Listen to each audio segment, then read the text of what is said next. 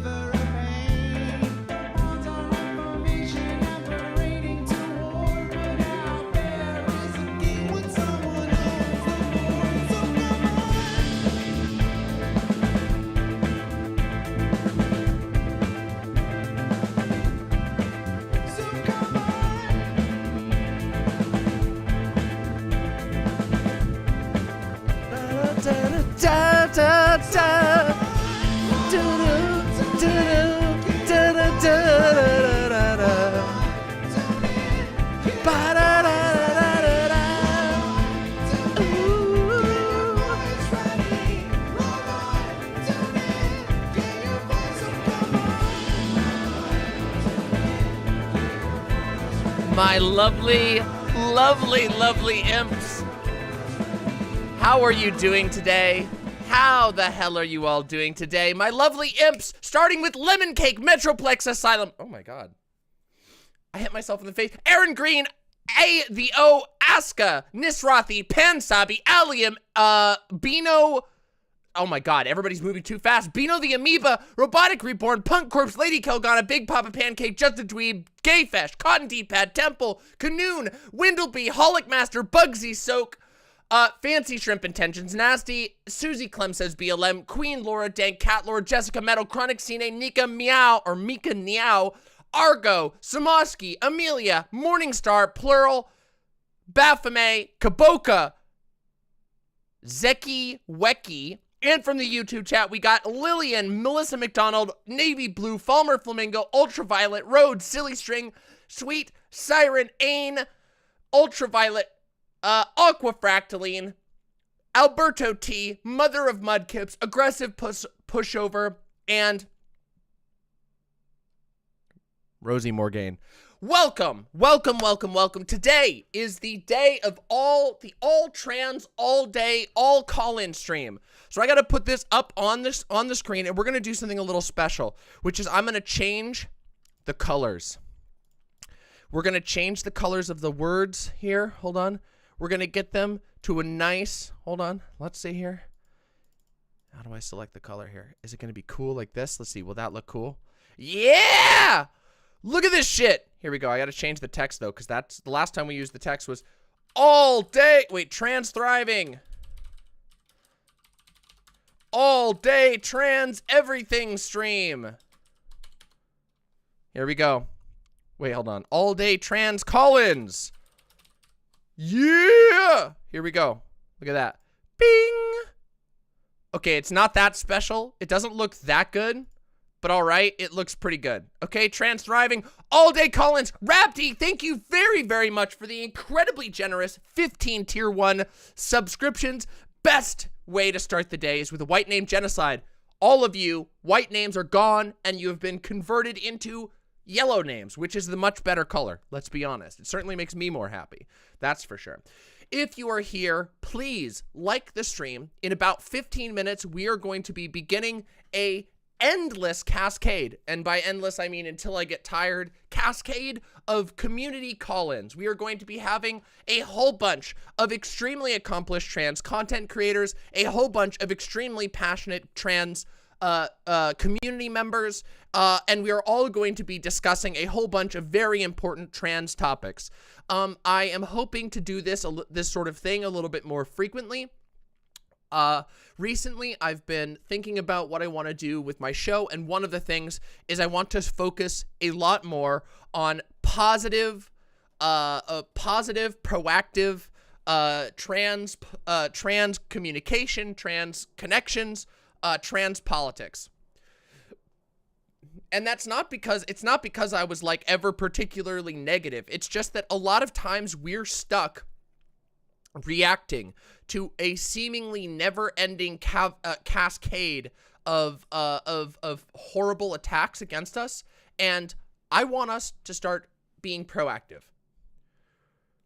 Oh, holy shit, congratulations, Raptie. That's really awesome. So today we're going to be talking to a whole bunch of really cool people. We're going to be talking about all kinds of things. The Mama Fortress. Well, we already had a fortress. See, that's the thing. The Discord has already been a fortress for a long time.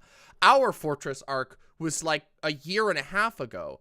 But today we are doing something more, which is that we are we are reaching out and sending letters out to all of our allies, and we are taking stock of ourselves, meeting one another, finding new people to connect with, finding new content to enjoy. We are sowing the seeds of trans thriving over the internet to the best of the ability that I can imagine on my current situation. I don't have a whole lot of power online, but I can do something like this. So, woo! That's what we're doing. So our first caller of the day is going to be, in just about 10 minutes, the one and only ErinGreenTV, who you may have heard of. If you haven't heard, of her. You will after this. So that's going to be really cool. Really, really cool. So we're going to be doing that. And yeah. So hell yeah. Let's see. Yeah, I got my little fidget spinner. This was a gift from Fawn. Fawn gave me a fidget spinner. And I actually like fucking around with this fidget spinner more than just about anything else. Do I have a URL link thing yet? Oh, a URL link? What do you mean by that? Do you mean like to the Discord? There's no link. The Discord, we're just using the standard call-in channels. Oh, for the comic. Oh, I didn't know about that. I'll have to do that after stream. Our bot and our emotes have been having some issues with adding new commands. So I'll have to take a look at that after stream. Sorry about that.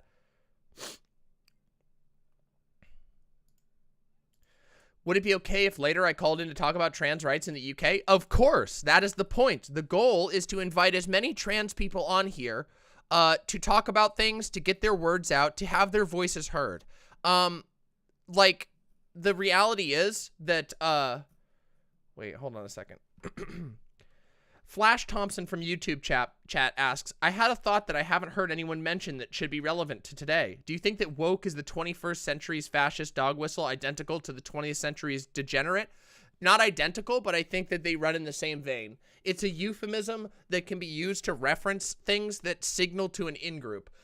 When conservatives say woke, they basically mean anything that it's more equivalent to liberal. It's just like a general, like, our opponents believe in this.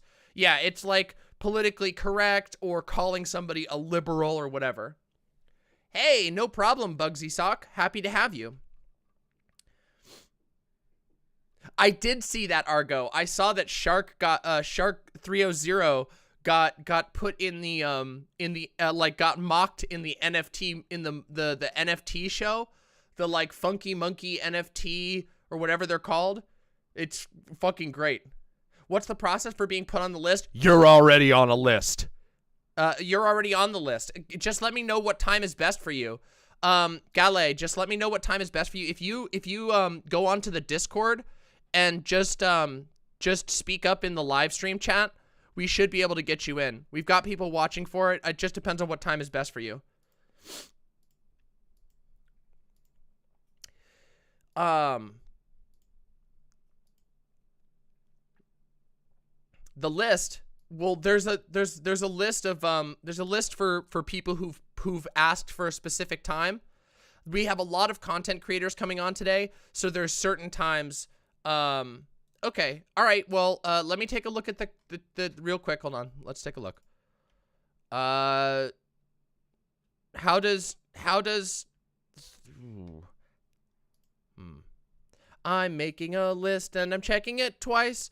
I'm gonna find out who's been naughty or nice. If you're nice, you go straight to hell. I don't know, something like that. Hold on a second. So it looks like we have an opening at 5:45. We have an opening at 3:15. We got a couple. Gallae, just here. Let me just ping you in here. Oh, there we go. All right, you're already talking with Alora. Alora will get you scheduled. Hell yeah, hell yeah. Impmas is never truly over. It goes on as long as we want, and we can always summon it back, which is the best part. Losing my side, losing my mind. Wish somebody would tell me I'm fine. Is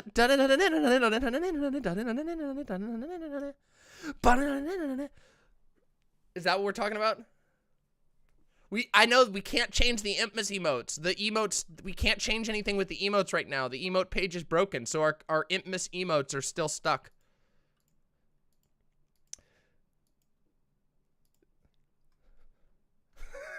Hold on, let me try this. I gotta try this. I'm losing my sight. I'm losing my mind. I wish somebody would tell me I'm fine. You mean like that? You mean like that? Oh, this is incredible. Today's off to a great start. I am fucking, listen, look, I have a monster today, okay? Listen, I'm trying to be as I know that you guys, this probably comes as a surprise to some of you, but I get super nervous whenever I invite people onto my show because I'm always afraid that I'm really going to inconvenience them and that it's not going to be fun. So I apologize. Yes. We have reached out to content creators and they've been filled into a schedule. So we don't have, like full openings for the community until about 6 p.m.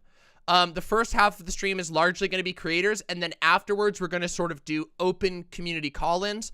We have to give a little bit of priority to content creators because they're making time out of their busy day and lives to come talk to us. But other than that, we should be pretty flexible. I almost said fleshable. Flexible. Yeah, today I'm going sicko mode. I got a fucking gamer energy. I'm ready to be a... I'm Sam Porter Bridges.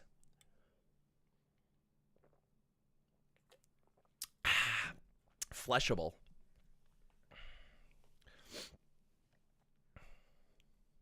Oh, I would love to hear new music.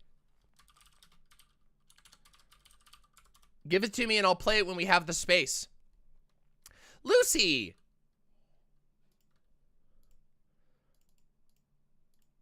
All right, everybody. You'll get a spot. We'll try to get everybody in there. All right, Gallae's in the schedule. Hell yeah. Ooh, okay, shoot it to me, Gallae. Hi, hello.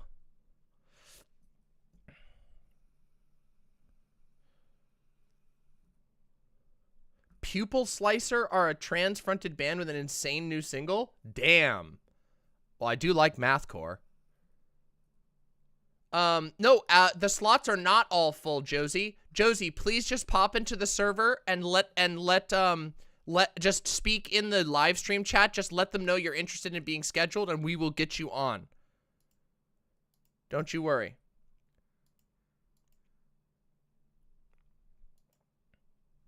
Someone go on and talk about weed? The Discord, you have to be in the Discord to do this. It's discord.gg/demonmama. And once you're in, there will be a bot that will just ask you to verify. And once you do that, you're all good to go. What's my favorite energy drink? I don't really like energy drinks, but I kind of like the Mountain Dew Rise, which is technically an energy drink. The Mountain Dew Rise is like, it's like fruit juice mixed with energy drink, and to me the fruit juice like washes out the flavor of the energy drink. I don't like the chalkiness of energy drinks. Like even this Monster is a little too chalky for me, but I need the energy. I want to be... There are times in life where the only way you can stay awake is by subjecting your body to an acute form of agony. And that is what energy drinks are for. You take a sip and you start to go, oh God, there's no possible way I can rest right now. There's no possible way I can sit still right now. And that's why you drink them. Yeah. I wish they had estrogen in it. Wouldn't that be sick? Monster Gold is all right. I do like the flavor of Monster Gold is better, but every single time I see a Monster Gold can, I expect it to be like tobacco flavored. And I don't know why. Oh, if you're talking about, oh, that is the 8-bit band. Hold on, what's it called? Here, I can link that for you. The 8-bit big band is the version. In fact, why don't we listen to that right now in our wind-up before we begin the day? Let's just listen.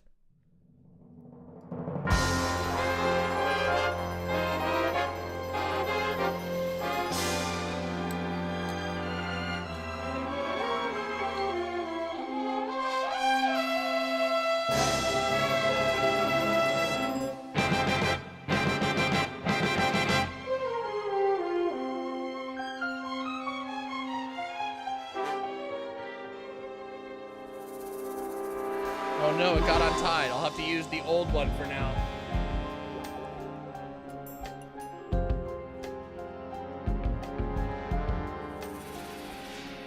What a thrill with darkness and silence through the night. What a thrill. my lovely, lovely imps, together we rise today to celebrate trans liberation, the forever fight to allow us to have complete and utter control over our own destinies, over our own futures, and over our own bodies. That is what we fight for in the face of overwhelming odds. And the way that we do this is by coming together, finding one another, and working together, fighting without any end for one another's right to survive. That's why we're here today. So I hope you will join me in welcoming in the first ever all-day, all-trans Demon Mama call-in stream, full of silliness, full of joy, full of talking about serious things, but in a positive environment of supportive people. I'm still in a dream, snake eater. I wish I could sing like that. I have a bad voice, see? Someday we'll go the rain. Some days you feed on a tree frog. Other days you must fight. Other days you do a Discord call-in stream. Thank you very much to Fenestrator. Deeply appreciate that. There's the link for all who want it. Link is right there for all who want it.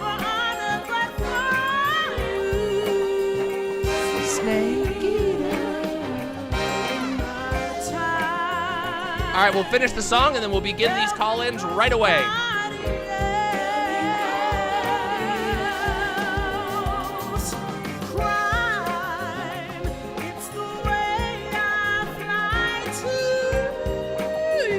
Ooh, those lyrics. Crime is the way I fly to you.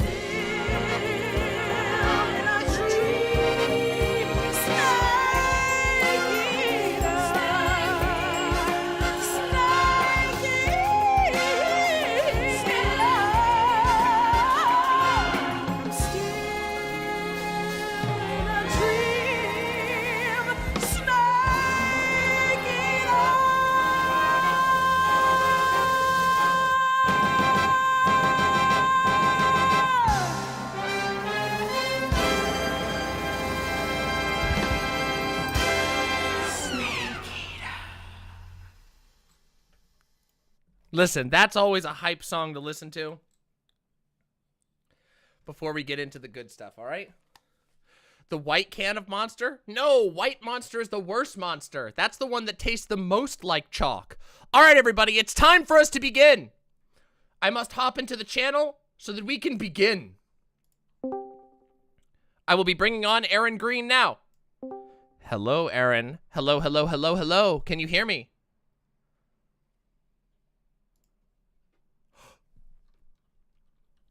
Hi, how's it going? Hi, how are you? Hey, I'm doing really well. How are you? I'm doing great. Let me get your name up on the screen. ErinGreenTV. And pronouns? She, her. All right.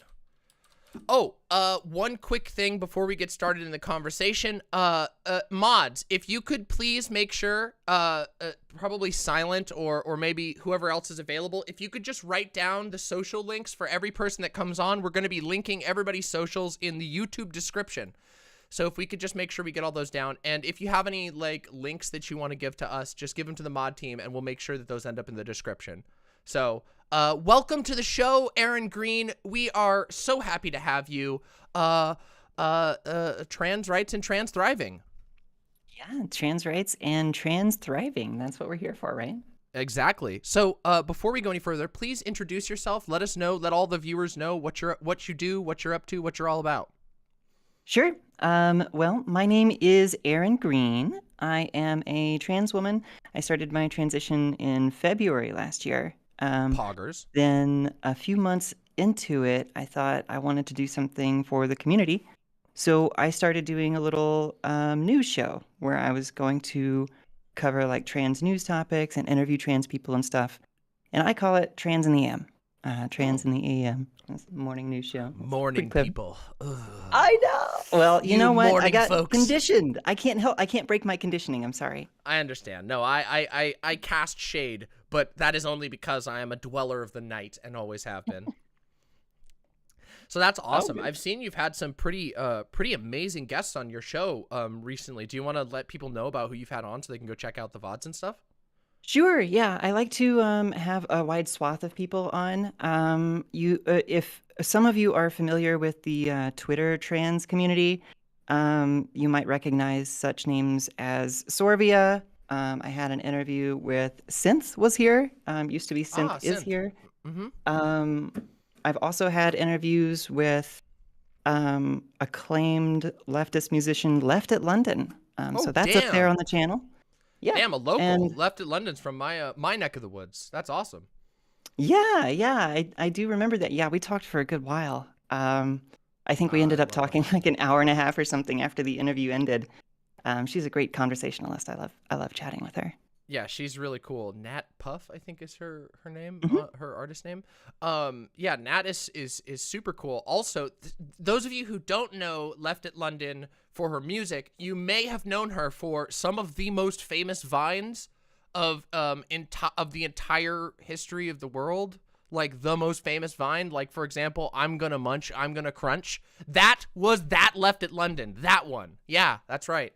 Anyway, Yep. that's sick as hell. So, yeah, that's really exciting. I'm happy. I'm very happy to hear, even though I cast some shade on the morning dwellers. I am happy to hear that there is morning trans news, because let's be real, it's an unfortunate stereotype that a lot of us trans folks are fucking night owls.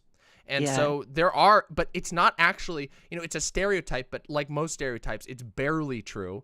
And there's tons of trans people who want to watch stuff in the morning. So that means your show is the answer for those people. The Yeah. only answer. Well, I hope it's at least an answer. Yeah, I like to do streams in the morning. I do find that a lot of my friends usually end up waking up toward the afternoon hours, so it does make it hard to kind of participate in my side of the community. But I try. I Well, get like early 4 hours risers in sleeping the a night, so audience. Actually, I don't know how many early risers are in my audience. Okay, actually, I know there's some, because there are some people who comment on all of my VODs that I stream too late. So for those of you, guess what? You can catch Erin's show live, and then later you can come watch my VOD, and you can tell me that I don't stream early enough if you want to still. I don't really mind if That's you do right. that, because, comments are comments. But so yeah, now that you've introduced yourself, was there any specific topic you wanted to talk with me about today, or anything you wanted to get out to all the imps? Because I want to provide an opportunity for everyone to come on here and say their piece. I want today to be a little less about me and a little more about the other people doing stuff in the community. Sure. Yeah, kind of. Actually, I'd like to bounce off of what you were alluding to a little bit earlier. Hell yeah. With the spreading positivity and stuff like that. I'm really 100% behind that. That's the kind of energy I want to bring.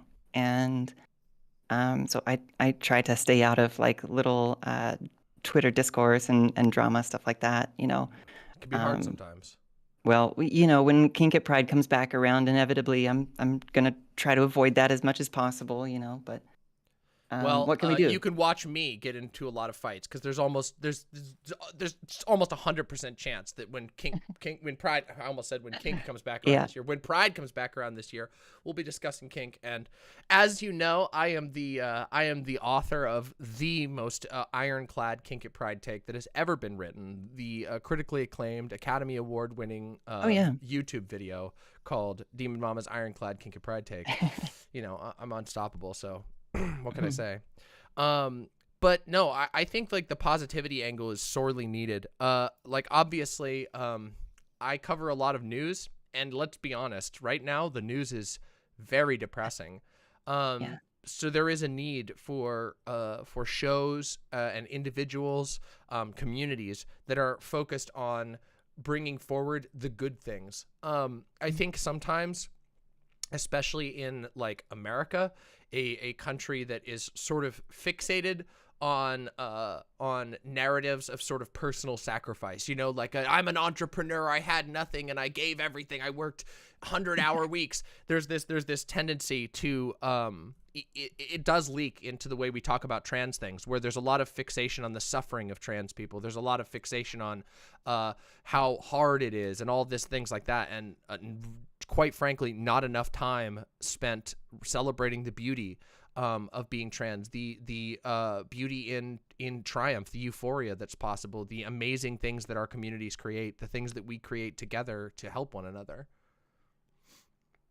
Right. Yeah, absolutely. Yeah, with my show, I try to do 2 days. Like right now, I only stream for Mondays and Tuesdays. And I try to do like Monday Fun Day and talk about like fun topics, and then Tuesday is News Day, so I talk about like new stuff on Tuesday. So I try to split it, and I just did last Monday. You were talking about trans artists. If you don't mind, I'll post a link to a video that I posted Please. last No, week. please do. And please provide us that link. Please just let the mod team. We have a channel called Stream Call-In. If you drop any links that you want to be put into our document, we can pop it there, and we'll make sure that it's linked in the description, so you can send people over to a specific thing you want them to check out. Sure. There we go. Perfect. Yeah, I'll just post that in the chat for now. But that's Okay, the video. There were put a this couple over of trans artists that I actually put out a post that I was like, hey, if you're a trans creator or anything, you know, reach out to me and I'll cover your stuff, and just send me a link and stuff. And so we went through for like 20 minutes or something that Monday, and just listened to some music, and it was great. All trans creators. A lot of the content is about the experience of being trans. So it's really, really valuable to listen to. A couple of these songs almost brought me to tears. So That's amazing.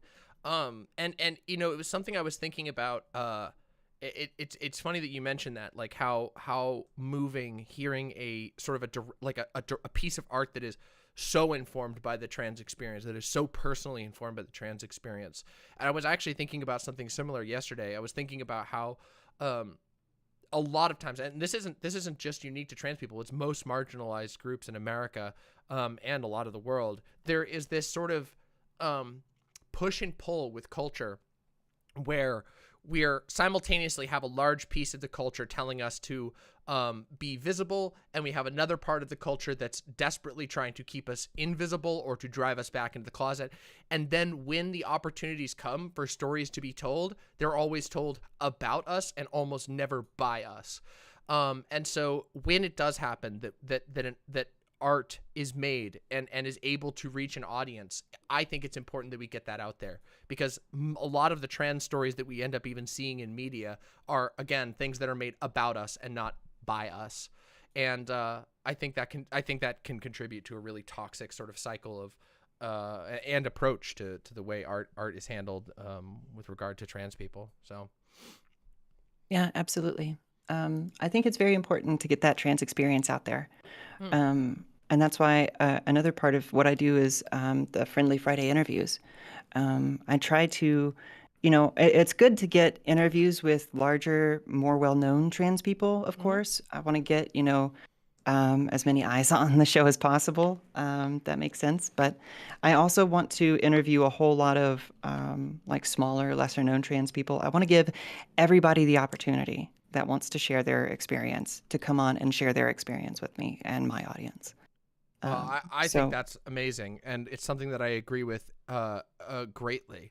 I think that like the sort of, what's the word, a diversity of stories is something that we don't see very frequently, again, with regard to media about trans people, because there is a huge amount of variety, and a lot of times out of like, I'm sure you're familiar with this in politics space, out of necessity, we often sort of focus on these things that are as universal as we can. Obviously, nothing in the human experience is truly universal, but we focus on these universal things, and sometimes we forget that there's great variation from person to person in the way that gender is thought about, in the way that transition is approached, in the way that, you know, family issues are approached.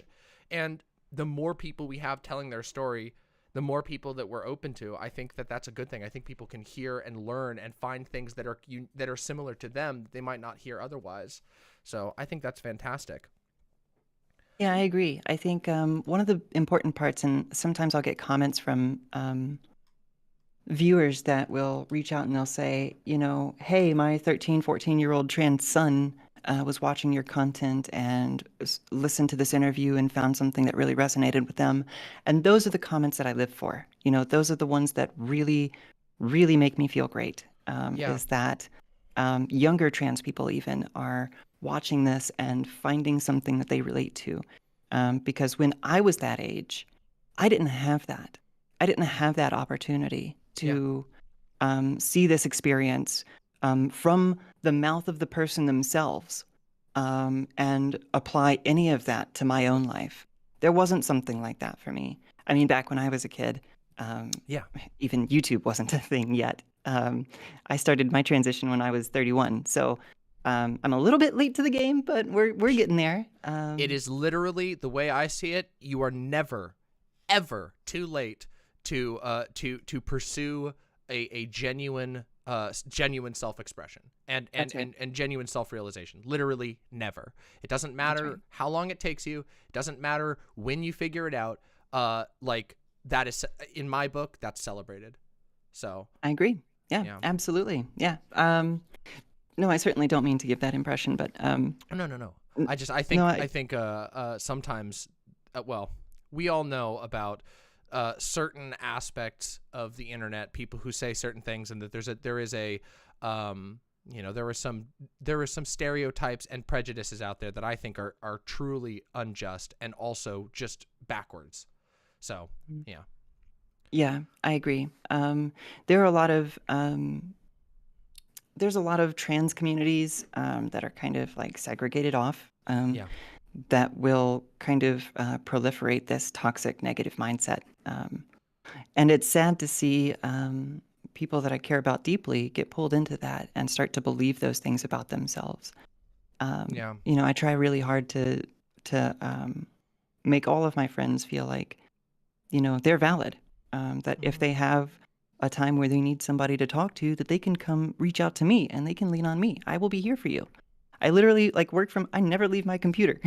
I'm here all the time. So if you need somebody to chat to, be careful. Before you know it, you might have way more DMs than you can handle. Listen, I know from experience. I'm close friends with Chloe.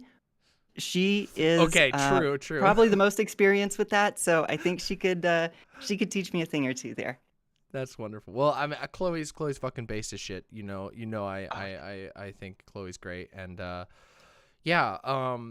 it's there was something I was gonna say. Oh crud! No, now I'm losing it. No, ADHD moment. No, my brain. Okay, never mind. Go ahead, continue. I'm so sorry. Oh no, it's okay. Well, the only other thing I really wanted to bring up was right now, my friends and I are working on creating a tiny little commune, quote unquote. Yeah, so I'm pulling, there's a couple people in your chat that would be familiar here. Dysfunctional Daisy. Daisy is going to be coming to live with me. Yo! And That's I'm so also cool. getting Lucisevs is going to be living with me as well. That is amazing. I am, as you're probably aware, probably from seeing my stuff around, I am a huge supporter of how do we call it? Maybe I should call actually existing communism. To steal from the Stalinists, existing socialism. No, I think that it is possible for us to live principles in that way, and not just our principles, but just to find harmonious existence that is communal by nature.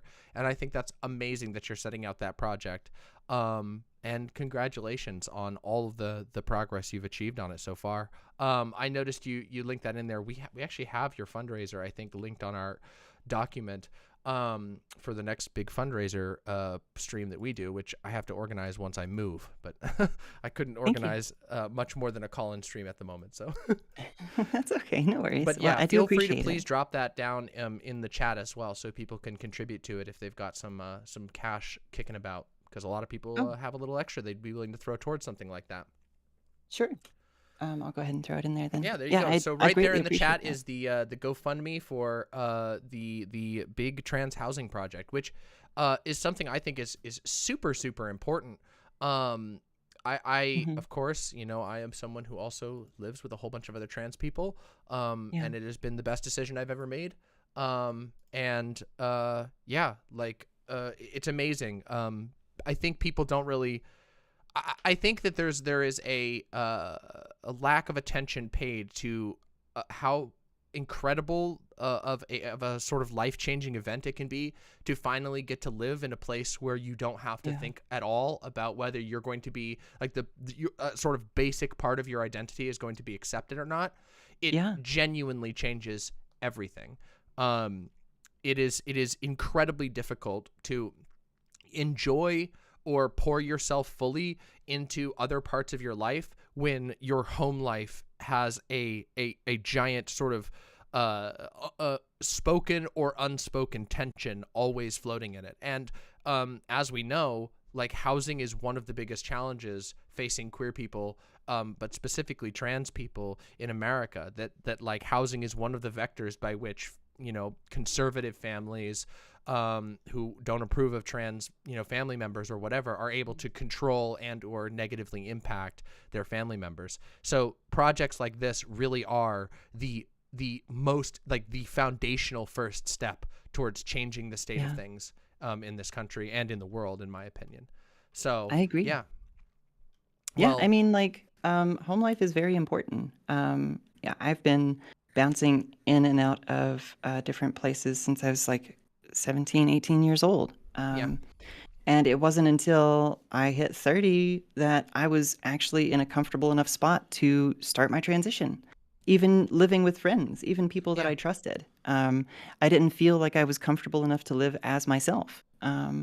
So yeah, it is very important to have something like that. And like my longer term, like my 5-year plan is to get some sort of property, some sort of house with a yeah. few extra spare bedrooms that, if I have friends that are really close to me Bless. that need a place to stay like this, as I do, I have like a backlog of friends that need a place to stay, and I'm always looking for like extra couches and stuff like that to throw in the living room. But Something I always talk about on here is I always am encouraging my audience that in times like these where there are states that are just sort of flying off the rails towards really transphobic legislation, and even those that fail at the legislation towards creating a transphobic environment in the region, like that one of the most important things is people being willing to just give space if you have it.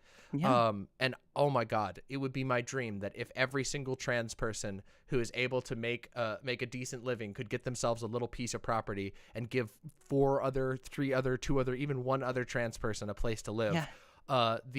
The amount of like sort of economic well-being that would grant to trans people in general would be unbelievable, and it would really, I think it genuinely would start to set the foundation for a better future. So yeah, and it's funny because I think a lot of trans people have that desire, but it goes to show you just how vicious the sort of denial of resources and the avoidance of support towards groups that are deemed problematic in one way or another, whether it's only by half of the population in America, like where half the country is pretty okay with trans people and the other half is just religiously opposed to them.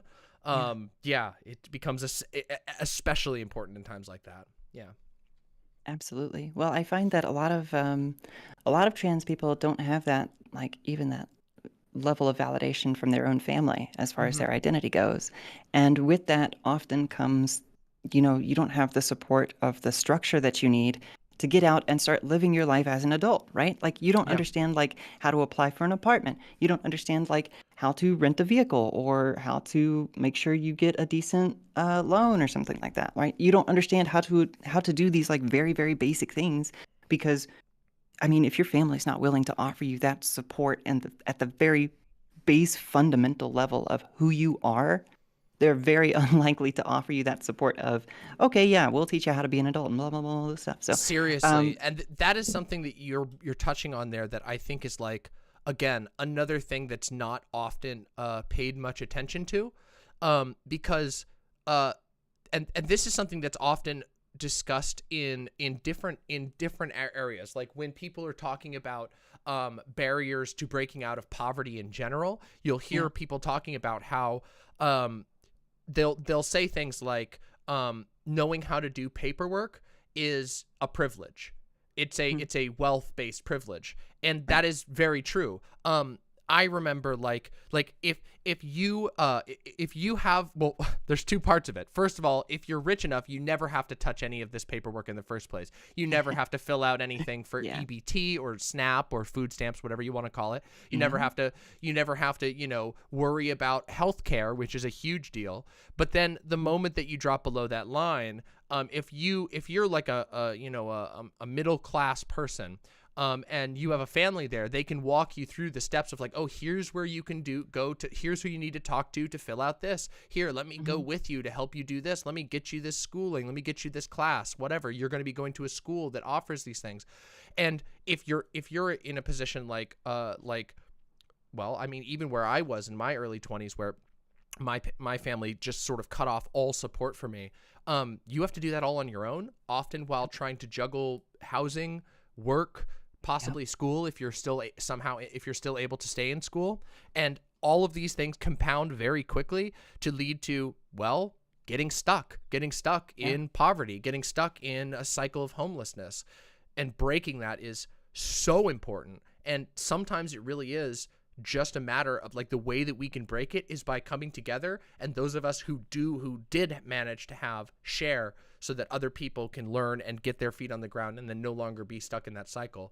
And I think there's I think that that's a really, really good point to bring up about like the paperwork and about how people can get locked out of knowing how to do these things. Oh, absolutely. Yeah, as far as when you get out on your own, and especially if you're at poverty level, if you're working paycheck to paycheck and you're barely able to make rent, it really is like death by a thousand cuts. It's all these tiny little things that, you know, privileged people don't have to worry about that pile up on top of you. And it really, like when you get down to it, if a lot of people are like really terrible with money because they don't manage like a balance book or whatever.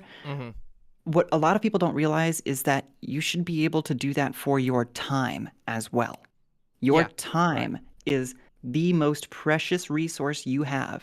Beyond any amount of money you could possibly have, the time you have here on Earth is the most precious resource you have. If you are spending that filling out forms just to get like food stamps or something like that, just to get a base level of denied for food stamps. It's a huge investment. And Massive. especially if you get denied, like where does that time go? What was that for? What was that investment for if you get denied? It's money you could have been doing, it's time That's you could have right. been Yeah. earning money doing an Uber, which is something interestingly, that specific aspect is something I talk about, like not directly in connection with trans issues frequently. One of the topics that I talk about on my show pretty frequently is like the gig economy, the encroaching gig economy, and how like more and more jobs, including, by the way, Twitch streamers or YouTube streamers in my case. But streamers are all of these industries are being gigified. They're being gig economyified. And what that means is that there's this sort of it's manipulative. There's a passive the fact that like every job is sort of like slowly becoming you show up whenever you want. It isn't really you show up whenever you want. It's you show up whenever you want money. And if you're not showing up, well, then you must just not want money. Where it's like, okay, well, yeah, technically every hour of every day I could be doing work for another gig economy job. That's the whole thing about the gig economy is you can just. But on the other hand, when everything is gig economy, when the gig economy is the standard, you find yourself every moment of your day is being pressured Hmm. to commodify it, to turn it into some sort of income base. And Yeah. like you say, you tie this in. If you're somebody who doesn't have familial support, you don't have somebody to drive you around, you don't have somebody who can help you get through these, like, frankly, extremely complicated paperwork processes. Right. You suddenly are spending all of this time not being able to better your position, not being able to meet your needs. So That's right. yeah. Well, and my partner and I were talking about this last night. Somebody in the chat said opportunity cost.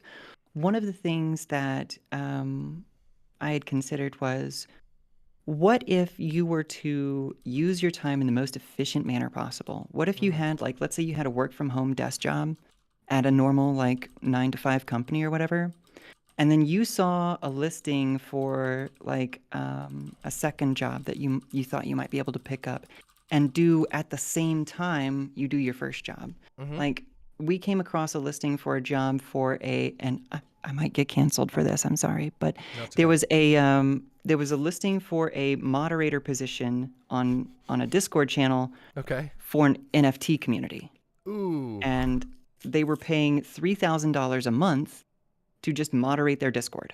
Okay. Now, somebody in my position that needs money, that already works from home, that spends all their time at their desk, I would see that and say, look, I'm working this hour to this hour. I'm already here at my computer. I'm already doing something that requires very little attention. I'd apply for this job and try to do them on the same hours. So that way, instead of, working 8 hours a day and getting paid, like, I don't know, $100, $200 or something like that, Yeah. I'd be getting paid like $300, $400 for those same hours. Yep. Just spending my time a little bit better. And it's, stuff like that is very hard to come by and it's impossible to manage. But, like, that's what we need to be thinking about, is how are we going to get the most benefit out of our time? I agree. Because of how limited it is, Well, and also one of the things is that, like, as the sort of as the internet further splinters, the way that, like, I don't know how to describe this, like, sensically, but the internet has sort of created a lot of new niches, but those niches can be hard to know about. And so connections now are, like, connections with other people, meaningful connections, are simultaneously harder to attain and also more important, because who are you going to hear about this niche job in some place if you don't have the connections? And if you're a trans person, how are you going to make sure that you're going to find ones in areas that are trans friendly, or at least trans accepting enough? So those connections become even more important. Yeah. And I think that just further sort of speaks to what we've been talking about here, about the need for, I guess you could call it a form of mutual aid, the need for people to connect with one another and offer one another their mutual social connections and help provide opportunities for one another. Yeah. Well, and I know trans people who are into NFTs, and I passed that opportunity along to them because I felt that they could benefit from that. Good. Yeah, but that's exactly what you're talking about, is having those connections, having that sense of community. I personally, myself, I don't do anything with NFTs. I think if there were a way that I could participate in it and not harm the environment and also help trans people, I don't see any reason why I wouldn't. Yeah. But, that's a conversation for another time. We're not going to cancel you over NFTs, despite my general anti-NFT position and the extensive mocking of NFTs we have done on this channel. We're never going to frown at somebody getting a job that pays them well because their owner is because the owner of the company that they're working for is into NFTs, or it wants to do NFTs, like, whatever. Well, like, you got to do what you got to do. Like, are you familiar with Thorn? Thorn? No, I don't think so. Her name on Twitter, I think, is Existential Enzo. I've been following her for a long time. She was a trans person I was following before I came out as trans myself. And I've been following her for a number of years, and she had some kind of life issues come up where she was going to be losing her farm. They were going to foreclose on her farm. That's terrible. And she needed to come up with like $150,000 to keep it.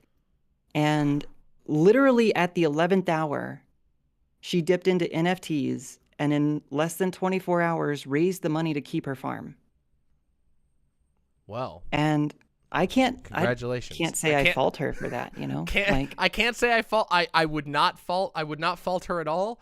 I wonder how that worked out, and I don't think that's a illustrative story for most people. However, congratulations. That's poggers. yeah, I'm very happy for her. Yeah, But, me like, too. just knowing her personally before any of that happened, like, it just adds a layer of context to it for me that, like, I guess makes her story click with me in a way that it's harder for other people that don't have that context, for them to kind of empathize with her position and stuff like that there. So Yeah. I think, unfortunately, she gets a lot of undue aggression on Twitter for it, but Well, I I'm mean, very isn't happy that the she was story able of to do Twitter that. in general? Undue aggression. Oh, I you're always right, say you're that so Twitter right. is like you ever watch the show I Think You Should Leave? No. Oh, okay. Great show, by the way. Netflix show. Hilarious Okay. skit comedy show. But a lot check of it out. the skits in that show are sort of like, they always remind me of Twitter. It's just like someone inexplicably exploding into extreme anger or frustration or denouncement of you for some reason that you can't quite understand and you don't entirely know who they are. There's a lot of undue aggression on Twitter. It's one of the problems of that damn website. Yeah. Yeah. Yeah. So, yeah. Well, amazing. Well, I think we have to call it here as far as time goes because we have a couple other people coming on. But Erin, it was absolutely wonderful to talk to you. And if you ever want to come on again, please let me know. My stream schedule is a little bit chaotic at the moment because I'm in the middle of attempting to move to a new place and put together a new studio. But in the future, we should be having events like this and also one-on-one convos more frequently. And I would absolutely love to have you on for longer form convos in the future. Do you want to do a last little bit of shout out before we wrap this up? Sure. Yeah, sounds good. So my name's ErinGreen. You can check me out on Twitter, ErinGreenTV, on YouTube, ErinGreen, Twitch, ErinGreen, ErinGreen. We are doing the Trans in the AM on Mondays and Tuesdays, Friendly Fridays on Fridays. I'm also doing Treehouse Hangouts where I just get together and hang out with friends on Thursday nights. So be sure to check those out as well. Demon Mama, thank you so much for having me on your stream. It was such a pleasure speaking with you. I hope Absolutely. you have a great rest of your day. Thank you. And you as well. Thank you so much, ErinGreen. Have a wonderful day. Bye-bye. Take care. Bye. Yay! That was a wonderful conversation. I need to put this so that it says current guest.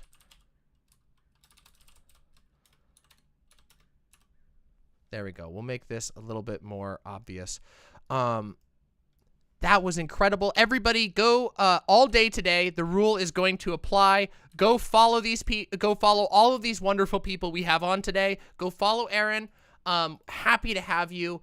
We're going to have many guests on today, and don't worry, if you miss a link, we're going to put all of the links in the description and or comments depending on character limits, but all of the links will be below this video at the end. So if you're like, wow, I heard somebody who's super cool, I want to go check out their stuff, it'll be really easy. You'll be able to come back to the VOD and get all of those links. I'm just going to be repeating this throughout the day.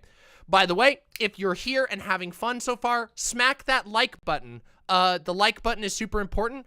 And subscribe and ring the bell on my channel because I'd love to have you come back to see me as well. Okay? That'd be cool. All right. Next caller time.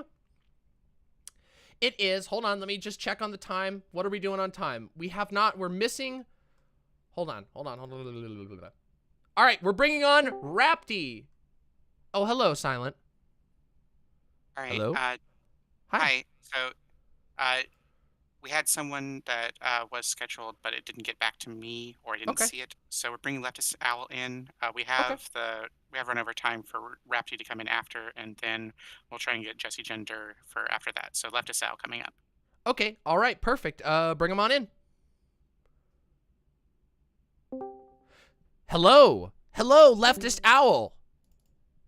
How are you? Hi, I'm very good. Pronouns? They, them, he, him. All right. I almost said they, hey. That's very silly. Well, welcome to the show. Extremely happy to have you on. How are you doing today? Please introduce yourself and let us know how you're doing and let us know what you're all about. I'm doing good. I'm LeftistOwl. I do, lefty content creation stuff. Panels, debate streams. I also do Voices of Pride, an interview series where I interview people in the LGBT community. That's amazing. And I think I'm actually possibly starting up another segment called Leftist Tech Tips, where I basically just go through and teach people about tech. That's really awesome. Oh yeah, no, I could certainly use that. Listen, I used to be a big tech head, but then over the years, see, if you get distracted with anything else for like a year or two, you're behind. You start to fall behind, and that's what happened to me. But it was for longer than that because I used to work in IT, and I used to be all up on everything, and now I'm just like, oh fuck, I don't know what I'm dealing with anymore. Yeah, it's definitely a fast growing space, especially now that they're possibly going to start doing like modular GPUs where you can basically like order GPUs or CPUs with like GPUs in them, or like certain dies that do perform specific functions and stuff like that. It's really cool. That's really cool. I know that like a huge need in these spaces is sort of like stream tech tips, because I'm sure you know this. Anybody here who streams, it's a nightmare. See, that's one thing. That's one thing I've been looking into doing is starting to build sort of cheaper streaming rigs for people and like selling oh my that. God. Yeah, I almost blew a lot of money on a setup, and what I ended up doing is I sat down and totally reworked the setup, and we crushed down the budget, and it was through some sort of unexpected things that we had to dig really deep. Like, for example, right now this stream is entirely hosted on a Mac Mini that I go into like through like a virtual machine. I like log in remotely into the Mac Mini. The Mac Mini does all of the streaming. So all of the inputs basically go into the Mac Mini, and then everything else, all of the gaming, all of the like voice and all of the things that require the power of of my main computer are handled by that, and then everything else is done on the Mac Mini. And that ended up like, you'd think, well, buying a Mac Mini like would probably be expensive, but it was significantly less expensive than trying to get a new like top of the line GPU that may not have even improved the stream quality. Well, yeah, that's the thing. That was a lot of streaming is mostly CPU intensive. So you don't even need like a huge high end GPU to stream. Yeah. Because you can offload the encoding to the CPU and then use a video card hooking up to your main rig.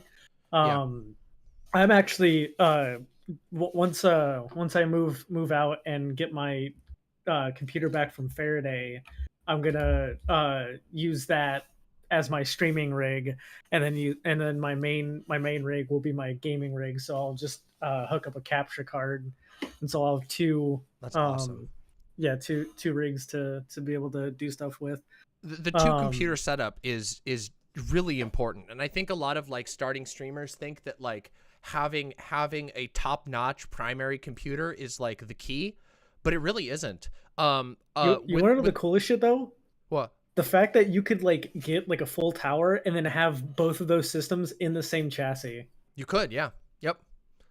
And yeah, like the sort of two computer setup is like really, really valuable. Oh, you know what another thing is? This is totally random, but somebody needs to invent a better capture card than the Elgato. Am I right? There's a lot of companies there's a bunch of different companies that do capture card stuff. Have you? Okay, then if that's true, can you tell me a better recommendation than my Elgato? Because I tried the Blackmagic design, but the BMD like M3 I think it was, or 3M, and that thing was great for video, but it could not transmit audio. It was totally dying when trying to transmit audio via HDMI. It seems like it's really only set up for video. Do you know of like an alternative? Because if you've got one, I'm here. I'm all ears. I haven't delved in the capture cards at all. But I could definitely look through and possibly give you a recommendation. Yeah, if you based got on, one, like, tell what me. I mean, features don't you want. feel pressured or anything. I was just wondering if you had it. Well, off the yeah, top of your head. I just haven't delved into it yet. Because I stream off of the same rig and everything, and I haven't really delved into like console streaming or anything like that. So that's what I'm going to be doing soon, because I got to do I've promised my viewers I got to do a Bloodborne stream at some point. It's one of my favorite Souls games of all time. But my PS4. yeah, that used to be my favorite FromSoft game until Elden Ring. Elden Ring just like blew my fucking mind. It's so good. Do you want to know the horror? Here we go. Hold on. Let me open up my Steam real quick. I'm about to tell you. I'm about to blow your mind. Let's see. Elden Ring, 332.2 hours. Achievement 38 out of 42. I'm almost there. You've got more. Yeah, you've got more than me. Jesus, I have like 230 something.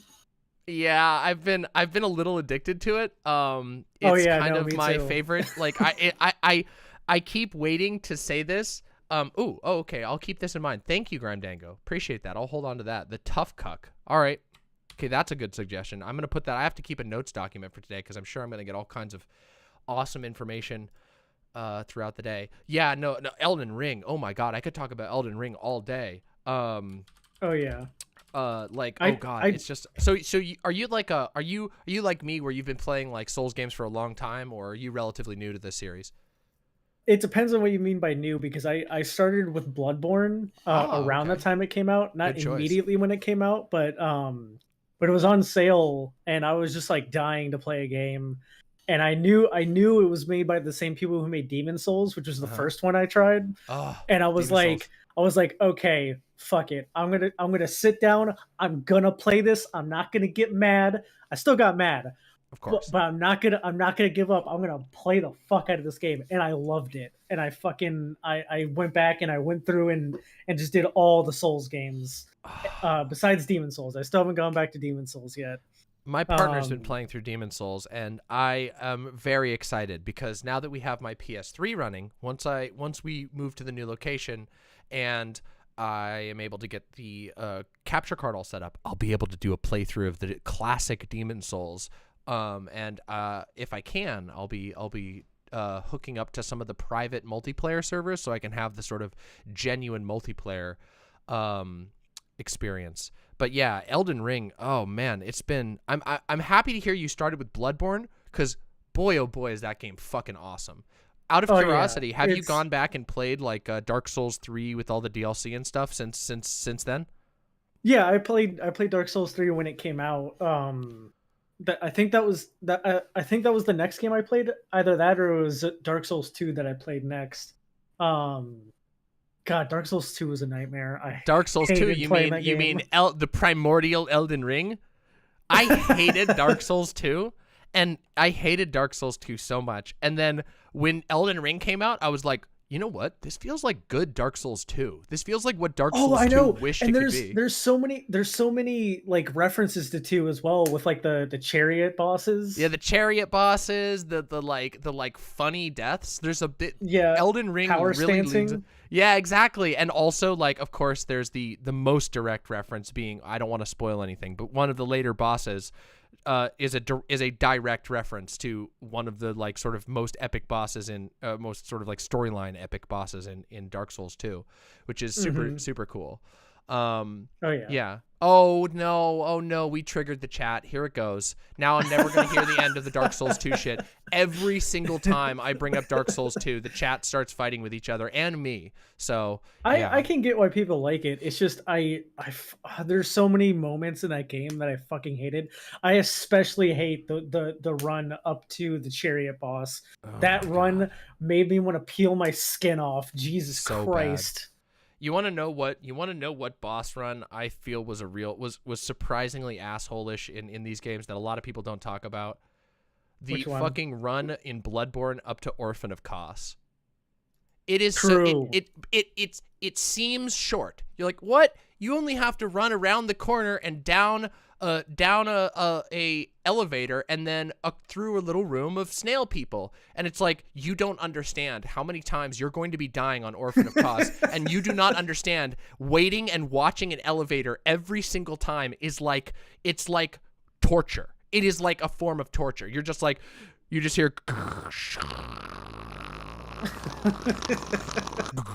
That's one thing that's kind of irritating me going die. back to Silver River in Elden Ring is the long ass fucking elevator ride. Okay, that the first time you ever take it down is great, but if you die before you grab that fucking grace point, you are going to be kicking yourself in the butt so hard for having to watch a like 30-second long elevator animation if you don't grab that grace point. It's at least a minute and a half. Like, it just holy keeps shit. going. Yeah, but the first time you go down, the first time I went down there, I was just like, bruh, this game's fucking dope. Like, yeah, it's so good. Like Elden Ring, I am going to be I feel like I'm going to be the longest and most obnoxious Elden Ring stan that's ever existed. I love it so much. Like, same. Oh God, it's so good. It really pisses me off that they messed up the one of their greatest bosses with a total bullshit move. And I think you know who I'm talking about. Wait, okay. So wait. Hold on. You gotta give me which bullshit boss, okay? Because I have a couple of bosses that I'm mad about. Oh yeah. Okay, so wait, are you talking about the cheese or whatever? The waterfowl dance. Oh yeah, okay. So I fucking hate that move. Waterfowl dance is so wild. Okay, but I will say though, the fact that you get that ability, if you get the Hand of Melania, the weapon, and you take that into Farum Azula, the last zone of the game, you literally can just hold L2 and clear the entire zone. It is absurd. I could not believe how and also so much fun to tool on people in multiplayer. Nothing more annoying than just zoning in and seeing somebody holding Hand of Melania and going, "Oh no." Oh no, it's definitely cool, but I hate the move because of just how unreasonable it is to expect people to dodge that shit. There's actually a previous version that they had done that looks way more reasonable and like way like more approachable than what they put in the game. So here's my hot take. Are you ready? Like, sure. Even though it took me like 45 tries to beat Melania the first time, and even though I do unironically believe her ability to be complete bullshit that can essentially not be dodged, and you just have to kind of luck your way through, or hope that your summon tanks the hits, your little spirit ash or whatever tanks the waterfowl dance. I will say, I kind of like that there's a boss in this game that is as cheesy as you are. If that makes sense. Like one boss who's just like, you don't think it's not fun. It's not fun, is it? It's not funny to get cheesed down. You're not having a good time anymore. You've been having fun finding little ways to cheese all the bosses. I cheesed the fuck out of Melania with the bleed flies. Oh my god, that's how I beat her the first time, was with the blood flies. Yeah, because I summoned my spirit ash, the mimic tier, and then we just spammed the flies. And that's how I beat her the first time too. Yeah, it kept tripping her up, so I was just like spam here, flies, eat the flies. Flies, mama. Flies, mana. Flies, mana. Flies, mana. Flies, mana. Ah! Yeah. Okay, I will say, though, I was taught another really cool way that I was able to beat her, which is this one goes, thank you to Grime Dango for this, which I'm going to give you all a little hint, okay? This is a hint. Double seppuku infused twin blades. Doesn't really matter which twin blades you use as long as you can infuse them with seppuku. You put on the seppuku, you do not even need to have much arcane for this at all. It works with basically no arcane. Double seppuku. Oh, do you mean bleed? Yeah, bleed. What'd I say? Yeah. Yeah, bleed. Seppuku. Yeah. Oh no. There's a Ash of War called Seppuku where you can bleed enchant it and you can use it, and what it does is like you stab yourself and do like a fifth of your health bar, and then it doubles, it like puts blood on both of your weapons. And if you have double blades, you can do this jumping L1 attack where you do like a cross strike, and it will do somewhere in the ballpark of like 430 bleed if you land that. and it will also it can also stagger Melania. So it is What so about just, good. what about what's her name's long pole or whatever? Oh, Eleonora's the dual blade. Yeah, I don't know. I've never Yeah. used Eleonora's. The only thing with Eleonora's is you can't switch the Ash of War. So what I used was the gargoyle twin blade and the godskin peeler, and then I had them both. It sounds like you're just making that pole just with extra steps. More or less. I mean, the only thing though is that with the pole blade, because you can dual wield, you can single-handedly dual wield 2 separate pole blades. So if you have the ones that you can put Ash of War on, being able to use the seppuku ability puts your bleed stack more than even Eleonora's pole blade. And you can you get the cross attack with the dual wielding 2 double blades. It was very effective. And also like the general L1 combo on the ground has like sort of a long swing, and it's very good. Anyway, apologies. I actually have to. We have another guest who's coming on. Was there anything else that you wanted to hit on before we go? Sorry about that. I didn't mean to run us over with Elden Ring talk, but I'm very happy we were able to bond on that. Beyond My Voices of Pride series, damn it! I've been trying to get you for like a year. All right, I will. You message me and I'll do my best. I apologize that my scheduling has been so crap for like literal months. It's been rough. But I will do my best to get on your show. I'm serious. So please pester me about it, and I'll get on there, okay? Definitely. Thanks for having me on. Hey, shout out your channel one more time before you go, all right? Twitch.tv/LeftistOwl and on YouTube as The Leftist Owl. All right. Thank you so much. And on Twitter as @LeftyOwl. Hey, Lefty Owl. Leftist Owl, thank you so much for coming on. Trans rights and trans thriving. Hope to talk to you soon. Same to you. Bye for now. Bye. Yay! Everyone, that was wonderful. All right, our next guest is coming right on. Thank you very much, Leftist Owl, for coming on. Our next guest, Raptie. All right, everybody. Yo, Raptie. Hello, Raptie. Oh. Hello? Oh, am I coming through? You are coming through. I'm looping 1 second. Oh, you probably have the stream open, maybe? Oh, there we go. Can you hear me now? Yes, I can. All right, I'm gonna boost your audio. Can you maybe get a little closer to your mic? It's a little bit quiet. 1 second. How's that? Perfect. And pronouns? I prefer no pronouns, but she, her, preferably. I have name, but she, her. We'll do no pronouns. Why did it only give me the subscription? Hold on. I'm trying to do gift subs here. Oh, that's okay. Don't worry about that. It's all right. That can always be worked out afterwards. Anyway, you've given so many. Thank you so much. Anyway, Raptie, welcome to the show. Please give us all your info. Tell us what you're all about, and then we can jump right into whatever you'd like to talk about. Oh, I think I've gifted too many. Anyways, sorry. Hi. Yes, I'm Raptie. I am a bit scatterbrained at the moment. That's have okay. ADHD and everything.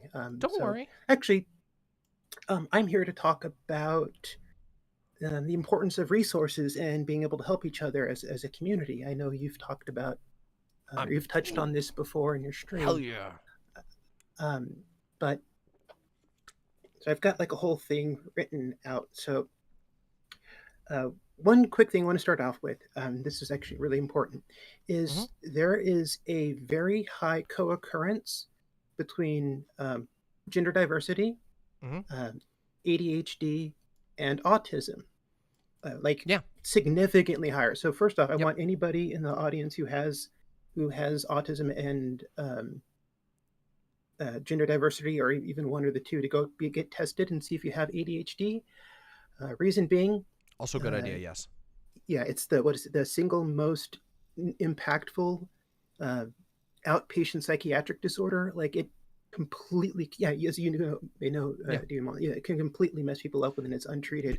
People literally don't know that. People don't know that ADHD is extremely recognized even by institutional sources as one of the most impactful common mental health struggles that people have. Yeah, it's like people with ADHD or adults with ADHD on average make about $13,000 less a year, I think, than people without it. It's there's a lot of lectures and stuff I watched on it. It's one of my special interests, but rather than going on, but yeah, sorry, people get treated, because if you get on medication, and if you're on medication but you're not in therapy for it, get in therapy to get the resources to treat I agree. that. Yeah, so I guess this is gonna be kind of dry. That's okay. Which is ironic, seeing as I have bottom surgery in 2 months now, as of the other day. But no. Oh, damn! Congratulations on that, by the way. Oh, thank you. Yeah, part of it's actually because I'm in Portland, which I want everybody to move to because we have the best transgender health in the United States. Portland is poggers for trans health. Yep. So, oh gosh, so scatterbrained. Okay, That's so okay. basically, I've linked a document. Actually, I'll link it in the chat again Please do. if I could find it. It was tinyurl.com/impo something. What was it? I just had it linked in. Yeah. Oh gosh, I don't know. It'll be in the. When you find comments. it, you can grab it and we can post it. Do you want to describe what it is? It's info trends. Okay, so what I did while waiting is I basically compiled a list of very important resources, and I'm going to touch on these Incredible. really quick, because a lot of trans and gender diverse people, they have a lot of things like medical insurance, or you may have student debt, or you're just, not really able to work well, or, and a lot of people in my experience aren't aware of the resources that they have available. And firstly, I want everyone here to know that if you ever have questions about any of this stuff, feel free, again, poke me on Discord. I'm on Raptie #0001. Again, this kind of stuff is one of my autistic special interests, so Yay. and everything I talk about, I have backed up with studies and everything. But so first off, now this generally applies to people in the United States, but if you are, if you're basically living in poverty and you don't have insurance, check the first link with Medicaid, because in a lot of states, and I didn't even know this myself until I looked into it, Medicaid can get you completely free insurance. Yep. If your income is low enough. Something I just learned about today is that if you do qualify for disability, you can get all of your student loan debt discharged. The process is a bit of a hassle right now, but I know they're passing something that's going to make it a lot easier. This is the only way that I know of that anyone can ever get their student loan debt discharged, because it's indentured servitude otherwise. Yeah. Food stamps, that's important. The single most important thing on the here, though, is Social Security disability benefits. Right here. So with SSDI, or Social Security disability income, I'll give myself as an example. I'm 38 right now, and I worked most of my life. And a few years ago, life kind of fell apart right around the time I was diagnosed with gender dysphoria, and I got on treatment. Things just stress and everything, and I haven't been able to hold a job since then.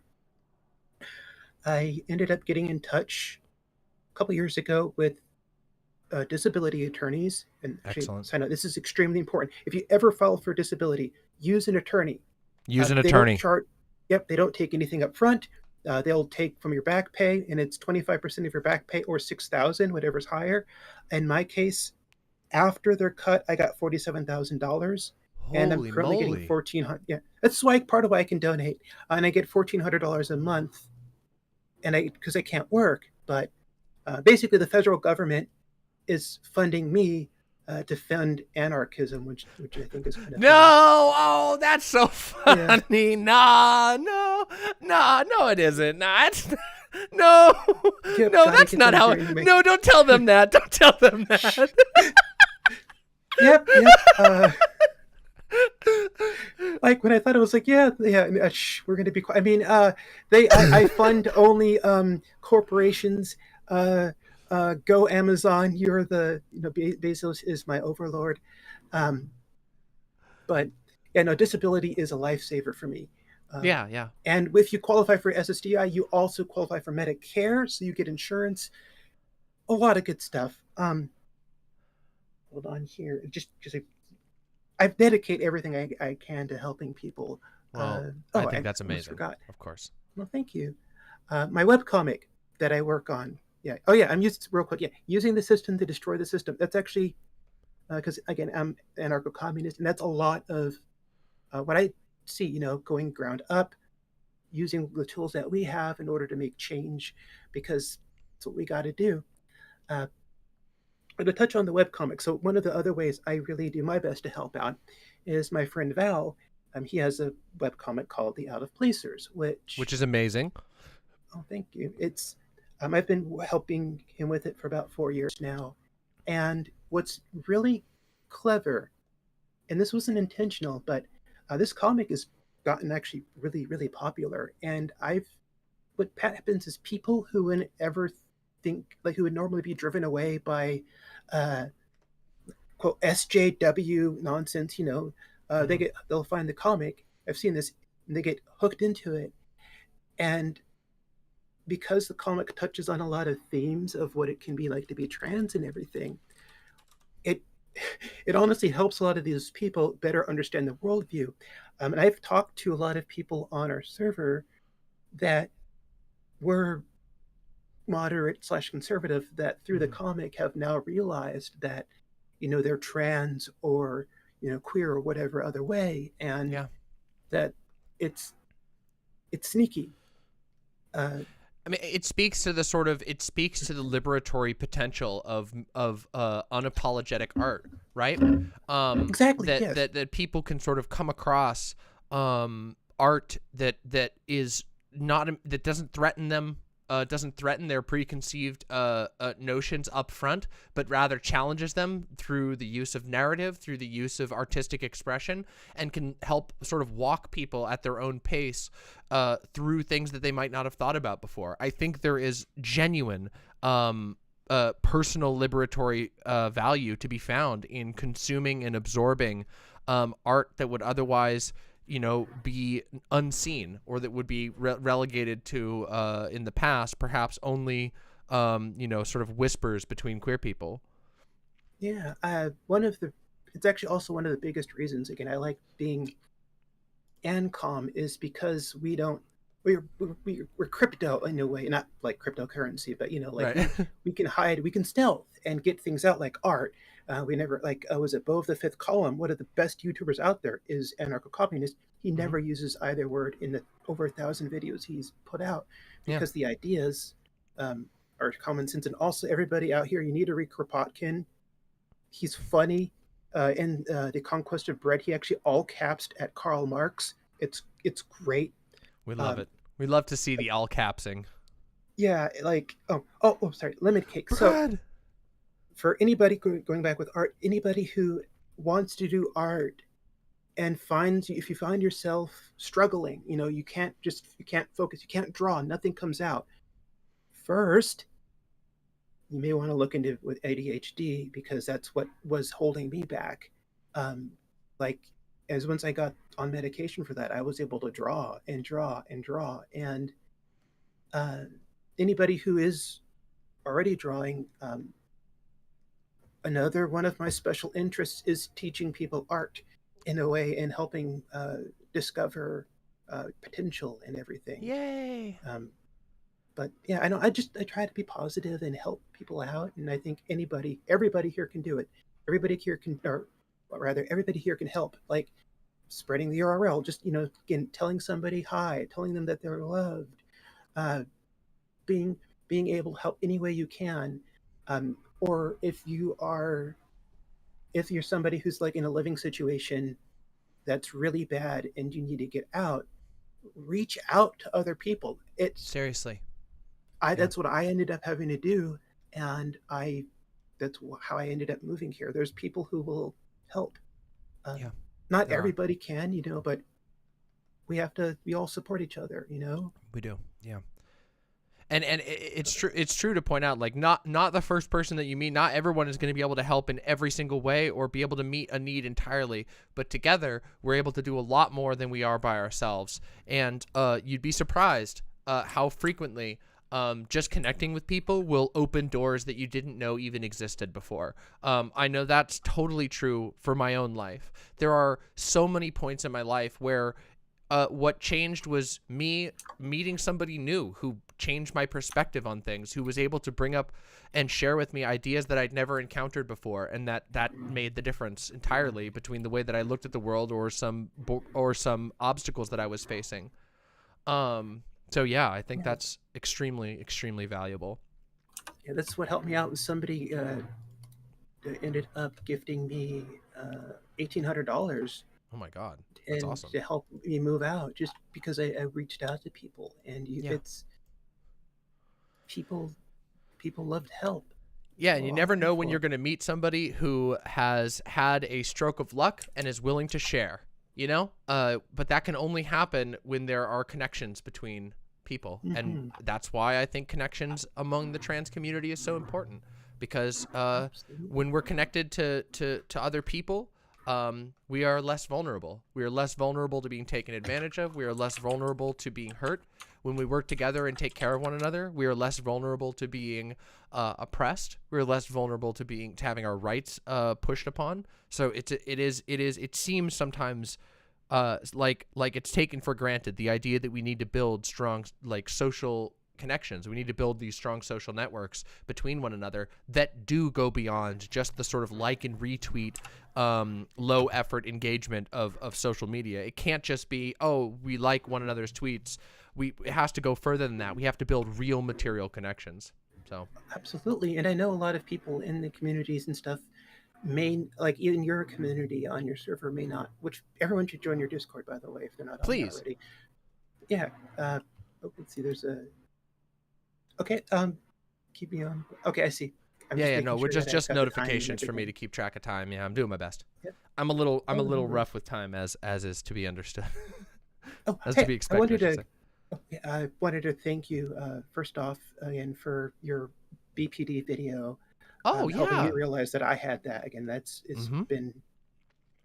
was really helpful. I watched your video on your religion and deconstruction, and you're one of the only people I've seen who has, because I know that religion being cult sucks. Like I was in a full gospel Pentecostal cult, which is very extreme. But yep. You did touch on some of the positive community aspects of those sorts of things, like before your cult, and how do I put this? There can be an importance, not necessarily religion itself, but just being able to reach out. Again, it can be another community thing. Again, start a community group locally if you can, just anything, support groups, meetings, stuff like that. Cookouts, ask people to do in your neighborhood, because again, you don't have to be in church necessarily to have those sorts of get-togethers for people, or even just a bunch of trans friends that you met on Twitter that live in your area. Get together and have a dinner together, make food for one another. It costs nothing, and everybody gets a free meal and gets some time to be warm and hang out with people who understand. It's absolutely so powerful. It's so powerful. And now that, we've got a lot of us with boosters and such. This COVID is still definitely a thing, everybody, but it is a bit easier. Thank you. Oh, no worries. It is getting a little bit easier to socialize a bit more. There's some of that money that comes from Thank you very me much. Working really hard. Oh, no worries. Oh, you're an entrepreneur, truly. Both of us just entrepreneurs on our journey to laissez-faire economics. Yes, high capitalism. No. Yes, indeed. The dollar above all, indeed, yes. Yes. Oh gosh. I also wanted to say, you're a very, very good salesperson. Thank you. I've noticed and actually the way you do your streams, the way you structure them, like how you tell people what's coming up, to keep them tuned to just the way. I don't know if anyone's told this to you, but it's fantastic. I did telephone sales for 8 years, and you have it down really well. Not telephone sales, but just that promotion and everything is incredible. Appreciate that. I mean, I do my best. I try to.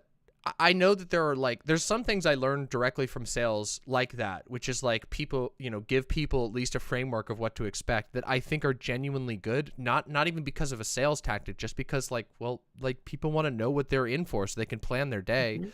And there are a lot of things I want to do to increase the sort of passive enjoyability and acceptability and accessibility of my stream. One of the things that I do is timestamps, which isn't so much an accessibility feature so much as it is that's just so handy. yeah, it's more welcoming to people who want to see specific issues. There's a lot of things I want to do with that, and I appreciate that you feel like I do a good job on that. I do try my best. There's things I want to improve on still, but yeah.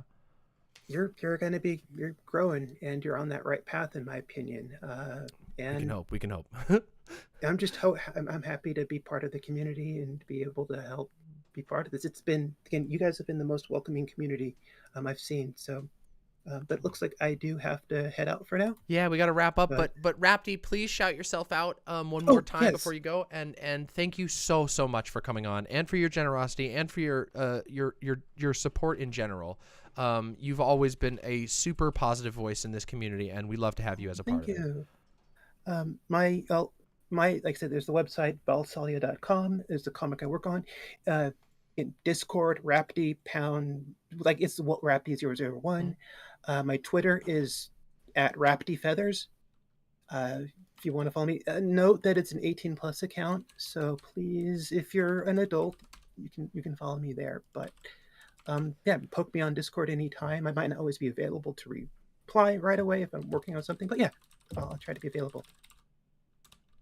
All right. Well, thank you so much for coming on, and we will talk very soon. I'm quite sure of it. Have a wonderful day, Raptie. Thank you so much. Everybody go follow Raptie and check out Raptie's work. Right, love all of you guys. Y'all take care. Bye for now. All right. We got to put this link on here. Raptie document. Good morning, Doe. Do you want to say hi to the stream real quick before we have Jessie Gender on? Come on, say hi. Hi, stream. What's up? Not much. We're just doing call-ins. We've had lots of nice conversations so far. We've had 3 guests. It's been really great. Just been slowly and surely talking through. I have the uncomfortable juice in my system, so I'm doing great. Do you want less uncomfortable juice? No? What do you mean? What type of less uncomfortable juice? Like maybe some water? Sure, I'll have some water. Well, I'm in. Do you want a cup? Watery. Thank you. Yeah, that'd be good, I guess. But I gotta get on to the next caller, so. Okay. Hello. Hi, how are you? Hi! Welcome! Jessie Gender. Pronouns. She, her, they, them, and if you're really nice, I even don't mind a he, him every once in a while. All right. So do you want me to put any all then? Yeah, any all is all good. All right, any, oops, let's put the dash here. Oh, I gotta make it look nice. Any/all. Based any all user. Well, Jessie, welcome to the show. So happy to have you on. Please. Yeah, thank you for having me. Yeah. I've been excited to get to talk with you. And please shout yourself out to the audience. Let them know what you're about. Introduce yourself. I'm very happy to have you on. Yeah, again, thank you so much for having me. I'm so excited to be here. No problem. Yeah, my name is Jessie Gender. I'm a weird dork making videos on the internet. I have a YouTube. That's all you need to know. I'll just end it there. But yeah, no, I talk about LGBTQ and social and political issues, and mainly trans issues, mainly through geekdoms and nerddoms, and also Star Trek, because Star Trek is the best thing on my YouTube channel. So yeah, if you like weird video essays about geeky nerdy stuff and a lot of trans stuff as well, that's what I'm doing. Hell yeah. Everybody go follow Jessie Gender. You will not regret it. I am a big fan of your stuff. Not even close to as knowledgeable about Star Trek as you, but that's probably also very much love Star Trek. In fact, I was recently on a Star Trek podcast, if you can believe it. Oh, hey, what one? Yeah, I was on The Rest of Both Worlds. It's a podcast run by Gayfesh and Ari. Gayfesh is a member of our community here, who also did some of my theme music. It is a spectacular podcast that sort of goes through and talks about episode by episode with guests, and we had this we watched an episode called The Measure of a Man. Perfect And episode. it's amazing. I love that episode. I've always loved that episode. It was just the perfect opportunity to talk about a lot of things.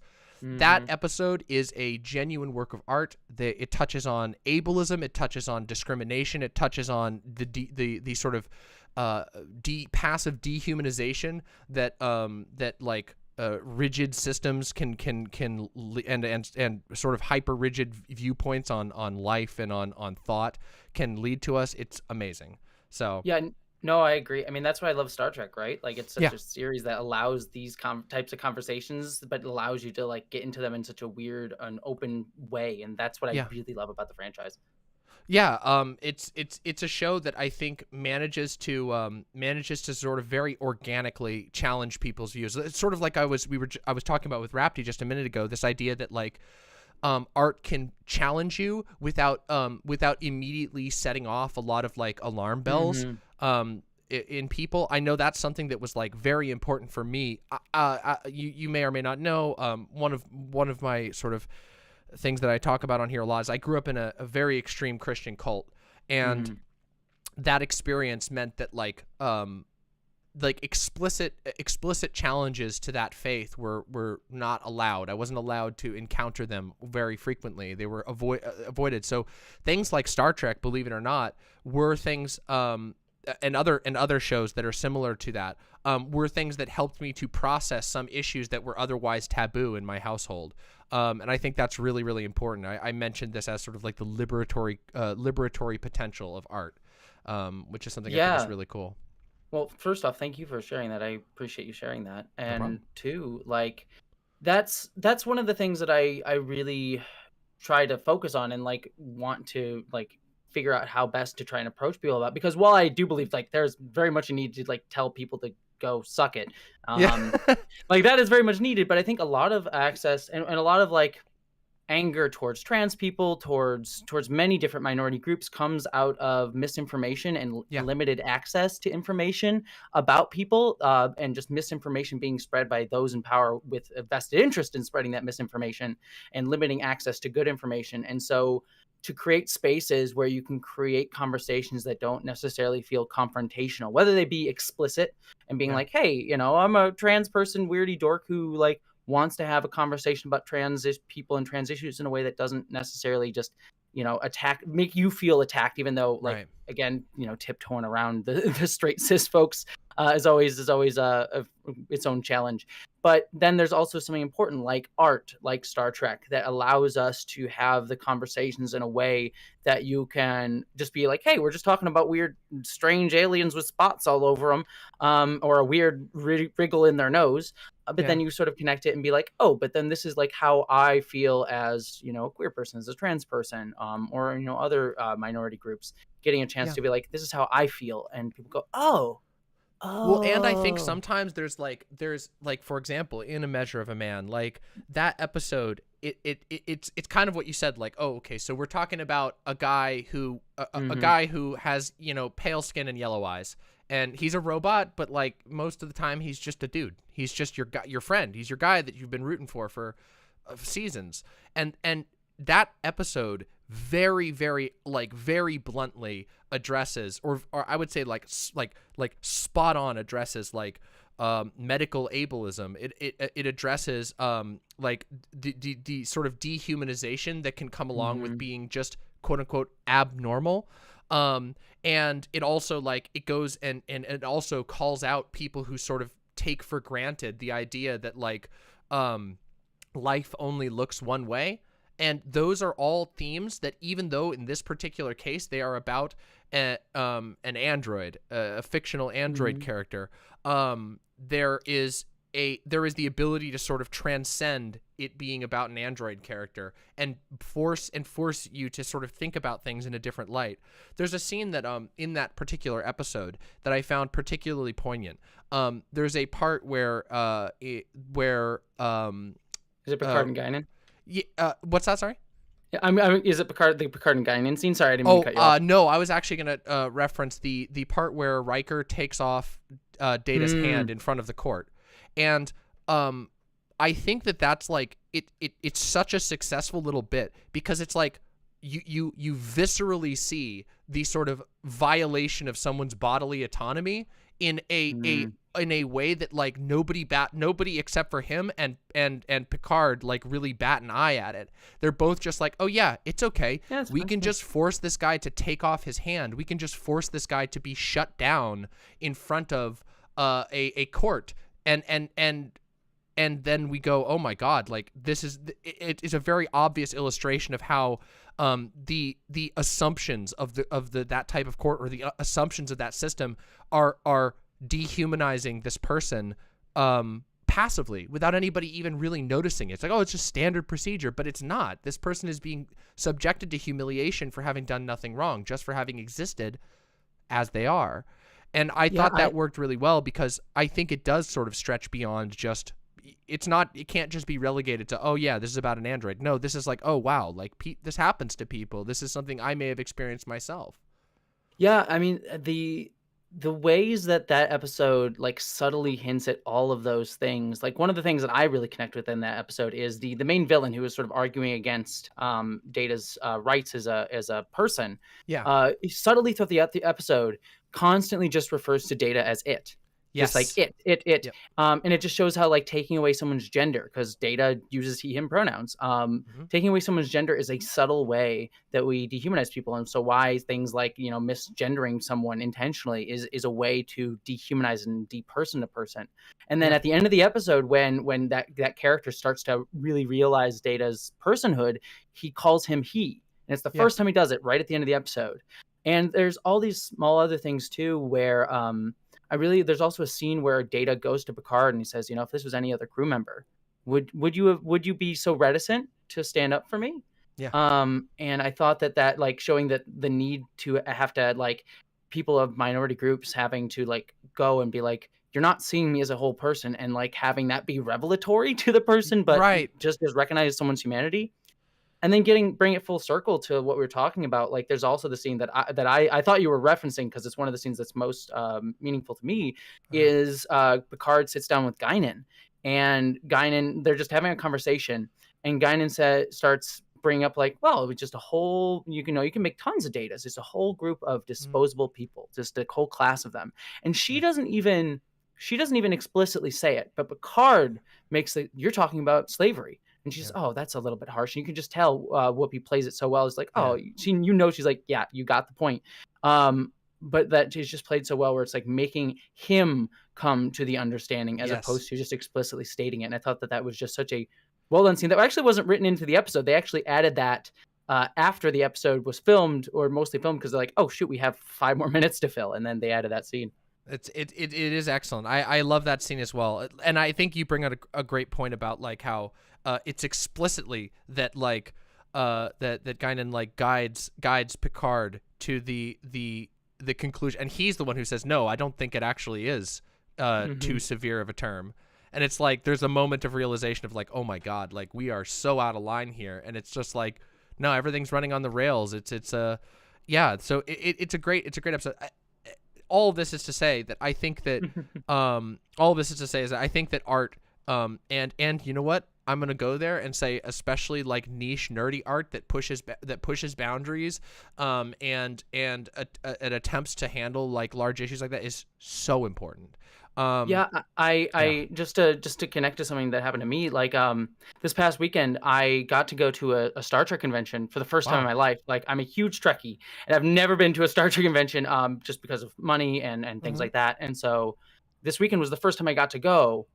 And one of the things that I loved about this convention, and why honestly this weekend was one of the most meaningful weekends I've had in my life, I'm honestly still kind of riding on cloud 9 about it. Yay. Is that it was so wonderful. But what I loved most about it was that, you know, all the people there were there for this weird, nerdy, dorky thing.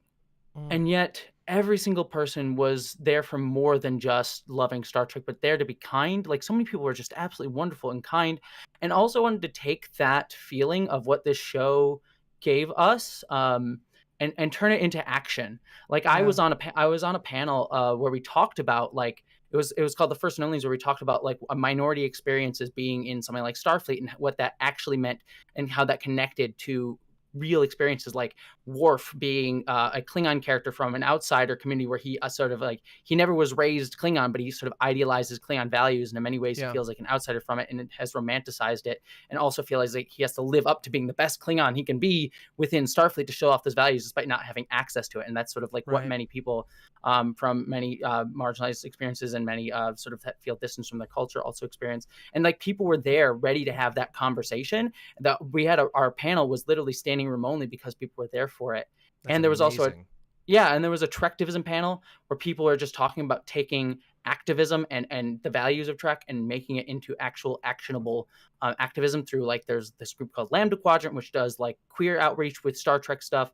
And it was just like, this is a nerdy dorky thing, but it is more than that. It's about building community and building passion around it to actually take the values that it extols and bring it out into the world. And that's why I love Star Trek and I love nerddoms in general. Sorry, I got in my impassioned speech mode. No, please. That's what we love to hear. This is exactly the sort of thing why I wanted to have you on, because I know you're passionate about it. Like, that is the entire reason why I wanted to have today. I want people to come on and be able to talk about their passions, and I know that there's going to be people in this audience who are going to hear that and it's going to resonate, and they're going to go check out your stuff and feel that connection. And I think that is so fucking important. And I think it's amazing that like you're telling, like, what you're telling me about here is like a topic that is so hard to communicate to other people. Like, it can be so difficult to try and communicate to somebody what you just talked about, like the experience that Worf has as a character, and how that really can be an extreme parallel or a corollary, I guess, for the experiences that a lot of people have IRL. Like, I mean, I don't know how to, like, it's very hard to express to people like what it's like, say, to be trans on the job, to be openly trans on the job, which is like, that is something that is very much, there's a lot of echoes that can be brought from a story like Worf's in Star Trek that can actually provide a meaningful template or meaningful guidance for somebody going through something like that. Like, I mean, God, like, and even if it isn't able to provide a solution, even if it isn't able to give anybody like a permanent answer for how to deal with this thing, it can at the very least provide comfort. It can soothe the pain of these sorts of events by showing that, like, you're not alone in dealing with these sorts of things, that other people have walked this path before, that they've survived, that you can do it too. Because I do think that's something that happens a lot is, you know, I'm sorry. No, please go ahead. No, I mean, sorry to cut you off. I just resonating with that. It's why that I just love, like, how Trek specifically, but again, all nerddoms, geekdoms, and also the trans community and LGBTQ communities are all built up on our elders that came before us. Like, you look, I'll use Star Trek as the example, but like, there's a clear line from someone like Nichelle Nichols and George Takei to Whoopi Goldberg to Sonequa Martin Green leading Star Trek Discovery, to, in that show, one of the things I love about Star Trek Discovery, and by no means is it a perfect show. I know people have issues with it, and I certainly do as well, but I really love it because it is like the most diverse and queerest and just culturally diverse Star Trek show ever. Like, there are 6 or 7 queer characters, a trans man, a non-binary character, 2 gay men in an interracial marriage, a lesbian woman. It's just like, the show now allows people to not just have like, oh, here's your token representation. Right. But it's allowing people to exist in a community of people that like find community with each other, both in their communities and across communities. Because there are people of color within the queer community, we also get to interact with other people of color. Like, there are 2 black leads on the show, and it's just like that community is living the values of that right now. And that, you know, I talk about it in a nerdy, dorky way, but I love that because it just so mirrors the queer and trans community about how we are this community that has so much love and joy for ourselves and in our unique identity, but that we also are intersecting with so many other different, you know, communities and people and groups, that it just makes us stronger by able to taking delight in what we find universal about ourselves and what we find just different about ourselves. And it just it fills me with so much joy to see that reflected in my favorite franchise, in the communities that I'm a part of, and in the people that I get to interact with. Yeah. And you know, it's funny that you mentioned that. Like, I think that a lot of times online, you know, it is easy to become jaded, and we see a 1,000 posts a day about, you know, oh, Disney's first gay character, you know, they cut it out 6 seconds. That's the thing everybody's talking about now. There's like a gay relationship in one of the movies, and they're like, it's the first gay relationship. It's 6 seconds that got cut out, like that sort of thing. Like, we see a lot of that. We see a lot of the cynicism, but it's actually really, really amazing when a show manages to actually embrace diversity, to actually embrace representation. It's fucking amazing, actually. And and people, like, there's like, in that jadedness, I think it's important that we don't forget like the value of not having lack of homogeneity in art. That it's like, it literally defeats a huge purpose of a lot of art, which, you know, a big value that comes from art is our ability to sort of step into someone else's shoes in a very emotionally visceral way, to step into narratives that might be unfamiliar to us, or and find out that maybe they're more familiar than we thought, or maybe there's more that we could understand than we thought we could. And I think that it's really amazing to see shows that do embrace that, and embrace it fully and unapologetically, that you have diverse casts that reflect the real world. I mean, like, it I don't know, in my experience, every single place that I've engaged in, every single social group that I've engaged in, is always infinitely more diverse than anybody could let you think. Like, everybody wants you to believe that, like, you know, oh, we always hear all the time, oh, trans people are this percentage of the world, and gay people are this percentage of the world. But, like, if you erase those strict identities and you listen to people and you hear people and you actually get people to open up about the things that they keep inside all the time, you discover that actually there's a lot more going on inside of people and inside of the general population than we generally like, than some people generally like to think. And it's amazing to see that, like, I don't know, there's a lot of people who don't have the words to name, to like give themselves an identity, that find that through a piece of art that expresses something they've never seen before. Yeah, and I mean, what I also, yes, 100% to everything you just said. Like, you being able to see something means that you can actually become it, because you actually have the words to enable it. It's why you see so many like groups try to say limit like the don't say gay bill. Like, you don't have like, people are still gonna feel those feelings, but they're not gonna be able to express it because they're not being taught it. But then also too, within that as well, like, one of the other things that I really love that like, well, let me put it this way. I find it so silly, you know, people attack like, oh, look, they're shoving gay representation in their faces whenever they're just like gay characters or people of color in a movie or TV show. And I get so frustrated with that, not even just on a like they're being bigoted and assholes level, but more just like, why do you want to see the same story regurgitated to you over and over and over again? Like, I love my cis straight white dude characters. I love my Superman. I love my Captain Americas. They're great characters. I adore them. But I want to see more different things. I want to see new stories, new cultures, new people represented, so that I personally can just learn and get to know them. And maybe that's the selfish answer to that, because I want people to get the experience for themselves too. But I just want to see more cool stories, and it just makes art better. And then, as you say, from that you can find the universality within that, like, oh, this is such a different culture than mine, I'm learning about them, but I see that these people, despite everything that they've come up with, their own culture, their own backstory, their own communities, I still feel the same connection. We still all feel these same universal things as humans. We all have and that's emotions. We all need to connect with one another. We all need each other. Like, these are things that are universal to the human experience, that it's important to identify. And yeah, it's so interesting. And you mentioned something earlier in this conversation about how, like, it's definitely important to be able to tell, like, you know, transphobes and racists and bigots and stuff to fuck off. And because and like, again, I have a sort of unique perspective in that, like, I grew up in an environment that was very bigoted. The viewpoints that I held when I was younger that I'd been taught were very bigoted in their own way, or just outright, not even unique, not even like, you know, hidden bigotry, just sometimes open bigotry. And there is there is a need for people to be able to find their ways out of those spaces, but But that doesn't mean that you have to give ground, and that is and art is one of the ways that you can do that uniquely, is that we can say, hey, here is a thing that you can engage with on your own, that you can find, that can be out there in the world, that you can come to organically, and you can begin to challenge these things internally with something you can't be hurt by and that you can't hurt. That a piece of work is, what are you going to do? Throw the book in the trash? Like you're not hurting the actual work. The work still exists. And also you can't really be hurt in that way by a story.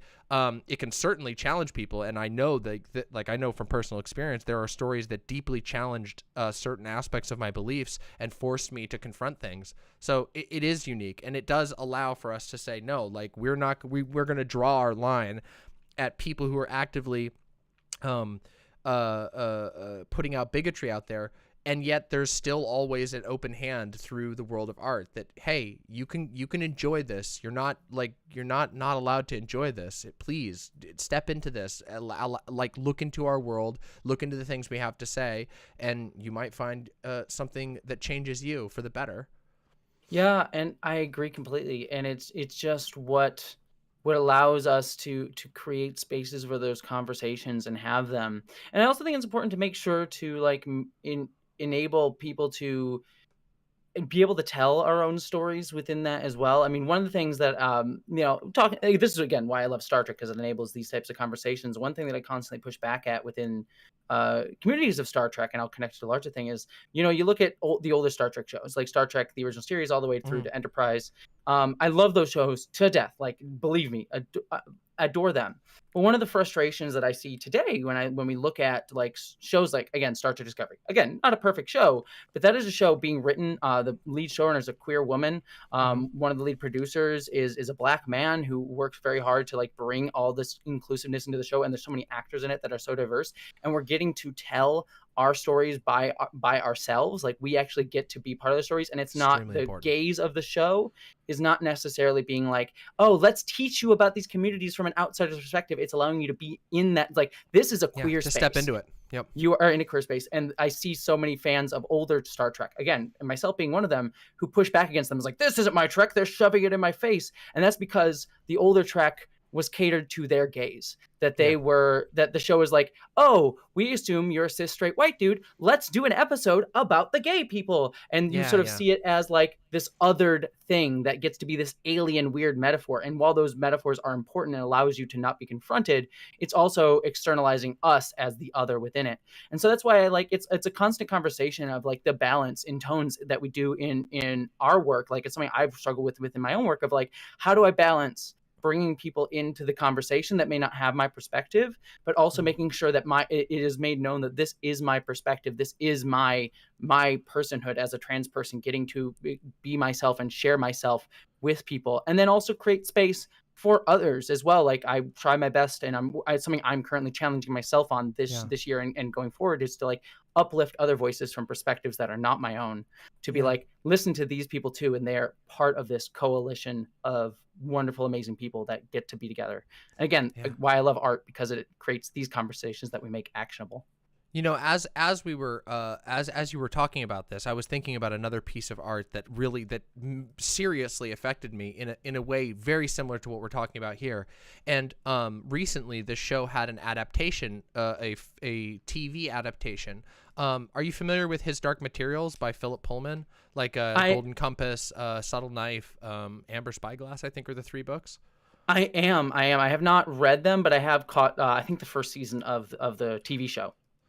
Oh, it's the TV show. The new TV show is amazing. It is genuinely amazing. And so first of all, the novels already have a very diverse cast of characters, but the TV show sort of pushed that even further, bringing in, like, again, a lot more of diverse perspectives, a very, very broad base of actors as far as diversity of the actual actors themselves, in addition to like what was written for the characters.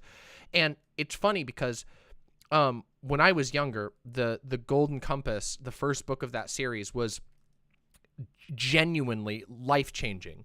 It is a book about a child that grows up in a highly, highly religious world, a world where where sort of the subjugation of women, the subjugation of gay people, the subjugation and mistreatment of like people who step outside of the norm at all is really, really constant. And it's a very sort of slow and methodical walk through the book of the main character coming up to these challenges and just finding out that the world was built in such a way that it's not built to facilitate her in any way. And that, for me, being super, super religious and coming into this book that was highly, highly critical of organized religion and of religion in general, the way that it was portrayed genuinely changed the way that I looked at churches and the way that I looked at the social environment of churches. And now I see that being made into a TV show that not only has all these themes in it, but also actively goes out of its way to have positive representation, to touch on some of the things in the book that were that were the controversial issues in the book that got it banned all over the world. They don't shy away from that in this TV show. And that's amazing and exciting to me. The fact that there are people out there who may be growing up in an environment like I did that was really rabidly anti-queer, that was, super, super, super religious, very, very repressed, that they might be able to encounter this show that deals with like all these heavy issues, and that it can do exactly what the book did for me, which is change the way that I look at the world. Yeah, no, that's awesome. I really need to read those books, to be honest. I highly recommend them. Yeah, I was fun. watching the show. Like, one of the things that resonated with me is like how that whole society wants to, minor spoilers, I guess, like push their will on other universes. Yes, literally. As well as it's like, oh, it's not just like, oh, we're creating our own universe where like we're trying to make everything conform to our ideas of the world, but that it's hierarchical even for something else to exist anywhere that opposes our ideas. I thought that was just like a really cool. It's a huge piece of the series is this idea, is like this massive critique of hyper hierarchical, hyper totalizing ideologies that attempt to impose a specific moral structure on worlds that are completely different from their own. It's really fascinating and amazing. You have just made me want to finish the show and catch up with the book. I will. The show is fantastic, by the way. For anyone out there who's like, oh, I don't know about reading, but the His Dark Materials TV series is phenomenal. It's unironically amazing. And it's got talking polar bears. What more do you want from a TV show? Not just talking polar bears, all kinds of talking animals. Like, and they're well animated. The CGI is good. It's cute, and the animals are adorable. We have to actually wrap up here because we have another guest about to come on, and I actually have to hit the bathroom before the next guest. Real quick, do you want to do one big more shout out to everybody? Let them know where they can find you. Of course, we're gonna have all your links and stuff in the description and everything at the end. But if you want to shout yourself out, I want to thank you again so much for coming on. It's been wonderful. For sure. Yeah. Thank you for having me. Like, honestly, this was a really great conversation, and you are wonderful. And I appreciate all the work that you do and everything that you've done. And thank you for allowing me to be here today. Likewise, and happy to. Yeah. Thank you. So to do the YouTuber thing, you can follow me at Jessie Gender here on YouTube. But I'm also on Nebula as well. Conversations like the one we just had are what I do all the time over on that channel, mainly through Star Trek, but obviously through so many other things as well. I have a James Gunn video that's discussing a masculinity and toxic masculinity and how he discusses it in his work coming out soon. So I'm very excited for that. That's awesome. And then I'm also have a podcast called Jumpgate where I talk about Babylon 5 with my wonderful friend Vera from the YouTube channel Council of Geeks. And that's a wonderful time as well. That's awesome. Thank you so much, everybody. Go check out those links. They will be linked in the description below once we publish the final VOD for this, which will be whenever the upload finishes after stream. Jessie Gender, thank you so much for coming on. You're amazing. It's been wonderful to talk with you, and I hope we can talk again soon in the future. The same to you. You are absolutely wonderful. Thank you. Have a wonderful day. Trans thriving.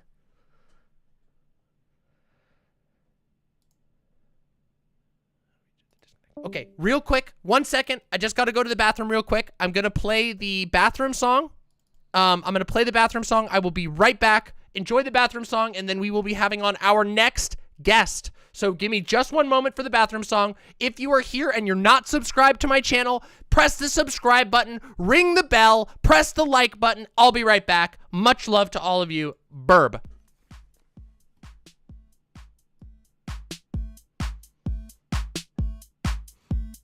Hey chat, Demon Mama has to go to the bathroom, so listen to the Demon Mama bathroom song. She streams 20-hour days and 9 days a week, so let's give her and her bladder a little fucking break.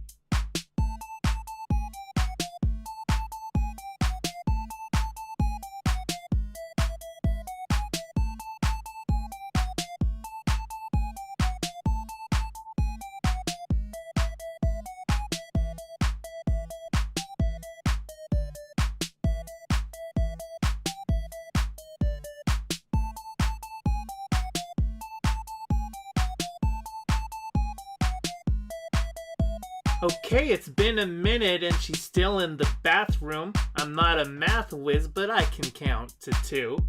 Let's all calm down and spam emotes while we wait and chat. Maybe someone here also needs a bathroom break.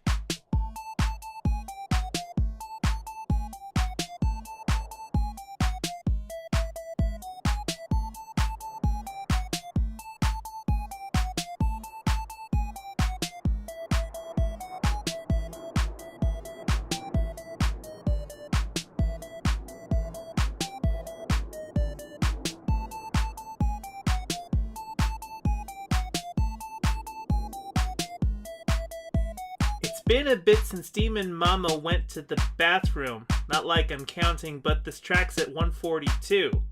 So don't you fret, my little lips, cause I wrote this track down to give you something boppin' while she's taking a break.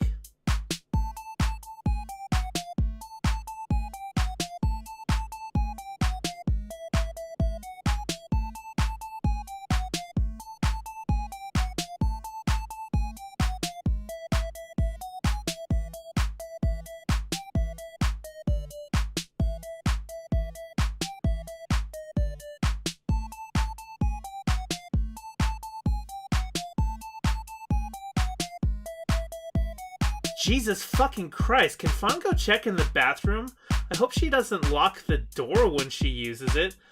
But if she does, you might need a little running start and hope the door hinge is weak enough to break.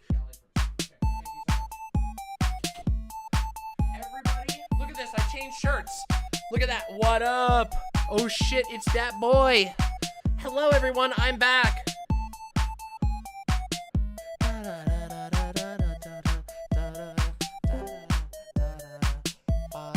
Hello! Alright, time to turn off the music here. Hold on, let's get the bathroom song out of here.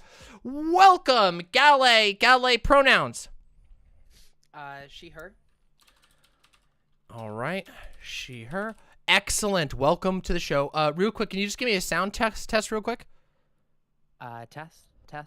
Alright, If you I'm need gonna me turn to you up a turn little bit. up. Here, I can turn myself up if you need. Okay, go ahead, turn yourself up a little bit. Test. Okay, perfect. I'll put you back to standard. That should work perfectly. Welcome. It's so wonderful to talk to you again. It's been a while since we last talked. How are you doing? I know, it's been forever. I've been okay. Just finishing up my semester in school, doing a couple final projects, and Amazing. Working on a new project. So Ooh. Well, outside of why school. don't you introduce yourself to the stream and tell them what you're all about and plug anything that you want to plug, and then we'll talk about all the topics and stuff. Sure. So I'm Gallae. Sorry, I'm just getting over what I believe is COVID. So Oh no. my throat's a bit scratchy. It sucks. COVID was terrible for me. I had a horrible I know. time with it. Luckily it hasn't hit me too hard, but yesterday I was like basically incapable of doing any work at all. So yeah, it's debilitating. But yeah, so I stream very infrequently on twitch.tv/Gallae live. I also shitpost on Twitter at Gallae Real. And then my YouTube, where I have been kind of dormant for the last like 2 years, but I plan on reviving soon, is I don't have like a custom URL yet because I don't have enough subscribers. But it's just if you search Gallae, it's the first should be the first one that pops up. We will provide your links in the description. But yeah, if you all want to find Gallae, search Gallae on YouTube. So yeah, the project that I'm planning on working on, which should probably take like, I don't know, a few months, is I plan on doing a leftist analysis of every champion in League of Legends. Ooh. Originally, my idea was to do that all in a single video, and then I thought, that might be a bit too long. So then I decided Might to be a break it up little into long. regions. But I recently decided, you know what, screw it. If I do it in chunks, there's a chance that I will just like break my upload schedule, and then I just won't pick it back up. So I think if I want to get this done, I should do it all in one go. Yeah. So I'm just gonna make the whole video. So I reached out to some people on Reddit, and someone on the socialism subreddit is helping me with finding appropriate theory to analyze all these champions with. But That's I'm amazing. gonna be writing it. I imagine it's gonna be like a 2-hour video because there's like You're jumping right into the deep end. champions. Yeah, there's like 160 champions, and yeah. So if I spend like a page on each one, like it's gonna be a long video. Yeah, someone in chat said Caitlyn is a cop, but at least she's gay, and Caitlyn is actually the first champion that I analyzed before I even reached out to anyone, because she's in such a weird spot in terms of like how I feel about her as a leftist, because like she is openly gay and is not like she at least in Arcane bucks the trend of a lot of femme lesbians. But at the same time, she's a fucking cop. So like she's a super corrupt cop too. Not that there's any non-corrupt cops, but exactly. But yeah, so that's gonna be a fun project. Like I said, it's gonna take a really long time to make, because I plan on writing about a page for each champion. I mean, that's super more or exciting. less, depending on how much content there really is. Like Aatrox, I don't see me writing a full page on Aatrox. He literally, he's just ontologically evil. He just wants to destroy the world. Like his whole. Hello, my name is John Evil Guy. I'm here to kill everyone. Exactly. Yeah, like the Darken generally, except for Varus, because Varus is in and of himself a gay relationship.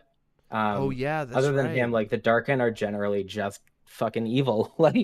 There's not a whole lot to analyze with them. They just want to destroy things because their minds are that corrupt. So look, I've been out of the loop on the lore of League of Legends for a long time, and as you can probably tell by the chat, there is some mixed feelings about League of Legends, but I personally think that the best thing you can do with League of Legends is to do a leftist analysis of every character and or a character fuckability tier list. Both of those are really good, in my opinion. The latter is definitely a route that a lot of people have gone. I think Scooch, who's a big League creator, just did one the other day. Oh, cool. But yeah, I think in terms of analysis, whenever I see analysis of League champions, it's always in terms of either their gameplay or their visual design. Yeah. But I never see anything based on their politics, and I think that's something that's kind of really lacking in the gaming sphere, is totally talking about the political impact of these characters. Isn't it such a shame that that because of the whole Gamergate era, political discussions in gaming has been hamstrung? It's atrophied to the point of unrecognizability. It's bad. You can't talk about any politics in gaming at all without getting some fucking neckbeard in your mentions just talking about how have you considered that having this 5,000-year-old 5-year-old girl is actually good for the game? Have you considered that? Sick. Yeah, it's a stretch. And, I and, like, remember like I think oh, go ahead. please go Sorry. ahead. No, you go ahead. I think a big part of the analysis is going to come down to the fact that Riot tends to make like 4 female champions on like a rotating like sort of roundabout where like you have like the tall and slender, and then you have the like slightly less tall and super curvy, and then you have like a Yordle, and it's like those are the female champions. Now listen, And I then you have love me my monsters, and then Yordles, okay? recently But they actually came out with Renata, who I think you would love. You would love Renata Glask if you look her up. She sure. Let's see. What is she? She Renata? is aside from Camille, the only like older woman in League's roster. But unlike Camille, she doesn't have a face made of porcelain. She actually has visible wrinkles on her face and like visible muscles. Oh, too. so they made a crime boss lady. Wow. Yeah. Okay. She's a Chem Baron. She's a Chem Baron. So. Oh my God, Death Mommy. I am totally she is a girl boss through and through. Ooh, let's show this for the stream. Damn. I'm here for it. I'm here for it. Okay. Holy shit, that salt and pepper hair. Oh my God. I know. Yeah, the streak of gray. Love it. Gotta love it. That is sick. Okay, maybe and this Alawi gives one. and Rek'Sai are single-handedly carrying the female roster of. Yeah, you want to know what's? I was gonna rant at you. You want to know what my character League of Legends? I haven't done this in a million years. Character because people tier get mad list. at me. Rek'Sai's all the way up there. No, listen, it's like it's the reverse tier list. The characters that make me the most angry, and one of those is fucking Kaisa. Okay, I'm sorry. Oh my God, dude! Why does she look like that? If she's quote unquote corrupted by the void, why does she not at least look like Kassadin? Like, literally, it's so frustrating. They even like they're like, oh yeah, she has a symbiotic suit that. Yeah, even if she kept the same body type, but like she had like a fucking huge mask on her face like Kassadin does, or like I don't know, like some sort of something that just doesn't make her the like same, just like, oh God, it's so bad. It's just like they hype her up as like a void, like this void badass that like she's like, I've been surviving on my own in the void, and then she's like, I had to do horrible things to survive, like melding with a symbiotic skin suit thing that digs into me and causes me extreme pain. And you're like, okay, cool, all right, this is sick, this sounds like some Venom stuff, right? And then you're like, all right, let's see the symbiotic parasitic skin suit that eats your skin and replaces it. And then it's just like, oh, it's just a latex suit, and you're just it's literally futuristic laser shooter girl. Suit. And if you press Control 5, then you can make the mask go over her face, and that's it. Yeah. And in her skins, like usually the mask is like in her KDA skin, her mask is literally a pair of fucking sunglasses. It's just sunglasses. I know, it's so lazy. Oh, I got so mad. I love character. The KDA skins for real. I do. I think they're really fun, and I think they're like one of the most justifiable. I think they're one of the most justifiable lines of just like, here's some hot girls. Like this is the best justification for giving us a skin line that's just hot girls. Yeah. But it just like it shows like what the priorities are. I think it does in a lot of ways. And like I know people on the skins team at Riot, but like and like they try really hard to make new skins like interesting and fresh, but it's like a lot of the time like you're working on designs that are so antiquated from like 2010 to 2014 internet culture. It's like, how are you gonna iterate on like, just off the top of my head, like Syndra's design in a way that doesn't like accentuate the fact that she has the most hourglass shape and like her organs don't fit. Yeah, I remember people making fun of the I think it was the Arcade Caitlyn skin, or maybe it was Miss Fortune. Yes, Arcade Caitlyn Prestige Edition, where her neck looked literally broken. Her neck is gone. She just doesn't have a neck, and like her back is snapped in half. And I get it. Like we allow for a certain amount of artistic license, but let's just say that some of League of Legends skins have just been across the line. Yes. Yeah. Now I will say I think that there are like some that definitely go too far. the Riot art team is probably like the least evil part of Riot. But let's just say that the culture of Riot towards women perhaps has seeped into their product a little much. I am getting a time warning, unfortunately. I apologize for the rapid schedule that we've been on. It's just sort of worked out a little bit how we've tried to get everyone in. But is there anything else you wanted to touch on, or anything else you wanted to plug before the end? I don't want to feel like you're getting rushed out, but I unfortunately we have a lot of guests, so. I just want to reiterate that if anyone goes to my YouTube after this conversation and wants to look at any of my content, just be aware that it is like 2 years old at this point.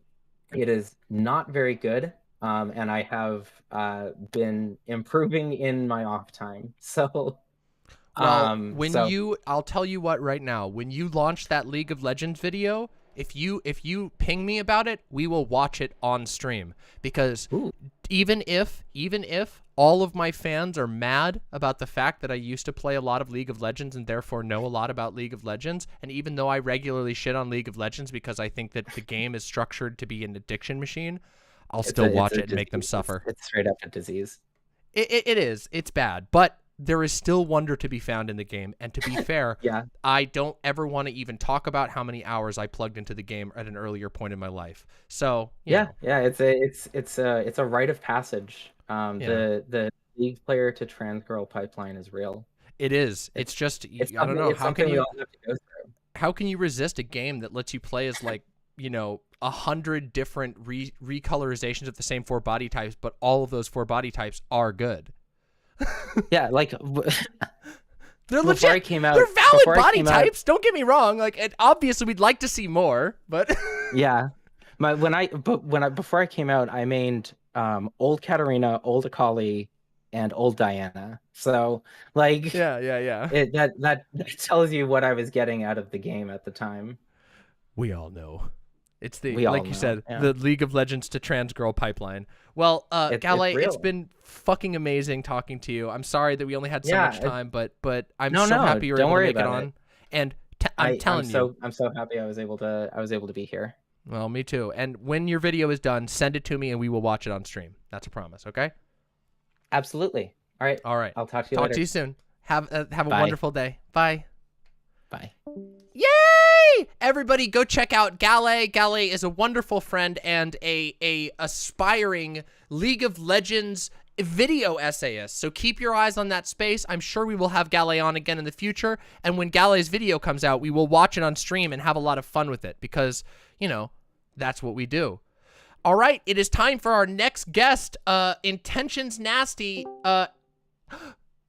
IntentionsNasty, hello! Hello. How is it going? Good. Real quick, can I just get a quick sound test for you real quick? Oh, yeah, for sure. Okay, I'm going to boost you up a little bit. Is there any way you can boost your audio on your side a little bit? Not sure. I don't think I can. Wait. Okay. Maybe. Nah, never mind. Okay, that should be good, though. I think I can hear you now. I just had to boost you a bit in Discord, which should be fine. So let's see. Nate IntentionsNasty, and pronouns? He, them. He, them. He, they. All right, amazing. Well, welcome at long last. For those of you who do not know, I'm going to show you my desktop right now. My desktop is still, to this day, one of my favorite pieces, my favorite piece of fan art I've ever received. A pathologic Demon Mama crossover by none other than... Look at this. No, you can't see it because of the frame. IntentionsNasty, the artist we are talking to right now, whose amazing art not only depicts my extremely cool, definitely not fursona, but also depicts me as a amazing little Menku hanging out with the little imps and picking flowers, which is amazing. Welcome to the show. Please give yourself a full shout out and introduce yourself to the chat. Hi, my name is Nasty. Call me Nate or Nasty, both is fine. You can find me at IntentionsNasty on Twitter if you are of 18 years old. Yeah, 18 plus only. There's some fucked up shit on there. All right, it's great. I love it. Listen. You've seen me go through on the liking sprees. Oh yeah, for sure. I've noticed. But yeah, if you are not into the whole 18+ thing, I do have a Safe for Work Twitter account as well, where I mostly post fan art and stuff. I'm sure everyone in my very, very well-behaved, definitely not horny audience will only subscribe to your Safe for Work account, and none of them will flock over to your not Safe for Work account. Yeah, if I find some of you that are underage on my not Safe for Work, I'm gonna boot your ass. Yeah, you'll get booted. Don't fucking do that shit. Don't be weird about it, okay? Yeah. Jesus. Yeah, your stuff is fucking amazing. I love your art. I love your characters. Oh my god. Your art is amazing, and well, you did some art for us for our upcoming podcast, which is extremely exciting. Oh, it is very exciting. You do have an audience question. They want to know your favorite brush settings. Oh Jesus, that's see, I don't really have like one process to my like art and stuff. Ooh. So yeah, I kind of Ascended. jump around a lot. Not really, just ADHD. Shh. But no, it's Ascension. It's Ascension. It's not. But honestly, what I can like recommend is having a good blending brush, hard brushes, and maybe if you have CSP, there are good brushes that do both at the same time, and it all depends on the pressure. That's awesome. Well, I don't know anything about art, so that doesn't make any sense to me. But for the artists out there, I bet that will make some sense. Yeah. Well, Nate, thank you so much for coming on. What is there anything you want to talk about up front, or do you want to just chit chat in general? Is there any topics you wanted to touch on? Oof. Good question. I was kind of prepared to kind of touch on like what it's like to be trans in Czechia. But please tell us, please. My experience is very hyper specific though, because I live in a very small town. Okay. I am pretty isolated from everybody else because the surroundings are not exactly very friendly towards trans and gay people in this particular area.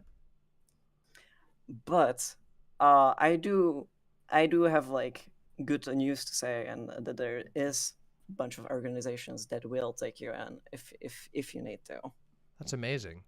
So yeah, I'm guessing that there's, as far as the rural experience, it's probably somewhat similar to the rural experience here, where cities and whatever, there's lots of resources, but the further you get away from the city, the more it's likely to just be a sort of like a lot of conservative enclave sort of shit.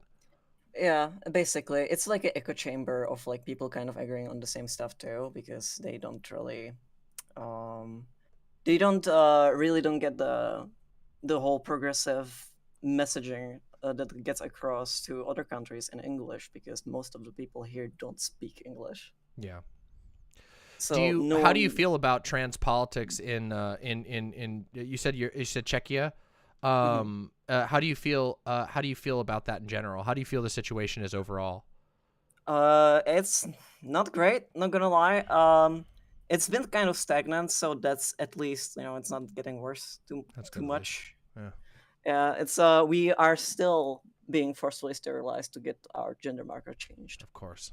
Yeah. And yeah, and there's like the process is all kind of strange. Like, for example, since I am transitioning from female to male or whatever, I'm non-binary. I don't really give a shit, but transmasculine still. Yeah. If you're doing that and you want a male name or whatever is your desire, yeah, it's hard. Yeah, you have to go through a whole process of being named gender neutral first for some reason. Wait, really? Yeah, it's like I can't get my name immediately. I have to be like a gender neutral version of my name before I get my fucking male name or whatever. What the hell? I'm sorry. I don't mean to laugh. That's like the whole thing here in the US, where like a lot of states make you, when you do your name change or your gender change, you have to publish it in a local newspaper in the classifieds, which nobody reads that shit. Nobody fucking reads local newspapers, and definitely nobody reads the classifieds, which is like where you list shit that you have for sale. Like the classifieds in American newspapers is like where people put like, oh, we had a litter of puppies, they're free, come get them. We're having a garage sale. Like all of that shit is in the classifieds, and they make you like in my home state where I got my name changed, I had to write a letter to the local newspaper, and they had to publish in the classifieds a thing that was like, dead name has changed name to new name. And I'm just like, why? First of all, no one's gonna see it. Second of all, who fucking reads local newspapers? And third, why is the government telling me to send a letter to a local newspaper? Like, what the fuck? That's so goddamn ridiculous. Like, yeah, the whole thing is like basically they give you like a neutral version of your name or whatever you pick for that time while transitioning, and then you get your like masculine or feminine or whatever you're going for once they basically sterilize you and change your gender marker. That's how it works. Oh my god. How do they determine, like, how the hell do they determine what's a feminine and masculine name? Like, maybe it's a little easier in like Czech. Like, it probably is. Because like here, it's like, what? There are so many gender neutral names in English, and there are so many names that are like that are originally masculine that are like now feminine names and vice versa. So like an example of this is the name Ashley. Ashley is a name that's an English name, the name Ashley, and yet that used to be a masculine name. If you go like back 100 years, the only people who were named Ashley were men. And now the only people who are named Ashley are women. There's no men who are named Ashley anymore. But 100 years ago, it was only a men's name. So it's like, how would you even handle a name like that? Maybe it's a little, maybe naming is a little bit more like strict in Czech, but like. Yeah. The thing with Czech is that everything is kind of really overgendered. Yeah. Like chair is a she for some reason. Okay. We finally found it. We finally found out what gender is a chair. Yeah, the TERFs have lost. They always have. Fucking roasted. But yeah, fuck. What were we talking about? The names. Yeah. About that, you can send a email or letter or whatever to a person that specializes in this kind of stuff, and they help you determine what you can use as a gender neutral name. Wow. And so you have to like go to like a fortune teller basically that divines you a new name. That is another level of wacky, I gotta say. Yeah, it's like some sort of like specialist overall, like the administrative shit that we have going on, and they basically like help you with that. But there's like 2 of them that do it for the entire country, so they have like a really long fucking huge wait list line. Oh, yeah. It's so ridiculous. Wait a minute. You're not in the United States. I hope that you are defying your government standards and getting everything that you need, regardless of what your government says. Because since I am American, well, I would never advocate this for Americans, but for people in other countries, I think that it would be good for you to evade the oppressive ways of your government, disobey them, and get yourself the hormones that you need. Not if you're in America, though. Always be obedient to the American state. But all of you Czech people, nah, you fucking insurrect whatever the hell you want. There you go. Bam. Now I'm an enemy of the Czech government. Whatever. Excellent. Amazing. Thankfully, like I'm lucky enough to have like a really cool doctor who's also an endocrinologist. So, and I also suspect he might be trans himself. Happens a lot. Yeah.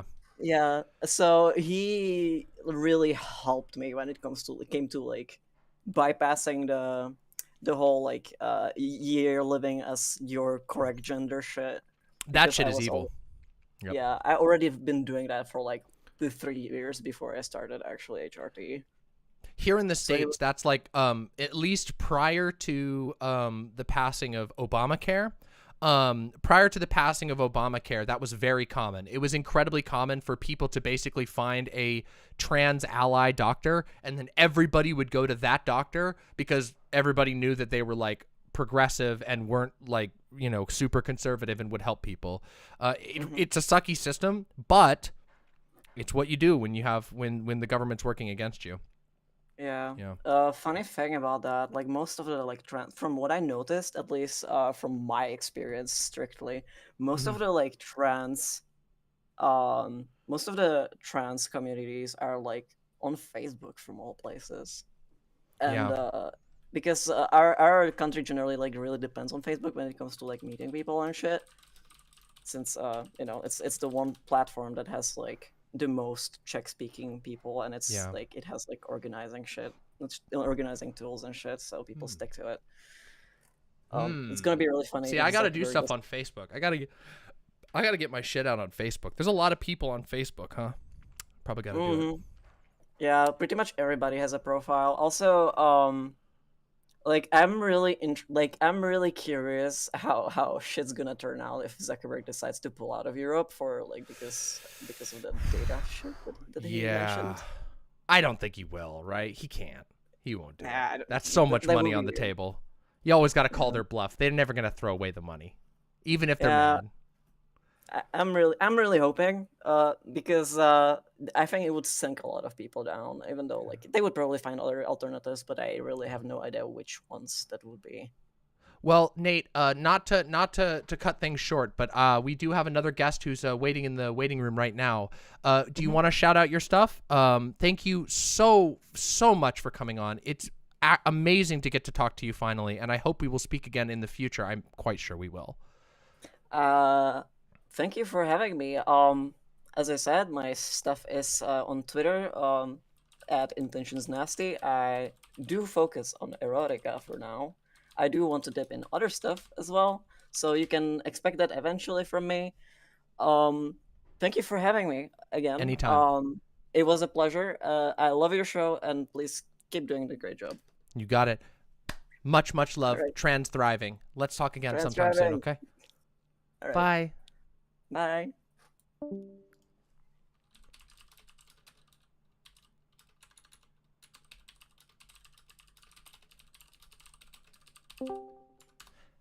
Hello. Garrison Davis, welcome. Greetings. Hi. Hi. It is so wonderful to have you. Real quick, pronouns. That's a good question. Ah. That is one I like to keep people guessing. No, I'm fine with whatever, honestly. Okay, so any all? Ooh, based any Sure. aller. We love our Sure. fucking any allers here. Thank you so much for coming on today. So happy to talk to you. I have you may or may not know who I am outside of this stream, but I've been following your work for some time. Oh, thank you. Yeah, I followed. In fact, a lot of your reporting during the sort of George Floyd protests and uprisings. Back in 2020. I followed and covered a lot of your footage and talked about it on here on this stream. In fact, back when I used to do that sort of thing a little more, I used to cover live news stuff a little bit more frequently than I do now. Now I sort of talk about topics more, but and also recently had the incredible pleasure of listening through what I consider to be one of the greatest podcast series ever made, the disturbing, sorry, I may get the name slightly wrong, the disturbing or the strange history of Nazi Catboys. The Curious Case of Nazi Catboys. The Curious Case of Nazi Catboys. Absolutely incredible. Just gotta say, just wanted to get that out there. Loved it, and looking forward to catching the last or few episodes. I don't know exactly how many you're planning on doing, but it was amazing. Thank you. Yeah, so welcome to the show. Do you want to sort of introduce yourself better than I have to my audience and let them know where they can find you? Sure. So I'm Garrison Davis. I do a mix of kind of investigative reporting, on the ground reporting, and then just general kind of, writing about current events and political, like cultural topics. I mainly work for the podcasts Behind the Bastards and It Could Happen Here. And yeah, always planning more. I like to cover like weird stuff relating to like politics, or just weird cultural things that people often don't really know about. So that's kind of my area of interest. Well, that's but one yeah, of my areas of interest too. So it aligns perfectly. I like every episode I do. I like to get slightly more unhinged about the things that I discuss. That's I'm kind so of my... here for it. You know what? I have a very similar philosophy. Can I tell you about some of the nonsense that we've been finding on stream lately? Sure. Yeah, we've been doing I've been doing a sort of dive back into to Christian fundamentalism, which my goodness, there is a plethora, a treasure trove of content these days. They're certainly having a resurgence. I've talked about on my stream a lot. One of the probably my video that I'm most proud of is a video called Demon Mama's Spiritual Deconstruction. The cult that I grew up in. I grew up in a really extreme Christian cult, and Same here. Oh, really? Do you mind me Yes, asking? yeah. Are you okay with talking about what the name of it was? I'm not gonna get into the names of it. It was Okay, like a that's fine. smaller thing up in Canada. Okay. And it's not quite around anymore. But yes, I grew up in a weird, isolated, Christian cult environment for like 11 years, and then I moved to Portland, Oregon. So yeah, Nice step up. Very familiar. Yeah, the church that my family got sort of wrapped up in for actually a very similar period of time. My family was involved for a little over 10 years, and then I left the church and sort of distanced myself from it a little bit earlier than the rest of my family. But was this church called a Calvary Chapel. Yes, I've been to a few Calvary chapels. Okay, yeah. Some of them are less extreme. They definitely depend on the area. Yeah. Yeah. There's a lot of the times they're really moderate when they're small. And then the larger they grow, the core organization will pay a lot more attention and then put leadership that's a little bit more extreme. They usually grow slowly and have like this sort of like very welcoming period when they're still a growing church, and they avoid like lots of high politics. And then once they grow in size, they start leaning really hard into a lot of anti-LGBT politics. In fact, in a large way, the church that I was a part of was responsible for significantly delaying the legalization of gay marriage in my home state, because they commanded so much of a devoted population of voters that they were able to just literally say, go vote for this or else God's going to be mad. Absolutely. Yeah. That's been an increasing thing, specifically with Calvary Chapel for a long time in like the West Coast and like the Midwest. Because and their particular brand of Christianity is really interesting because it's both highly like apocalyptical, it is. but also because of their rooted in Calvinism, it's also very deterministic, which is a very fun mix of things to be highly apocalyptic and highly deterministic. It's super weird, and it leads to some of the strangest conversations that, like, in retrospect, I remember, like, God, you may have even encountered this particular conspiracy theory. One of the like conspiracy theories that people were obsessed with in my church, and I'm talking like youth pastors would repeat this stuff all the time, was the idea that Arnold Schwarzenegger was the Antichrist. Oh, yeah, I mean that was like an ongoing bit for a long time. We had, I heard that. Oprah was Antichrist for a long time. Yep. Obama was the Antichrist for a while. It was wild. Really, well, I see people going like, what the fuck? How do you come to that conclusion? Well, it's actually funny. So like, there's a whole bunch of, God, I can't even remember all the parameters, but they said that like, basically there's some biblical geographical mathematics that's done that says that, oh yeah, basically, they think, a lot of Christians think the Antichrist is going to come out of Eastern Europe. I can actually explain this. Yeah. That'd be great. So yeah, there's the whole Eastern Europe thing, and it was supposed to happen according to like evangelical apocalyptic Christianity, which is actually very, very modern. It's a very modern thing. But the idea was that within like 100 years of Israel becoming a new nation post World War II, or post post World War II, you would get a political leader, possibly coming from the East, which is why we have either Schwarzenegger or Obama as well, because they think Obama is secretly a Muslim, Right. and who checks a certain amount of boxes via their political campaign, getting power and different things, becoming kind of like a celebrity, which is why you get a whole bunch of celebrities also get accused of it, even if they're not a politician. But yeah, it's a mix of really interesting like numerology being done by mistranslating passages of Revelation, and just a whole bunch of other like conspiratorial stuff that is really not even based on anything. It's just like specifically to get whatever like political stuff that they want to happen. Yeah, shoehorned through in, like the just lens of the Bible, or Well, and that's the thing too that's really interesting to me about like you mentioned, like the apocalyptic nature of Calvary Chapel, which is totally true. They are obsessed with the rapture. They are 100% convinced the rapture is going to happen any day now, any day.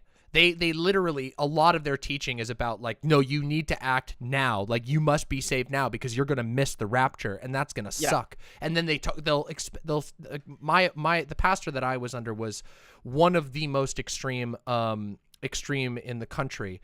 And I usually don't, I'm not going to say his name because that will instantly give away where I was. I've talked about it on stream before, but very, very intense. And we've actually watched one of his lectures that I found by chance, or his sermons that we found by chance on stream. And oh my God, like not only is there like a perpetual sense of a moral panic in all of his speeches, but the intensity with which it's delivered.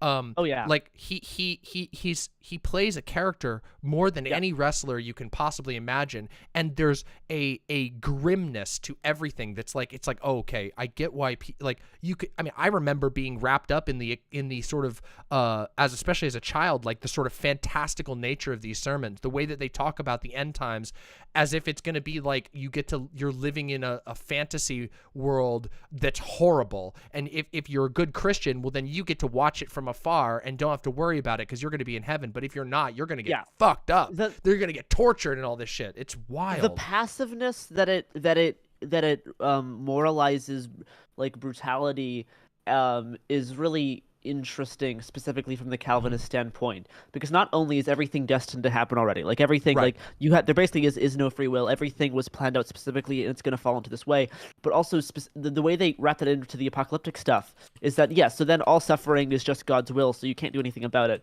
But also it actually plays into why a whole bunch of these type of evangelicals are rooting for the destruction of Palestine. Yes. Yes, because they have a whole prophecy about the temple. Is it the temple on the mount? The Dome of the Rock, right? Is that the one? I always get them mixed up. The Dome of the Rock. There's a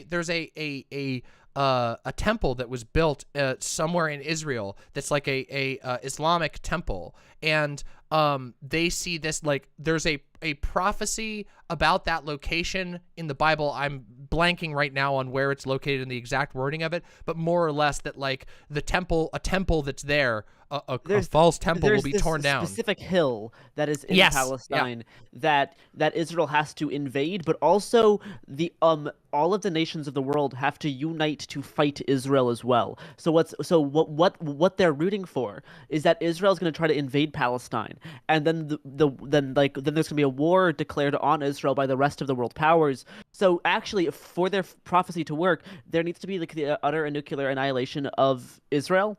So they're only pro-Palestine. They're only pro-Israel, so they invade Palestine to kill all those people, so that then all of Israel can get bombed, so that then Jesus can descend on his white horse. Isn't that kind of like a extra sinister? Like it really is a sinister form of anti-Semitism that is baffling. It's so hard for people who haven't like sat down and listened to and listen to the way that a lot of Christian like extremists talk about this stuff. It almost feels like you're like, what? Like, is that real? And it is. They genuinely, it's like anti-Semitism and pro-Israel like positions go like this in a lot of Christian extremists. Like they're super anti-Semitic and yet at the same time so vocally in support of Israel. It's the weirdest thing. They specifically need to they support Israel because it needs to be required for their like apocalyptic prophecies to work. Extremely Machiavellian. But they don't care about their actual lives because according to their prophecies, it's all going to get bombed, and like they're all going to die, and they're all going to hell anyway because they've denied the Christ. Yes, denied the Christ. Denied the Christ. Yeah. And it's fucking wild to me. Like, I mean, again, like, I've told this story on stream before. I remember, like, okay, so my dad was like a crypto Nazi, like as in had like a chest of Nazi memorabilia hidden away in the closet sort of thing, which I didn't know about, of course, until I was later and then older, and then I started to like my dad would sort of open up about these things. But it was extremely funny because despite being a literal crypto Nazi, despite being like the most anti-Semitic person that I ever met, he would not tolerate any sort of like open critique or open anti-Semitism like around other people, because in his mind that violated a verse in the Bible that said that you're not supposed to curse God's chosen people, like you're not supposed to say bad things about them because otherwise the curse will be visited on you. So it's literally just like, no, I'm a total anti-Semite, but just don't say it out loud because then God will get mad at you about it. I'm like, and I remember even as a kid like grappling with the confusion of that, being like, well, wait a minute, like you have all of these terrible positions about Jewish people, but then you're like it's literally, oh God, it's like hey, cool it with the anti-Semitic remarks. Like, it's just like, what the fuck? It would be more funny if it didn't contribute to the deaths of many, many people. It's of course, like it's totally off the walls. And like, again, like this is a church that, like, the church that I grew up in is like, they run armed facilities in other countries that are there for like missionary purposes. It's extremely messed up, but it's the like sort of specificity with which the mental the mental gymnastics will be done to justify a single position is baffling. And it is funny when you get a look from the outside. Yeah, it's I think it's worth. There's a apocalyptic stuff is going to be only getting more prevalent as the world gets more apocalyptic looking, and there's a whole bunch of ways that it's worth interrogating why we've defaulted to this thinking so much in the past 100 years, and then try to think of reasons for how we can counter some of the negative psychological effects it has, because it's totally understandable why people are getting into all this apocalyptic kind of lore. But also it's not super useful. It's not at all. It's actively harmful. I also find the understanding of it is. Oh, go ahead. Sorry. I think in order to really kind of figure out, and in order to actually like combat some of the more useless apocalyptic stuff, you have to really understand where they're coming from. Mm-hmm. And that can be the hard part for a lot of people, is actually like fully getting into those types of mindsets initially, so that they can understand how it works and why it works, because that's really the key to kind of addressing those things, whether they be like apocalyptic Christians or whether they be apocalyptic like allies and stuff, or just really thinking that there is nothing left but to throw hands up and burn in the flames. Yeah, I think it's funny. I've had a couple of conversations about apocalypticism even on the left, and how like even a lot of communists get into a sort of like an apocalyptic mindset where like, oh no, there's like we're waiting for this world-ending catastrophe, and then the revolution will happen, which it functions like for a lot of people exactly like a rapture, where it's like this event that we don't really know what shape it's going to take, we don't really have a choice in it, it's just going to come and happen, and then the world will be better. It will become, after a period of bad things, it's going to become better. And it really is ingrained as a part of culture beyond even just like Christian churches.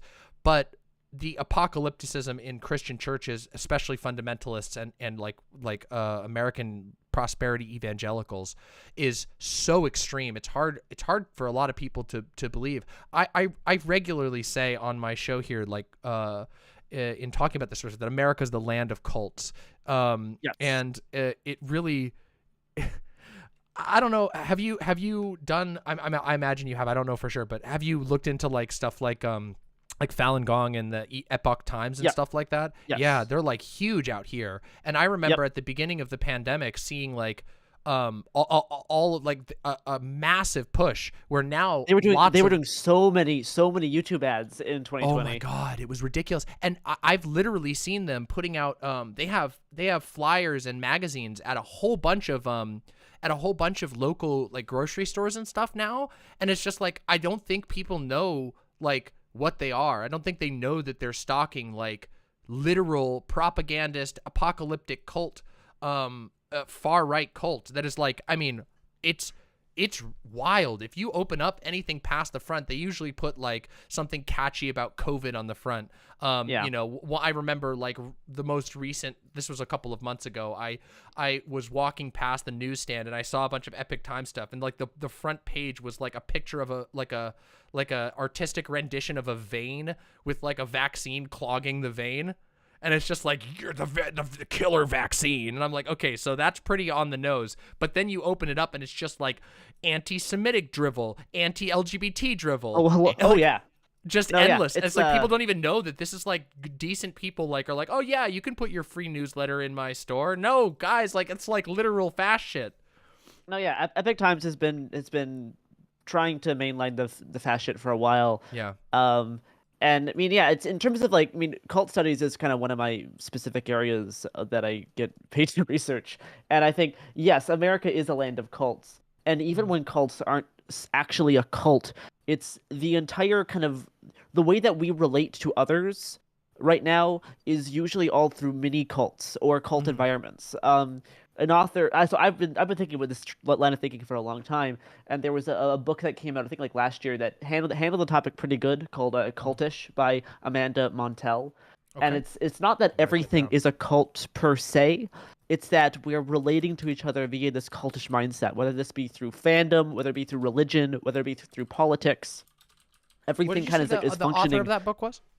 Amanda Montell. Amanda Montell. Okay, I got that down on my list for today. Something to look into. It is a pretty solid book. It goes over a lot of these types of things that I like think about and talk about a lot in a very clear way. So yeah, I would definitely recommend that because yeah, I mean it is very useful to look at everything happening, being like, this all seems like everyone's just doing competing cults. And I mean, yeah, that kind of is what's happening. It kind of is, and it's interesting because it's like the normalization of the sort of abusive structures of cults, and the way that like I did a stream a couple of months ago where I sort of specifically talked about the business like structure of even the cult that I was involved in, and how like a lot of these cults, they run themselves just like tax-free businesses that have a very specific political like angle, and I mean down to creating consumerist cults like within their own cult. So like buying their products is a lot of like trait. multi-level marketing type stuff. I mean, you see that across like Focus on the Family. You see that like on Hillsong. You see that on Calvary Chapel. It is pretty common among that like type of group. The sort of effortlessness with which old school religion can be used to empower the already cult-like obsession with lifestyle products and consumerism. It's just like, oh yeah, like certain aspects of Christianity have just been like, wait a minute, we can just incorporate this, and why not have every single church also have a bookstore, also have a subscription service by which you can get recorded versions of all of our sermons, et cetera, et cetera, et cetera, and it adds on and adds on. Like, I mean, my home, my home church, quote unquote, the one that I went to for most of my life, built a radio station on their ground as they grew. They built their own radio station. They got clearance to run a radio station off of their little compound, and it's wild. And that is not uncommon. It's not at all. It's like, it's almost taken for granted that if a church reaches a certain size, they're going to put together either a TV station or a radio station. And it's very concerning. Something I wanted to run by you is something that a topic that I've brought up on stream a couple times, which is this idea that like, while I spend a lot of time criticizing religion, I also try to talk to people about the fact that like, a lot of times in the sort of atheist critiques of religion, there's sort of a lot of fixation of just like blowing out the bad ideas without like ever really acknowledging the fact that like the main reason why these things spread is because churches provide a social space, a They're some of the coercive only social community space. in a lot of these places. Yeah. Yeah, like literally. And that was something that was the case for my family growing up, is that like my mom was isolated and going through a really tough divorce and was struggling severely economically in a very poor state, and the church was standing there with open arms being like, well, we'll get you food, we'll make sure your kids have daycare where you can put them at the church daycare all day for for extremely low price that you can't get anywhere else, and that means that you'll be fine to go to work and your kids will be safe, and all of these I've said before, like everything from clothes to food to community is provided by churches. And yeah, it's coercive. I'm not saying this is a good thing, but I'm saying that if people can't find it anywhere else, then those needs will eventually override reason. They will override better paths that just aren't as accessible. Turns out when you live in a alienated, isolated world where you cannot relate to many people around you and you're not connected to anything you do, and you're not really doing great financially, meeting with a group of people a few times a week and having them give your kids like daycare and childcare and all that kind of stuff can be really useful. So yeah, like of course it makes sense. Like it makes sense if you actually spend time there. Like you have to like right. It's not some like unexplainable like phenomenon. It's people are isolated, people are alienated, and community is extremely important, especially in parts of the country that are kind of like left out of the discussions, right? Between if you're not on like the coasts, you're kind of ignored politically a lot of the time, which is why those areas are so conservative anyway. So like it all tracks. Like a lot of like mutual aid systems that we talk about for like leftism, a lot of that gets kind of recreated in many of these church environments. Right, and because that's the the mutual thing they have. aspect is like the mutual aspect is always put, they advertise the mutual aspect and they lampshade or attempt to hide the obvious coercion in the fact that like increasingly your life is enveloped in this group that if you disagree with them sometimes at all, you will be sharply and rapidly cut out. And that's part of the problem, because you get so reliant on this support network that you're gonna follow along, because if you don't, then you have no more community, and then you're kind of done. So it is very like manipulative, and it's very abusive, but it's all that people have, which is why I really encourage people to start doing kind of community building, mutual aid stuff, specifically in rural areas. As scary as that may be, it is so important, especially for how we're gonna like trend in the future. Politically, as we're kind of gonna be seeing more and more like mini collapses, mini crumbles, we're gonna need to turn to each other, and a lot of churches already have these kind of things set up. So which is a scary thought, because they're going to spread that the ideology they're going to be spreading is a deeply hateful and very difficult to escape from ideology. That's the for lots of them, absolutely. And I don't think it's too late, honestly. Like I think there is a way to do it.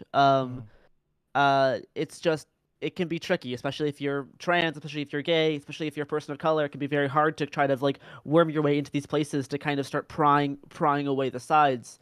But if you're able to do it, I do think it is definitely still worth doing. Yeah. And also, like, something I talk about a lot is just providing a non-religious alternative, or at least a more healthily religious if you're a religious leftist. I talk about the need for that. Like, I mean, early on in the pandemic, there was a huge mutual aid food delivery effort in my area. I live up in Seattle, and I delivered food with them. It was extremely easy to participate in, and we got food to people who needed it, and that was amazing. And it didn't come with any strings attached, which is awesome. So we have to wrap up here because we have another guest coming on. It's kind of a rapid fire call-in day. However, I did want to ask you one last thing, or perhaps give you something interesting to look into. Have you ever heard of Calvary Chapel's U-Turn or their rehab ministries at all? I think a little bit, yeah. You should look into that. I think there's even one of those here in Portland that I may be familiar with. Probably. They are slave labor. It's bad. My stepdad and a bunch of people that I knew went through these programs. My stepdad he passed away a couple years ago. But at the church that I went to, they literally had a farm. Their U-turn rehab program involved people going to that farm. Their family, either they or their families, the lines always get very blurred, hand over their ID, their money, everything that they have, and they stay on their, like, away from drugs, doing work on behalf of the church, being given food and room, but literally indentured. I mean, it's slavery. Like, you would drive past and you would see a bunch of people in rehab doing hard labor in a field that benefits the church, but it's a rehab program, so they're allowed to get away with it. And these are all over the place. And I figured I'd say that in case maybe it's something very odd and very interesting and extremely shocking to look into. I met a couple of years ago, after I'd left the church, I met a woman in an airport who was literally in the process of escaping from the women's rehab program. And in her case, she had been referred by they always send you away. That's the thing. They send you away from wherever your base place is so that you can get away from temptation. In her case, she'd been sent from the West Coast to an East Coast location, and her family had taken her ID, her cards, her credit cards, everything from her, and it was out of state. So she was really shit out of luck. And thankfully some people were able to help her get her back home. But, like, oh my God, it's messed up. And this is a lot of people that they bring in. Yeah. I will do my pluggables here shortly, but yeah, I do want to say on their website they say everything is done according to the Bible. No psychology. Yes, they're Calvary Chapel's super anti-psychology. Yeah, they literally think it's evil. And they also have no phone calls or emails allowed during these 2 months. All communication is to be done by postal mail. Which How interesting. How interesting. They make it super, super hard. How easy do you think it is to send a letter out of there? They check the mail. It does not happen. Absolutely not. Does not happen. Yeah, it's fucked up. It's really messed up. And like I said, my own stepdad went through that program before before and during the period that he met my mom. And it was really messed up. So anyway, if you want to hit us with your plugs, Garrison, thank you so fucking much for coming on. It has been amazing to talk to you and connect with you. And I'd really love for people to be able to go check out your stuff, because I'm a big fan of your stuff. Thank you so much. Yes, you can find me on the Twitters for some reason at Hungry Bowtie. And then, for podcasts, Behind the Bastards and It Could Happen Here are my main projects. I got some fun stuff about DIY HRT coming up. Ooh. Got some fun stuff about various efforts to fight back against all of the anti-trans bills. And then also got some stuff coming up about the Defend the Atlanta Forest. We need that so much. So, did you? Sorry, you cut out there for a second. My cat just smashed my recording box. It's fine. Oh no! Well, they do it often. Well, that's cats for you. That's how they do. Well, but thank you so much. Yeah, thank you for coming on. Really, really happy. Everybody, seriously, go check out go check out all of Garrison Davis's work. Just so fucking good stuff. Thank you so much for coming on, and of course, trans thriving. Bye. Bye. Yay! Yay! That was wonderful. Garrison Davis is amazing, and I'm so happy we were able to get them on. Oh my god. Oh my god. Go check out Garrison Davis's stuff. All right, we're ready for the next caller. Next caller, come on in. Garrison Davis. Hello, Lady Hopium. Hey, how's it going? Hi. Pronouns? She, her. Welcome to the show at long last. Well, we've been on here before, but welcome again at long last. I have. What's that? I think you have. I swear to God, we've talked on here before. Maybe not. I swear we have. I don't think so. You sure? I've been waiting to talk to you for a while because I personally love your content. And the minute I found your content, I was like, holy shit, this is exactly what I've been looking for. This is exactly the kind of shit I've been talking about, fam. Fuck yeah. Well, I'm happy to be able to deliver for you. I'm a persistently disorganized and persistently overworked. However, I do my best, and I'm very happy that what I do bring is pleasing to you and whatnot. Real quick, do you want to just give yourself a full shout out to the audience and let them all know what you're all about?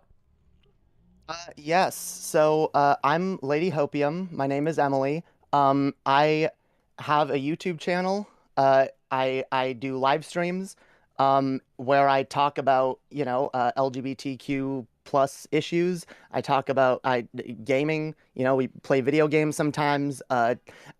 Particularly lately, I've been talking a lot about ace issues because I've been recently discovering myself as being on the ace spectrum, and I've learned that there is not nearly enough representation or people talking about that kind of shit in like queer spaces. Yeah. So I try to add, to the conversation on that. And yeah, I do all kinds of things. I'm also a rapper and a musician. You can find me on all the music streaming sites like Spotify, Apple Music, and everything. I only have a few songs right now. I'm currently working on an album, but it's Lady Hopium everywhere. I mostly write songs about shit that I deal with, my upbringing. My most popular song is about an eating disorder. It's called "If I'm What I Eat, Then I Must Be Nothing." It's a Pog song, fucking banger. Damn. That sounds awesome. But yeah, go check all that out.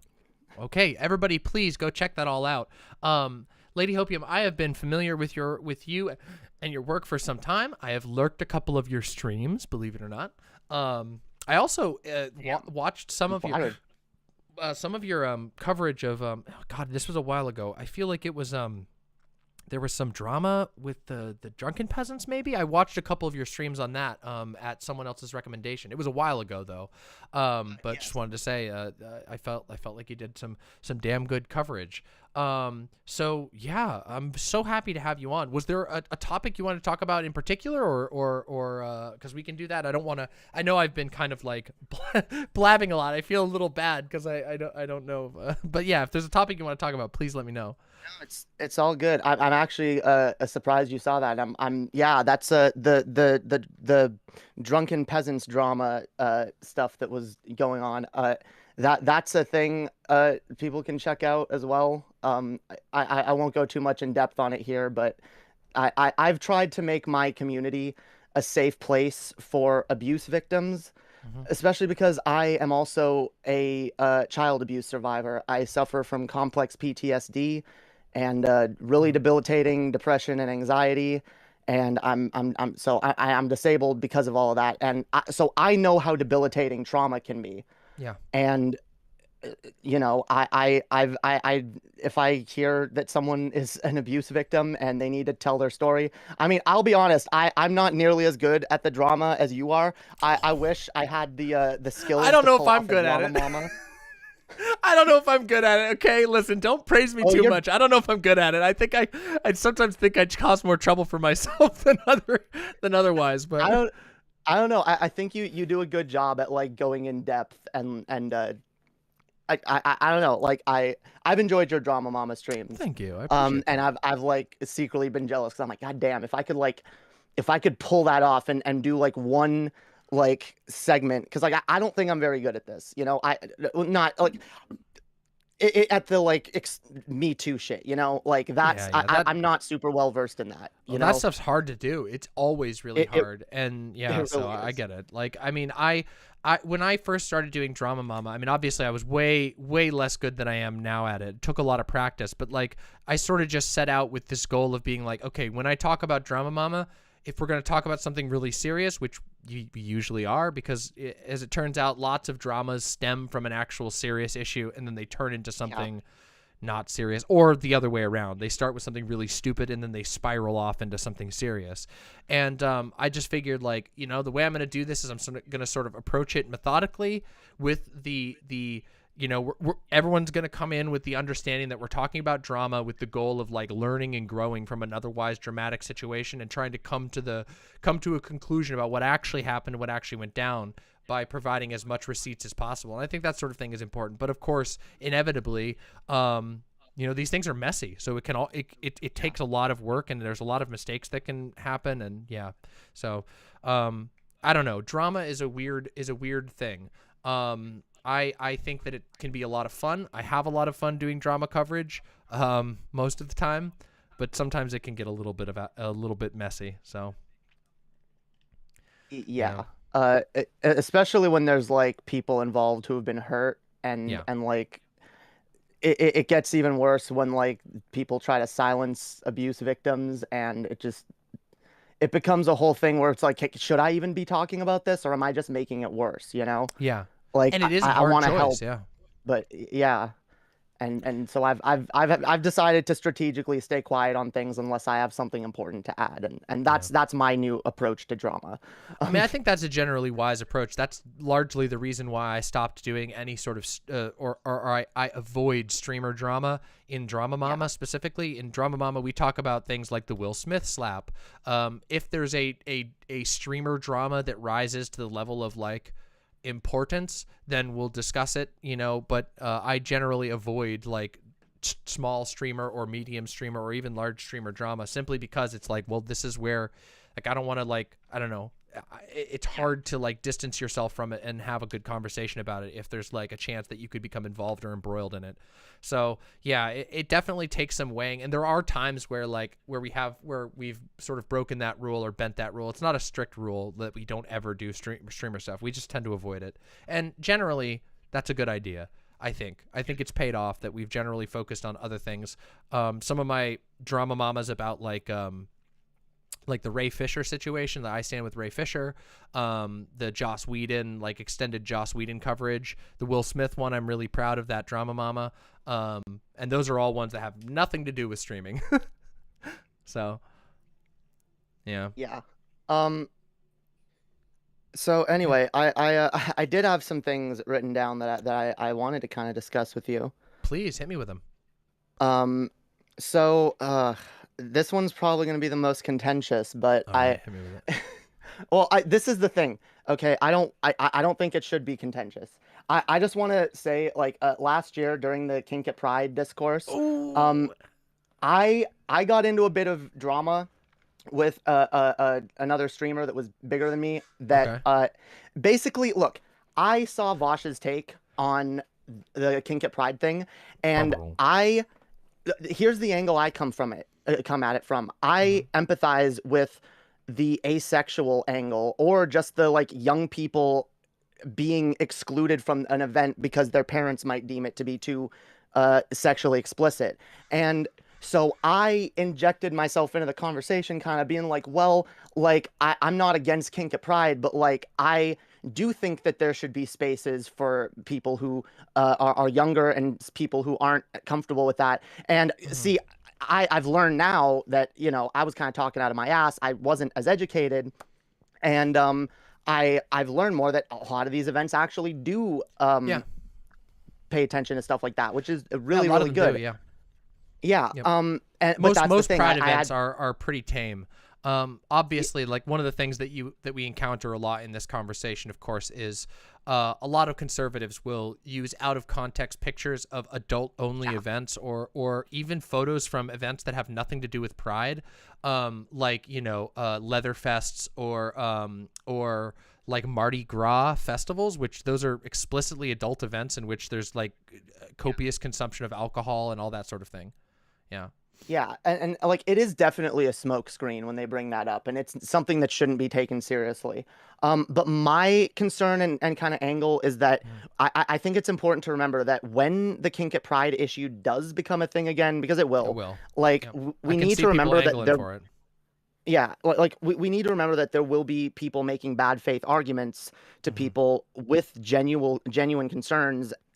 Specifically to like ace people, and it's important to remember, like, kink, like, yeah, it's a smokescreen, but it's important to keep the conversation open to like the asexual perspective, and to let ace people specifically know, like, you're welcome as part of our community. You're one of us. And, I and there agree is a 100%. space for you.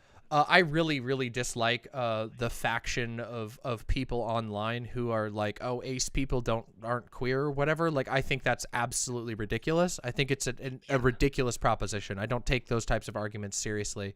I think it's incredibly important that ace people are welcomed and considered a part, because I don't know if people realize this, but our society has the weirdest relationship with sex that you can possibly imagine. And yeah, actually, the pressure to be sexual, even if you're not, the pressure to engage with sex in a specific way, even if that's not the way you engage with sex, is extreme.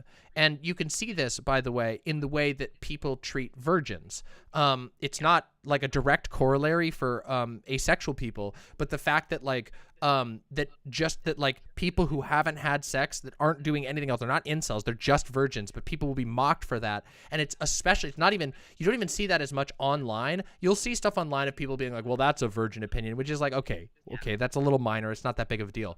But I can Just a tell you, microaggression. yeah, it's like a microaggression. But I can tell you, again, like having grown up in a Christian environment, despite the fact that Christians are really weird about sex, they also expect, like, especially like boys, quote unquote, or people who they identify as boys, they expect you to be sexual while also repressing your sexuality. It's very fucked up. It's incredibly messed up. And it goes into the point of being often very traumatic. Like, I mean, I was always, when I was a kid, I was like compared unfavorably just because I wasn't like particularly interested in sex until, which is surprising, I know, coming from me, until a little bit later in my teenage years. But I was made fun of constantly because I wasn't as interested, because I didn't really care about going to dances or going on dates, even though my family was simultaneously super Christian.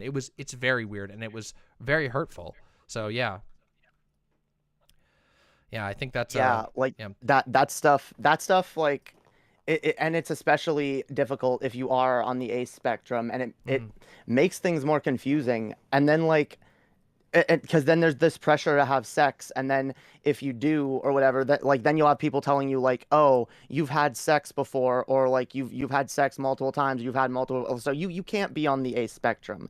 And like for me, I'm someone who's on the ace spectrum, but I'm not like completely sex repulsed. I would describe myself as minorly sex repulsed, but I'm also an extremely romantic person. And that's another like common misconception of like ace people, that it's like, oh, well then you must not be romantically attracted to anyone. It's like, no, I enjoy being in relationships which is why I identify as demisexual. I enjoy being in relationships where I can be intimate with the person, but not necessarily sexually. But like, I mean, I think people just don't talk about it. Like I've had partners in the past who were super romantic and very intimate people, but that weren't nearly into sex, but they didn't have the words to describe that. They didn't even have the words to explore that. And that can make how do you communicate you need and want in a relationship if you don't have the terms to understand it for yourself? Yeah. Exactly. Yeah. So we are coming up to the end of our time. Would you real quick please plug yourself? And if there was any other last things you wanted to touch on, please go ahead right now. Also, Silent, yes, I would absolutely love a large Diet Coke with some ice water or with some ice in it. Hell yeah. I know anything else I bring up would probably be too long, but just again, I'm Lady Hopium on all socials. I have a YouTube channel where I do most of my stuff. Follow me there. Follow me on Twitter. I'm also a rapper and musician. I got music on all the fucking streaming sites. I'm Lady Hopium everywhere, all across Lady the internet. Hopium. You fucking heard it, everybody. Easy to find. Lady Hopium. Excellent name. Thank you so much for coming on. Thank you so much for the topic you brought. And I'm sorry we didn't get more time. Just trying to make sure we get everybody in on a day like today. So thank you so much. And we will talk again in the future. I'm quite sure of it. Hell yeah. All right. Have a wonderful day. Thank you so much. Trans thriving. Right. Trans thriving. Hell yeah. Peace. Bye for now. Bye. Everybody, that was Lady Hopium. Oh my goodness. Much love to Lady Hopium. Amazing conversation. Go check out Lady Hopium on all platforms. And we have Luxander on the way in. Go ahead and bring Luxander in. whenever possible. Hello, Luxander. Real quick before we get started, pronouns. I'm doing it's right now. It's based. One of my favorite types of pronouns, genuinely. Big fan of the it's users. I think it's based as hell. Welcome to the show, Luxander. You have one of the sweetest communities on the internet. And I'm gonna say that before you introduce yourself, so that everybody in this audience knows you have a fucking crazy sweet community. Do you want to introduce yourself? Let everybody know what you're all about, where they can find you. So yes, I'm making YouTube videos for like 7+ years, because that's when I started testosterone, was in 2015, the first time. I'm also on Twitter at Lux_banana, if anybody's interested in hearing me just vomit my thoughts over there. I talk about gender stuff for the most part, and more recently in the last couple of years, I talk about politics more as I'm being dragged further and further to the left. It's interesting being radicalized, but knowing it in real time, you know? Yeah, of course. Hey, I mean, that's the best type, right? That you're with open eyes acknowledging where you're headed, that you're actively seeking out a more complete and radical worldview. I think that's the best type. Yes, absolutely. At least, you know, you just being self-aware is one of the most important things. So and also one of the hardest things, as it turns out.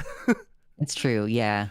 I appreciate you complimenting my community. I've always believed that it's very, I think it's silly when people are like, oh, I don't have any control over what my audience does. It's like, well, your audience is kind of a reflection of you. So if you're a shithead, then you're kind of going to cultivate an audience of shitheads. Calvin. Listen, okay.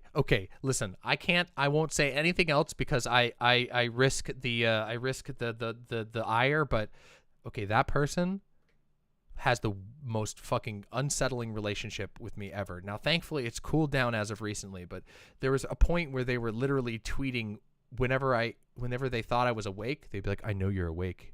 You're tweeting." Oh my God. I'm not kidding. That's terrifying. That's genuinely terrifying. They, I think that person has.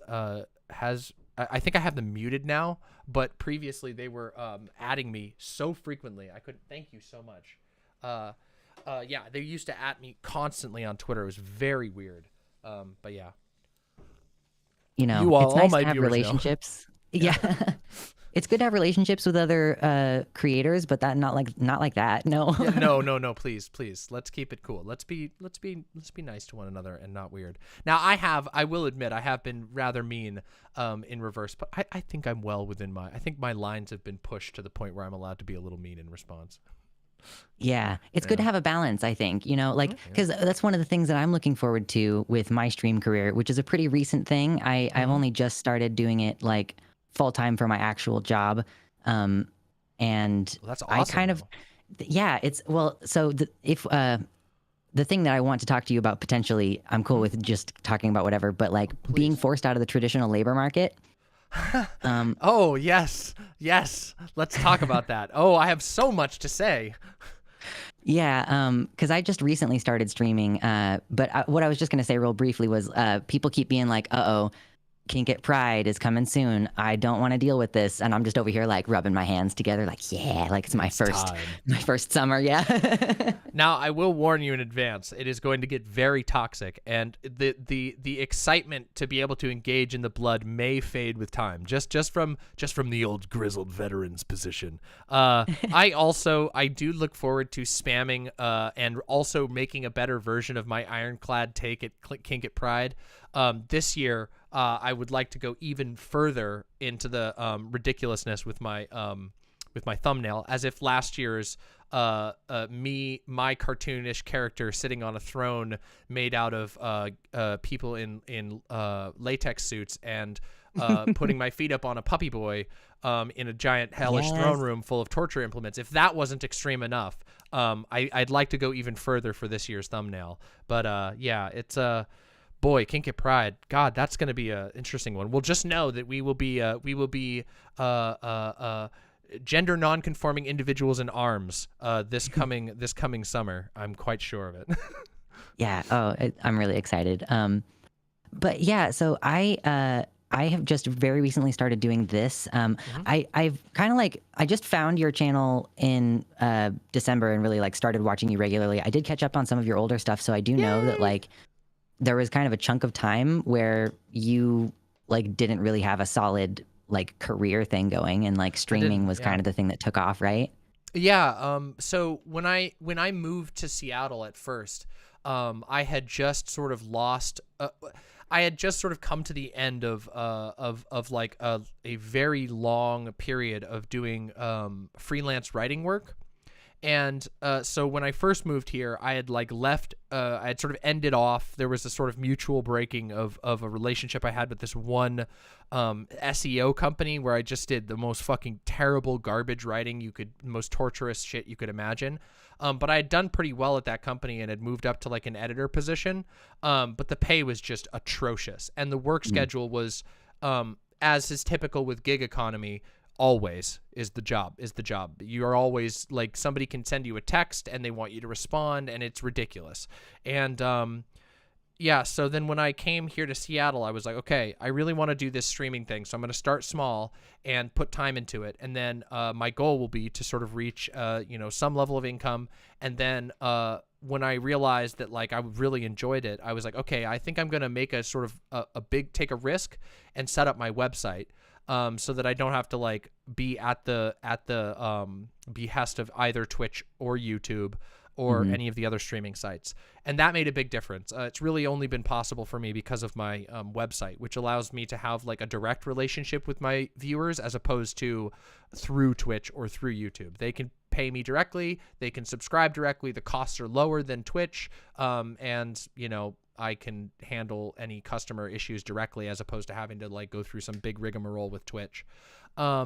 And yeah, that was like a big deal. So I've been doing this full time for like a year and a half, but for the first like 6 to 8 months of streaming, it was just part time. I just put a lot of my free time into it, and then I was doing some writing stuff on the side, but my income had taken a bit of a hit at that time. So yeah.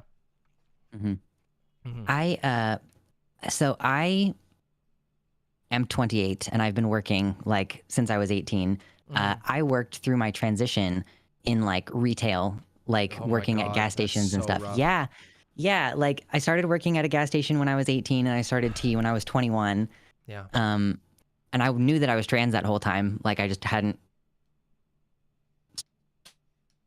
I did that job for years and then tried to work for the U.S. Postal Service as a mail carrier. And, I think if I hadn't already had CPTSD from like childhood abuse, then I probably would have gotten it from like being bit by a dog on 2 separate occasions and like constantly having to be vigilant for that shit.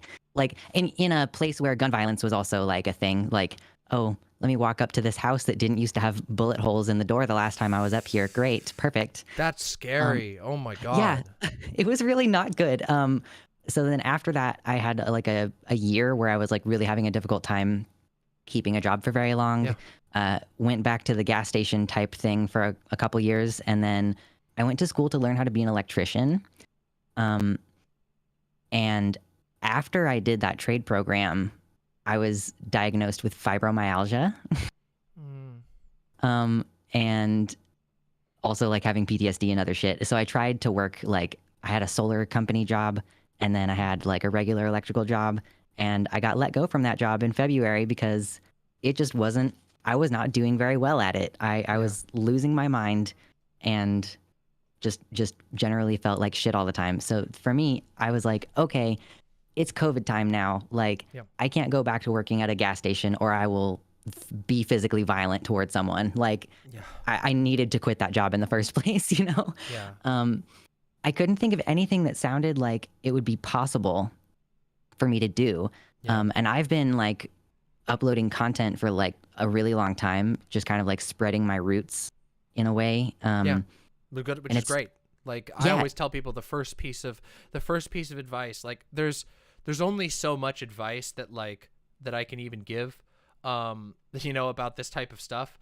But it's like, but the one that I always say is like, just make shit, anything. It doesn't matter. Like even if it's not perfect. My first stream, which I still have a copy of, is hilariously bad. I literally was like, the first time I ever streamed, I was too nervous to like show my face. And it was only my friends who were watching that at that point, like 4 people I knew IRL, nobody else came by. And so I literally wore a mask over my face, and then just like talked into a mic while playing Hollow Knight.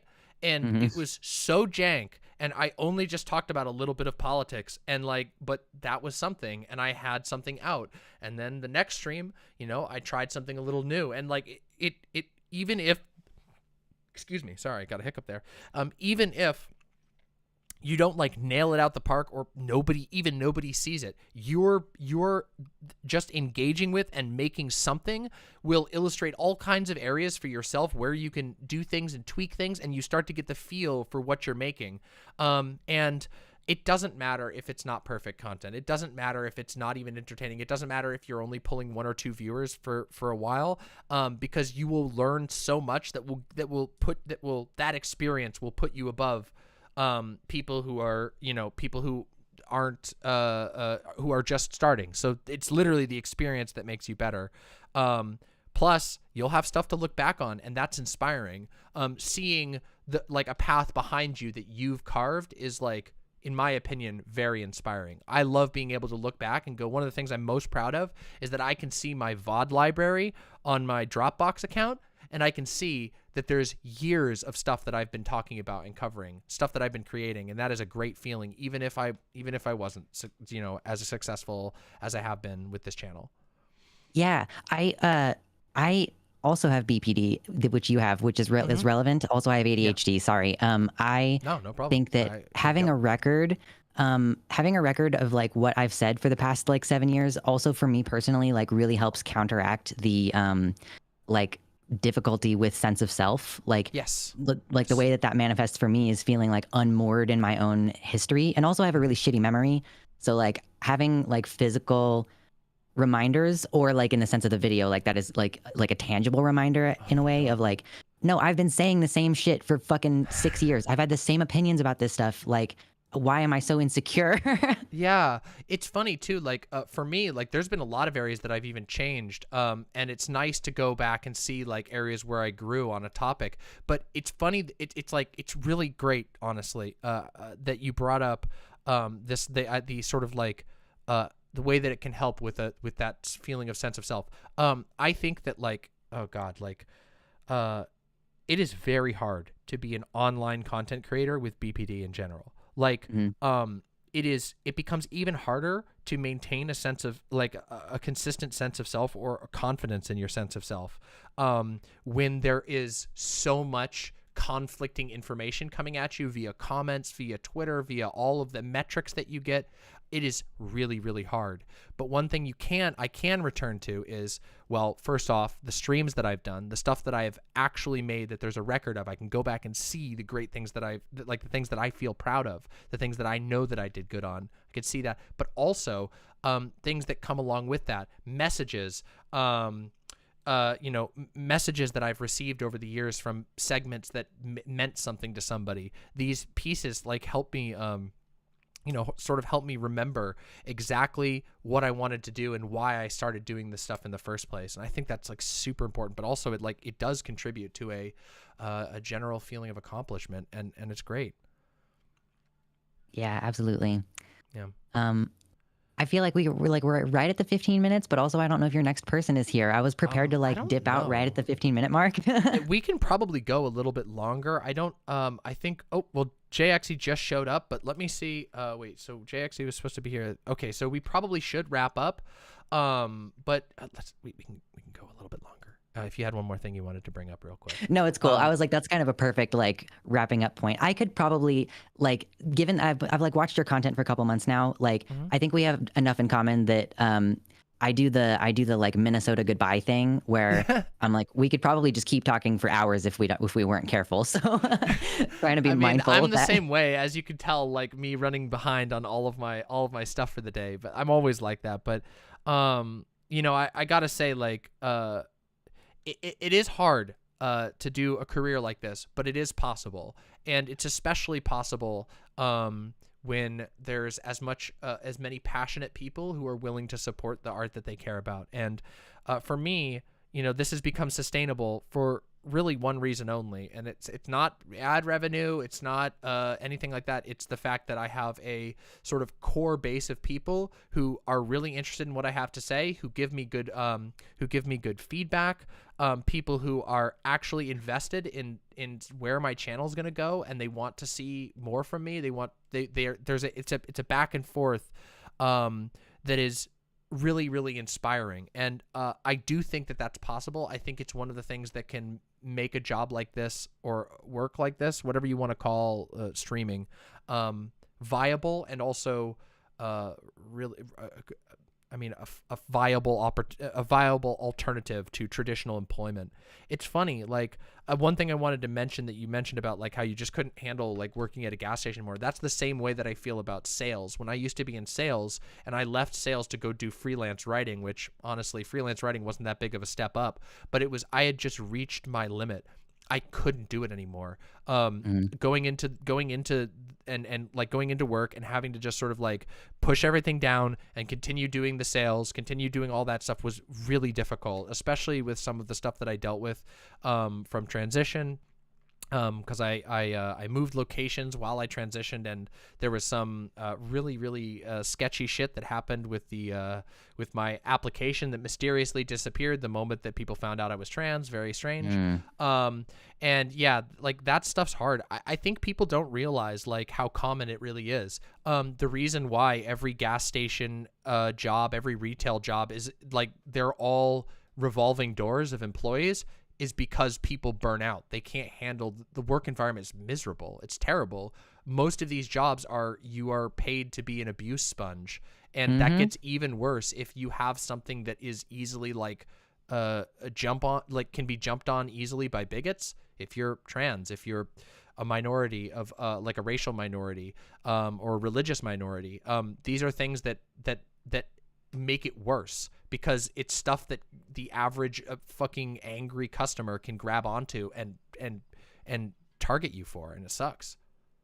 Yeah, I went from working overnight as a like totally female seeming person for several years to then working during the daytime as like an increasingly gender ambiguous person. Yeah. And that on its own, I think would be enough to like push most people out of that type of work. Like the consistent scrutiny and just toxic environment in general. Like people are not kind. They're like, oh yeah, you're in a service industry. That means you're functionally a servant. Like it's genuinely as though they're replicating that. Yeah. Yeah, it's really bad. I'm not doing it anymore, and I'm never doing it again. Yeah, that's how I am. I'm well literally so far. like, it's wild, because like I still am to this day nervous about things to do with this, but like throwing myself into it, just being like, nope, I don't care. You can't make me show up and go and work for some stupid asshole who's going to mistreat me and underpay me, who's like, especially after my experience in sales, which, let's be real, when I was in my early 20s, I was pretty naive, and I thought there was some opportunity for me to grow in sales. It was just like, oh God, it didn't happen. It doesn't happen. Even if you are really, really good, they will always find ways to make the situation advantageous to them and not to you. And it's exhausting. So I was like, nope, I'm going to figure out how to make this stream thing happen, or I don't know what I'm going to do. So, yep. Yeah, I would say for me, having just like, after I lost my job, like just deciding like, oh, I'm just going to do this now, is going shockingly well. So I'm always appreciative. I think that there are some people who are fans of both you and I. I see some familiar names in both of our chats. Yay! So That makes me that's happy. pretty cool too. Yeah, I like having crossover community, and I like it when, like, I don't know, I just love recognizing people and be like, hey, it's Holokin, or like whoever, it's good stuff. Yeah, I love seeing that as well. It makes me happy. I don't do it as much as I used to for obvious reasons, but I used to pop into chats more frequently. But I would love seeing people, crossover between the communities. But hopefully that grows. Will you, real quick, we do have to wrap up. Do you want to give us your shout out one more time for your channel and everything? And I can say, everybody, please go check out Luxander's stuff. Yes. So I'm Luxander everywhere. That's just the name of the YouTube channel, is just Luxander, and Lux_banana on Twitter. If you want to follow me on Twitter, I would not recommend putting on notifications for me because sometimes I just tweet like 15 times in a day. Hey, that's great. Listen, sometimes you got to do 15 tweets in a day. What's wrong with that, huh? I do it sometimes. Sometimes I tweet 15 vomit. pictures of dogs. You know, whatever. Absolutely. Well, thank you, Mama, for having me on. I really course. appreciate having the chance to talk to you, and I'm sure I'll see you around. We absolutely will. We will see each other around, and hopefully we will talk again in the future. Thank you so much, Luxander. Have a wonderful day. I'll try. You too. Bye for now.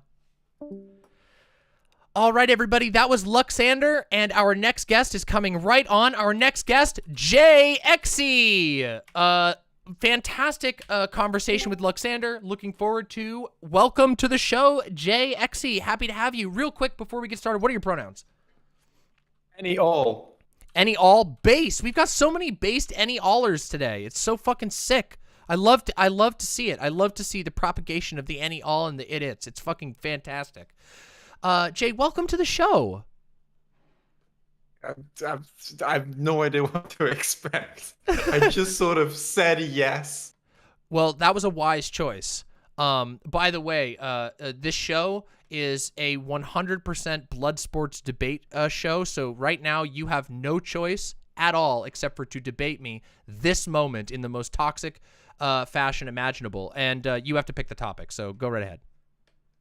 No, that's a joke. That's a joke. That's a total joke. I actually don't do debates that often on this show. So no, this whole stream today is all about bringing trans people together to talk about trans issues. Giving people new trans content creators to talk to and to check out. And so I was super interested in having you on. I've watched a bit of your work recently. In fact, I think I covered some of your some of the drama you had with Hassan, actually. You did. I saw that. I enjoyed your coverage. Yeah, we had a fun time looking at it. It seems like it got really fucking toxic. So, but real quick, if you want to just sort of shout out your channel and stuff like that, and let everybody know what you're all about, introduce yourself to the imps. We're super happy to have you here. So. So I'm Jay Exci. I make videos shitting on Hassan for clout. That's all I do. I've never done anything else. That's if you all Hassan if you 24/7. Then give me a quick look. I just did one about Lego Star Wars. It's an hour and a half. That's the kind of shit I do. That's awesome. So do you do like so you're besides your beefs with Hassan, you do a lot of media analysis stuff, don't you? Pretty much. Yeah. Well, that's sick as fuck. We do some of that here, although I'm notoriously neglectful towards my reviews and my video game content recently. I feel bad about it, but you know how it goes sometimes. Yeah. So wait, do you want to give us your thoughts on Lego Star Wars? Like the do you want to hype it up a little bit? Because I know there's a lot of Lego fans and there's a lot of Star Wars fans, but are there a lot of Lego Star Wars fans? I don't know. Oh, there are a lot of Lego Star Wars fans, and I think I upset a few of them. I gave what I think is a mixed critique. You know, one of them where it's like, I'm talking about how some good stuff in there and there's some bad stuff in there as well. There's also some just straight up average stuff in there. When this is a game with a reputation for being like one of the best games of all time, put on a little bit of a pedestal. I think that's kind of a meme, and I sort of agree with the meme. It does deserve to be put up on that pedestal, but it is also a game that can be criticized. And okay, so you're saying you're 2 months of my life doing that. You've got an acolyte. You're an acolyte of the Lego Star Wars, but you're not without your rationality, is what you're saying. You're not one of those zealot fanatics. Now, the one thing I'm I not remember, a Lego Star Wars zealot. There we go. There you go. Isn't it so simple? If only people couldn't become zealots about Lego games, the world would have no problems. It is really. I remember one thing. Kill stream debates about the Lego games. Wait, what? I would really enjoy watching just the kill stream debates about the Lego games. That would just be. Do they debate about stuff like that? I don't even. I mean, there are debates in media circles, but I've never seen one about Lego games. I want to see it. I want to see people fight about whether or not the Lego Yoda was an accurate depiction of Yoda.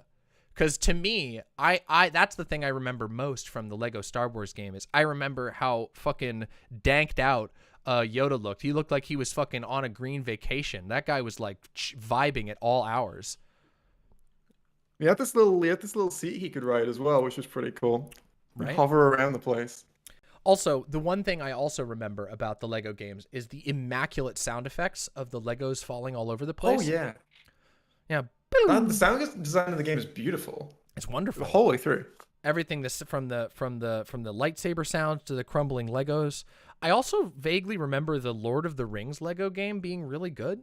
Or maybe it was like the third Lord of the Rings Lego game. Yeah. That one I never got to. I did Lego Star Wars, Lego Indiana Jones, and Lego Batman, and then I sort of fell off them. So wait, isn't there a new Lego something property that just came out? Like, was it a Lego Batman movie? There's like loads of Lego movies coming out at the moment. There was a Lego Batman movie, which I think is fucking awesome. But then there's also just the other day there was a new Lego Star Wars game dropped, and I've been playing some of that to see how it is. How's it measure up so far? I don't think it's as good as I think there's aspects in which it's better than the originals, but overall I wouldn't call it as good. But it's getting mad praise because everyone loves it because it's a Lego game and they're very hard to hate. Yeah, they are hard to hate. I will say I've never walked away from a Lego game feeling hateful. There are games I've walked away from feeling hateful, but not a Lego game.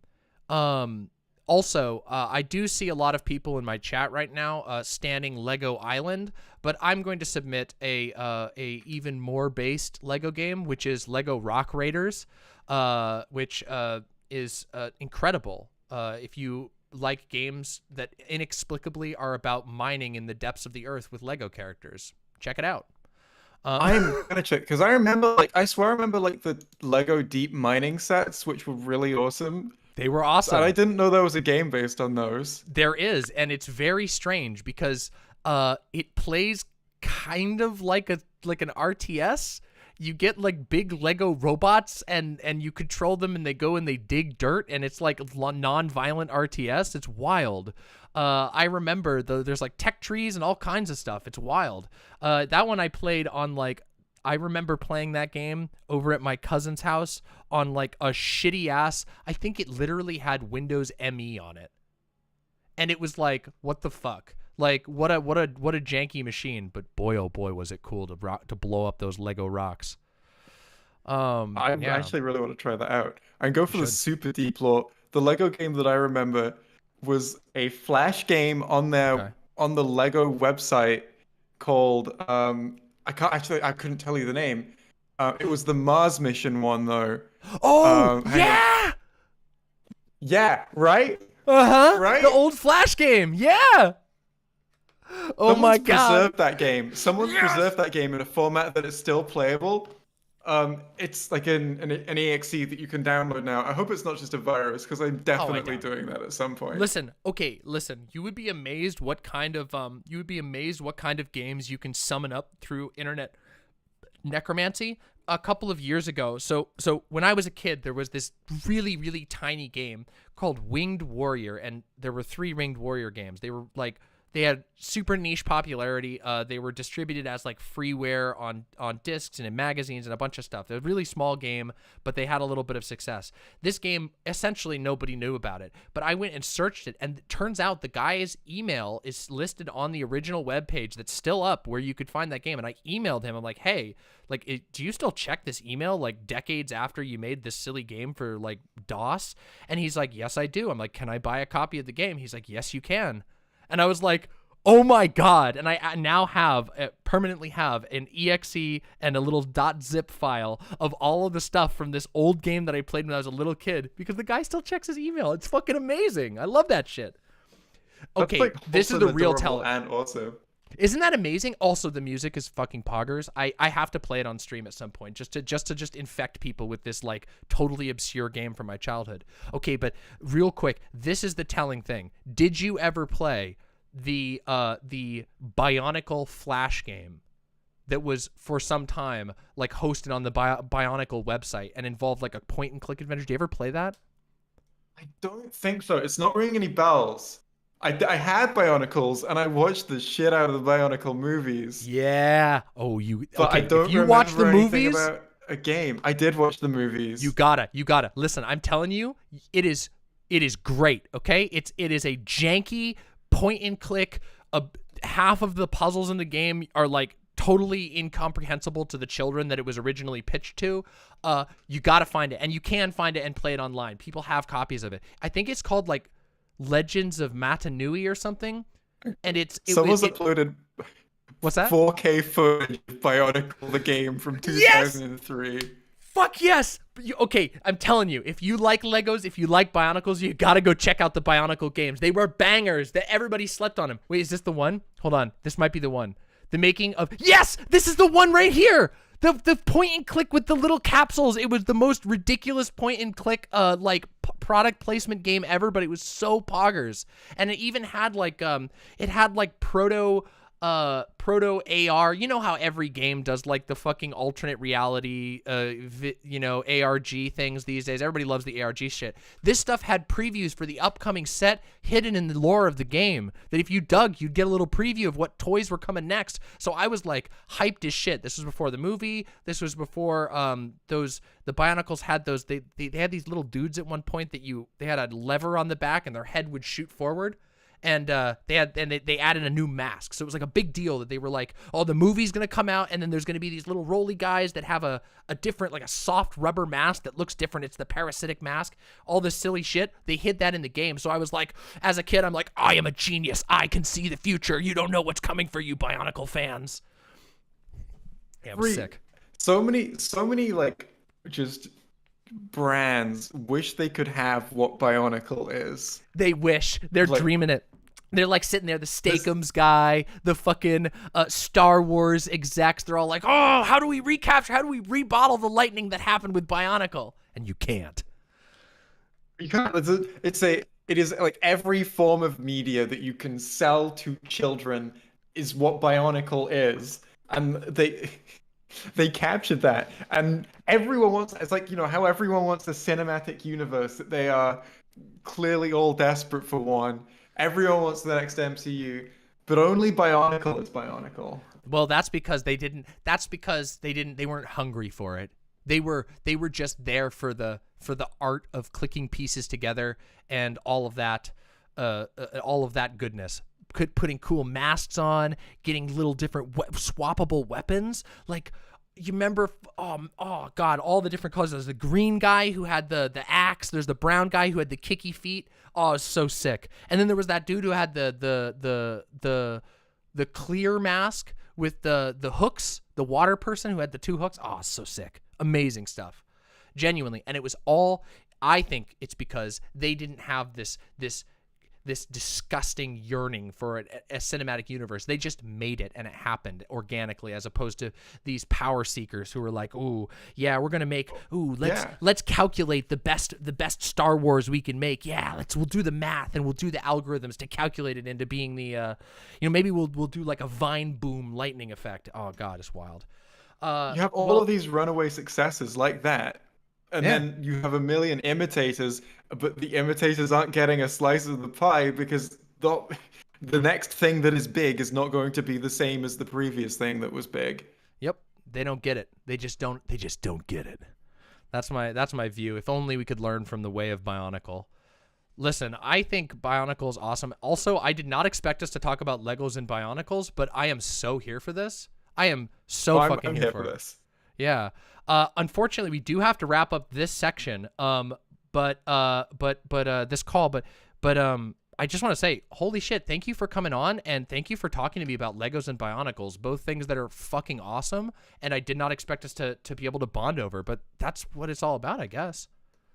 I'm always happy to go on stream and talk about Bionicles. It's a joy. Yeah, well, Jay, thank you so much for coming on. Please, before we end the call, would you mind shouting out your channel and stuff again, and hyping up some of your stuff that you've been working on? Sure, yeah. My name is Jay Exci. I have a YouTube channel by the same name, on any social media platform I'm on. I've made videos recently about her son, about Lego Star Wars. I've got one about smiling friends coming out soon. It's just all kinds of media stuff generally, with occasional, some occasional base takes thrown in on the more political side of things. You don't want to be too based. You don't want to alienate people. Like, you don't want them to run away because you're so based. You like roll up and they're just like, wow, this person is too based. I feel self-conscious. You got to throw in a little bit of cringe, Just for the love of God. I am sometimes intentionally cringe just to dial back my power. See, you have to do that. It's the only way to survive. That's why I'm wearing this shirt today. This I don't know if you can even see the stream, but I'm wearing a Dat Boy shirt. I don't know if you remember the hit meme. But that's how I ward off the bad vibes by wearing a cringe shirt. So Jay, thank you so much for coming on. Hopefully we will speak and or talk again or chat or whatever in the future. I'm very happy to get you to come and say hi to my audience, and hopefully they will come check out your stuff, because that's the goal of all this. So pleasure. Yeah. Thanks for having me on. Yeah, have a great day. Thank you so much. You too. Bye. Bye for now. All right, everybody, give me 1 second. Give me one real quick second. I'm going to hit the bathroom, and then we are going to have Celery posting on, the amazing and wonderful Celery posting. So give me just 1 second. I'm going to hit the bathroom real quick. We'll play the bathroom song real fast. It's going to be a real quick break. Don't worry, it won't be long. If you're here and you haven't pressed the like button on the stream, press that like button. And also subscribe to the channel. I will be right back. Okay? Be right back.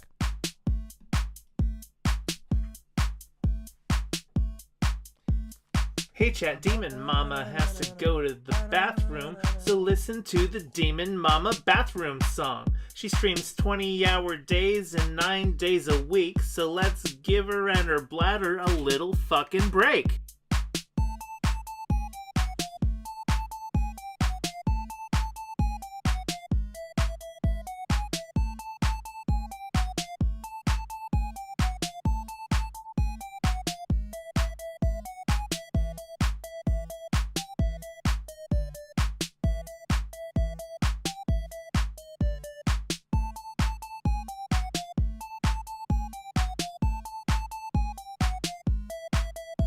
Okay, it's been a minute and she's still in the bathroom. I'm not a math whiz, but I can count to 2.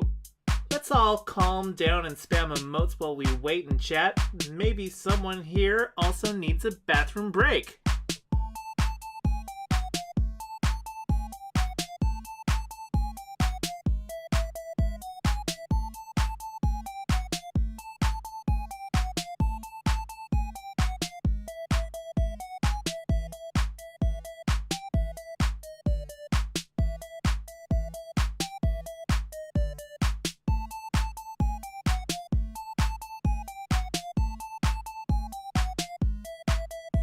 It's been a bit since Demon Mama went to the bathroom. Not like I'm counting, but this track's at 142.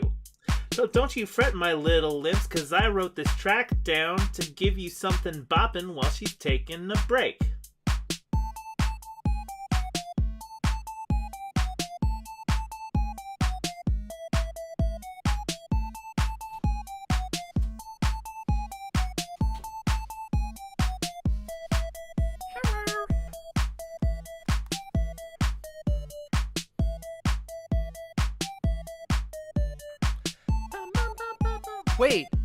Wait a second. Hold on. Hold your horses here. Somebody is telling me that Dat Boy is based again? Has Dat Boy officially come all the way around? Well, that's exciting. Yeah, so one moment real quick. I will be ready for the next guest in just a second. One moment. Just need to fix something here real quick. Wait, hold on a second. I have to just verify something. Give me just 1 second. I'm very sorry. Hold on.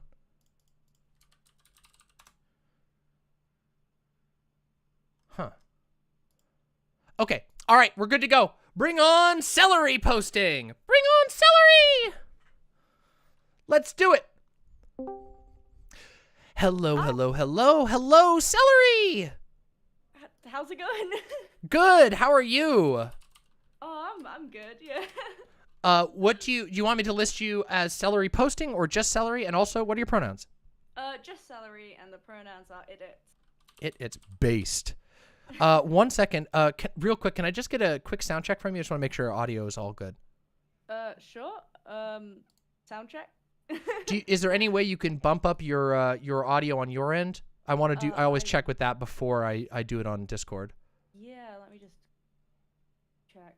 No, I don't think I can do that. Okay. If I were I going think to, I I'd can have fix to it. fiddle with like actual physical buttons, and I don't want to mess this up. Oh, that's all right. Hold on one moment. Let me I'll boost your audio just a tiny bit there. One more test real quick. Testing. 1, 2, 3. Perfect. Okay, that should be just right. We should be able to get you. Everybody should be able to hear you perfectly now. Yeah, I just had to do a little bit of tweaking. I have a kind of complicated audio setup. I can usually boost people, but I always check on their end first. So, anyway, sorry about that. Welcome to the show. Please, real quick, introduce yourself to the audience. Let them know where they can find you. The imps are extremely loving and would love to know what you're all about and where to find you. Okay, so I'm Celery. I have a tiny little YouTube channel talking about like politics and stuff like that. So far, I only have like 4 videos up, but you know, I've discussed things like anarchism. I had a video about like xenogenders and its pronouns. And you can also find me over on Twitter at Celery posting. Yeah. Do you have like how do people find you on YouTube, by the way? Just real quick. Is it just Celery on YouTube? Yeah, but obviously with the username Celery, it can sometimes be hard to find me. So I usually find that if you just search Celery and anarchism, I will pop up immediately. Oh, you have a direct link. You got a youtube.com/c Celery posting. Yes, okay, sick. I'm gonna link that in here for everybody to find real quick. There we go. We will also provide any of these links. We're asking everybody for their links so that we can put them in the description at the end, so everybody can find you. That's the sort of whole point of this. I watched one of your videos recently, which was, let me just remember the title of it, the Idiots, Pronouns, and Xenogenders. That probably comes as no surprise to you that that's the video that I watched. I think it was Doe who recommended this video to me, who I believe is actually referenced in the thumbnail a little bit, but yes. Yeah, and also in the topic. But yeah, I really liked your video about Idiots, Pronouns. And in fact, it was that video that made me want to make sure that I got you on here today. It was really awesome. Good. Anybody, if you all are looking to get a extremely well-rounded, extremely digestible and friendly to people who aren't familiar with these concepts, introduction to the concepts of xenogenders, using of idiots, pronouns, etc., I highly recommend the video that Celery posting did. I'm actually going to post the link here for people to watch it. But yeah, it's right here. So yeah, just wanted to say that off the front. I loved that video that you did. Thank you. So, yeah, God, there's so much we could talk about. Was there a topic you wanted to touch on yourself, or I just always want to offer before we get too far? I mean, I'm just here for the ride, you know. Well, I'm glad you came.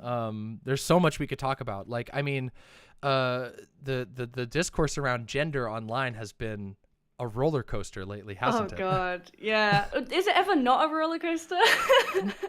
I feel like it wavers between being like a old school wooden roller coaster where you're getting jostled around, but you can you can more or less expect small drops, and it's it's mostly the rattling and the flying around at high speeds that's concerning you, to the like 300-foot direct 90-degree drop every single Pride month that comes around, especially recently. Oh God, yeah. Like wavers between those. I do agree.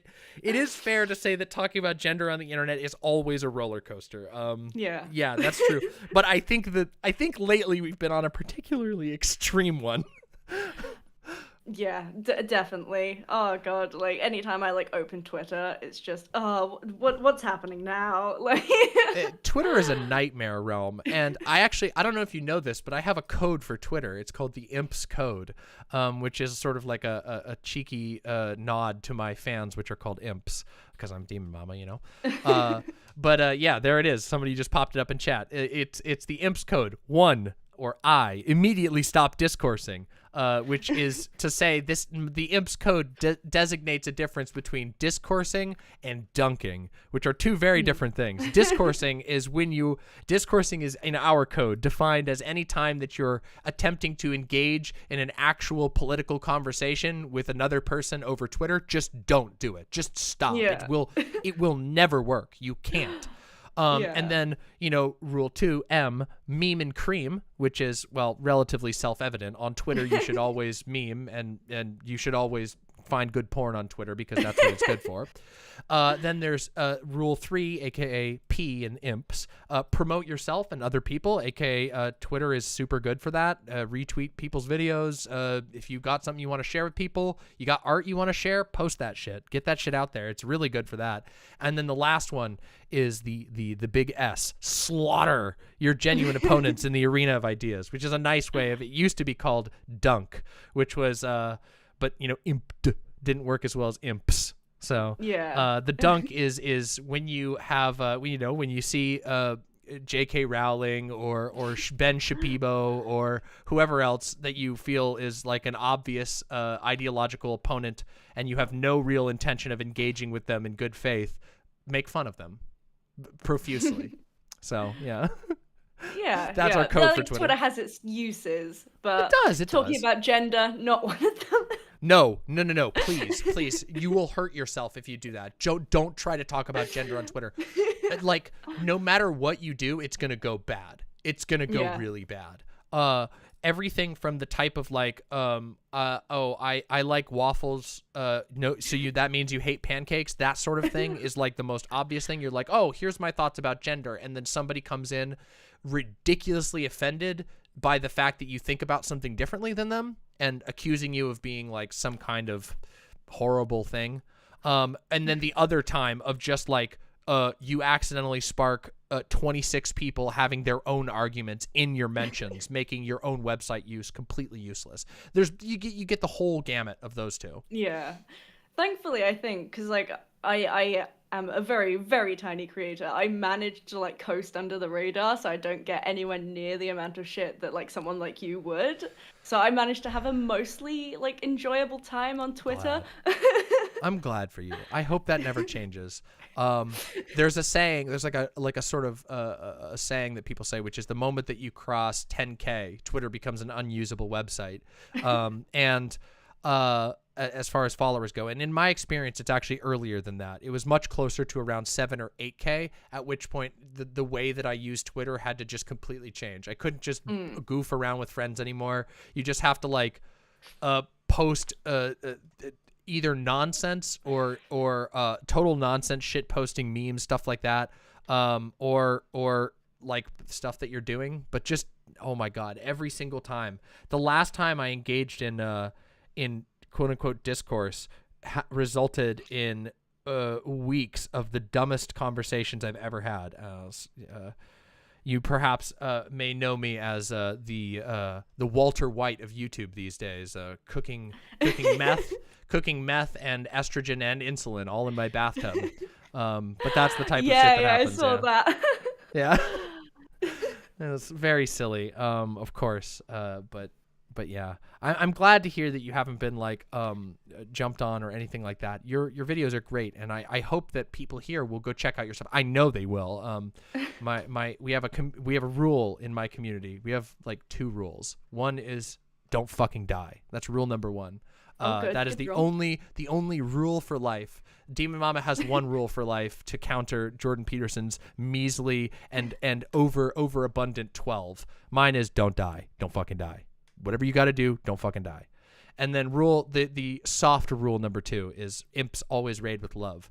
And so thankfully that is something that our community is kind of known for. Lots of love. We never vent our positivity or negativity at other people. We only vent our positivity. Yeah. So. I mean, like, when I made the video about, like, xenogenders and its pronouns, I was expecting, like, a lot more backlash.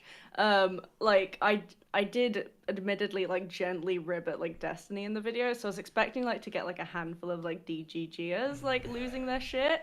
Yeah. And, like, I looked on the Reddit, and there were a couple people making, like, the shittest jokes at my expense. Super low effort. And but it was, like, it was amusing, you know? Like, it was, like, a handful of people, so I was like, yeah, cool, I knew this was gonna happen. It's nowhere near as bad as I expected. Well, I'm glad that it wasn't though, because and like obviously there's a certain aspect of like there's always the drama calculation that goes on with that sort of things. You know, a lot of those communities that like tend to brigade and jump on stuff like really aggressively. They're fueled very much by like cold clout analysis. If they think that like that they can get a bunch of views because of something, they will, but otherwise they don't really care. And sometimes sometimes being a little bit like a newcomer or having less videos on your stream and whatever can just lead to people being like, oh, you know, not being as let's say what's the right word, unreasonable and uncharitable. Because yeah. I feel like there's a incentive at play that leads to people being certainly uncharitable to a lot of creators in this space. Yeah, baby creator privilege. It is. I mean, it's not and it is. Like again, like my experience of being of growing my stream has been really weird. It's been really weird, and I talk about it on my stream a lot, but I think it's hard to overstate like how fucking strange of an experience it's been to like go from having like a friend group of like a very small friend group of like a normal your average person friend group of people that you know, like maybe a little bit less than average because I'm trans, and then like 2 years later having like thousands of people commenting on my video that they're really mad at something that I said. It's a very, very strange experience to have. Not wholly positive, but for sure. But there's also been a lot of positivity. So I don't want people to like, I never want people to like not do it. But I always try to give people like the real deal, which is that, yeah, there's a lot of negative attention, but you do get some good stuff too. And stuff like this happens where I get to spend my day talking to a bunch of fucking really cool people, and talking about stuff that I'm interested in, that they're interested in. That's sick as hell. And, you know, it's a unique thing that I get to do because of this job. So yeah, it's awesome. So I'm going to ask a potentially dangerous question. Are you prepared for Pride Month this year? Oh God. I've actually never been to a Pride before. All right. So, cause like I've lived in like little villages in like Scotland and like small towns in England and stuff, never like in like a city or anything. Yeah. Until like recently. So I've never actually been to a Pride.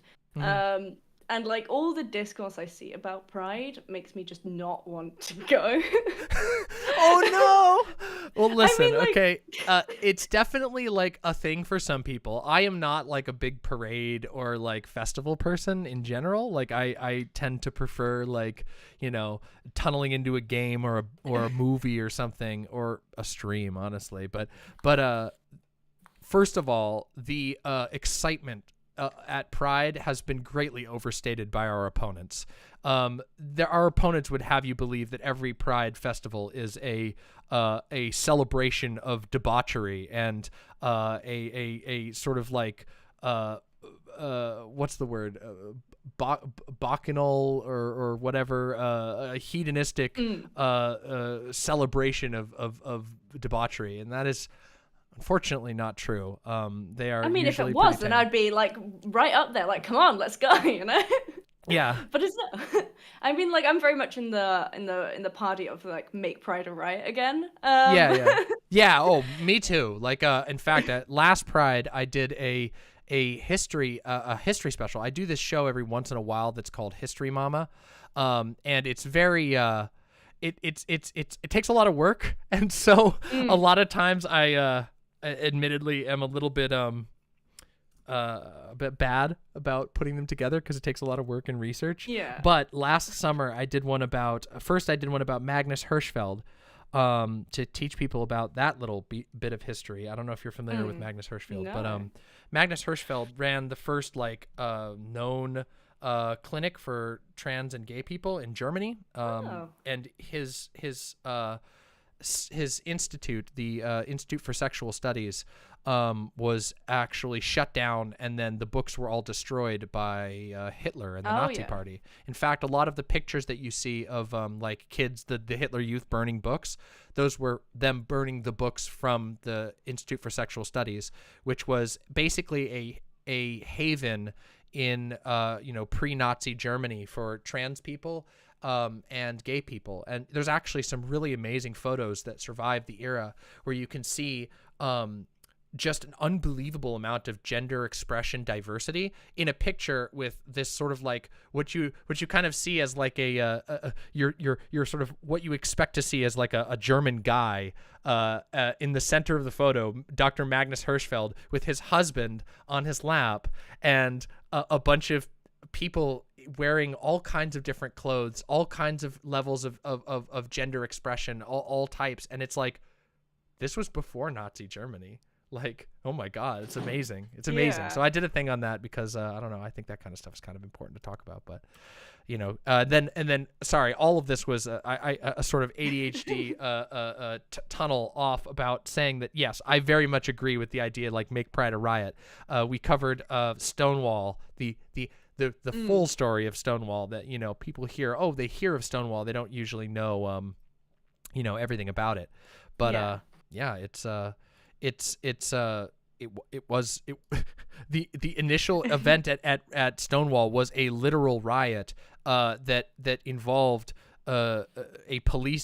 repeated police raids on gay bars because it was illegal at the time to dance with same-sex partners even in private.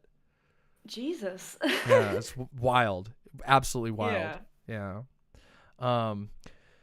So yeah, well, I'm glad to hear that again, one more person to be on the side of kink at Pride this summer. We will have our victory at long last. Yes. Well, we have sort of limited time for each call, but I wanted to say thank you so much for coming on, and also give you an opportunity to A, shout out your stuff one more time, and B, if there was any last thoughts you wanted to share with the imps or anything you wanted to say, please feel free to. It's been really great talking with you. Hi, it's been lovely to come on. I've had a lovely time, and again, if anyone wants to follow me on Twitter, that's @Celery Posting, and Go my follow. YouTube channel is just Celery. But if you search for Celery and Anarchism, it will come up, or if find the link somewhere. I'm gonna put the link right here. All right, thank So you. there you go. This has been fantastic, and I hope the rest of the stream goes amazing. It's Well- 1:30 here almost, so I'm probably gonna go to bed soon. Yeah, it's what time is it here? It's 5:20 here. So I've been going for a while, but it's still very early for me. Thank you so much for coming on. Seriously, everyone go check out Celery Posting on both Twitter and on YouTube. Thank you so much for coming on. I hope we talk again in the future. Oh, definitely. Thank you. No problem. Bye for now. Bye. Yay! That was wonderful. That was wonderful. Celery Posting is amazing. Celery Posting's video, again, Celery Posting's video about its pronouns is right here. The link is right here. Put it on your watch list, people. If you want to learn more about its pronouns, please. Alora! Hey, Demon Mama. Hi, Alora. Pronouns? They, them. I've been meaning to come on the stream sometime, but something always happened. For those of you who don't know me, I'm Laura. I used to be the TikTok editor and also YouTube Shorts. There are 42 of them in a YouTube playlist, and all but 4 of the videos on Demon Mom's TikTok channel are mine. You can easily tell which are mine because they have a very distinctive style. Yes. You have a distinctive and excellent style, I must say. Oh, thank you. Yeah, well, thank you. Thank you so much for coming on, Alora, and for introducing yourself so well. You have been not just a friend of the show, but a friend to me for a long time, and you are much, much appreciated here. You are famous in our community as such an influential member of our Discord community. So, for those of you who spend time on the Discord, you know, give some love towards Alora, because Alora has made our Discord amazing. Yeah, I tend to mostly hang out on the Discord. That is my kind of area. A lot of people may not realize just how much I've influenced this community, and I didn't realize that in the last few months when I started to actually think about it. I'm pretty sure that I'm the one that pushed you into doing the Go Big for Pride one. You did. I'm the one Yes, you did. that told Glooby to the inspiration for the Kink at Pride video. Yes, you were. I brought Malcolm into the space, and he's coming did. on later. Malcolm and will be on later, Finntastic yes. Mr. Fox is coming on later too. So from Malcolm's community, hey guys, I pushed you. It can always be gayer. I've pushed you towards more disability stuff, which I'm glad to see that you are starting to do. It's not a criticism. I realize that it's something that needs a lot of effort on your end. And just I think I may have also helped push you towards the BPD segment too, right? Yes, you did. Yes, you encouraged me to be open and brave about talking about that. And to date, my BPD segment is one of the most solidly positive feedback videos I've ever gotten. So yeah, I think it would be. Are you familiar with Game of Thrones lore at all? A bit. I watch Indie Geek for more deep dives. Yeah. Well, I was gonna say, I think that you have a Varys-like presence in our community. You are a quiet but very, very influential member of this community, and I appreciate you, and I know the imps appreciate you, even if they don't always have a name to go with the forces. I just came on to say hey, and also lost where I was gonna go with that, but I did want to briefly talk on depression and please basically my journey with you as your TikTok editor. But for those who don't know, I am disabled. It is a mental disability. My brain shuts down if I do too much work. It's just executive dysfunction. Around January last year, I think, I made a video, the imps code, I think it was, and sent it to you. You hired me as your editor, and we started putting up videos in February. I told you beforehand I'm depressed and mental health stuff, and this might come up. And I just want to say that right here publicly that you always gave me every accommodation that I asked for, and it was a 100% mutual parting when I decided to step down. I have been I describe myself as brittle all the time. I can be strong, but sometimes all it takes is one or two really strong hits in the wrong place, and I shatter. And that's kind of how it was here. I was doing really well for a while, really well. And then I just slowly started to shut down. My brain tends to do this whenever I slowly can't do stuff anymore. Yeah, it's when it just gets overwhelming and stuff. Yeah, it's not really overwhelming. It shuts down. It just decides. I say decides, but that's well, I mean, I think just, what you're sort of touching on is like is sort of like you know, the experience that some people run into with extreme burnout. But I think, you know, some people perhaps like yourself are maybe a little more sensitive to that, where it's like your brain just doesn't have the energy to do further things on top of whatever else you're dealing with, which I think is like, you know, I think Probably similar to that, but it's yeah. more like I can only really function well in a job for like 6 months. So I was going to go into a bit of SSDI talk, but we've already had that. Make sure you get a goddamn lawyer. You don't know what you're doing, and this is specifically decided to weed out people so they don't pay out as much. This is what people pay taxes for, so you damn well better be getting it. Yeah. And I just basically shut down, and eventually there came a point where I just couldn't make videos for you, and I just had to go. It wasn't that bad of a time this time. I had a period a few years back where I was pretty sure that in 2 weeks I wouldn't be alive. I specifically remember thinking that thought, and specifically the time frame of 2 weeks. Yeah. I'm here. It sucks. Honestly, I was gonna come on here and describe it, but unless you've been through depression, there really isn't a good way to describe the soul suck of it. It just, yeah. It's just heavy, and for a couple of years afterward, whenever I thought back about it, it felt like a black hole kind of dragging me back down. Yeah. But I'm doing better now. I am on disability. That does help quite a bit. I'm on my own, and I've got this great community here. Silent wants me to make sure that I am out right at past. Got about 2 minutes left. All right. I just want to say out there to everybody that's struggling with executive dysfunction and depression, yeah, it happens. It does. Yep. A lot of what we say probably doesn't help.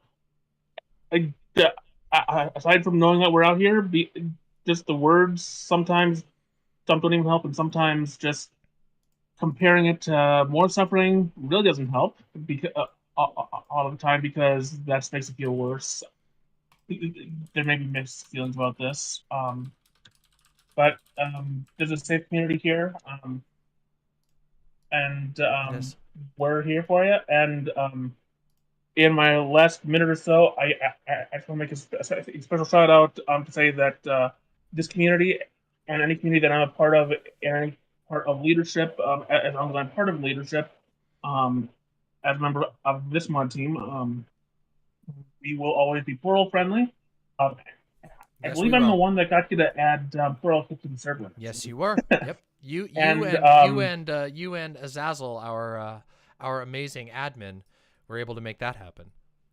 Yeah, and also I really want to make a big shout out here to detransitioners, because you guys aren't talked about enough. I have been screaming in Demon Mama's DMs for a while about this, about how frustrated I am about this. Yep. And how people need to talk about it more. We're going to talk about it. Don't you worry. I got it planned. I think, yes. There's more that I would say on the subject, but that would be more on planning stuff that I would do in DMs. But detransitioners, you are welcome in the Demon Mom community. If all you're doing is just using your bad detrans experience to shit on trans people, it may be short. But if you're just wanting a space to be and support for stuff that honestly the rest of us probably don't even know anything about, we're here, and let's do what we can to help provide you that space. So nobody ever talks about detransitioners except as a cudgel against trans people. So I especially wanted to make that shout out. So. Well, I definitely am interested in talking about it because, as you know, I have had an experience with detransition. I've talked about it on stream, but I've never done like a devoted segment talking about it, which I definitely want to do. A lot of people don't know this, but there was a period in my early 20s where I was on hormones, and then due to a horrible emotional and family conflict, I ended up detransitioning for almost 2 years, and it was very painful, a giant mistake, one of the biggest regrets I have in my life, but also I don't have any illusions about why I did it, and I can still remember very clearly why I made the decisions that I made, even if they, in the long run, were not the right decisions. And so it is something I want to talk about, because I do think that like a lot of really malicious actors hijack discussions about detransition, and they're really not as simple as some people make them out to be. So I do appreciate. And we you really bringing need that to up. cut it here because we're about a minute over, and Silent needs to keep the schedule. Okay. Well, which is something we need to talk about. How you need to schedule sometimes, or how we can plan around that, and something Yes. for the future to plan.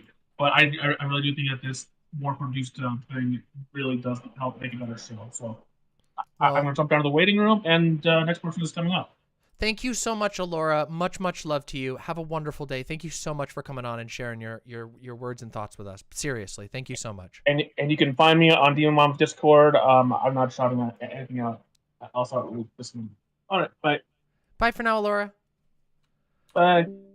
Yay! Everybody, Alora is amazing. Alora has been an amazing friend and teammate to me. Though Alora doesn't edit TikToks anymore, for aforementioned reasons, much, much love to them, truly. Welcome to the show, Lucy. How are you doing? Hello. Hello. I'm doing well. How are you? I'm doing great. Real quick, pronouns? My pronouns are she, her, and secondarily, pups. Pups! Pup! Oh my god. Yes. That's so cute. I am a devout puppy girl, as it were. Yay! Well, listen, I won't say anything, but I may not be a... Well, look, I have some dog in me, okay? You know this. I'm sure you've seen my definitely not a fursona, okay? Listen. I've definitely seen it, yes. Yeah. I respect it. I respect the grind. Thank you. I appreciate that. I do deeply appreciate that. Thank you. Is it fine if I list your name on here, Lucisevs? Is that all good? Yeah, that's completely fine.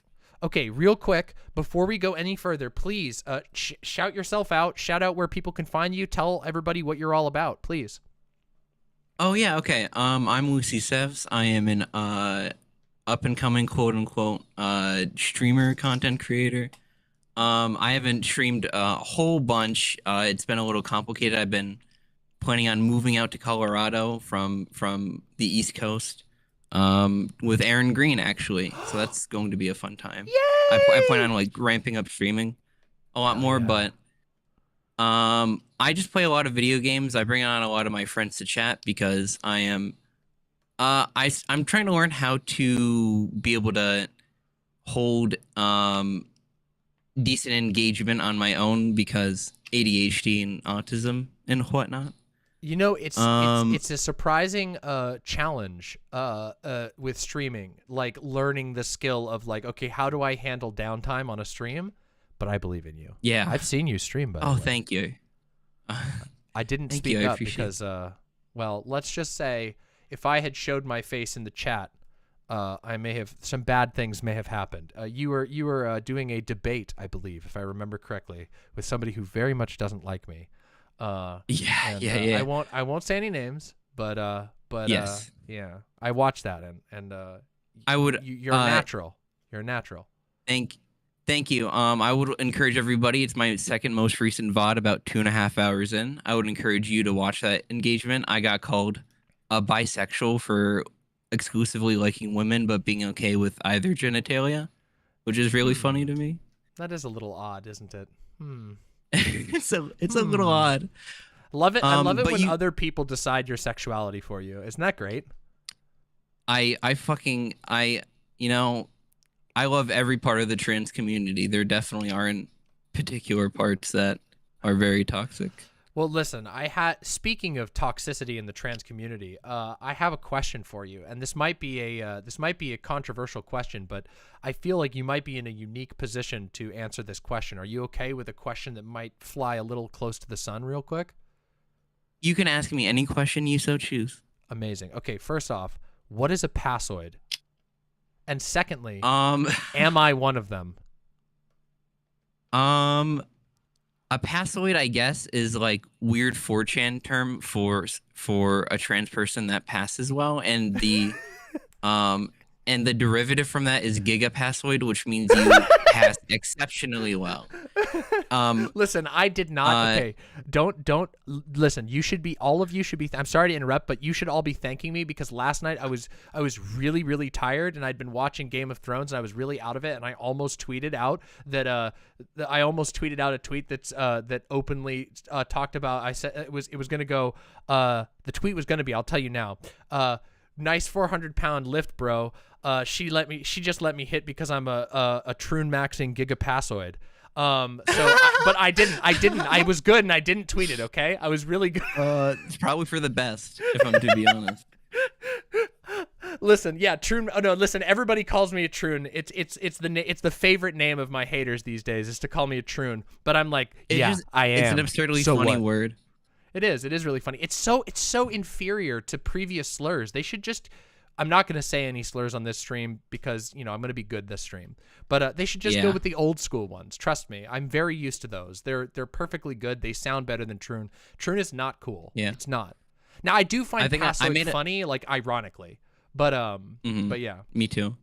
Yeah. I made up a good fake one that's Troid. Troid. So like Tranoid is what you're saying, but like yeah, smooth it out. yeah, it's Tranoid. It's like Troids. Moid or Foid. Moids. Oh my god, the language. Oh, amazing. Okay, listen. All right, there is so much. I'm so happy. I'm so happy that we've been able to settle this all out for all of these people who didn't know these extremely important terminology. Listen, I'm somebody I like to keep up. Even though I've been like in internet trans communities for like 11 years, I need to keep up with the terminology, and it is always interesting to see what like the next micro generation comes up with for new terms for the same old thing. Yeah, it's very strange. I grew up as on Tumblr. I was like trans at like 15. I grew up as like a stereotypical Tumblr SJW. All right. Which I'm glad I did. In all fairness, there's elements that of toxicity to it that are definitely present in like current Twitter stuff, but not nearly as bad, I think. Yeah. But it's better than growing up as like a Nazi on the internet. Oh, for sure. Oh, that's something that's really the one thing I can say without a doubt from being in online trans communities for a really fucking long time, and I'm sure you've probably seen this too. It is better than it used to be. It is better than it used to be. It is so much better than it used to be. It used to be 4chan. 4chan and random unknown forums that who knows where the hell you'd be. Dark places of the web in the past, and then it grew into Reddit, which was horrible. The Reddit communities there was this subreddit back in the day called Trans Passing, which was just self-harm the subreddit. It was a subreddit where people would go to get negativity thrown at them. And it developed this very strange culture where people were always critical because, of course, conservatives would always say, oh, trans people, they get hug boxed and whatever. And so, like, as compensation, this space would just be horrible to one another. And, of course, it was totally, just totally out of step with healthy ways of talking about appearance. It was just constant criticism and constant pointing out every possible flaw. And that was a very, very, very big community on the internet for a while that a lot of people, like a lot of trans people, that's where they met other trans people. And I'm like, oh my God. And now that's not the case at all. There's like chill group chats, there's sick ass discords, there's like YouTube channels where people hang out and stuff. It's like so much better. So much better. Yeah. Oh yeah. I didn't shout out my Twitter or Twitter. They're both Lucisevs. What you see on the screen, I believe. Yeah. So twitch.tv/Lucy. Okay, there. So we got it up on the guest command. Excellent. Oh, and you got a Discord. Yay! Oh yeah. Lucy Cord is popping. It's definitely like it's been wild. It's been wild to see. It's cool because there's some memes that never die. So for example, the meme that never dies is the Amazon Basics heart collar. choker. Yep. Never dies. Oh, I think I own one of the. Yep. Everybody, every single trans, at least every single trans femme, but a lot of trans people just in general own one of those. They're like $6 and they're relatively durable. They won't irritate your skin all that much, so they're a very, very popular option. Always have been. Same. Nothing changes on that front. The cat ears and what is now sometimes referred to as programmer socks. You know, those have always been a thing. In the past, they didn't really. They weren't called programmer socks as much because the joke wasn't as popular as it is now. The idea that like when you're trans and you're a programmer, you put those socks on and But so there's that. Some of the newcomers that I'm like the new trans community memes that I'm a big fan of. I'm a big fan of the blahage. I gotta say. I agree. I got one right before the recent deficit. Yeah, they've been going like that's a good sign, right? I bet you could like inverse track how many trans people there are on the planet, like approximately by the sales of blahages. But what a great thing. What a cool thing to like, I don't know. I think it's so positive. It's so much better. It's so much better to have like blahage memes about being trans. And also another thing, and I know that you and some of your sort of broader friend group online, the community that you engage with a lot, the fact that people know a lot more about DIY HRT is, in my opinion, one of the best things. One of the best things that is different between now and then. Oh my God. You could not find this shit before. Yeah, exactly. It was so hard. Yeah. Yeah, Chloe is the only reason I'm on HRT. Well, I'm sad to hear that Chloe's the only reason, but I'm also happy to hear that there is a reason, that Chloe is the reason. Like, if that makes sense. It makes me sad that resources are still so spread thin, but what a fucking heroic effort. And yeah, I know, right? I really hope that as time goes on, I'll be able to contribute a little more to to teaching people and getting people plugged into resources that now exist that didn't exist previously, because I'm telling you, it was a lot harder. It was a lot harder to find safe information. It was a lot harder to find updated information, and things have gotten a lot better on that front, which is great to hear. And you know what? It's because of people like you and your friends. Honestly, it's because of trans people looking out for other. Thank trans you. people. That means a lot. It does. Well, it means a lot. It means a lot that I'm saying it, because I try not to, like, I don't know. I don't ever want to put people on like a position where they feel like it's on, like they're being like, I don't want to add to people's pressure. I feel like there's a lot of trans people who feel like even if you ever have any sort of public presence, that there's a lot of shit pushed onto us. You know what I mean? Like a lot of expectations, a lot of like scrutiny is the word that I usually use. Like that trans femmes, but trans people in general, but trans femmes who are on websites like YouTube and Twitch get a lot of the attention in this way. This just like unbelievable scrutiny. You could have a 10 viewer Andy stream and you're gonna have some people who are just fucking watching you like a hawk, waiting to say shit about you, and it's really fucked up. So I don't want to ever do that, but I do mean it when I say that, like, the fact that like there are people like yourself out there who are connecting, who are making friends, who are putting out positive stuff, who are pushing for a unapologetically trans positive world is awesome. It's amazing, and it does make difference in the world. So, well, thank you, and I definitely respect you a lot for being such an outspoken member of the trans community. It's really nice to see somebody who's very passionate and very willing to not fall to these kinds of attempts at like hardcore public scrutiny. It's stressful, but I'm happy. I have a great time overall doing it, even if there's some shit that stresses me out. And this is the stuff that I enjoy the most. Meeting other trans people, talking about stuff like this, just geeking out over shit and sharing our experiences.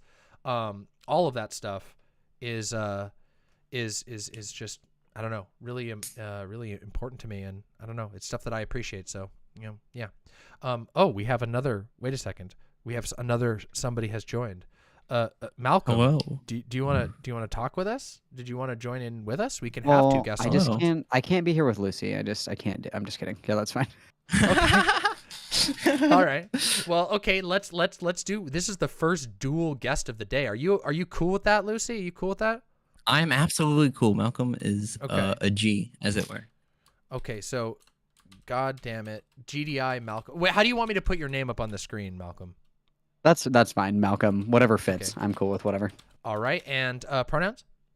He, him, por favor. Hell yeah. A classic pronoun combination.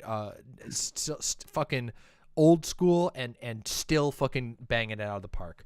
OG, just OG shit. OGs that are just. It's like, you know, I like to think of the he, him, she, her pronouns as like the as like the gorilla glue of pronouns. You know, it's like one of those classic stranger granddaddy perp. Still good to this day. You know, amazing. It's like the Gen 1 starters of Pokemon. Yeah, you know, it's nothing too fancy. It's not that weed that you get that looks like a snow cone because it has so much keef on it or whatever. No, it's just classic, reliable, strong, good stuff. Love it. Malcolm, seriously, thank you so much for coming out. I know that we've been trying to talk for like fucking forever, and my scheduling has been atrocious, so I apologize for that. But I'm so happy you were able to come on today. Do you mind just real quick, like introducing yourself to the chat and then sort of shouting out your stuff and letting them know what you're all about? For sure. I am Malcolm. It's GoddamnitMalcolm on everything. I talk mostly about like trans guy stuff. I'm a trans guy. That's just like what I like talking about. I don't see a lot of trans guys on Twitch talking about like politics stuff. I don't really talk about politics. I mostly talk about like trans political stuff. But I don't see a lot of trans guys doing that on Twitch. So that's what I like to do. I do trans masculine panels. I started doing all trans everything panels a little bit more frequently because I'm really bored with panels being like one trans person, like 5 cis people just yelling at the trans person. So True. Want to switch it up a little, you know? Listen, that was the story of my goddamn life for my first like year and a half on this platform. When I used to be a part of like the panel scene, that was like my thing. I was the trans person on the panels, and it was fucking annoying. So I'm really happy you're doing some trans focused panel stuff, because God knows it's better than the other options out there. Yeah, that's a good time. It's a good time. Well, I'm super glad you were able to come on. I also feel a distinct and frustrating lack of trans mask focused content in my life, and I hope to find more. I hope to connect with more trans mask content creators. I do think there's some strange.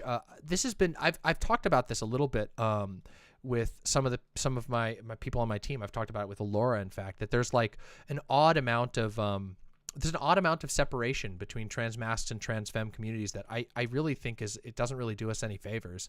I understand why it happens, because of the already existing pressures around gender and whatnot, and about the fact that like so much of trans spaces is centered around like, okay, how do we get the hormones or the surgery that we need? And so therefore like they're different conversations, you know what I mean? But I hope that changes as time goes on. I hope that these spaces can come together, because we share the same struggle at the end of the day. Yeah, it's really interesting because I'm a Facebook transgender. I'm not I'm not a Reddit or a Twitter transgender. I'm a Facebook transgender. Oh my God. So the segregation of spaces is really prominent on Facebook. And way back in the day, we had the great MTF FTM wars. Of like everybody shit posting and it was some crazy shit. So I come from a place where the spaces are pretty heavily segregated. That's kind of been my experiences with trans spaces online. So I like integrated spaces. I'm a little hesitant just because of the horrible way that Facebook clusters people together, you know. But I think integrated spaces are helpful for sure. I mean, I will hope to see I will. I will speak to I grew being part of like the Tumblr trans community for a long time growing up. It was probably a lot of trans mask people on there, but there's definitely a lot of weird contention between trans femmes and trans masks on like trying to one up each other, as it were. No, don't do that. It was very strange. It was a lot of trans femmes went to every length because they felt more like a perceived minority, which I guess makes sense in a way, but went out of their way to like attack trans masks or like minimize their experiences, which is really unfortunate to see.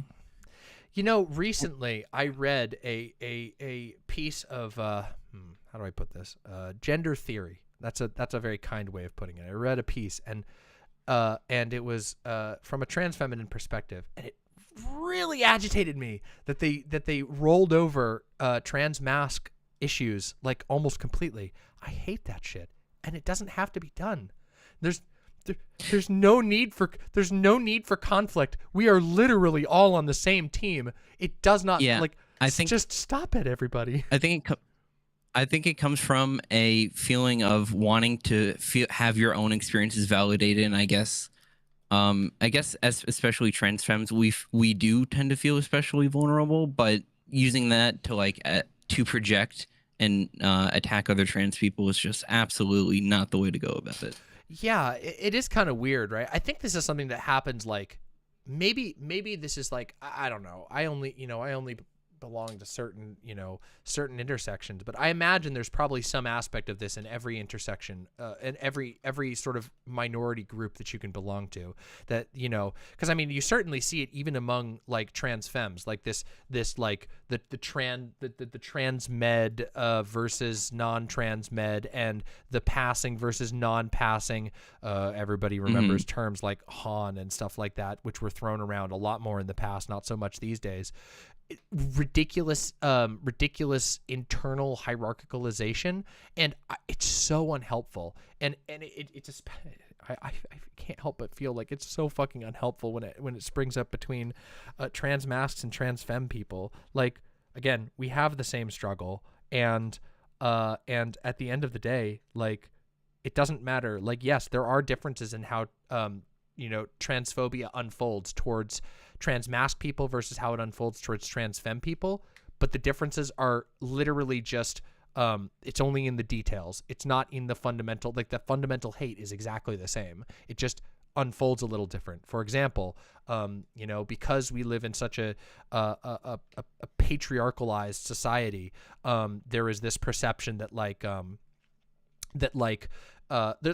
the image of a degeneracy is sort of summarized in the American mind as like, the man in a dress, right? Like, everybody knows that image is like the sign, the shorthand, the cultural shorthand for degeneracy. As a result, that means that, trans femme people are like sort of the first thing that comes to people's minds when they think of transphobia. But that doesn't change the fundamental fact that the hate that unfolds is the same, even if in some regards trans femmes are fixated on in one way. That's not like a benefit or strictly it's not entirely one way or the other. You know what I mean? Like, there's a price to pay for both, for both ways that transphobia unfolds.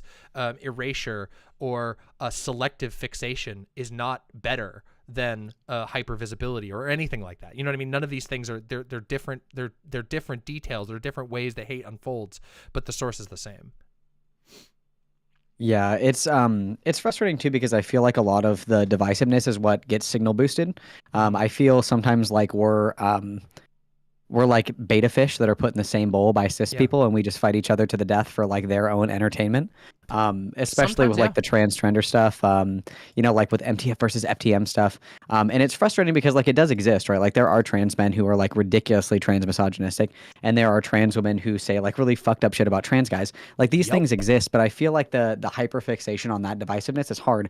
And I think that we all fall into that trap really easily, right? Like, if I see somebody like the random, 4-follower account on Twitter that's like, all trans men are trash or something like that, like, obviously I want to jump on that and say something about it. The same way that if a trans guy that has, like 4 followers on Twitter says something trans misogynistic, everybody wants to jump on it. I think everybody falls into that trap, and it's frustrating because I think that we are like more cohesive than we think we are, and it's so easy to just fall on like this fringe sort of like, here's this one person one time who said this really ridiculous shit, or here's like the 20 people on Twitter that say that honestly think that like trans men are like betraying trans women by becoming part of the patriarchy and shit like that.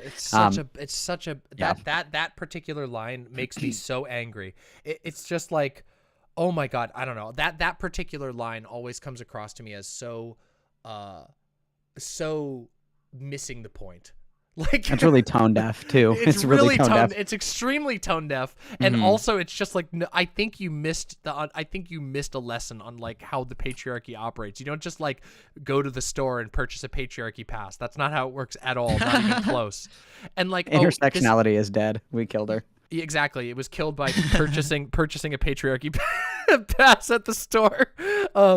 No, but there's another thing that I was thinking of when you mentioned like the getting put in the bowl by cis people. One of the ones I think that, and maybe you all will agree with me, maybe you won't, but one of the ways I see this unfold is like this weird, and this is kind of, it comes and goes, but it's been on it seems like it's been on a spike recently, is this like weird separation, attempting to separate like being non-binary from being trans, like this very weird, like as if being non-binary isn't inherently it's so strange, trans, but like specifically trying to be like no, those are non-binary people. And this is something that's increasingly become, this is very weird for me because like when I started streaming, I was non-binary, but I wasn't as open about it. I kept it pretty quiet. I sort of just went with she, her, and didn't really talk about it all that much. But as I've become more open with being non-binary, there's been this new thing that I've been seeing in critiques that are thrown towards me, in transphobia that's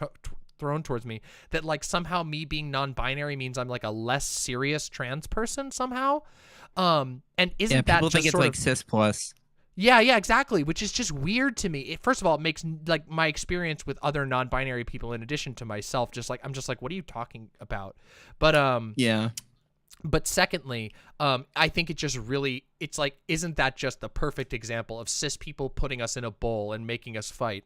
Like they're imposing this supposed difference, like a difference between non-binary and trans and binary trans people, which first of all historically has not existed. We've always That's what the white coexisted. stripe is for in the flag. That's what the white stripe is. So right. It's kind of been with us the whole time.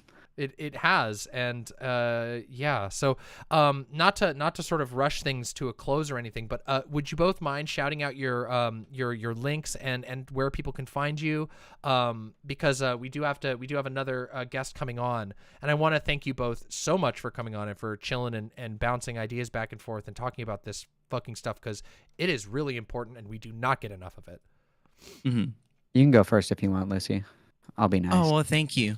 Oh, I appreciate it. You can find me at Twitter at Lucisevs and twitch.tv/Lucisevs and discord.gg/LucyCord. Yay! And Malcolm?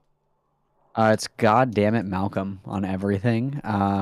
YouTube, Twitch, Twitter, and yeah, just talk about trans guy stuff since there's like 2 of us total, I guess. No, there's way more. And all of you, I know. By the way, I happen to know there's a lot of trans guys in my audience. I know. I hear you. I see you. I talk to you all. You guys, you fucking transmasked in my audience, you can make stuff and we'll watch it. I'm telling you. We will.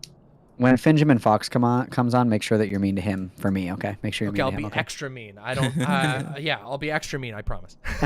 Perfect. Thank you both so much for coming on. Malcolm and Lucy, thank you so very much for coming on. It's been a genuine pleasure to talk to both of you, and we will talk again in the future. I am very sure of that. All right. Awesome. Thank you for talking to you, Mama and Malcolm. Peace and blessings, friends. Bye. Peace and blessings. Bye-bye. Yay. All right, everybody. That was Lucisevs and Malcolm. Thank you so much for chilling and for coming on and telling us all your stuff. That was literally just, I love these conversations. JosieRoseC. Hey, how are you? Very good. Real quick, is it okay if I just put it JosieRoseC in as it is on Discord? That's fine with me. All right, and she, her, or? That's correct. She, her. All right. I felt like I recalled correctly, which is yes. Good. Welcome Absolutely. To the show. Thank you so much for coming on. Do you want to just real quick introduce yourself, shout out your links, and let people know where they can find you, what you're all about? Sure. So I am JosieRoseC. You can find me on Twitch as well as Twitter at that link, JosieRoseC. You can also follow me on my Discord at LoveNest, discord.gg/LoveNest. I'm also the director of the U.S. Transgender Survey that is launching next month. So that's super exciting. Yeah, That's super it's super exciting. exciting stuff. Yeah. And that's being done by the National Center for Transgender Equality. And I am recovering from facial feminization surgery. I'm actually in a bed right now. Oh my God! Well, first of all, congratulations on getting FFS done and out of the way. The hardest part is behind you, and oh my Yes. God, that's like that's a hell of a recovery. I hope you're doing all right and feeling okay. Any surgery like that I've is been always doing really hard. I've been doing the hyperbaric chamber treatment. Have you ever Oh heard of wow, that? I have. Yes. They Yep. Yeah, so I've been doing that for my face for the last 3 or 4 days, so my body has pretty much had it. I'm just so tired. I can imagine. I can imagine when I have had one of the sort of suite of gender confirming surgeries, which was I had an orchiectomy a few years ago, and Nice. The recovery was very long for me. So I sympathize completely. Recovery is really hard. Take your time, and don't ever let anybody make you feel bad for taking your time. You will do better Well, if you take your time. Thank you. Well, I'm trying to take as much time as possible, considering the U.S. Trans Survey is like on like we're at the eve of Yeah. launching the survey, so that's exciting. Well, that's really, really exciting. Do you want to talk you're welcome to talk about whatever you'd like. If you want to explore the stuff about the survey, that's fine. If you just want to chit chat, that's totally fine. If you have any topics you want to go over, that's fine as well. The floor is all yours. If you want to tell us about the trans survey, that's totally fine. Well, girl, I love the opportunity just to chit chat with you, but I know you've been chatting with so many wonderful humans Always as happy you've to been chat. going through. Yeah, and maybe we can schedule just a chat later. But Of since we course. have a muted time, I guess I'll put on my U.S. Trans Survey hat and talk about the survey, because that is like the most impending thing that is happening for our community as trans people, because as you know, it is the largest survey by trans people for trans people. You can actually find the survey at ustranssurvey.org, and you can actually pledge there. We are roughly a little over 19,000 pledges so far, which is about we had 14,000 last time, so we are crushing the record from 2015. So we're hoping to get roughly about 50 to 60,000 people to take the actual survey when it goes live next month. Okay. Yeah, and as you may or may not know, the U.S. Trans Survey in 2015 is probably the largest data set that exists for trans people. That's where the 41% number comes from. It's where a lot of the data for what the social outcomes for people, regardless of where they live in the country, as well as if they're a minority, or if they're a person living with HIV/AIDS, we have the ability to actually look at the social outcomes of people living in the United States because of this survey. And 2022 survey, which is coming out next month, and the reason I'm like harping on that is because the window to take the survey is only 4 weeks long. Okay. So you got a month.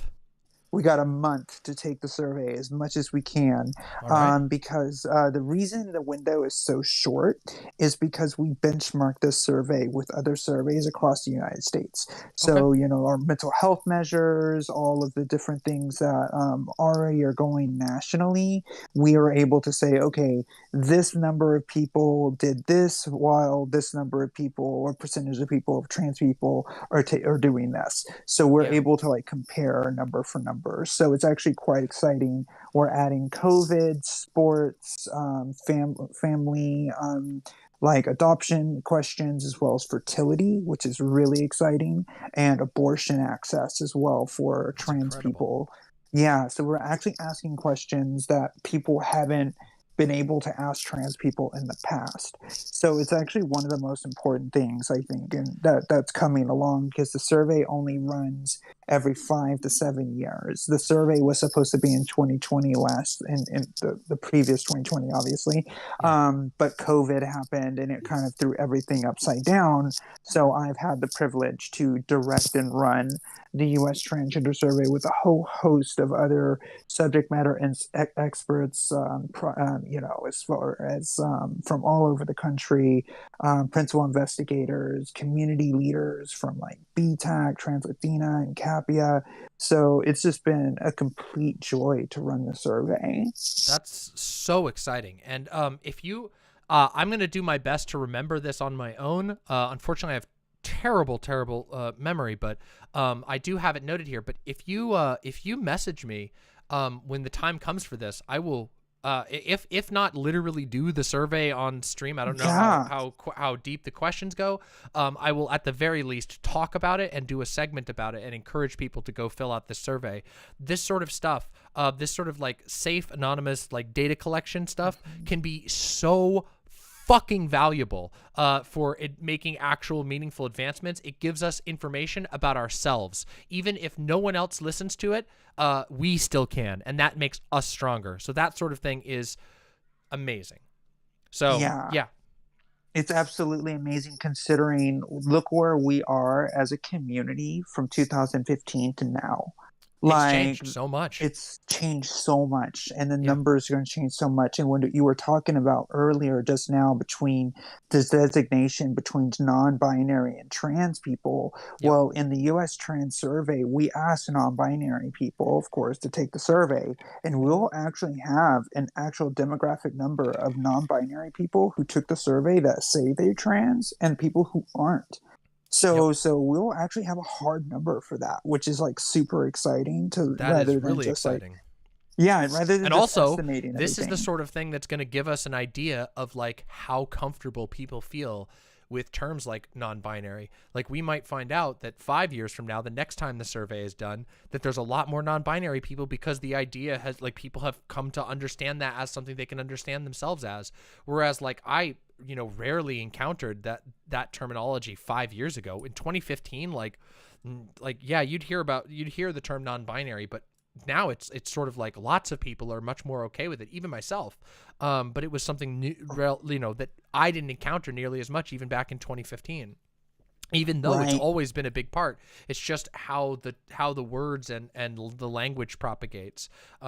People can we are all kinds of things that we don't give names to. There are all kinds of aspects of our personality that we can't give like a label or a name to. But sometimes having these terms can be super helpful in helping people find one another and find people who are similar to themselves. And I think that's really cool.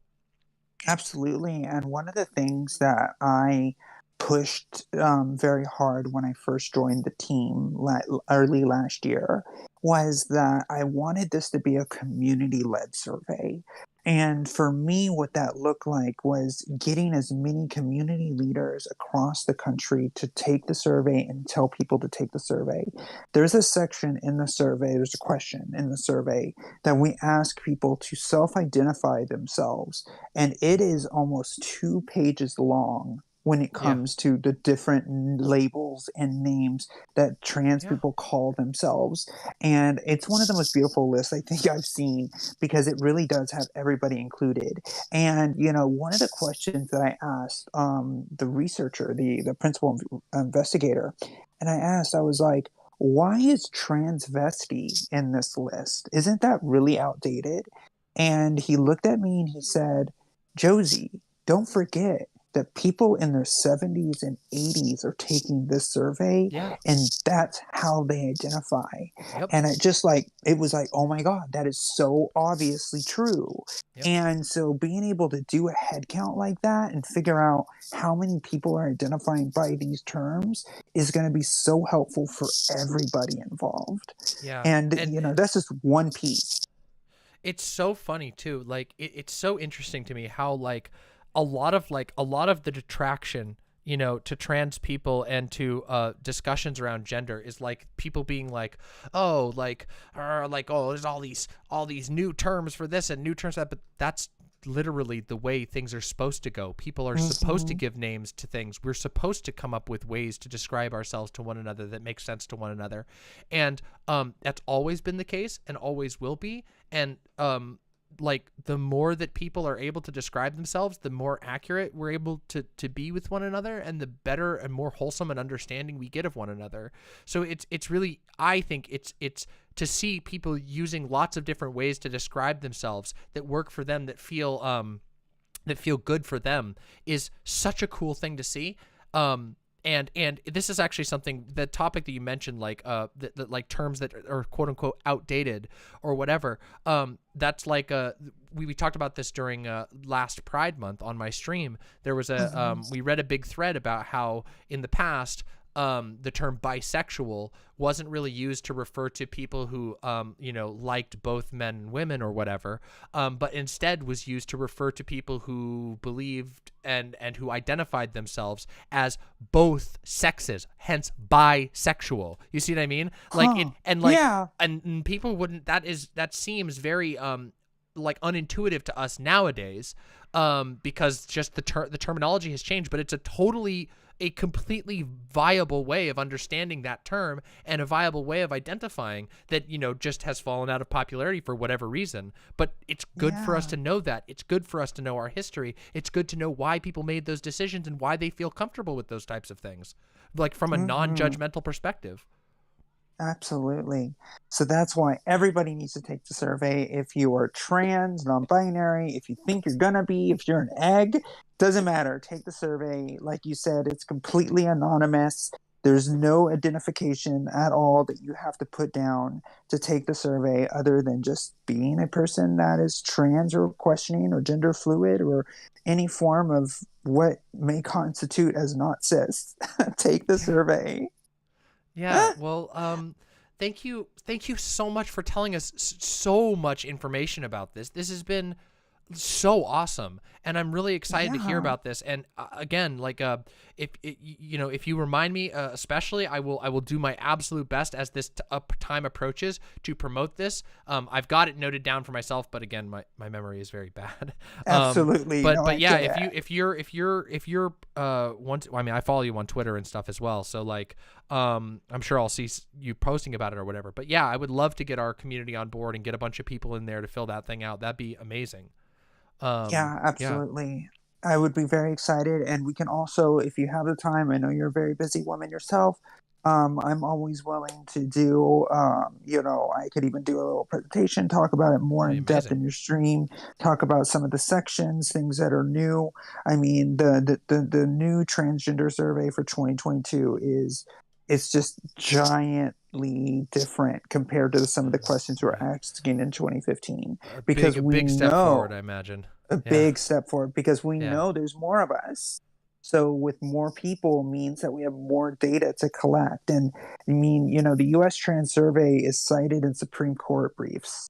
So being a part of the survey is being a part of the community at large. So please, ustranssurvey.org. You can actually pledge to take the survey right now. That way you can get an email reminder when it actually comes live. I will definitely do that one then. If they can set up like an email reminder, I'm going to do that right now. Yeah, for sure. Awesome. Amazing. Well, thank you for having me on. Yeah, no problem. Please, one more time, please shout out your stuff again. Josie, thank you so much for coming on. It's been a wonderful discussion, and I'm really excited we got to talk about this, and you got to educate everybody on this amazing thing you've been working on. Absolutely, and it's been a big thing. I've been working on this for over a year now, and the idea that it's coming out next month is just incredibly huge. I can imagine it's a lot of pressure too. It is. There's like donors and everybody's like, Josie, get the survey out. Okay.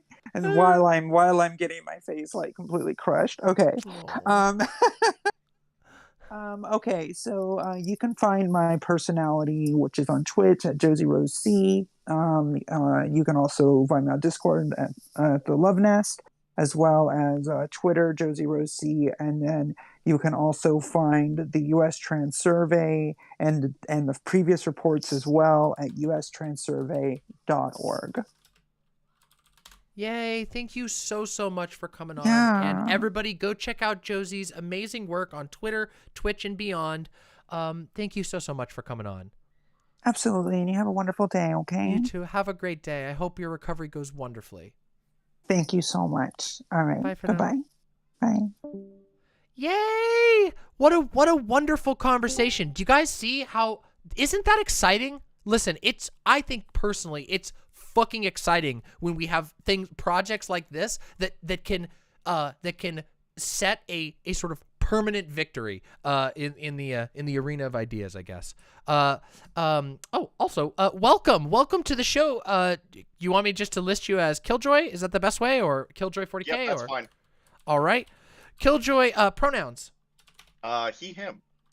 He, him. Alrighty. Welcome to the show, Killjoy. Real quick, can I just get an audio test for you real quick? Sure thing. Test. 1, 2, 3. All right, gonna boost you up just a tiny bit. Let's see here. One more time. Test. 1, 2, 3. Perfect. Gotcha. Alrighty. Welcome to the show, Killjoy. Please introduce yourself to the chat and let them know what you're all about, where they can find you, and then we'll talk. All right. I'm Killjoy 40K. I'm on the Discord and the website. I don't have a whole lot of socials. I'm more of a lurker on Twitter, just kind of liking people's stuff and whatnot, contributing to the ratios and stuff. Hey, listen, you know what? The ratios are an important part. I did engage in the discourse with the what was it? The supply lines. That was Oh no, a nightmare. not the supply lines. No, God, no. I think I helped provide the what was it? The open insulin project to that. Oh yeah. No, that was actually super. One of the few productive things that we were able to discuss in. I know, right? And then I got called a eugenicist. It was great. No, come on, that's ridiculous. I know it is. The through line there so was stupid. So bad. What a stupid drama. But yeah, I'm a U.S. veteran. I was in the Air Force for 7 years. It was not the best experience. Can imagine. Yeah. But yeah, I mostly just wanted to talk to everyone today about the general experience and how the military can just mess up your mental health. Yeah, so well, bad. Hit us with it, please. I even get to sprinkle a story about a trans service member in there too. It's great. Wow. Yep. All right. Okay. Hit us with it. So, I joined because economic factors. I was dirt poor and had no way of climbing that ladder, so I had lost a ton of weight since high school. Finally got, in the shape that could serve. Decided to serve. Scored really well on my ASVAB. Got into the Air Force. Made it through BMT. Nothing crazy there. Biggest thing about BMT is it's programming from day one. It is literal indoctrination. Break you down and build you up. Yep, especially if you go into like a special forces SEER, which is like survival training. They literally call their secondary training indoctrination. It's got to my first base, hurt my back, of course. I was a munitions technician, so I worked with bombs that went on jets. Yeah. And yeah, lightest thing that I had to like move around. Lightest heavy thing, I guess is a better way to put it. 500 pounds. Holy and that was shit. all day. Heaviest is like 2,000 pounds plus was the other stuff. But that was assisted. But assisted is the proper way to do it, and then there's the way you actually are expected to do it, kind of thing. So I know how that is. I used to work on a not with things that heavy, but I used to work on a runway doing like luggage stuff, and it's the same way. You're supposed to have help when you get one of those 250-pound mobility scooters that's put in the back of the plane for some reason. You're supposed to have help, but they never give you the people you need. Big quotes, two-man lift. Yeah, exactly. Right, exactly. Yeah, and so like exercises, you're moving thousands of them. Thousands of these 2,000-pound bombs. Yep. And you're lifting tail kits, which are 80, 90 pounds unassisted, that are the length of the entire wingspan of a dude. So yeah, not great for any of the extremities. Got put on muscle relaxers for a year. Don't remember that year very well. Yeah, those things are powerful. Oh yeah, no, They'll knock you out. I went from 180 pounds to 220. Yeah. Because can't work out if you're hurt, and so like legally couldn't work out. I could get literal paperwork for doing sit-ups. It was ridiculous. And so then I started failing PT tests. That wasn't great for my mental health. Around 2017, I was serving in England. I started my career in Korea. That was awesome. Started serving in England. We got a trans person in our squadron. Okay. And man, that was an awkward commander's call. 300 cis people in a room trying to figure out what a trans person is. It was really, really cringe. Oh, that's painful. Oh no. And like the best way I can describe it is it was an educational thing. They were teaching us what a trans person was, but it was really just a bunch of old dudes begging the question, just asking the question so they could get an answer from us so they could understand what a trans person was, because we all knew, but these like 40-year-old chiefs and master sergeants don't know what the fuck a trans person is. And we get this trans femme in our flight, and they're awesome. They're just the best. Their favorite thing to do was when you had to do the honorifics and you hesitated, they'd be like, "What were you gonna call me?" Yeah, jump out ahead of it. Come on, own it. Yeah. Oh, yeah, Listen, no, sometimes no, that really is the best way to do it. Sometimes, if you got the right community, you could jump ahead and relieve a lot of pressure that way. Oh yeah, and it just got awkward, and they froze up, but they're like, "I'm just fucking with you." Yeah. They were awesome. That's great. Yeah, and so we were there when the band came through. Mm-hmm. Oh my god. And so that was really stressful for her. And what happened is, and I imagine this happened with most trans people, at least in the Air Force, is they got a it's called a dog. I don't remember what it stands for, but it's basically an annual review of your enlistment to make sure that you are capable of staying, which basically means you're on borrowed time. They're most likely not going to let you re-enlist. Yep. And if you fail a PT test, you're out. Just gone. Any excuse to get you out. Yep. Yeah, that happened to a family member of mine who's trans. The ban went through, and very shortly afterwards, we found a reason, and out you go. Yeah, you rolled your ankle, and it's weird. It's affected your whole thing. You just got to get you out. Yeah. But yeah, my really whole bad. experience with military and just queer stuff was awful. My favorite was we had a issue with swingers in England, and UCMJ bans infidelity. So my favorite thing about the UCMJ is it's literally the meme. Who did you forget to ask? Yeah, meme. yeah. It's awful. I consent. Didn't you forget to ask someone? And then it's just like, boom. Well, yeah, and it's literally your commander wants to know what's going on the fuck on in your bedroom. I mean, like up until 2017, sodomy was still a problem. Yeah. What the? Oh my god. What was it? 2012, they repealed "Don't Ask, Don't Tell." Don't ask, don't tell. Finally, yeah. But you could still get kicked for being gay. So there was a huge swath of people who came out, gone, just yeeted from the military because they were like openly gay, and they're like, yeah, that's still bad. You can be gay, you just can't have gay sex.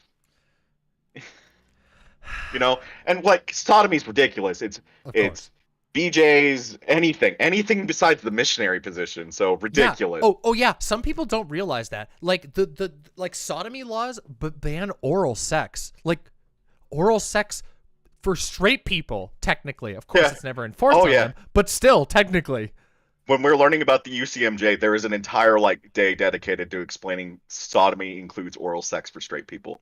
Yep, it does. Straight It's, people are like, oh my god, us too, us too. What do you mean? What do you mean? Yeah. Did you think it was only gonna be? Did you think it was only gonna be gay dicks? No. How else do you fucking? You can't do that. You gotta. It's either everything or nothing. Of course. I mean, at the end of the day, they only ever get mad about the gay people doing it. But you know. Yeah, we're getting close on time, so I'm gonna get to the like.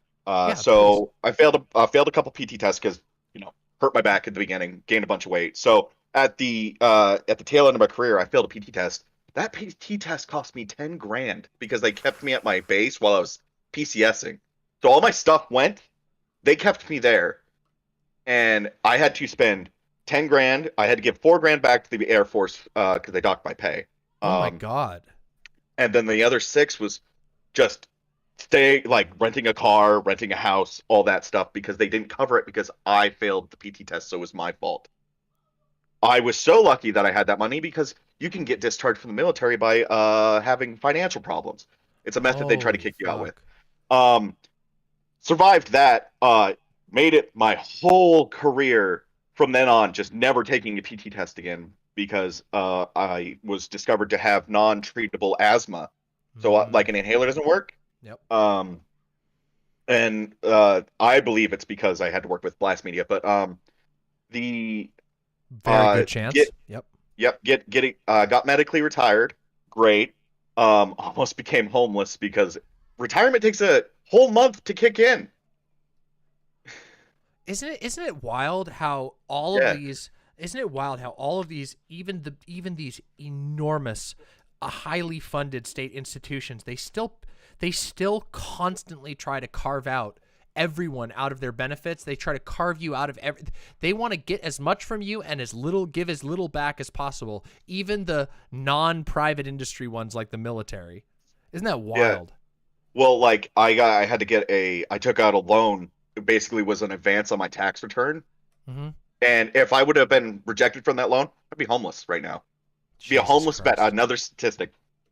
Speaking of statistics, sorry. It's okay. I cannot stand that conservatives stand on the corpses of veterans saying like, oh, support our troops, when we have a over 50% suicide rate since 2019. It is so bad the way that conservatives they command the discourse around veterans and around retired troops, people active service. They control all of the discussions about it, constantly fucking bloviating about, oh, we love our troops, and then the moment it comes to actually give support to troops who come home, fucking gone. It's just gone. They drop veterans like a fucking hot stone. It is so sad. It is so fucking pathetic. It makes me so mad. Like I don't talk about this very frequently. A huge amount of my family were in the military. I did not. I chose after seeing a lot of their experiences to avoid that to the best of my ability. A lot of my family was in the military, and let's just say every last family member has had nightmares dealing with getting healthcare afterwards, dealing with getting their benefits that they were promised. It's just a nightmare, and they expect that a lot of people are just going to tire out and stop. It's so sad. I have retired TRICARE, which is the medical care you get in the military. Yep. It doesn't work on national holidays. Because they have to activate your referral. So if it's a national holiday and I have to go to the emergency room, I'm expected to pay and request them to pay later. We found that out because we tried to get medications for my son, and we couldn't do it. There was no one to answer the phone and activate the referral. Isn't it just so I don't know. I just always find it so infuriating the way that there is just constant propagandizing about how, oh my God, yeah, we have the best military in the world, we have the best country in the world, we love our troops here in America, blah blah blah, and there's all over the place you see these fucking stickers and shit, and then again, the moment that push comes to shove, it's like, well, no, you actually our veterans are not able to get their necessary health care because, well, the phone lines aren't going to be active. Fuck you. Put the money up. Yeah. It's so fucking gross. It's so gross. We're just props for them to push a agenda. It's ridiculous. Yeah. They're the worst. But But to just wrap things up, if you do plan on joining the military, know what you're getting into. It's rough. Be careful. It's rough Yeah. for everyone. It's harder for LGBT people. You will be, and then POC people. It's just like there's a whole thing that they did. They did a study on for beards in the military and found that because shaving waivers are given out to POCs, they get discriminated against in the promotions because a clean-shaven face is considered the proper attire. So even if you have a shaving waiver, they will just blow you off. And everyone was like, like I say everyone, most people with their head up their ass were like, oh, that's just propaganda, blah, blah, blah, woke shit. And I'm like, no, that's true. You all know this. You get passed over promotions because you're in a maintenance career field and your fucking uniform is dirty because you work with oil. You know this is true. Yeah, you are more likely to get passed over for a promotion than someone who has a DUI if you're black with a shaving waiver. Oh my God. It's insane. It's so sad. We have so much shit to deal with. Our country is so fucked up. Like military, most funded institution in America, still just worthless. I didn't even go into how bad it feels to literally work for people with I don't know, like the fact that officers are a relic of when nobility held power over enlisted folk is insane, because all you need is a bachelor's degree, right? So that means that there is a hierarchy held between people who can pay and who can't. Yeah, I talked about that. I think it was yesterday. We touched on this subject a little bit about how even if there isn't like a strict classist line, that the fact that there are requirements that cost fuckloads of money that before you can get into something means that there is functionally exactly the same. It's almost no different than it was. Yeah, well, maybe you luck out and but well, like the greenest officer commands more respect than the crustiest enlisted folk. They are literally higher rank day one than someone who served for 40 years. Deeply ingrained hierarchicalism.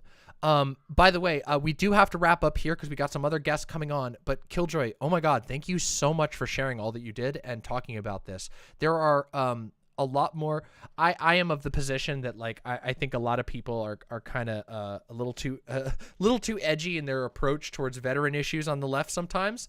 I think that people can't separate their hatred of the military as an institution for the very real issues of people who've been enlisted in that and no longer are. So I'm really happy that you were able to come on and talk about some of these things to bring light and shed light on it from such an informed perspective. So I just want to say thank you very much. If you have anything else you'd like to shout out before you go, please hit us with it. And then we'll talk again sometime in the future, I'm sure. Yeah, no problem. I appreciate everyone. I have gotten nothing but love from imps for my veteran status. That no one blames me for doing the military thing. They mostly have just a bigger problem with the broader institution of the military, so no one blames any specific person for serving. They just blame the military for forcing people to. And yes, may the they-them army rise. May the they-them army rise, indeed. Well, thank you so much for coming on, and we'll I'm sure I'll see you around and we'll talk again sometime soon, okay? No problem. Thank you. Thank you so much. Bye. Bye. Wow. What a great conversation. What a fucking fantastic series of conversations today. Oh my God. It's been so good. That was so interesting. Oh my God. They, them army. Here we go. Hello. Hi. Hi. Welcome, Morgan. Hi. So I wanted to talk a lot about, I guess one thing I was really interested in talking to you about was like our experiences with autism, that whole thing. Sure. Real quick though, can I just get your pronouns real quick? Oh yeah, sure thing. She, they. she, they. All right, excellent. An excellent selection of pronouns. Absolutely. And it's cool for me just to list you as Morgan Does Things? Oh, absolutely. That's fine, yeah. Okay, wonderful. Well, Morgan, That's the welcome. name most welcome, people welcome. find me as. Yeah. Yeah, Thank you so much for having me on. No problem. Happy to have you. Do So, you want to just like- introduce yourself and give people where they can find you and what you're all about? Oh yeah, absolutely. Hey, chat, I'm Morgan Does Things. I mainly preside on TikTok, though I've been wanting to dabble on other platforms. But anyway, with that aside, my TikTok is morgan.does.things. I have to add the dots because there's another username with that took the other name. So anyway, yeah, I mainly just make like a barrage of content. I don't really have a specific niche, though I do generally still lean pretty political with my content. Otherwise, So you're but, a like, variety, the most, TikToker. That's what we like to call yeah, that for the in most business. part, yeah. That's great. Yeah, for all new intents and purposes. But yeah, I do intend to hopefully dabbling in streaming if I can find like a good base on there, because I've tried linking my TikTok or Twitch and like whatnot in my TikTok comments multiple times. People just don't seem to want it. So at least out of my TikTok following. Well, TikTokers have a short attention span. The stream no, people without a will come doubt. on. I've learned that the hard way. Yeah, I've struggled a little bit on TikTok because I'm a little bit verbose. I tend to talk a little bit long. I have a bit of an ent speak problem. But you know. So yeah. Well, thank you so much for introducing yourself to the imps and for letting them all know where to find you. Yeah. Thank you so much for coming on. And you said you wanted to talk about autism. Yeah, and sort of my experiences, and also genuinely like want to know what your experiences have been with it. Like, as I guess the way I've seen it, especially I was diagnosed around 13, though I definitely always had an idea I had autism. At least like maybe just in hindsight. I always had an idea that I was autistic, and I guess like not very many years after that, I got pretty badly radicalized to the alt-right. Almost would have gone even worse if this is the craziest part, right? Like, a girl that I had beef with in high school, and like, especially like specifically beef over differing political views, or her being right on everything, me being obviously wrong on everything. She pulled me out of that whole pipeline. I'm so fucking grateful that she exists, and like we're best friends still. Sorry, who did It's you say wild. that was? Did you mention their name? I didn't know if you said they were. No, I didn't. No. Oh, just, okay. Sorry, just I just like didn't know if I missed someone it. I'm best friends with now, but like, yeah, someone I had pretty bad beef with in high school. Yeah, like I'm just so grateful that she showed me that kind of compassion, and like I guess just like the fact she was willing to like put sort of the shit we said to each other aside, I guess, Yeah. to like really help me out. And like I said, like we are best friends now. We will talk politics all day, all night if we makes me didn't so have happy. if she didn't have a job. Yeah. But, yeah, and like I feel like also a big part of the experience for me has been like the fact that I wasn't particularly like conventionally attractive when I was younger, but now that I am, I feel like a lot more people that wouldn't have been my friend back then are friends with me now. Yeah. I don't know how to feel about that sometimes. I mean, I don't know. That's a whole that's a the discussion around Especially- how, like lookism and stuff like that is yeah. There's a lot to Oh, talk for about. sure. I guess I should be a bit more specific, especially when I like started guess well, yeah, that also went hand in hand with sort of like me learning how to mask even more than I was, which obviously is autistic imps. This is never a good thing. If you think you're like compulsively masking, please don't, because like, or at least like that hurts. No like limits, especially with that, because I've had so many like shitty days where I just couldn't mask. I didn't even realize that was a term until like a couple of years ago. Yeah. I was pretty much masking my whole life. Yeah, for those who don't know, you know, masking is when you sort of like go out of your way to hide or suppress aspects of yourself because they're deemed as like not appropriate to neurotypical people or whatever. You know, which is something that is, you know, really common both with people who have autism and people who have ADHD. Also things like depression as well. Yeah, Sorry, my depression as bad. well. No, you're fine. No, yeah, it's God, there's so much that we could talk about with regard to this. I think that like sorry. What you were mentioning about like the sort of aspect of like people judging you based on your physical appearance. There's also an aspect of like of almost like confidence as well, and it can be a vicious cycle because like I know that when I was a lot younger and before I transitioned that I was you know, I felt significantly worse about my own appearance, and also my appearance was significantly worse than it could have been simply because like I didn't feel comfortable in my own skin and I didn't feel comfortable in my own expression, and that like So you kind of like didn't take care of yourself. You kind of because that was me. Like I had Yeah. horrible acne back then. I think a lot of it had to do with the undue stress I was putting on myself at all times. Yeah, like for sure. Like, I mean, I remember in high school, I had the most repressed sense of style you could possibly imagine. I literally I would just buy multiple colors of like a basic shirt and then a couple of pairs of pants, and I would just wear those in a cycle because to me it was just like I wanted to be unnoticed. I didn't want anybody to see me. I never wanted to stand out. I wanted to just, you know, please God, don't let anybody fucking notice me. Let me just like coast away as like insignificant as possible. And that was really unhealthy and very stressful. And like part of that was because of you know, because of a lack of a certain lack of confidence, but in not just in my appearance, but also in my gender. You know what I mean? That I was not feeling good with the way that I was living. And so like, and then what can happen is that like people are like really bad about that, and like a lot of people's only response is just like, well, Fivehead, just do better. And it's like that's not helpful And also at all. like what happened to me like during a lot of my like teenage years and whatnot is I masked so much.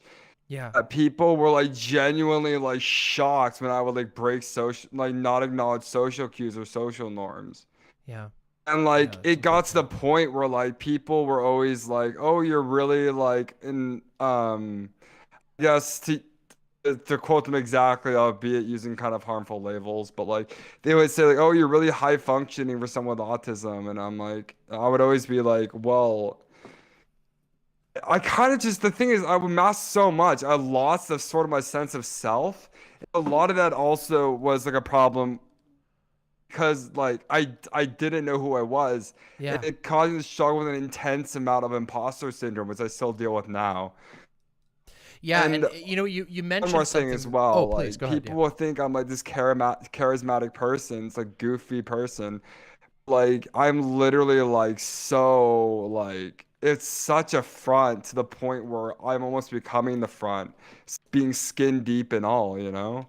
Yeah, Sucks. It's really funny. Like, before I even had any terms to describe it, like it's really funny. I used to use an analogy to Majora's Mask, a Legend of Zelda game that a lot of people know, and I didn't even know that the term masking was like a thing. But I talked about this, and it's really weird. So when I got my diagnosis for ADHD, which was a life-changing moment for me, because it totally changed the way that I like me understanding that I had ADHD and like learning how to actually grapple with it was really life-changing. But my mom didn't even believe me when I first said it, which was because she was just like, oh, well, it didn't seem like you were struggling in school. And I'm like, you don't understand. You don't understand how hard I've been working this entire time to make it seem like I'm not struggling. Like, do you know how afraid I was of failure? Do you know how fucking terrified I was? Yeah, just because I managed to somehow figure out a way to cope. That it's the exact same thing like you mentioned with people saying that you're high functioning. It's like, well, what do you know about that? Like, Yeah. Literally, so, yeah. Like, what are you talking about? Like, what do you mean high functioning? My life is agony because I have to do everything in a way that is alien to me. Right. It's so frustrating. Yeah, you have to like literally like what was the words I was gonna use? You have to like it's like I didn't just want to be seen as not autistic. I wanted to be seen as like cool, I guess. Yeah. And like it was wearing on me so hard. And like now like I stim whenever and however the fuck I want now. Like I've sort of achieved the ultra giga Stacy status of like I will stim whenever and however the fuck I want. Well, I mean, like, you've not in probably a bad seen... way. I mean, I'll stim like I'll like clasp my hands together, you know. Yeah. And it's even funnier because like when I was drunk, like on Sunday at this local queer bar I go to all the time, or at least not all the time. Sorry, I don't have an alcoholism problem. I promise. Okay, I'm not gonna comment on that. We're gonna let that one go. No, but I go there like every week ish. But like I'll just people were complimenting my cheetah print button up like the entire time. Now I was stimming that I normally do, but also I was like stomping my feet left and right, which was like, cause I was like, I don't know what was happening that night, but I was like overjoyed that people were enjoying my shirt, especially people I thought were super cool, you know. Oh well, that's super great, and also I wanted to say like it's often off screen, but I have literally a million different things that I fiddle with on my desk at all times, just off screen. Like you can't see it, you can't hear it. I'm looking at stream right now as you said that, and like honestly, fidget spinners in 2022, that is some like Giga Chad, like Giga Stacy type stuff. Yeah. You know? No, well, I was given this as a like gift, you so just it's like do, perfect. Like, I kept No, previously... you can't have a fidget spinner in 2022. The meme's dead. No, they're great. Blades They're go sick. spinny spin. Yep, I've got it. I've got mine. Like previously, if you watch a lot of my old VODs, you'll see one of two things. In my old VODs, I used to smoke a lot, and I also used to play with pens on screen all the time. And I actually broke so many pens from messing with them on stream that I had to get alternatives. Actually, I'm in your chat since I believe around like the January 6th Capitol attack. Oh wow! That's a long damn, I've been an in your OG chat. chatter. Yeah, that's for the most part. Yeah, it's been a fun time. I used to go by Smile at the Camera. Now I just go by Morgan Does Things to make things easier. So I'm trying to like build a new identity. Well, that's cool. With like online presence and whatnot and all yada yada yada. But yeah, like. Listen, my stimming problem is so deep. Look at this. You see my tongue? That's the secret. I got this thing because it's like the split tongue. Yeah, I saw split that. tongue. Yeah, that was so cool. I can keep my mouth shut. I can move my tongue around. I got two funny halves. Because recently, as like a 21-year-old adult, just got my ears pierced on Saturday. Yay! Ears pierced is wonderful. You can now. Oh yeah, journey for sure. I towards- think it's towards wild. ages. Like it took that long. Yeah, well. Hey, Yeah, I have to whatever, wait whatever. 6 weeks for it to full. I have to wait 6 weeks for it to fully heal. So that's been really fun. But I'm lucky though because I don't really have antibacterial hand soap, but I've just been like, I guess hoping for the best because like I'm not sure what the dial soap I have is technically unscented. I hear I don't know whether there's like any validity to that, but I hear like what's it? God, unscented antibacterial soap is like is preferred when it comes to cleaning piercings. Yeah, the reason for that is because perfumes and scents can agitate the skin, but they don't always. Right. So if you don't have like super sensitive skin, you're probably fine. Might have a point, yeah. Yeah, I've had, as you can tell, probably just by looking at me, I've done quite a few piercings. And it's very good to keep the area clean. Salt water and coconut oil are your like best friends. Yeah. my best friend suggested that to me actually. Speaking of best friends, The salt water is a very good way to sort of clean piercing areas. If you get like a saline solution, you can even buy. There's this stuff. I think it's like if you're in America, it's called like Dr. Neil's or something. Dr. Nails or something, and they have these little it's like a compressed canister of with a spray nozzle on it, and that can be you can just kind of go like and it will just put like a little you mean like sort of like electronics duster kind of stuff, right? Yeah, except it's specifically with saline, so you don't want to use it on electronics, but it's specifically for saline, and it's usually for cleaning injuries or anything like that. That stuff is it Neil Med? It might, yeah, Neil Med. I think that's the stuff. Yeah, and right. there's like they have they have spray salt like saline solution that is very good for piercings because it will both it has a little bit of pressure so it can clean any debris off or anything, but also it's salt water so it will keep the areas clean. I recommend that stuff really a lot. And then but yeah, if you have like a general antibacterial soap, it's fine. The key with any new piercing is that you just want to avoid agitating the area as much as possible, and you want to keep it This is my first time ever getting any piercings, so like this is kind of like a coming of age moment. Yeah, no, absolutely. No, it's great. Listen, I'm a body mod addict. I will get more. So I think that's really welcome cool, to the club. Yes, it's a small step, but it's the first step. So congratulations, and that's wonderful. Yeah. Yay! But yeah, for sure. Yeah. Well, Morgan, thank you so much. We are coming up on the end of our little time here. But if you have any other things you want to touch on before you go, if you want to shout out anything else, we'd love that.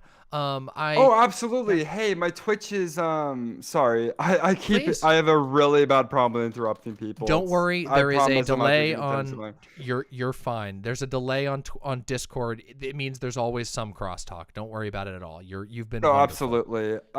So my Twitch is Morgan Does Things without the dots, and I would appreciate so fucking much some imp followers, especially as I start like getting more into politics. Because on Twitch I'm more of like gaming with political what's the word? Commentary? Political accents. Yeah, that too. But like just in like terms of the overall content. Okay. Yeah, exactly. Like I get political spice in there. Yeah, like, that's fun. Yeah, I love that's that the shit. way I'd You know, like to do I'm it. a big fan of I'm a big fan of like highly political, not strictly politics content. I fucking love that shit. Yeah, that's all I do nowadays. But That's awesome. I mean, in terms of content, but like, fuck, I'm having fun. I'm not like hating it, you know. Yeah. Yeah, no. Yeah, thank you so much for having me on, Imps. Have a nice night. Take care and follow the one rule. The one rule: do not fucking die. Don't fucking die. Don't do it. Yeah. You gotta stay alive. Morgan, thank you so fucking much. This was a wonderfly pleasant conversation. Dude, I really appreciate that. I had to vape enough CBD to like knock out an elephant. You did it though, but you did it. Yeah, You absolutely. fucking did it. That's Yeah. what we're talking about. Yeah, you did it. And you did it in front of approximately 200 people. So congratulations. Oh, wow, yeah, there's and that. you did fantastic. I mean, I've definitely spoken in front of groups of people, but it's definitely like something to do with like, I don't know, just. I'm talking to people, notable people in my life that like, not in my life, you get the idea, like people I think are really cool, you know? Because like speaking in front of strangers is one thing, but like. It is. Speaking to like. Whatever. Yeah, because like it'd be one thing to speak to like some rando, it'd be another thing to speak to like, you know, like Goku or something, you know? Yeah. Well, anyway. Morgan, thank you so much. We'll end the call here. Thank you so much for coming on. Sorry, I didn't mean to take too much extra of your time. You didn't take any extra. Don't worry. I always gotta. It's the part of the job, you know. So thank you so much. Sure. Take care. And we'll talk soon. Bye for now. Sure. Bye. Yay! All right, give me 1 second. I really need to use the restroom. Give me 1 second. I'll be right back, and then we'll go to the next caller. I'm gonna hit the bathroom real quick.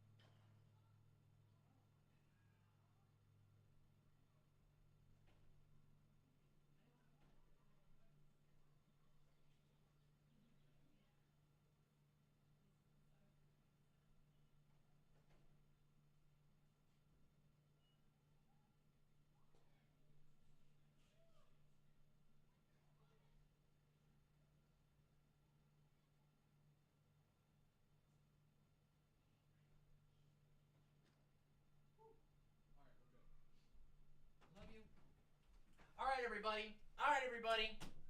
That's right. I'm back. I'm fucking back, everybody. What? Huh? Why is people effing at me? Don't F at me. Don't F. I didn't do anything. I didn't do shit. We back. All right, everybody. Oh, sorry. I forgot the bathroom song. Oh, my God. Oh, sorry. Sorry. 30 people rage quitted because I forgot the bathroom song.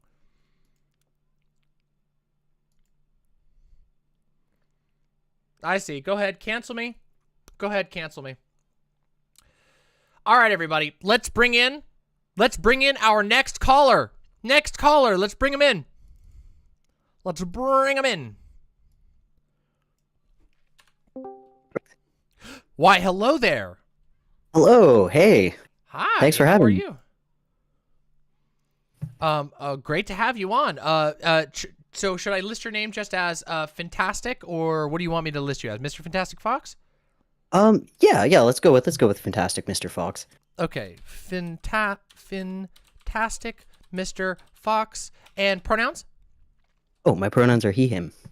He, him. Well, a classic set of god tier pronouns. The good old fashioned he, him. Thank you so very much for coming on. Very happy to have you. Welcome to the show, and please introduce yourself. Let people know what you're all about, where they can find you. Yeah, for sure. Again, thanks for having me. I definitely, I feel what Morgan was describing when she was talking about like vaping a little bit. I get super nervous before lives because that's the life I live. So yeah. But yeah, I totally get that, and also 420 blaze it because I'm a huge weed head. So yeah. Well, I'm being boring and just having a beer, but like next best thing. Whatever, But yeah, I'm primarily active on YouTube and Twitter, just as Finntastic Mr. Fox.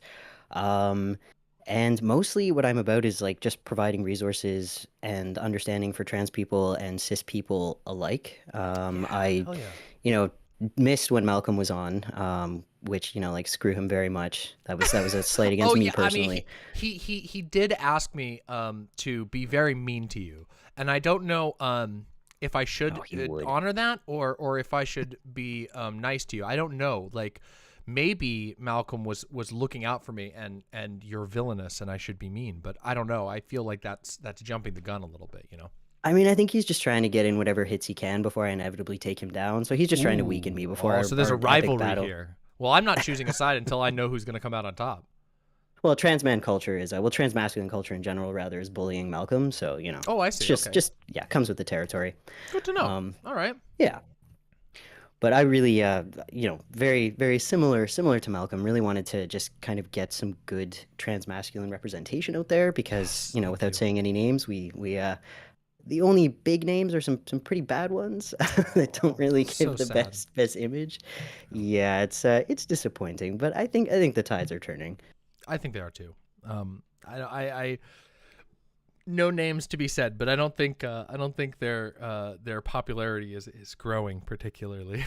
So I definitely don't think so. Yeah, nah.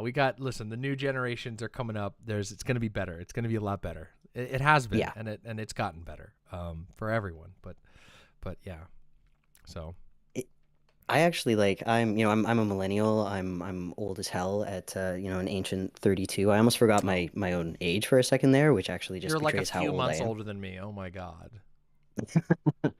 Oh, I you're in think the same old. camp. Yeah. I know everybody says I'm fucking old all the time. I'm like 31. I'm like, what the hell? And everyone's just like, oh, you're old. I'm like, I literally know internet lingo better than you do. Like, what are you fucking talking about? You might think I'm old because I've crossed into the 3, sphere, but the 3 dash. But come the fuck on. These people don't know any of the new terminology. Yeah, I know. I just had to be like, and just like start up my stream by doing like a 30 minute intro where I just slowly sip coffee and read a newspaper. This is the Demon Mama get off my lawn stream. Yeah, get the hell off my fucking lawn. You fucking whippersnappers coming out here. You don't remember what it was like back in the day. See, yeah. I would be here for it. I actually I'm a weird millennial because I freaking love Gen Z. I think they're fantastic. Me too.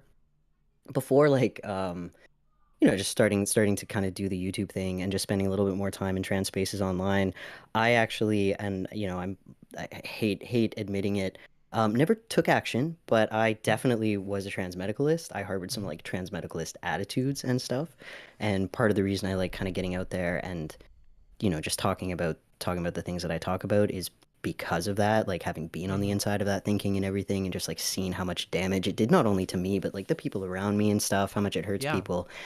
And I found Gen Z is just so queer, like just Yeah, so they don't give a fucking fuck. queer. Like by and I love large, it. there's a couple of pockets that are pretty toxic, but by and large, yeah, but much more so than the millennials. They don't give a fuck. They're just like, oh, you don't think I should be queer this way? Fuck you. I don't care. I'm gonna come up with 10 new words just to fuck you. It's great. I love it. I love the rebelliousness, the passive rebelliousness of the Gen Zers of all, and it isn't just the young end of Gen Zers either. It's Gen Z's got a fucking fuck you attitude, and I like it. Yeah. Yep. Big same. Yeah, and it's yeah. Sorry, go ahead. Sorry. Oh no, it's your stream. Yeah, I just like I'm excited. I'm sometimes excited to stumble hear and over talk words. to you. Yeah. As far as like, oh my God, like you mentioned the trans med stuff. I mean, I remember like I don't like there wasn't even a term for it really. Barely at when the time that I first like found my way into trans spaces, it was just the assumption that everyone was at least a little bit trans med. I do agree with you that it's like it's a toxic thing. It's not a healthy outlook to have towards yourself. It doesn't give the framework is completely flawed, and is the sort of medicalized position is always going to be at the behest of, by and large, cis doctors and cis scientists, and we know where that got us. Blanchard. It was not an accident. It wasn't like a fluke. Like these types of people are the ones who are always making this type of stuff. And so when you lean into an identity based around a sort of medical identity, you run the risk of having your entire identity group basically run by people who let's just say have a less than accurate view of the world that they are very, very confident in, that they are sort of imposing. And it's hard to believe these days almost that like there was a time where people genuinely believed there were basically only two types of trans people, and that like all trans femmes were either like true transsexual or fetishists, and then and then just the science on trans mask people was just like well, it makes sense they would want a penis, I guess. And it's just like, wow. Just the absolute pinnacle of modern science. That's why like when I first entered into trans spaces, I came into contact and held a lot of sort of trans med like views.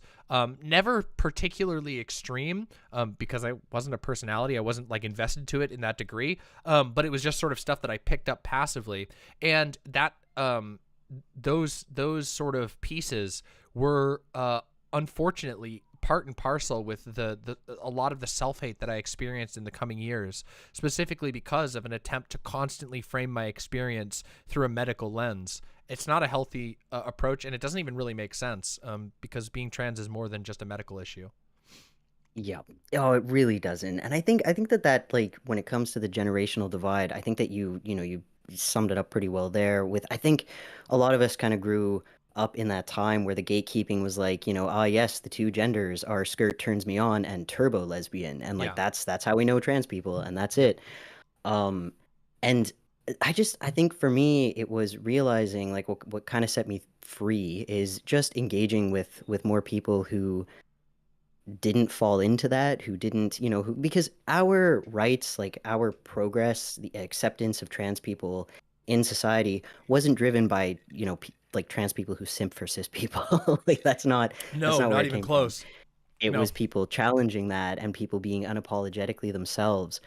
And also like it occurred to me, like I'm never going to be happy with myself as a trans person as long as I think being trans is a bad way to be. Yep. And so unpacking this idea that being trans isn't something you would want, like, oh, it's so horrible, like, oh, it makes my life hard, like, you know, to quote one of the people who shall not be named, like, oh, it's not cool, it's not trendy. Yeah, isn't like, that it's so odd to me that like, I mean, again, it does make sense when you take it into the greater culture of America. I mentioned this earlier in the stream. I don't know if you were here then, but regardless, I mentioned earlier that like, the like framing all of the trans experience through the like suffering, through the like, oh, I hate being this way, it sucks so much and it's so hard for me, that's why you should take pity on me. I understand where that comes from, but it isn't very effective politically, and it isn't empowering at all. And it falls directly in line to the sort of American obsession with like, I don't know, like the pedestalization of sacrifice. Like, oh, I work 100-hour weeks. Look at how hard of a worker I am. I'm such a good American. You don't hear me complaining about it. You know, you just gotta, you know, pull yourself up by your bootstraps. And that finds its way into trans politics by means of this like, okay, the only way that you're valid is if you're suffering, and if you're not perpetually like suffering and writhing and showing how much you're suffering, then you must be faking it, or you must be some sort of not real version, because a real trans person would be in agony at every moment of their life because of how horrible and pathetic it is to be trans. And like I said, I understand why people gravitate towards that, because there are aspects of being trans that hurt a lot. There are specifically a lot of social aspects, and people want to find something that makes them feel like they have a validity in the face of the incredulity of cis people. But the truth is that like it doesn't do it for you. It's not going to make you feel good about yourself. Perpetually having to police your own happiness because you're afraid that people won't think that you deserve rights anymore is not a good way to exist. This weird Puritan idea that suffering is necessary for any kind of growth and like meaning as a person. I mean, like, yeah, you can have growth in suffering, but it's definitely not necessary. And I just don't understand for a lot of, you know, like particularly older trans folks, don't get me wrong, I know that there are like young trans medicalists as well. But for people who think this way, like, what are we, you know, I would definitely consider myself a trans activist, and what are we as trans activists pushing for, if not a world where like trans youth don't have to feel fucking awful about themselves to just like be honest about who they are? Like, what are we just like wasting our time if we expect a certain amount of suffering in trans youth to be able to just like live their lives and express themselves? Like, no, I mean, absolutely want a world where people can just be like, hey, this is my gender, and they don't have to like come out. They just, you know, that's just who they are. It's so wild to me. And this is something that like, I feel like there's a handful of factions that are still pushing this sort of idea, like we said, like the like need to persistently be suffering, or persistently perceive oneself as like a bad, somehow flawed or whatever. I think it also it can also actively suppress not just suppress in an individual, like someone being like, well, I don't want to like celebrate trans stuff because, you know, that's tacky or whatever, or it's not supposed to be cool. Like, of course that happens, but it builds a culture of suppressing or sneering at or looking down on trans joy, on the things that we can be happy about, on the ways that our bodies do delight us, on the ways that being different is okay and is good and not a source of pain. And there's actually, as it turns out, a lot of them. I fucking love trans people. I love the trans people in my life. I love the diversity and beauty of their bodies and their experiences. And from all types of trans people, trans masks, totally 100%. I refuse to engage with the binary at all. To trans femme, like all across this spectrum. I find it's so inspiring, and yet I don't know. There's this culture that says you're not supposed to celebrate that because somehow you're like encouraging it or something, and that's just so unhealthy of a way to look at it. No, it's completely asinine. Yeah. And it's, you know, it's because, you know, we challenge the status quo. Like, we have insight into, you know, particularly like for people, well, I shouldn't say particularly, I guess everyone has insight into the weirdness of the gender binary, regardless of whether they exist on it or outside of it. But I found, like, my experience as a trans man, the people who are threatened by me, it's that I have sort of insider knowledge of what it's like to live as a woman and just how bad those disparities are. So my knowledge of how the world works just through having lived, you know, like in sort of like each end of the binary Yeah. is really, really threatening to, I mean, like status quo warriors, for lack of a better description. But engaging with other trans people, I just, you know, love what you were saying a moment ago about, you know, the beauty of transness and the diversity of transness, because I stayed off of Twitter for a long time, and, you know, of course, still have my days where I think that that was a wise decision. But but- honestly, staying off Twitter it's generally wise by and large. Just saying. I've just taken the approach where if a disagreement starts, I'm just like, hey, why don't you send me a DM? Just send me a DM. Let's just talk about it there, because talk about like it in private, being yeah. limited, like to 180 characters is not going to breed a good discussion. But what I love about, you know, I was warned, you're like, oh, trans Twitter, it's like pretty wild, like da da da da. I got on there. I fucking love trans Twitter. I Me love too. trans Twitter. Oh My my feed is God. all thirst traps and amazing jokes. It's incredible. Oh my God, straight up. Thank you. Fucking trans people are the best joke writers in the entire planet. Okay, and also I gotta shout out one thing specifically. Trans femmes have a strange magical ability to come up with extremely good Twitter usernames and Tumblr usernames. Have you noticed that? Yes. I don't know, like I apparently missed it because I just ended up with Demon Mama, which is cool, but it's nothing special. I saw a trans person whose name was like Gas Leak Prophet, and I'm just like, what the fuck? These are so good. Like people, turf posting. There's so many good people come up with the funniest, like trans femmes come up with the best fucking usernames ever, and nobody gives trans femmes credit for that. For the fact that just like as a demographic, best username per capita that you could possibly imagine. So amazing. It's true. I've seen some pretty incredible usernames. I don't know. I shouldn't joke, poke fun at like all trans masks in general, but like I will say that being named Finn, I just kind of like spun the trans mask wheel, and that's what I ended up with. So listen, I love that name. Okay, Finn is a good name. Oh, I think it's a great name. I'm so here for it. I'm so here for back it. Okay? when I was in my whole, like, you know, unpacking all of my negative feels towards being trans, I was just like, oh, you know, like, oh, I picked such a stereotypical trans guy name. And now I'm like, I love that I have a stereotypical trans guy name. I love that I am part of this army of Finns. Yes. Like just these unstoppable trans mask army. Yeah, I mean, I'm here for it. Listen, I fucking love my fellow trans people, and oh my God, listen, if you want to have a fucking good time, get stoned and talk about niche media with your trans mask friends. Was the highlight of my summer.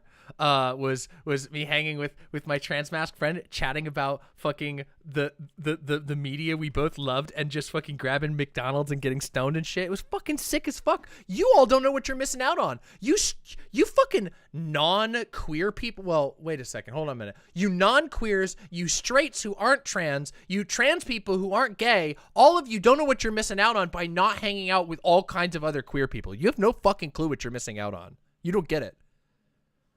Anyway, sorry. One of the things that I noticed, just like about the pandemic specifically, was a lot more people coming out, and I kind of figured that this was going to happen just because you know you're removed from the daily grind and spending more time by yourself and can't really hide in the role you've been assigned. So that makes a lot of sense. But the other thing that I noticed was a lot of the people that prior to the pandemic I had really been connecting with, like the folks that, you know, you're both at the same party, you kind of like have one mutual friend there, and you end up like sitting on the beanbags in the corner while everyone else is like dancing and having fun, and you're just like screaming about, I don't know, fucking Star Trek or something. Whatever, over beers. And every single one of those people came out as trans. Every single one. Every single one of those people that I have that connection with all came out as trans. And it's just, I'm living for it. I'm living my best life right now. It's great. Listen, I know that like there's lots of jokes about how trans people want the entire world to be trans, but yes, I do.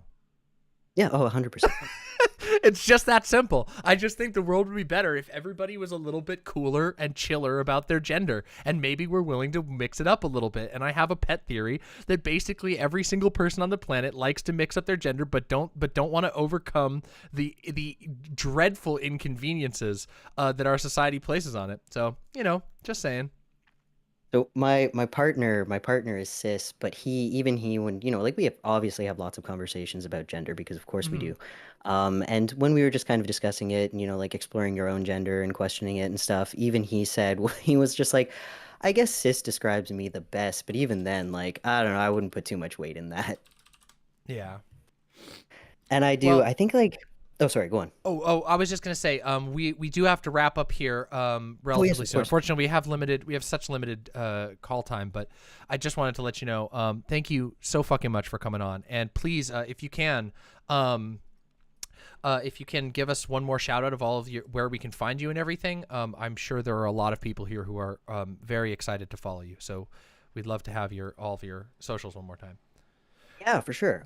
So on Twitter, I am at Finntastic Mr. Fox. I think my username right now is Shred Pirate Roberts.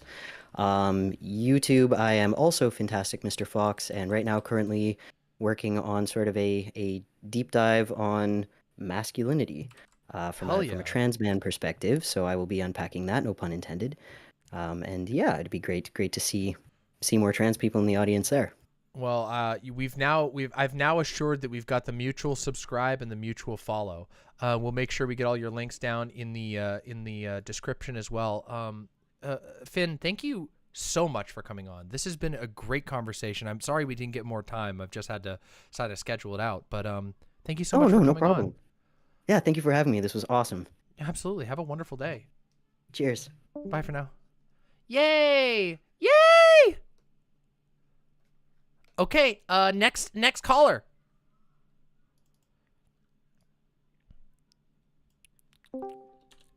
Hello?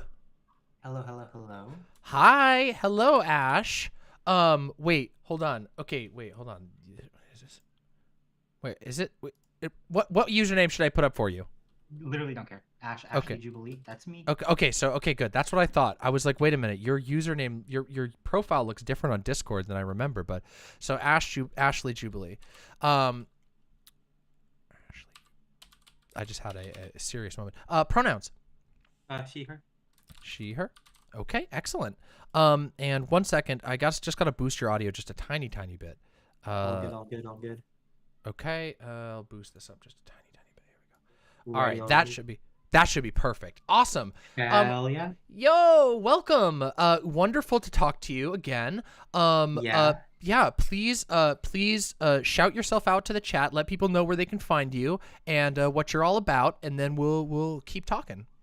Yeah, okay. So my name's Ashley Jubilee. You can find me everywhere as Ashley Jubilee on YouTube and Twitter. My Twitter is at AshJubilee on Twitch and everything else. Got all my links everywhere. Yay! I'm just a streamer. I'm a trans activist. I'm a Twitter person. That's kind of just what it is. Hey, there you go. Listen, we all here are streamers and or Twitter people. That's how it goes, right? That's always how it the goes. space. Well, it's wonderful to have you on. The last time we talked was was more heated and a little more silly. But nonetheless, it's been incredibly pleasurable to talk with you, even when we disagree. So I'm very happy that you were able to make it today. Was a great discussion. It was. I was in Mexico. I was on a balcony. It was pretty awesome. Oh yeah, that's right. You were. Oh my God. I hope that was an awesome trip. I saw lots of your photos between you and some of the people you were traveling with. I wasn't traveling with them. I was traveling with my family. So okay. So perhaps they were just tweeting about you traveling then. But well, that's amazing. Well, I'm glad that we don't have to have you stuck on a balcony for a long conversation this time. I'm in my comfy home, in my comfy office chair with lumbar back support. Oh hell yeah! You got to get that shit. I have to fix my chair. My chair is in a state of disrepair at the moment, and it is not giving me the lumbar support I need, which has led to me having a sore back. But I'm really happy you were able to make it on here today. Was there a topic you wanted to talk about specifically, or were you? Because I want to give you the opportunity to drop a topic specifically if you do have one you want to talk about. I don't think there's a. I want to talk about like what I genuinely want to do, but other than that, we can just kind of like chill for the time slot. Yeah, sure. We'll hit us with what you generally want to do, and then we can chill and chit chat about whatever. Yeah. So what do I do? I am along with ErinGreen. You'll probably know who ErinGreen is. We had Erin on Green's earlier. Awesome. Yeah, of course. We are starting something called the Trans Research Creation Project, the TRCP. Currently, it's just a Discord server. I hope you'll toss the link in there because we don't have a fancy link yet. We absolutely will. It's just a chill like trans support server. But eventually, what we're gonna do, and we're starting the process now that my semester's over, is we're gonna be building a website. And this website is going to be basically like a one-stop shop for like all things like trans people in transition. So it's gonna have resources for like legislation trackers. It's gonna have resources for how to get healthcare for in different places. It's gonna have resources for different aspects of transition. It's gonna have resources for like how to come out, how to deal with transphobic parents, how to deal with transphobic schools. It's gonna have resources about how to move out, how to protect yourself. It's gonna have resources about for people who don't like for cis people who don't like get like trans stuff, like an introductory stuff for them. It's going to have a lot. It pretty much is what I want this website to be is to be all the resources that I wish I had in transition, but I couldn't find, or all because like if you're early in your transition, it's an awkward time, especially that first year in transition. It's awkward as fuck. It's rough. It's really messy. hard. And I want to help as many people as I can, like in that process. And a lot of the advice you find, a lot of the advice you need is all in a bunch of different places on the internet. You don't know what's good advice. You don't know what's bad advice yet. You need to work that stuff out yourself. And sometimes it's really, really hard. So I want to make this project, this website, as easy as possible for beginners and for people who are like new to all these topics to understand, and really intuitive and accessible, because so much of the important information and so much of the important stuff that people need to know when it comes to transition is stuff that you have to figure out trial and error. Other people have done that trial and error. We can give you the answers. I just gotta say, first of all, I'm gonna say two things. Both of them are compliments. The first one is not silly. The second one is a little bit silly. First one, fucking amazing. I just cannot overstate how fucking awesome it is that you've decided to use your energy towards such a fucking incredible project, and also fucking based and anarchist pilled. Unironically, I know that this doesn't seem, it's not gonna seem intrinsic to or make sense to everybody right off the front, but as it turns out, open, public, easily accessible projects that pool people's resources together, and work to collect and validate information autonomously as an individual project of people who are of mutual self-interest and in community interest is literally anarchism pilled, and it is so based. I just can't. That is so incredible. So really, just got to say that's fucking awesome. And please keep me up to date as best as you can. If you ever do updates, if you're ever looking to get some eyes on something, please send it my way, and I will do my best, because I would love to be able to support that however I can. No, absolutely. I'll absolutely keep you in the loop right now. Like what specifically like I'm like spending my time on is actually like learning how to code, because I don't know jack shit about coding. So I'm learning because we got to build a website, right? So that means like I learn like HTML and CSS and JavaScript. And so that's what I'm doing right now. And I'm actually building a Twitter bot with someone who does know how to code, so it's not like the worst thing. And this Twitter bot, what it does is it's going to be an automatic legislation tracker. So what it does is when it takes a watch list of all pro and anti-trans bills in the 50 states and U.S. Congress. Eventually, I want to expand this up to other countries, but right now, because we're just starting out, keep this to America. What it's going to do is whenever there's an update to that bill, there's a reading on it, it goes to a committee, it gets a vote, anything like that. The bot will automatically tweet out what the bill is, what state it is, what's the most recent action, and also the makeup of the legislature. So, for example, if it's a bill like in Wisconsin that has a Republican-controlled Senate and House, it'll let you know that this could be more likely to pass because it just lists what that is. So it's just a very easy way to get information out there as easy as possible on Twitter, so that as many people as possible can look at what the current state of trans legislation is day by day, like live updates. That's amazing. And also, like, those sort of things are so fucking helpful in the current era of just information overload at all times. It's tools like that that help people prioritize and be able to not feel so overwhelmed, because they have specific things they can go and look at, keep track of, and without adding like all kinds of burden to their life as your everyday person just trying to stay informed. Tools like that are so awesome. Yeah, also, absolutely.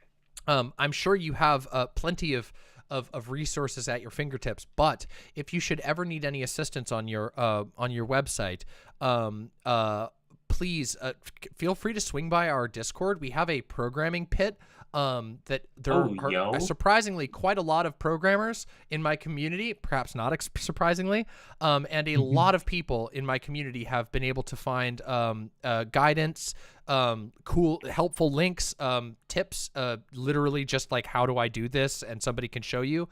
The programming pit is like really, really cool. So please, if you ever need any assistance, feel free to swing by and ping people there, or just generally. I'll definitely use that, because again, I'm super new to this stuff. I've always wanted to code like my whole life, but I've never been able to get the chance. A lot of the stuff that I'm working on right now is specifically with other people who like are way more knowledgeable. They've built stuff like this before.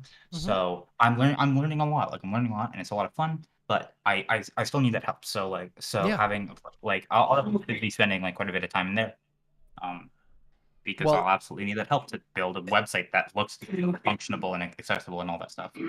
And if there's any way, I don't have programming skills or anything like that, but if there's ever any assistance you need on this project, please just don't hesitate to ask. I'll do what I can. Oh, absolutely. I'll try to connect you to people that I can. Fun, right? Yeah. Well, I'm more than happy and can certainly direct eyes towards certain projects. So, yeah, absolutely. Oh my God, that's so exciting. Holy moly. Yeah, that's so exciting. Now we have about 5 more minutes, just so you know. So I don't know if there was other things you want to talk about on here. No, those were kind of the main things. Excuse me, goodness, I just choked on my own spit. God damn it. Coughing more than me, and I will literally have COVID right now. What the fuck? No, COVID. Oh my God. Okay, so I know. Yeah, is it not hell? Is it not the most hellish shit? Fucking worst. It's literally the worst. The chills are the worst thing I've ever experienced in my life.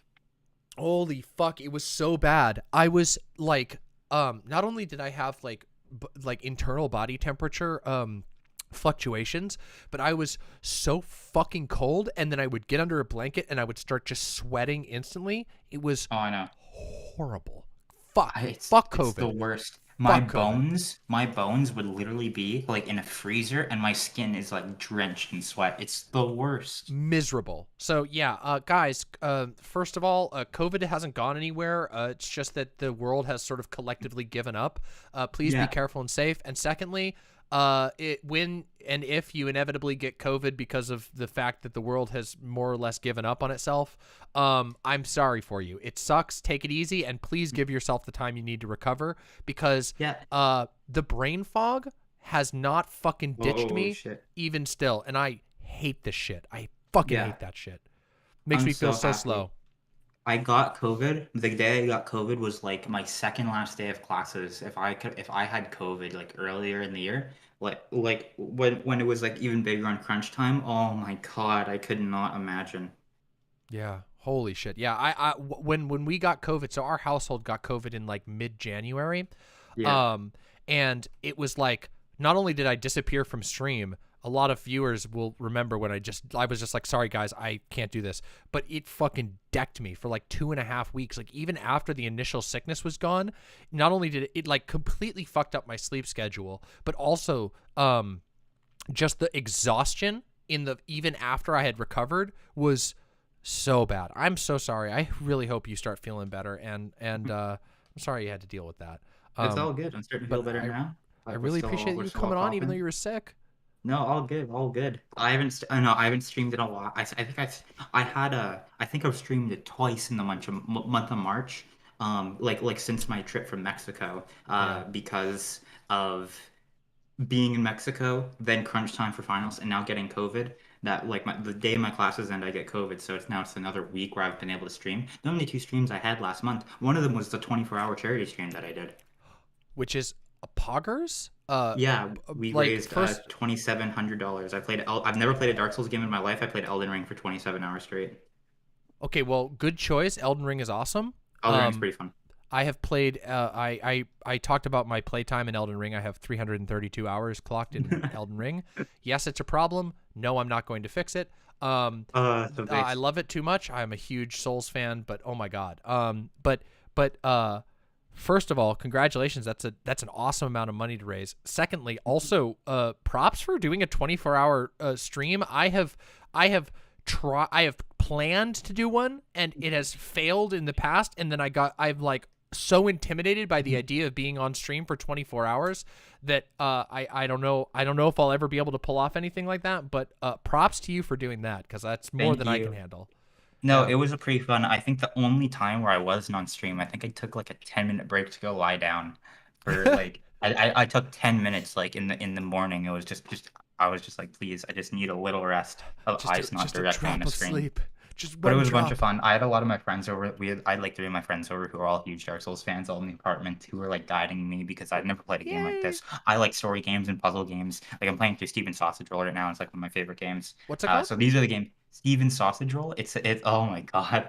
It's just a puzzle game that squeezes every ounce out of mechanics. You roll sausages on tickets. I highly recommend you all check it out. But these are like my types of games. I like puzzle games. I like story games. So like amazing. Games like Dark Souls that was part of why I thought it was like a really good charity stream. Was new one, and I'm planning on doing another one really soon. With with another charity stream. And I want to do another 24-hour stream, probably near the end of April, beginning of May, probably. Yeah. I want to do another 24-hour streams. They're so much fun, and I can do them. Staying up 24 hours is easy for me. I could do 72 hours if I wanted to. For now. But yes, that's true. Listen, I am young. I could pull off 24 hours when I was like in my early 20s, and that ability it wasn't even that it's like the ability disappeared, but more like the desire disappeared entirely, where I was just like, actually no, there is nothing that you can do to make me stay up for 24 hours short of like an actual health emergency. I'm just nope, I'm going to bed, I don't care. I just do it casually. Sometimes I have to stay up for 24 hours just because I'm just bored. Damn. Being 19, Red Bull and Vans will do that to you. And someone mentioned The Witness. Okay, Witness is such a great game in chat. Thank you so much. Oh, I really like The Witness. I played a whole bunch of it. Wait, have you played Obra Dinn? I have not played Obra Dinn, but I know a lot about Obra Dinn. You fucking need to play it. I know. Well, fuck. Who was Lucas? What was it? Lucas Pope. He did one other game that I personally love. Papers, Please. Yeah. No. Papers, Please. Yeah, I know a lot. I love Obra Dinn. I haven't played it personally, but I know a lot of it. And in terms of what I want to do, because I want to eventually, outside of transactivism, the thing that I want to do is I want to create art in like different mediums. And Obra Dinn is actually probably one of the biggest inspirations for a video game story that I want to tell. That's so based. Obra Dinn is so cool. I love. You know what's one thing I really like about you, that you have a lot of passion. And you really put it out into the world, and I think that's fucking sick. Thank you. I appreciate it. Yeah. So one little thing I'll tell you, and then I'll have to ask you to plug your stuff again, because we got the next guest coming on. And unfortunately, our time is a little bit tight tonight. However, the best cosplay I have ever seen was a Papers, Please cosplay. It was a guy in a sort of the Arstazka uniform.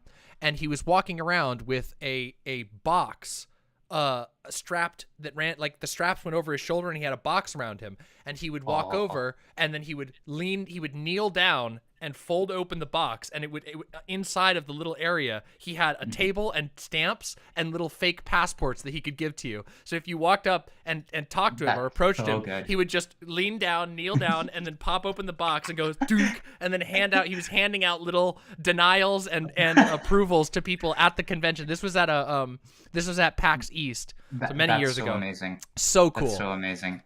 Yeah. love that. Well, I wanted to share that with you, and then do you mind just plugging yourself one more time Yeah. before we move on to the next call? Oh, absolutely. My name is AshleyJubilee. You can find me everywhere at AshleyJubilee on Twitch, YouTube, Twitter, and the Discord. Once again, the Trans Research Creation Project currently just a support space for trans people. If you have any questions about transition, any aspects at all, just ask me. Literally, just DM me. I'll help you with anything. That's just what I do. I want to help guide people with early transition, and we're gonna be eventually launching a website and a Twitter bot, this summer. So watch out all for that. Amazing. Thank you so much. Everybody go Thank you follow so much for Ashley having me on. Jubilee. Ashley's awesome and really fun on Twitter too. So even if we disagree on some things, it doesn't matter. Who cares? True. Okay? Listen, it doesn't matter. Okay. All right? Yeah. Have a wonderful, wonderful night, and thank you so much for coming on. Seriously. Yeah. Bye-bye. Bye for now. Yay! That was so great! What an incredible conversation. Today has been so sick. What bloomer fuel? Hello, Celine. Hello, hi. Hi. Do you want me just to list you as Celine, or do you want me to put your username that you use? Yes, Celine is good. Okay, Celine. And pronouns? She, her, vamps, Alright. and vampress. Vamps and what's the second part? Sorry? Vampress. Oh, excellent. Like vamp with an R-E-S-S at the end. That's sick as hell. Okay, Yes. sick. Okay, based. Wow. Fucking styling on me with my boring ass pronouns by comparison. Awesome. Neo pronoun enjoyer. Listen, I'm a neo pronoun enjoyer even if I don't use them for myself. Sorry, I have to adjust the audio just a tiny bit. Hold on 1 second. Okay. Apologies. I have to tweak this audio a lot just because Discord is super weird. Do you want to give me a test no real worries. quick? Huh? Can you give me just a test real quick? Test. All right. Okay, perfect. That should get us just to the right spot. Sorry about that. Real quick, do you want to just shout yourself out to the stream and let them know what you're all about so they can follow you if you want to, have people follow you? Sure. You're not obligated, but you can. Yeah, of course. Okay. My name is Celine. I am a trans woman, non-binary, vampire gender. I do a lot. I post a lot of selfies. I also on Twitter. I'm a very online person. I do a lot of I try to talk about trans issues. I try to talk about gender. I try to talk about legislation that's being passed. I try to be active in the community as much as possible, especially on Twitter. I run a little Discord server. My Twitter is @hunting H_4_more. There's actually a little bit of a story behind that username. Do you want to tell? I have always wondered. Yes. Okay, sure. So when I originally came out as trans back in 2015, I was not accepted by my parents at all. My father basically disowned me. And afterwards, I started to think of I needed to find a new family, like I was looking for new avenues to self-fulfillment and stuff like that. So I would always say I'm looking for something. I'm looking for happiness. And then I just eventually started think I'm actually actively hunting for these things, I'm hunting for more. And I kind of stuck with that. Cute. Yes. I love that. Yeah. That's so that's so wholesome. Yeah. So now it's kind of just it's kind of just been my go-to for usernames for almost everything. That or living for more. It's kind of interchangeable. I'm sure you're familiar with the one rule of my community. Do you know it?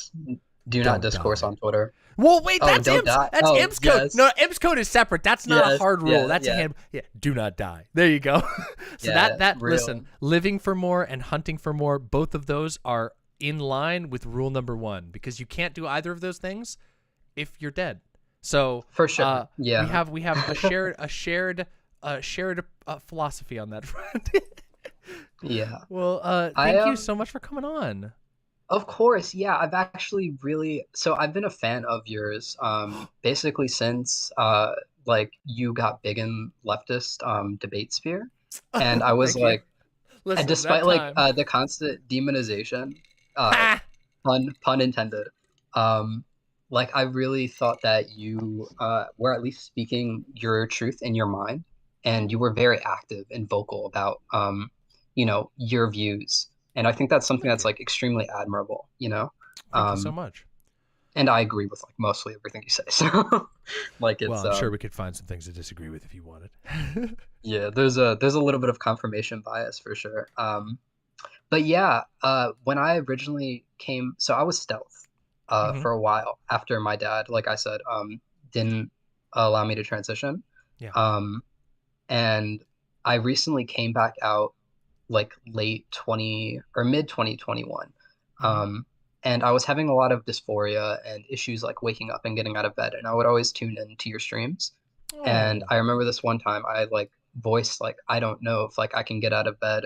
And you like looked directly at the camera. This is very parasocial. You like looked directly at the camera and you were like, you can do this. Like you can like get through. And I was like, this means a lot. This means like a ton. And this was back before I was even like big on Twitter or anything. Like you probably didn't even notice me from like the regular chat. I do recall doing that. And Yes. first of all, you're welcome. Second of all, I was Yes. right. just to flex over your head, I was right. You could make it through it. And I third, did. I don't think that's like maybe that's a form of parasociality. But if that's a form of parasociality, that's one that I'm comfortable engaging in. Yeah. Because I want literally something I think about every single day is how what makes me feel like I can rest is like knowing that that trans people are surviving another day. It's so silly. I know it sounds like so tacky to be like harp on the one rule, but like Yeah. I've just no, I've it had was- way it too was many definitely close very calls. important.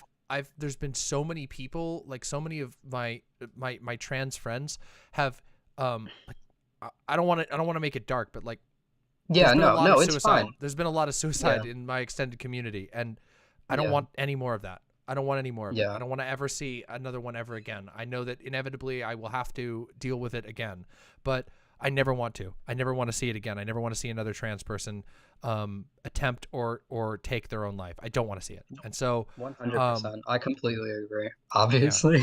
So again, like maybe it Yeah. is. Maybe me looking in the camera and telling people to do that, but I'd do it again. I would do Well, it again. I if thought it it's- was if breaks the extremely rules, so. sweet, and it mattered a lot to me. So. Well, I am very happy to hear that I was able to make you feel better in that moment, and I'm very Yes. happy to see you not just living, but seemingly thriving, and that makes me really happy Yes. to hear. So Yeah, I've been doing extremely well actually. I've recently started getting stuff ready to start content creation. Like I want to start streaming very Yay! soon. Yes, I have a camera, I have a microphone. I just Okay. need some better lighting in this room because Well, right now it is absolutely garbage.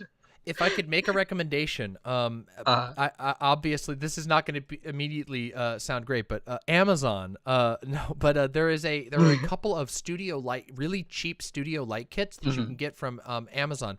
It's really hard to see here, but you'll probably know it. Like they're like the like umbrella type of thing that you Yeah, see when you go yeah. to. If you get yourself something like that, get yourself something that allows you to do soft lighting, indirect lighting, whether it's bouncing it off of a wall near you or having a diffuser like those umbrellas sort of things are, Yeah.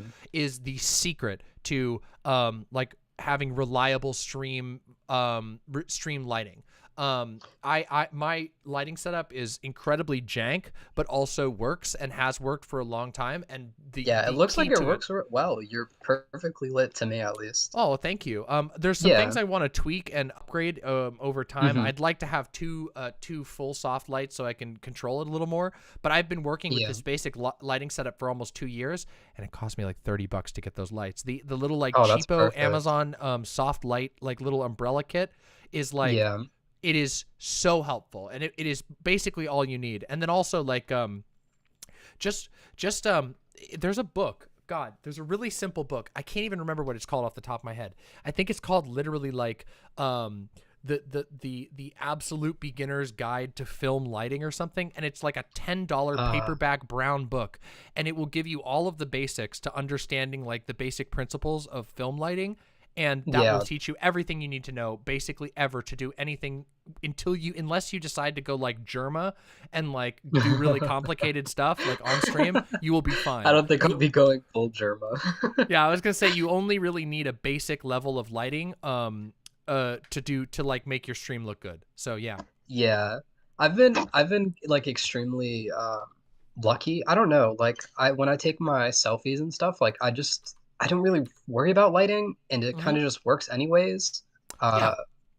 If you But have good now it's natural like- light around, then that works. Yeah, yeah. But there's like when I use a higher quality camera, other than the one on my laptop, it just like completely the lighting it comes into like sharp contrast. It looks horrible. Maybe I need to fix the saturation on my my new camera, but yeah. That could help, but it is true that like at the like once you get to a certain fidelity level, like you're Mhm. gonna notice lighting no matter what. But the Yeah. good news is you don't need much to make lighting look nice. And one of the secrets is the sort of the hack is understanding that soft lighting will smooth out shadows, so you don't have harsh shadows. And harsh shadows are like the nightmare. Yeah, literally the of, bane of like, my yeah. existence. Yeah, I exactly. hate shadows.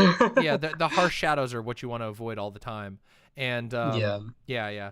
Oh yeah, Luxander points out phone cameras have HDR, so they do adjust better to bad lighting than like higher end cameras, because higher end cameras assume you're not going to be using Yeah. automatic settings and stuff like that. Yeah. Yeah, that makes sense because Yeah. like I've just been using like my basic laptop camera, and it gives me better pictures, at least Yeah. better quality pictures than if I was to use like my 180p higher fidelity camera. It just doesn't work that well. Yeah, and also so that's always something to think about. But yeah. Yeah. So I wanted to talk about a couple things. Sure, hit me up. Nothing like too huge, but Okay. so I wanted to talk about my experience with my xenogender identity Mhm. and kind of like try to bring some like different light to the conversation, because every time people talk about xenogender identities, they typically like talk about them like they're kind of like outside what we normally like perceive as gender. Like you can't really have like a xenogendered experience, you know? Yeah, I don't know why people talk yeah. about that like that, but Yeah, sure. which is something I distinctly disagree with. So when I was growing up, I went through a lot of abuse at the hands of like both genders. I didn't really have like any like positive role models, or like any, I guess, like people to draw gendered experiences from, like positive gendered experiences from. Mhm. And I never really felt like I was comfortable as a guy or like anything like that either. Eventually, like I moved in with my father, and like I started to feel like not even like female. Like I felt like distinctly other, you know, like how to describe it. It's like when you feel so disconnected from everyone else in their lived experiences, you kind of start to develop your own internalized self. Yeah. So for me, like I latched on to like vampire gender like extremely hard, and it just felt it felt so right to me. Like it felt like natural, almost like I was like slinking into like a new skin.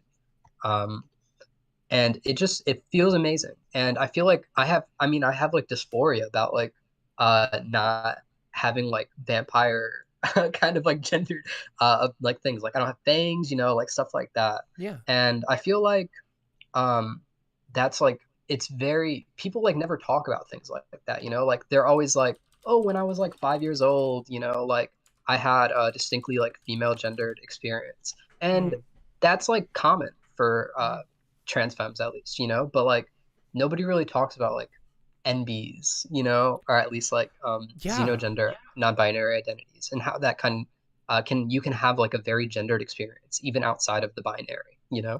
I agree 100%. And like also I think that like the way that people talk about dysphoria is sometimes like I think that we lack the tools in our culture to talk about it. 100%. I agree. Like, cause like sometimes people are like, oh, like one of the things that I encounter a lot in discussing both just sort of non-binary gender identities in general, but specifically with xenogender, is like Oh, well, how can you have dysphoria for a, you know, they'll say, the detractors will say, for a gender or for a sex that quote unquote doesn't exist. And to me, Yeah. I think that that's a sort of naive way of looking at the way that our brains and as individuals we parse these constructs. Oh Because, yeah, I mean, I have a pretty I have like a this theory that like people misconstrue, like, so for me, like I have dysphoria when I'm not my what I call like internalized idealized self, you know, like internal idealized self. Like I want to look a certain way, I want to be a certain way, and when I don't match that, like when my lived experiences don't match what I want to be internally, it gives me like a sense of dissociation, and it can cause depression and stuff like that, you know. yeah. Which I I think is like often, that's how people experience dysphoria, you know. yeah, it is. Like I express this to I try to talk to people about this a lot, which is like the example that I use sometimes to sort of analogize it to other people is like, okay, so imagine if you, like, you're a kid or whatever, and you have a really you like love playing guitar, you love the idea of being a musician, and and that is something that means a lot to you. It's something that you see as a part of yourself, engaging in music, making music, being identified by the music that you create. And then somebody comes along, and this happens. I mean, we have literal movies about this of people saying, "Oh, you can't do that. It's you know, it's a wasteful dream. You can't do this." And for some people, sure, for some people, maybe their parents will tell them that, and they'll be fine with it, or they'll be like, "Whatever, this sucks, but it's not gonna, you know, ruin my life." But for other people, being denied the ability to pursue something you're passionate about, an identity that you're passionate about, a set of traits that you're passionate about, is painful, and we all recognize this. Nobody denies that, like, forcing you to do things that you don't want to do and like making you live your life a certain way, like nobody disagrees that that's like a bad thing, or I would hope so. But then all of a sudden the gloves come off when you frame it in different language than what people are generally used to. I think that like a lot of the xenogender the xenogender expression is speaking to our desire to be unique entities, our desire not just to create something to be for the purpose of being unique, but that we are unique, and we want to express ourselves honestly, and we want to express ourselves, and gender, as it turns out, is one of the ways that we can talk about that. It's one of the ways that we can communicate what we are and what how we visualize ourselves to other people. And I find it so odd that people push back so hard to it. I mean, I know a lot of it comes from... I 1,000,000% agree. It's like in the broad like spectrum of human experiences, you know, like you have millions of like billions of things that can make up your life. And to start placing like boundaries, like and start trying to just like, I don't know, like gatekeep experiences behind like certain labels that you don't feel like, because it's all like, it's also arbitrary, you know. None of it really matters. And I think that's like something to like keep in mind when people describe themselves as something. Like that description is important to them individually, you know. And it takes like the barest amount of effort to just say like, okay, sure. But instead there's like such a strong push to arbitrate what people can feel and what they should describe themselves as, and is that even correct? I don't agree with that. I don't think that that'll ever account for all of human expression, you know, like of all human experiences. I don't think it's possible to. Like I don't think, I think that the human potential is nearly infinite, if not totally infinite. But also another thing that you know, it's this thing where I think like sometimes well-meaning people look at gender and they see people detracting from gender and they go, oh, well, you know, doesn't it kind of make sense that some people would be, you know, they would be attached to the gender binary and stuff like that. And it's like, yeah. But keep in mind that like the reason, but that's not the reason that like most people apply this level of scrutiny. It goes to something much deeper. At least in my experience, the reason why people fight so hard to rule out people xenogender expression, to rule out non-binary expression, or at least to say, oh well, it's not the same thing, or it shouldn't be included, or we shouldn't talk about it the same way, is ultimately it plays into the greater purpose, the greater political purpose of a gender binary, which is domination and control. And and people, that's an uncomfortable thing to confront, but the reason why a gender binary exists is because it's easy to control. You are a man, you go to work, you rule the family, or you are a woman. You carry the babies, you stay home. And of course, you know, there's some laxing of that as like society has become more, you know, progressive or liberal or whatever you want to call it, that those have been relaxed. But a lot of people still adhere to that. And the reason they adhere to that is because the dominant ideology of our society, it's very convenient to have binaries. As it turns out, it's expensive to do anything but binaries. You know what I mean? Like, I completely understand. Yeah. Like, so like one of my like, I think like more important political prescriptions is that we really need queer liberation, because it's so like vital that there's more, like a broader expansion of what definitionally makes someone human, you know, like what's important to the human experience. It doesn't mean like being man, being woman, like all these like controlling aspects of that are largely, you know, influenced and informed by capitalism. Like I'm sorry, I don't want to get too political, but no, yeah, please, that's like I mean, we are running a little bit tight on time. We have about 2 minutes left. Okay. And then I have I have another user or another chatter who wants to come on and talk. So of course, unfortunately, gotta do that. But yeah, please be as political as you'd like. Yeah. So I'm a huge fan of Doe. Like I'm not. One of Me the too. larger Me things too.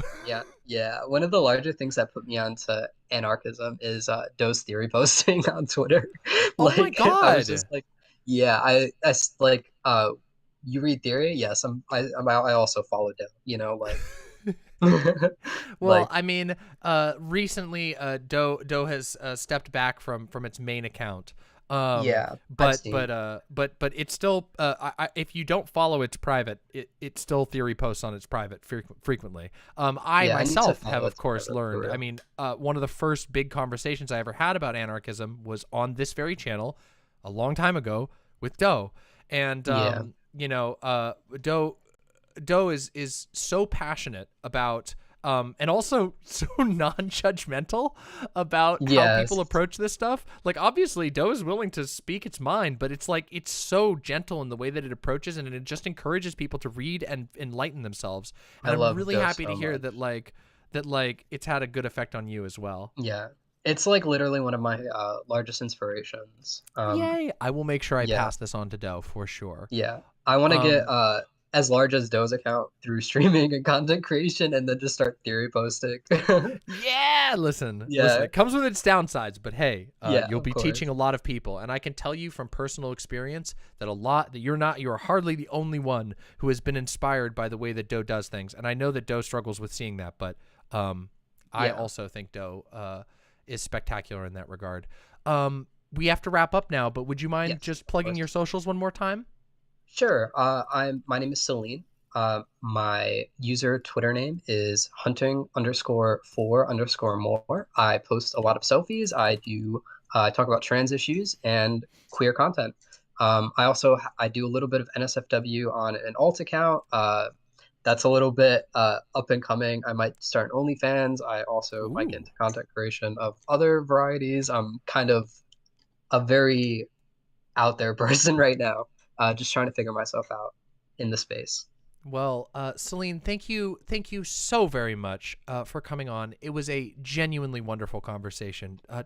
I feel like the luckiest person ever to have all of these amazing conversations today. Yeah, I had a really good time as well. Well, I'm very happy to hear that, and I hope you continue to have a great time, and I'm sure we will talk again in the future. Okay, have a good night. Bye for now. Bye. Yay! That was such a wonderful conversation. Celine is so wonderful. Make sure you give Celine a follow on Twitter, okay? Hello. Why, hello there. Hi. Hold on. I gotta type in your name the way that it's supposed to be. Chariot. And pronouns? She, her is fantastic. The messing classics. around with some little neo pronouns, but people don't usually use them. Well, you know how it goes. Listen, people are weird about that kind of shit. Well, welcome. Chariot.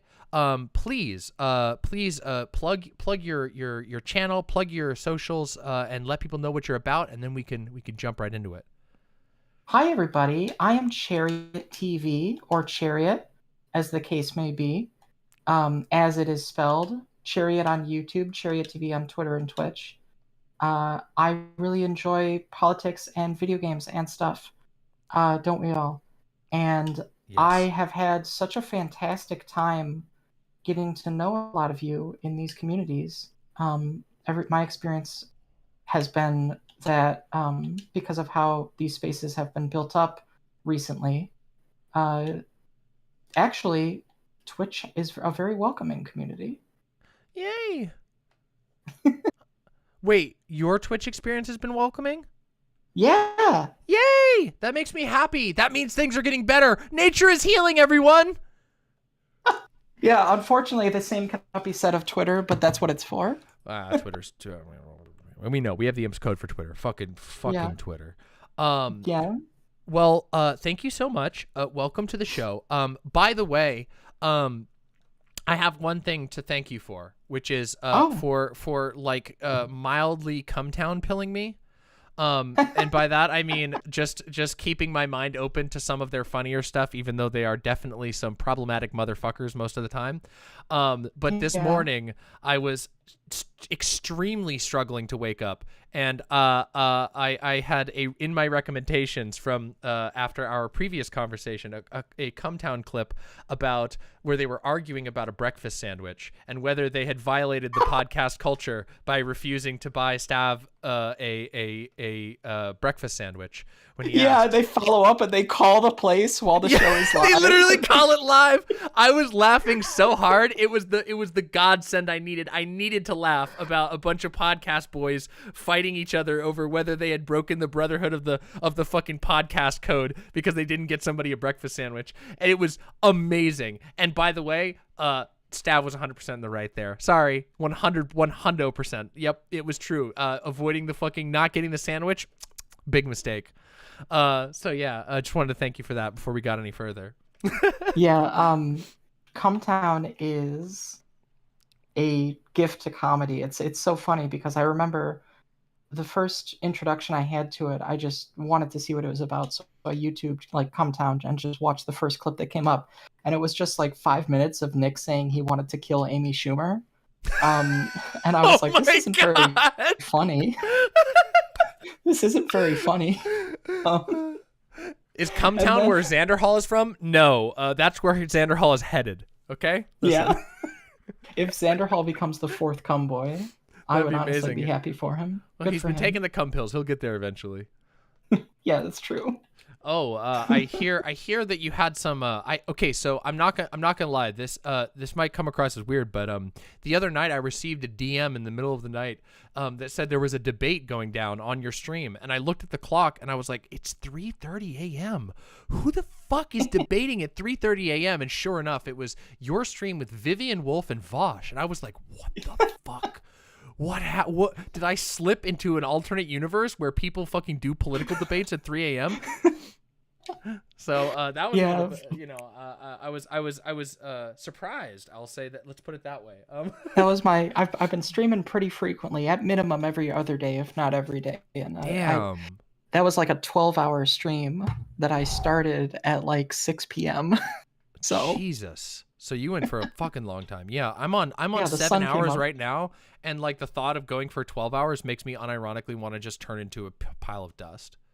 It's funny because as long as I'm talking to somebody, I don't get tired.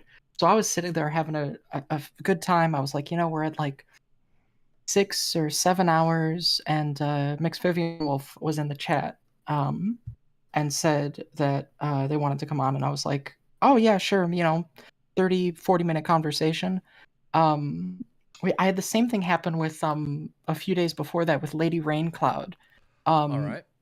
who wanted to come on and talk about Elden Ring, which I've been very into. I'm playing it right now. And, Me too. Well, I was watching your Elden stream. I was fucking watching you fight the Elden Beast for like 4 hours, and it was the most like soothing shit ever.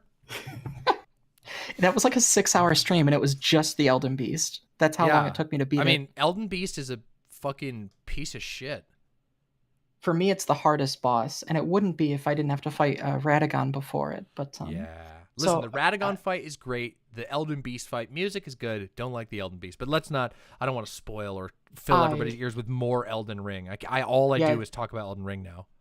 It's got the one, it's got the one objectively bad thing in any Souls game, like the one thing that you never want to see, and it's a boss that you have to chase around the arena. Yeah, and that is the biggest arena perhaps that has ever been put into a game, into a Souls game. It's ridiculous.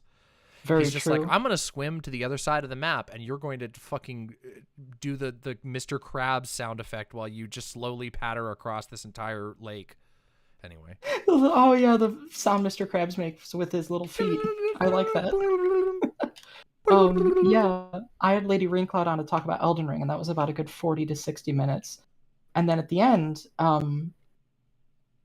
think I said, is there anything else you want to talk about? Which was a mistake, because then there was another 3 hours after that of should Lauren Southern have been platformed? A debate topic which I'm certain we're all not tired of. But, oh yeah. No, I am more than tired about that, but yeah. It was engaging. I was playing Minecraft, and I really feel like I've grown in terms of my ability to play video games and talk to people about controversial things, because putting aside that I have to watch what I say on Twitch and things like that, it can be a little difficult to split your attention like that. Yeah, I get nervous about gaming streams frequently for that reason. Even though I want to do them more, I like doing them, and people like watching them, I still get nervous about it. Just because it's so much harder to like keep a conversation and keep things fresh when you're like digging into a complicated game, especially for me. Hey, yeah. you do well. I enjoyed watching and hanging out. It was super fun. So I was so happy who to won? see you Who there. won? You got to tell me who won. You were the moderator, so that means you get to Vosh decide. and Vivian. Yeah, who won? Scuffle. So here's how it went down, right? Okay. So I come on to the stream, and did not know that there was going to be any debate. Right. MxVivianWulf ends up in chat. Says I don't actually recall their pronouns, so I'm gonna be a little cautious here, but say that they would like to come on and talk, and we had a really interesting conversation about TikTok conspiracy theories. A really fascinating sort of, I don't know, like I don't want to call it like a new phenomenon necessarily, because a lot of it's just like the YouTube spirit science people found a new amazing thing to peddle. Basically, it's the same. Love vibe. that shit. Yeah. See, we've been diving into recently on my stream. This is a side note, but we've been diving into Christian, the slew of Christian conspiracy theory content that's out there right now. It's a golden age. I'm telling you. I'm just saying, there's a lot of wild Christian stuff you can find out there. Whoo boy. I had to check that out. Yeah, I've thought about covering like some QAnon stuff, because it's the sort of thing that when it kind of came around, I kind of hoped it would die, and it's just not dying. So I guess the thing to do now is just to have like a sincere rebuttal to it, because it seems like what has been happening since about 2015 with the Trump stuff, and this has been like a huge outgrowth of like that kind of movement. A lot of it's the same people. Yeah. It seems like what's been happening is people like you remember that Molyneux thing? Oh, I guess I should say. So I think I no shade to Vosh. I think Viv might have won. Whoa, shit! You gotta be careful. Well, you she's can't live just on say stream, that, right? And no, you can't but just I mean, say that you think Vosh didn't win a debate. It turned you can't into just come on here and declare. I'm just kidding. I'm just fucking. It turned into a 2v1 actually, because I defended him a little bit, because I was sort of a little bit more his team with the whole J.K. Rowling tweet thing. Oh yeah. but I remember, yeah, it was a fun conversation. I'm probably gonna upload it to my YouTube if anybody wants to check that shit out in the future. I won't spoil it. It was very funny. It was a fun time. Vosh was very tired. It's 3 a.m. I was too tired to tune in. I tuned in for like 5 seconds, and then I was like, "Wow, it's 3 a.m. I can't handle this. I gotta sleep." It's late even for me. Yeah, it was like a late night campfire conversation of debate lords. It was great. But yeah, no, with respect to like the whole QAnon thing, I think that it sort of seems like a lot of that is like the old Molyneux thing. Do you remember defooing? I mean, you probably know all about this type of stuff, but like it sort of seems like the Trump people have defooed themselves a little bit. Those posts used to be really common, where it would be some Trump person on like r/the_Donald, and they'd say something like, "Hey, when did your family stop talking to you?" And like that's really sad. But so they do it sad. to themselves. Yeah, I mean, it's one of those things that happens. It's kind of like I mean, it functions a lot like you know, like religious like I mean, it functions like a cult, but it happens through the internet, and so it is really sad. I mean, hell, like fuck, I even remember our former housemates that I used to live with 2 years ago. One of them started getting into QAnon. He was an older guy, and I remember just going from like, you know, I mean, he was always a little bit like awkwardly political, but not too bad about it. And then he started talking about fucking QAnon stuff all the time, and I remember overhearing him talking about the like JFK Jr. or RFK, whatever their thing was, their guys that they were obsessed with, the JFK, the secret actually alive. He started talking about that stuff, and I'm like, oh God, no, it's happening. It's so, and of course it drives people crazy because like it's so virulent that like you can't have a peaceful conversation about it, because if anybody challenges it, then like you're immediately backed up with like the rest of the community being like, no, this is like pedophiles and shit. You can't handle. You got to push this shit. Yeah. And then because that's one of those things. I mean, you kind of touched on this in a recent stream of yours that I checked out. Yeah. Where there's sort of the reason I think that people ratchet things up to the grooming and pedophilia level is because I think that it sort of gives them the ability to like supersede the need for evidence for a lot of things. Yep. Because the need to disregard all caution in favor of saving little children becomes so great that I think people just sort of turn their brains off. It's the moral panic, or the constructed crisis. They make a crisis that is like, I mean, we saw this in Texas already, that they're like, oh yeah, we're not use your personal phones, you know, document it specially here, like we're gonna have to go around all the rules because this is so dangerous. And they like the people who are in on it, they're constantly told they're a hero for doing this, that they're like, yeah, they're going against everything. And you know, when it gets really dark, you start to see the like death cult aspects come out, where it's like, even if you have to die for this, you know what I mean? Yeah. That's where it gets really fucked up. But hopefully most people will stay out of that particular, you know, portion, you know, like that far in. Yeah. I mean, it's so funny because, I mean, we say things like Republicans are in a death cult, and they are, but yeah, this is just a little bit more literal, I suppose. Yeah, it gets bad. I mean, again, like I talked to earlier today with the Garrison Davis a bit about how like there's so many cults in America, and so many of them are functionally apocalypse cults. And I think that very much carries over into QAnon. It carries over into even just like it's even present in like your standard MAGA people who who supplement their sort of narrative about Donald Trump with all of these sort of apocalyptic messaging of like, oh yes, the storm is coming. Donald Trump is going to drain the swamp. It's going to create this. It'll be this period of strife, and then you know the good society will appear afterwards, and it's really fucked up. Yeah. He's going to secretly execute all of these pedophile celebrities. Yeah, and again, like in order to there's sort of a process of preparing people for increased extreme behaviors, and one of the ways that that's done is by, you know, like we said before, like creating a crisis or a moral panic, where it's like, no, we don't need to have any caution. We can't afford the caution because the children are dying. And you know, once you get people whipped up to the point that they don't care about evidence at all, then the evidence never mattered at all. Whether it's true or not doesn't matter. They're convinced and they're going to act on it. Yeah. Sort of, this is completely tangential. I want to plug something, but it's not mine. Please.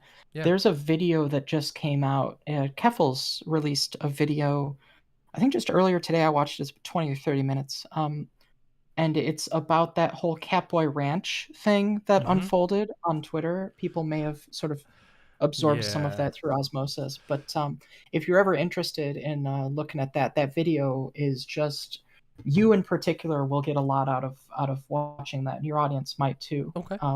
You said it was Keffels' latest one? Yeah, it should be on Keffels' channel. Some familiar faces in that video. Yeah, I can imagine. I mean, I was familiar with, I mean, I've known Keffels for a long time, so I was very familiar with the history of Catboy Ranch, and it was it was simultaneously very sad and also extremely funny to see the way that people were reacting to it. I mean, first of all, like, fucking Lauren Southern, oh my God, what a clown. Not only did she totally fail to attempt to like dunk on me on Twitter, resulting in her unintentionally retweeting an entire image of me doing the no bitches face, but it said no eggs, and like she tried to quote tweet that, and all that it was on her side was like her little line of text and then the giant image of me being like no eggs, and like it was just great. Like, and then she deletes her tweets. It was all fucking fled after I fucking ratioed the shit out of her. It was amazing.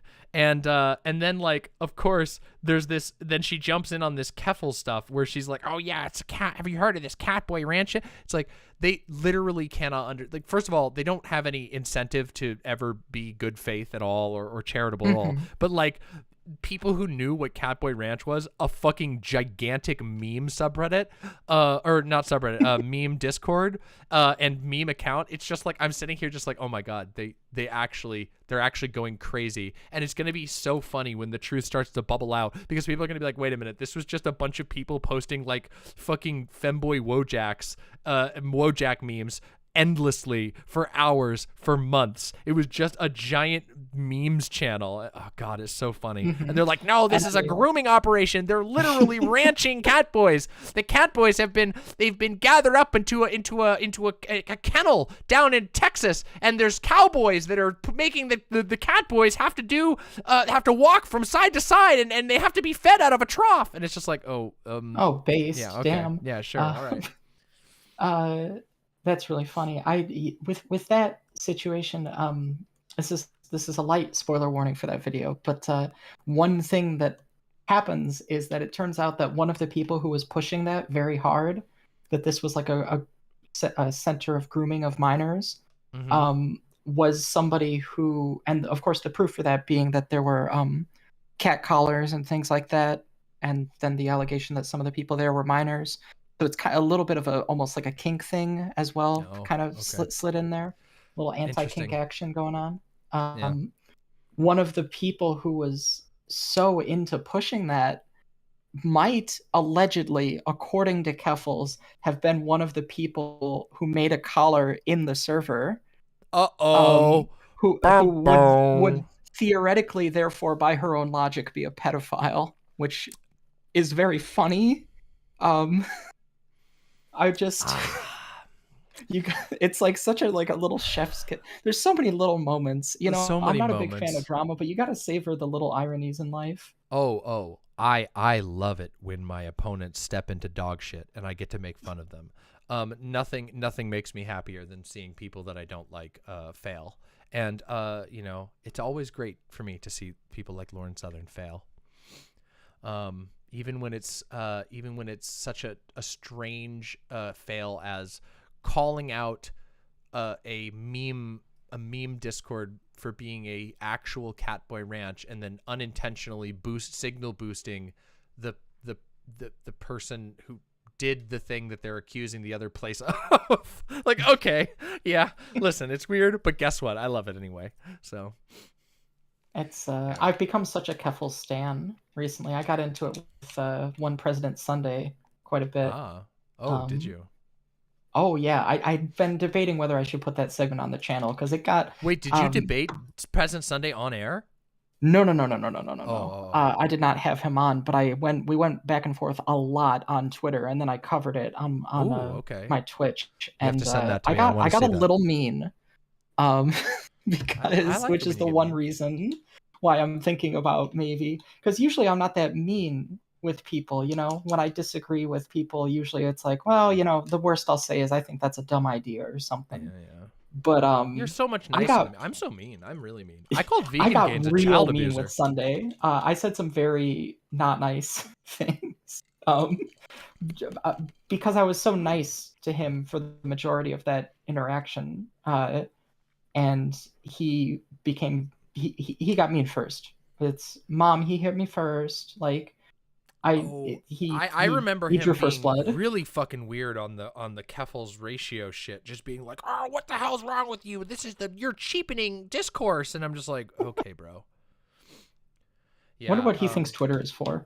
I mean, I don't know. Listen, Twitter. Well, it's not for ratios. That does a disservice to trans activism, which I definitely care a whole lot about. Yeah, which otherwise we're spending so much time heightening. Yeah, exactly. Listen, I you know, the Twitter debater crowd, truly the pinnacles of the tip of the spear of trans rights activism on the internet. We know this. They're the best about it, right?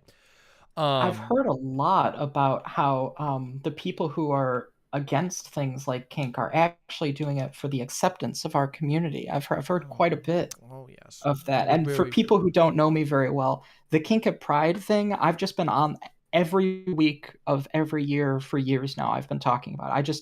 That's just where I live now. Good. So well, okay, no, not good for you, but good that we have somebody such as yourself making good arguments, because Jesus fucking Christ, is it insufferable. And I know it's the struggle I will have to deal with for the rest of my fucking life. There's no fucking way we're gonna finally end the cycle. The fire will be the flame will be relinked again and again and again, whether I wish for it or not. But I can waste as much of the flame as possible, so that each linking grows weaker and weaker until finally it dies once and for all. We never have to hear about an argument at Kink at Pride ever again. Yeah. I'm gonna be in an argument with somebody, and I'll summon you like the Firekeeper at the end of Dark Souls 3 in the secret ending. Yeah, and then you'll be like, wait a minute. That fire. Yeah, let's put it out and usurp it. The age of dark comes. Fear not the dark. And speaking of kink, one of the endings of Dark Souls 3 very kinky, because it's the one where you summon the Firekeeper. There's an alternate ending, a fourth secret ending, where when the Firekeeper is it the one where you lick the her flame? feet? It's the one where you step on her. Oh yeah, that one. You Sorry, step on her, and it's like this very slow and like carefully animated thing where you like step on her head, and it's so like amazing. It's sad because it's mean, but there's lots of mean things in Dark Souls. Listen, there's a lot of things. There's a lot of horny in FromSoft games, okay?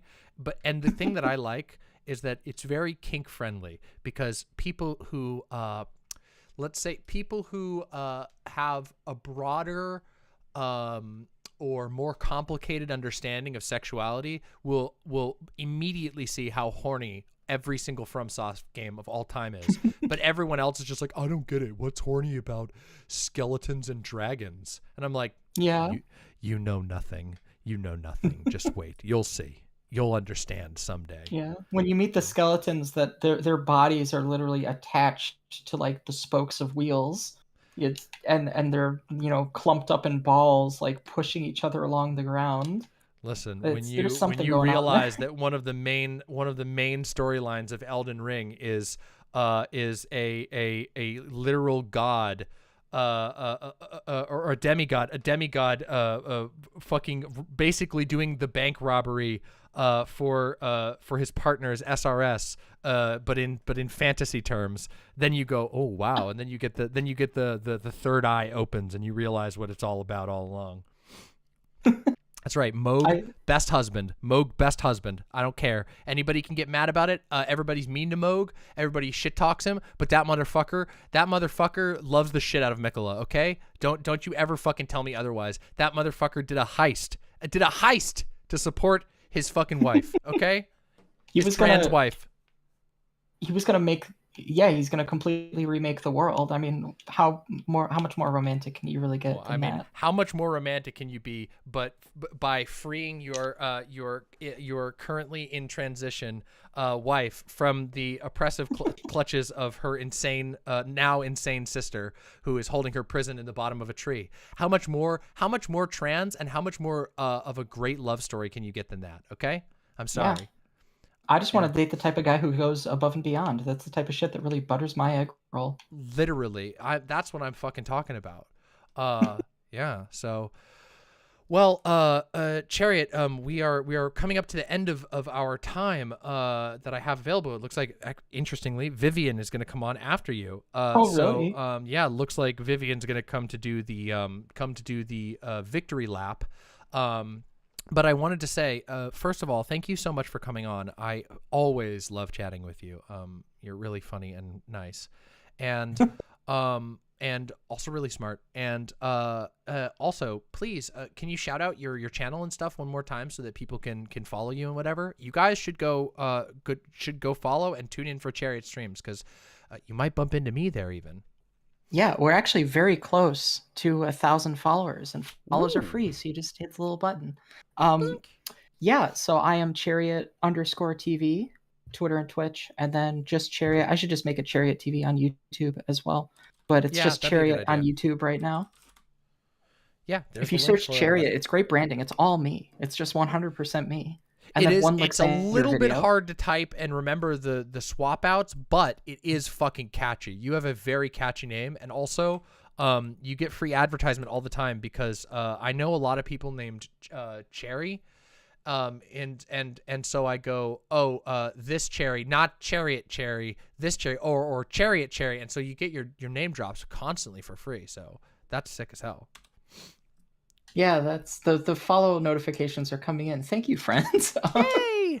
The Very your cool. adorable orchard cherry pat. What's it called? It's not a patch. Cherry orchard. There we go. Cherry orchard. Why am I stumbling over this? The Orchard Path is our Discord. Cherry's Orchard. It's so good. It's fucking great. Thank you so much for coming on. I'm really happy that we got to talk today. So thanks for coming. Always a pleasure. Every time. Well, we'll talk again soon. Talk Of course. to you soon. Yeah. Bye. Bye-bye. Yay! What an amazing convo. Oh, today's been so good. It's just been nonstop. Hello.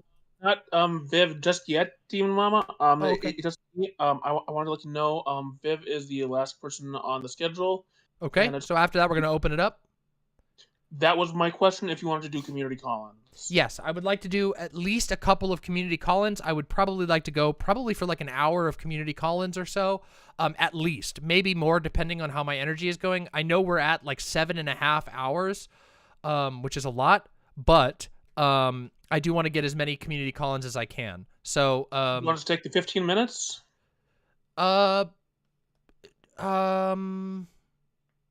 Yeah. Well, wait. So Viv isn't ready yet, you're saying? Oh no, Viv is ready. I'm just asking about for the community call-ins. Do you want to stick to 15 minutes for that? Yeah, for we'll that, stick or- generally to 15. Yeah, 15 minutes is probably fine for community call-ins. I mean, you know, if the conversation's really, really good and it's giving people lots of stuff, then maybe we'll go a little longer. But we've been doing pretty good with the 15 minutes. So. Okay. Yeah. All right. Cool. Yeah. Let's have Viv And on. I will bring Silent in. Viv in. Thank you. Thank you so much.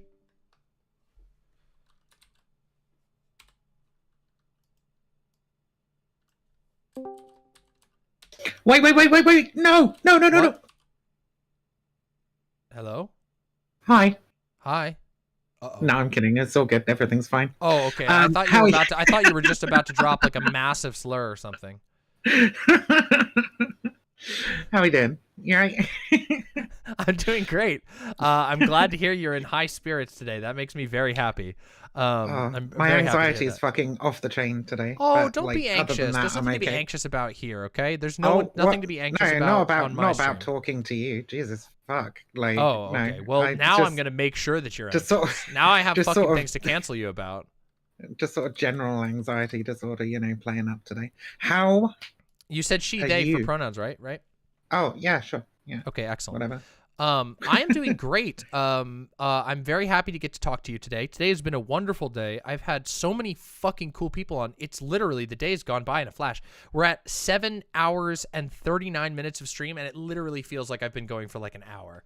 I mean, I'm That's so physically long. tired, but like the time dilation is wild. I've been having so many good convos. Like I just haven't had time to like process time. So yeah. Well, there's just so many great like trans content creators out there, and unironically, it's unbelievable. It blows my fucking mind. I struggle to even grasp how amazing it is that we have. I mean, we have so many fucking cool people in the trans community. I found a couple more just from like watching some of this, so that's super cool. Yay! Well, that's the goal. I know a lot of people are going to walk away with some new people to communicate, to connect with, to watch, and all that. So, yeah. Yeah.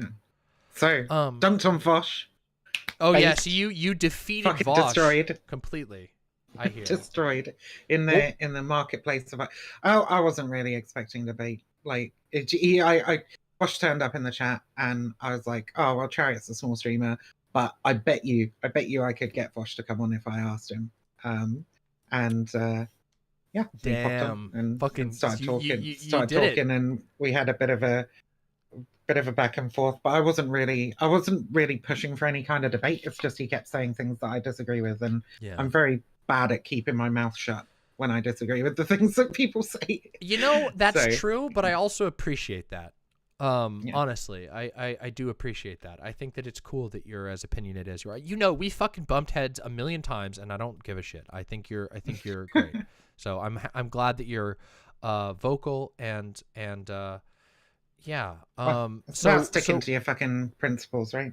True. What did you real quick though? What did you beat him on? What was the topic? I don't even know. We talked about a whole bunch of things, honestly. Like it started with the Lauren platforming thing and moved into like the misogyny J.K. Rowling situation and a whole bunch of other stuff. To be fair, So you were I can't really remember. in the sort of like this is a turbo misogyny and it's not good camp, or were you a little bit more moderated on that?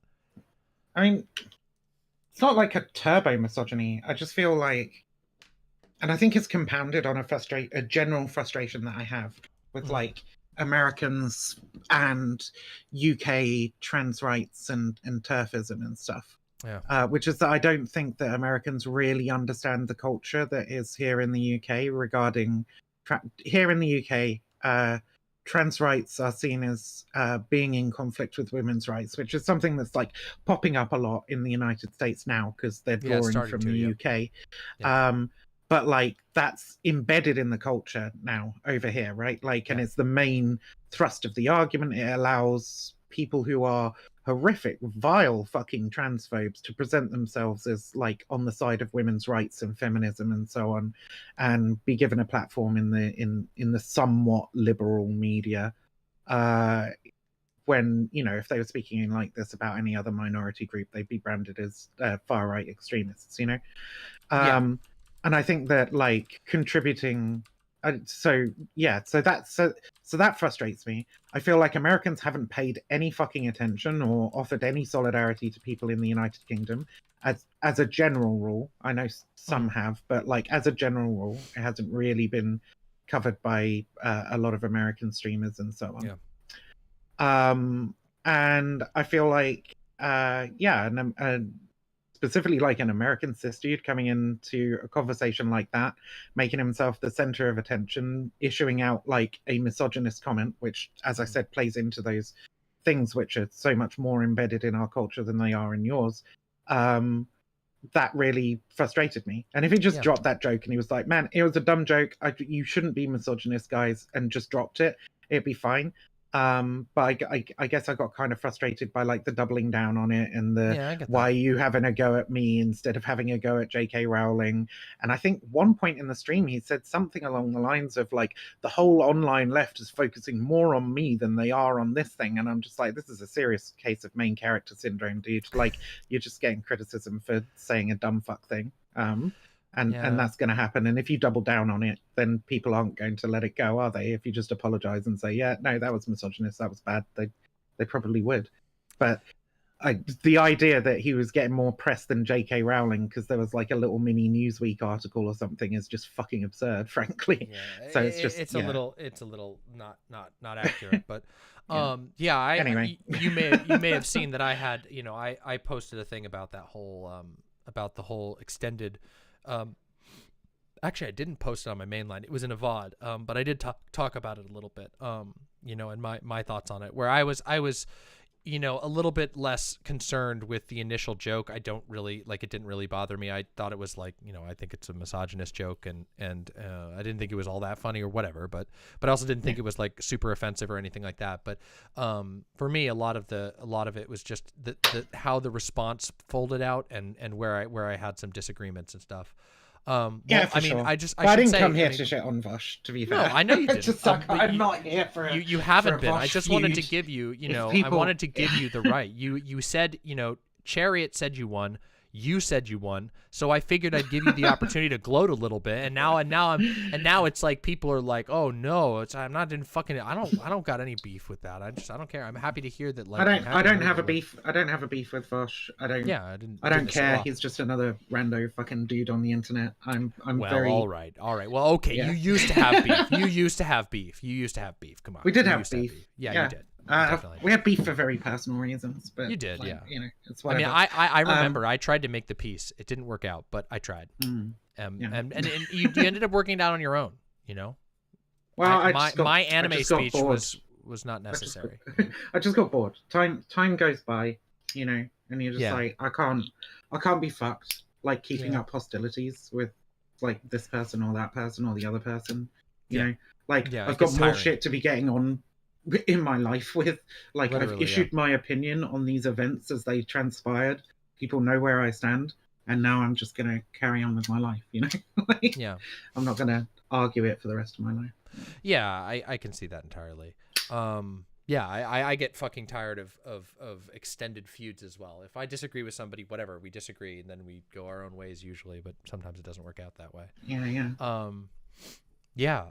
So So like kind of on what we were talking about, Sure. I've pivoted recently. Okay? Yes, have you? I've pivoted from so for about 2 and a bit years I was like undercover like a secret agent in various QAnon groups and stuff. Yeah. Not like a Talked about secret that a couple agent. I just went there. It was very easy. Well, I was gonna say more like a like a shinobi. You know, you were like Yeah. you were like in the shadows, crouching in the rafters, listening and ready to throw ninja stars if anybody acted up. But I mean, I guess secret agent works. And through doing that, like, you know, networking with other sort of like cult researchers and stuff, I've expanded a lot. I talk a fair bit about like Om Shinrikyo and a whole bunch of other things. But recently I like did a hard pivot towards TERFs just because there's such a fucking huge problem in the UK, and they are, yeah. Like I didn't want to be just another trans person talking about trans shit on the internet. No offense Fair to enough. people that do, right? Yeah, But like, yeah. I didn't want who trans does to that be shit. I didn't want trans to be my identity, right? I'm just like a person who happens to be trans that talks about cult shit, right? But like recently it's just like it's reaching this kind of like fever pitch, and I feel like I have to address it, and I feel like I'm in a good place to address it because I do believe that like the gender critical movement, as they call themselves here in the United Kingdom, is a cult, very much decentralized cult like QAnon with its individual leaders and saints like J.K. Rowling. But yeah, so I started hard pivoting towards that kind of stuff on my Twitter recently, and it took about 2 and a bit weeks before J.K. Rowling like screenshotted me. And fucking, I saw that. So that was pretty fun. I had a pretty fun day the other day, actually, like fending off numerous TERFs and daring J.K. Rowling to sue me. I mean, if you're pissing them off, you're doing something right. And I'm not gonna lie, I'm so here for you fucking beefing with TERFs. It was.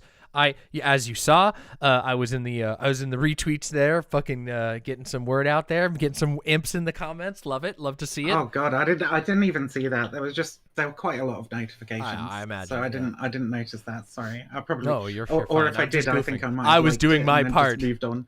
I was a doing my snowflake in part. the avalanche, okay? In the Vivian avalanche that fucking But I appreciate clapped the into. support. Of regardless. course, always. I Um, mean, I will. Any day that I wake up and see you clapping a turf will be a good day for me. I think it's so important, because I think so many of these people are like well respected within the British press and the media, and a lot of people don't really know what they do, and they're consistently presented in the press as quote unquote women's groups, right? Or feminist activists. Or some other euphemism that they come up with. Yeah, and quite a lot of them have written articles about how mainstream feminism has like rejected them, right? Like a bunch of them got banned from like a historic feminist bookstore in London recently and stuff. Like the idea that these are like mainstream feminist groups is just is absurd. It's quite insulting to anybody's intelligence. So I think it's really, really important that we get like more information about who these people are and what they do, like out into the general public. So I think I'm starting to do write-ups on various individual TERFs, and that seems to be amazing. something that's like relatively a relatively popular idea, because people want to know, like who the fuck was at that brunch with J.K. Rowling. A lot of people don't know like most of the people in that picture, right? I'm not even looking at the picture and I can reel off most of them. It's like Kathleen Stock, she was the professor that got like kicked out of not kicked out actually, she resigned herself because she was being criticized for her anti-trans views in the university. You got Alison Bailey, founder of LGB Alliance. You had Salty, I forget, that's like her Twitter handle or whatever. I can't remember what her actual name is. She's with an activist with Get the L Out. There was Maya Forstater, the one that lied about being fired for saying sex is real, the one that like sparked off the whole J.K. Rowling controversy, right? Oh, sorry, you didn't get your contract renewed because you were toxic as fuck in the workplace. Yeah. Oh no, it's and the, she just it's had the her gender tribunal, ideologues. which is really funny. She just had her like she's kept escalating this claim, and the more she escalates it, the more comes out about what she was doing. Apparently she was like handing out anti-trans leaflets at work and shit, and just generally being an annoying piece of shit. So they just like, we don't want to hire you because you're fucking annoying. It's like, and she took so much money from the TERFs in donations, and it's just like there's a significant amount of them that now kind of see her as like a grifter and a scammer, because she wasn't honest about like the original thing that happened. Well, I mean, but listen, J.K. once Rowling's again- had brunch with her now, so she's back in the sainthood circle. But it's just like this cavalcade of grifters and liars and hate peddlers, right? People who and people don't know the kinds of things that they say, that they promote, that they agree with, right? The whole Janice Raymond thing is all over Women's Place UK's website, right? Janice Raymond's Transsexual Empire. They keep quoting from that. That's the same book in which Janice Raymond says this problem would be best served by mandating transsexualism out of existence, morally mandating transsexualism out of existence, right? All of them have signed the Women's Declaration, nearly all of them, which is that Labour Women's Declaration, which says that they want to eliminate transgenderism under law, right? Which is basically just remove trans people from the law so they have no rights and protections and aren't recognised as people. Or their trans status isn't recognised under the law. So like the things they advocate so for are fucking blatant. disgusting. And I feel if the mainstream public like understood the utter vitriol and the extremism of their views, then I think we'd have a better time combating them. Anyway, yeah, that was a bit I of a think rant. exposing. No, please. Oh no, that was excellent. I think it's like really valuable stuff. I mean, again, especially for a lot of people here who don't get as many updates on the sort of inner workings of the turf shit in the UK. I mean, right now there's like everyone. It feels like everyone's spread a little thin because, of course, like Monday I spent Well, 3 all hours over the talking US about, as well, right? Yeah, Kathleen I mean, Stock got columns in the United States. She's joined the University of Austin as another fake kind of PragerU fake, type exactly. organization. But yeah.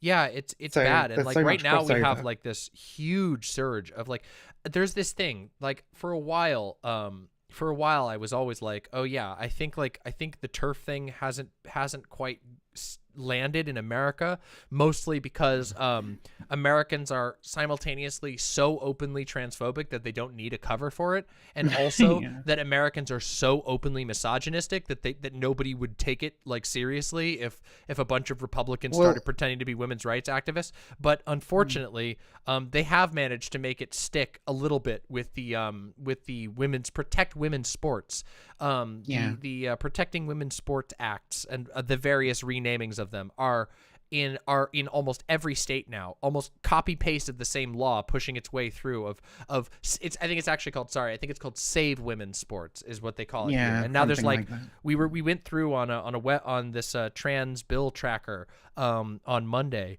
just went through and read how many states currently have a copy of that exact bill. Some of them have already passed it.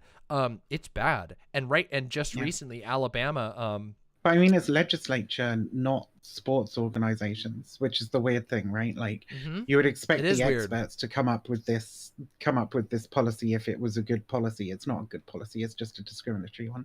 Can I drop my transport take, right? That got me fucking quote tweeted by Destiny because he doesn't know shit about the argument with the ethics, at least. He's just focusing on the biology all the time. Okay, here's my take on transports. You need to eliminate the requirement for blood serum testosterone levels. It's a poor measurement of athletic performance, and it's discriminatory against women. It's a misogynistic policy. True! Fucking true! Damn, how is that a hot Trans take? women should be able to compete with cis women without having to undergo any medical or surgical transition. True!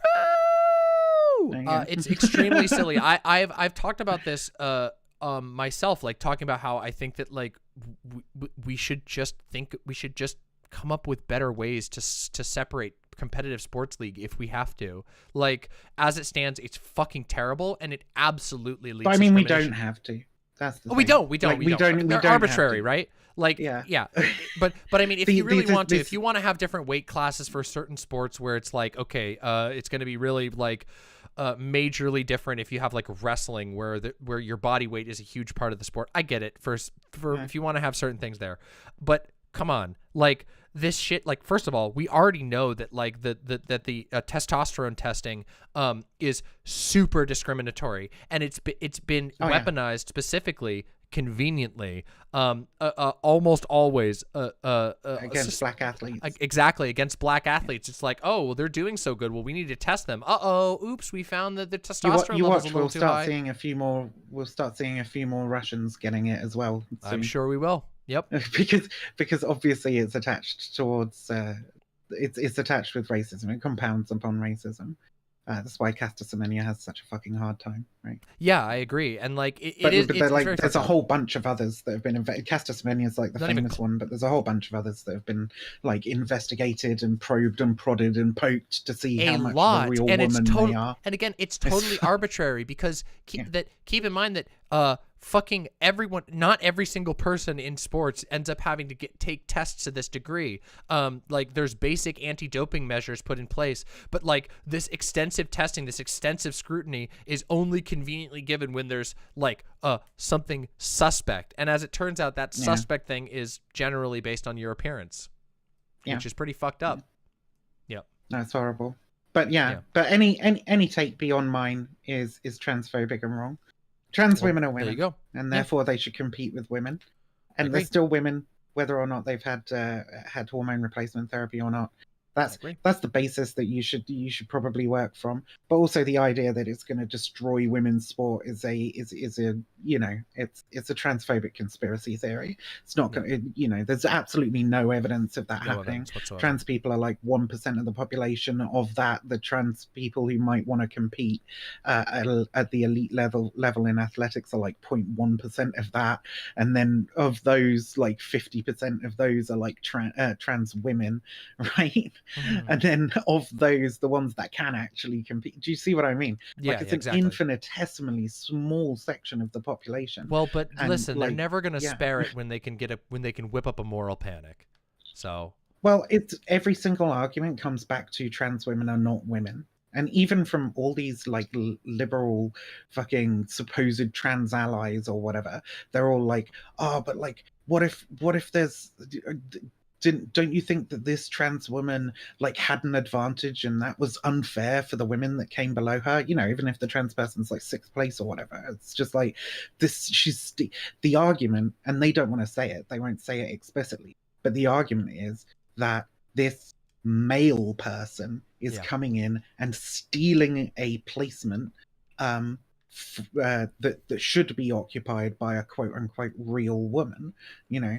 And I wish they'd just come out and fucking say it so we can have an honest conversation about it rather than hiding behind all this fucking horse shit. Yeah, fucking constantly cloaking it in euphemism and fucking bullshit that's just flat bullshit to your face of like the save trans women are women until their womanhood becomes a problem for people, and that's disgusting. Like, trans women are women except in sports and sex and in employment and like it's been nice seeing people like it's been nice seeing the incredible pushback to the brain dead, absolutely just empty-headed sort of regurgitation of ancient transphobic stuff. I'm happy to see that people are not that like there's a lot of pushback to that people have studies on hand and all of that. No, it's good. I mean, well, we had this arc like 2 and a bit years ago, right? Yeah, we did. Sorry, I don't mean to interrupt or anything, but I do have to make room for the next caller. I'm getting. Oh yeah, no worries. I did want to say, Vivian, thank you so fucking much for coming on. I always love talking to you. And we got to talk about some really fucking good issues. And when if you put some documents together, please send them my way so I can read them and be up to date. I would like to do a better job. I mean, well, at the moment I'm in the middle of writing like 3 articles on 3 separate turfs, but like I'm talking with a bunch of people about perhaps just setting up a wiki, like turf wiki, you know? Yeah, I think that would be very valuable, personally. I think it would be, yeah, but I don't know shit about wikis, so I'm having to call on the expertise of other people. I could probably find you some people who know a bit about wikis. We happen to have a member of our community who was the admin of 2 very large wikis for some time. So perhaps I could get you some conversation. Cool. Yeah. Like if you can put me in contact with them too. Yeah. Gayfesh. Okay. Just ping Gayfesh. MxVivianWulf, Twitch, Twitter, and YouTube. Follow me on Twitter because the more followers I have on Twitter, the more interesting interviews I can get with cool people, which is like one of the things that I just love doing. Having more followers gives you more clout. Makes people more likely to respond to your requests for interview. Fuck yeah. Well, Vivian, thank you so much. Have a wonderful night, and thank you so much for coming on. Seriously. Yeah. Peace. Have fun, friendo. Bye. I'm so happy I get to talk. I'm so happy when we get to talk to Vivian. Listen, Vivian and I have argued many times, but we have maintained a friendship, and I like that a lot. Oh, sorry. I thought you were on 2, Gayfesh. Sorry about that. Hello, JessicaMetal. Hey, how you doing? Hi. How are you doing? I'm doing good.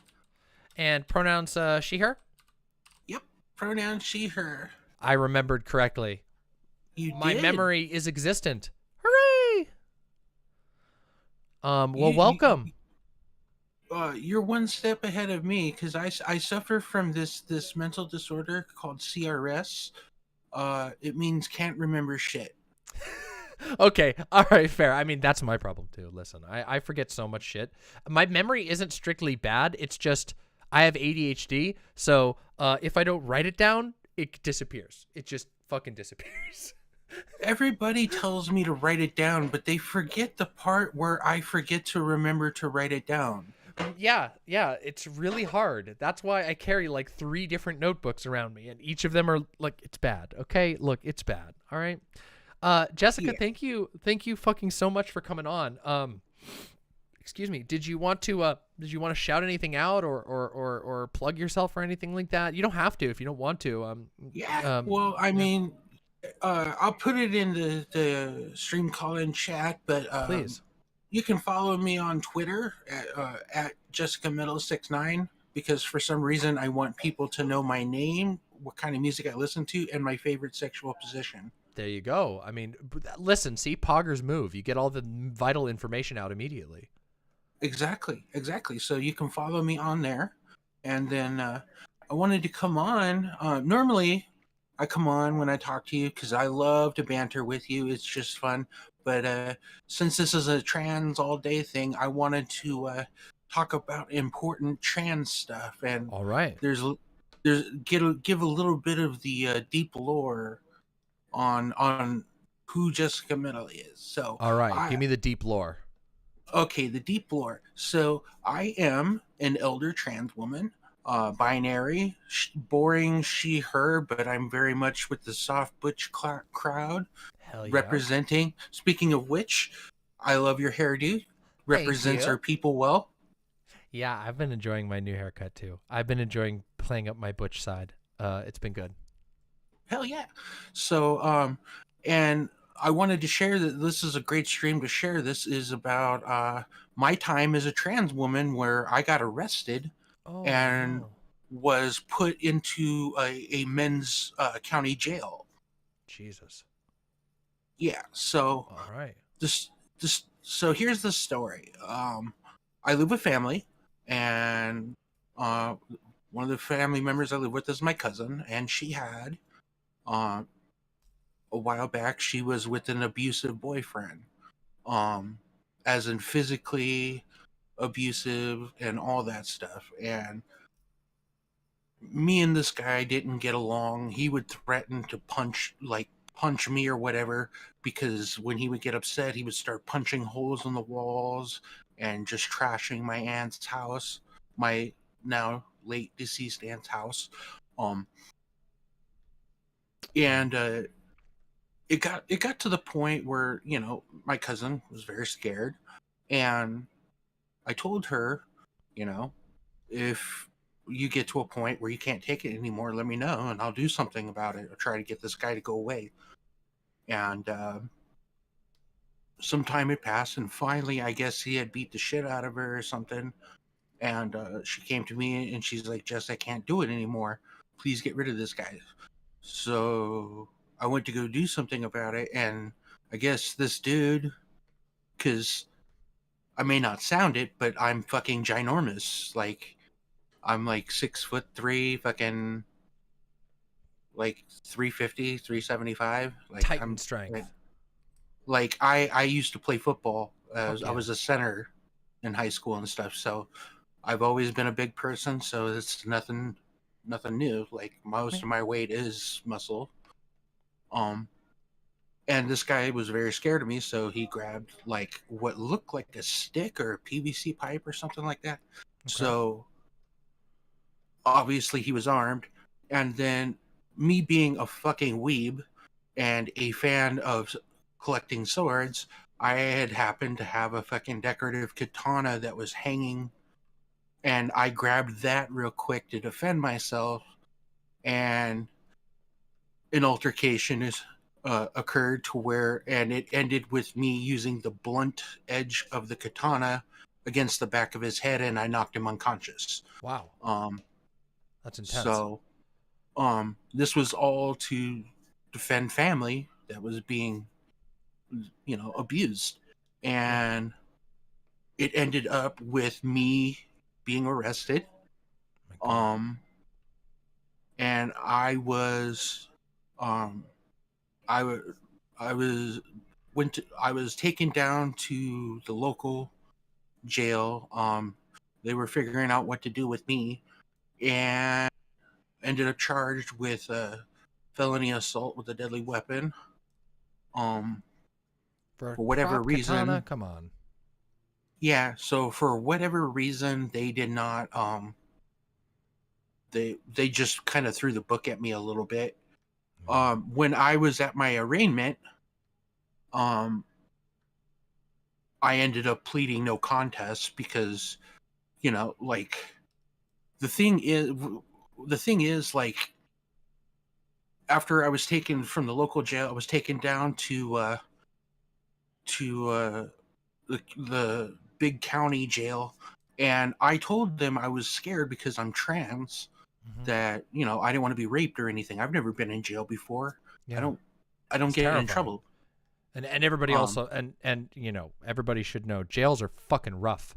A lot of people will point out that jails are sometimes rougher than prisons, just because of the nature of the way they're run. Yeah. Part of my story is to, like, give it a little bit of background on, because here's the thing: minority groups of any kind, you're gonna end up like if you get in any kind of trouble, you don't even have to do anything wrong. The cops just are having a shitty day. They can just decide to fucking run you in. They can hold you up to 48 hours without actually charging you with anything. So if they don't like you, they can just or you tell a cop to fuck off or say you smell bacon or whatever. Like they'll just come up with anything to fucking put you in there. Yep. So. Isn't that wild? Isn't that wild for people who haven't had to experience this? Fucking 48 hours in jail is nightmarish. Just so you know. Oh. And that can be while they're fucking deciding on whether they're going to charge you or not. Yeah, and my story is a little bit worse than that. When I was taken and I arrived down in the county jail, and I told him I wanted to be segregated or put in a place where I couldn't be assaulted. Yeah. They took that to mean putting me in high security, isolated from everybody else in a jail cell that was like where I had barely any light entering in it. Oh my God. And the only light I could not see outside. There's no clocks. There's no nothing. And I was held in that for 5 days before my or I was in there 3 days. Then I had my arraignment. I went down to court for my arraignment, and I pled no contest. In the process, because of the way, like, when you're in high security like that, they treat you like high security no matter where you're at. So I'm always they in don't handcuffs. pay attention. Yeah. Yeah, I'm in handcuffs around my arm or by my waist, and I'm expected to just sit like that the whole time. I have shackles around my legs. Like, they were treating me like I had just committed a mass murder or something. Jesus Christ. And I had told the judge, I was like, yeah, like, I did this, but like, you're holding me here instead of the wrong person, because mark my words, that man is going to hurt somebody, which we'll get to that in a moment. Then I was taken back down, and after 5 days of no light, no access to outside, in the area, they had TVs for all the other prisoners, but because I was in the troublemaker cell, I couldn't watch any of the TVs. I just had literally nothing to do but sit in the dark and stare at a wall with all the graffiti of everybody else that was in that cell. Jesus. So I eventually became suicidal. And so apparently becoming suicidal while in there is the wrong move and the wrong play, because they then they put handcuffs on me to move me to the mental part, and put handcuffs. First off, because of my size, they had like 5 cops come get me. Like, I was freaked the fuck out because I didn't know what was going on. And so they put handcuffs on me so tight that I lost all feeling in my hands. And as a guitar player, that's like the worst fucking thing. I'm very protective of my hands. Understandably. And so after that, they had a male officer take me, despite me. And this whole time I'm pleading for them to transfer me to the women's facility. And they're like, well, we have a council of sergeants and lieutenants that meet once a month to decide. And they're like, well, you were only supposed to be here 26 days and then time plus time served or whatever, because of my plea deal. And a male officer took me first off up to get my wrist checked out, because he was like, oh my God, he could literally see that like my hands were turning purple from lack of oxygen. And so he had the medical team look at that for a minute, and then took me to a room where he had to watch me strip down naked in order to put me into the basically it looks like a gown made of Kevlar, but that's what you're put into when you get moved to the mental part, because they want to keep you from hurting yourself. They don't want you to turn anything into a noose to hang yourself or whatever. So I got stripped down in full view of the male officer and had to put that thing on. And they kept me for 10 days under video observation, and wasn't allowed, like, the only space I had was my bunk, the toilet, and at the top of the toilet where the tank is for regular toilets is your your drinking fountain. Holy shit. It's not pleasant. Like, it's literally attached to the toilet. So yeah, I've seen those things. They know what they're doing. They know what they're doing. Yeah. It's very dehumanizing. And then all the people that are legit freaking the fuck out, or legit have mental issues, or banging and screaming and cussing all night. At nighttime is when they usually wake up, so that's the time I usually have to be awake.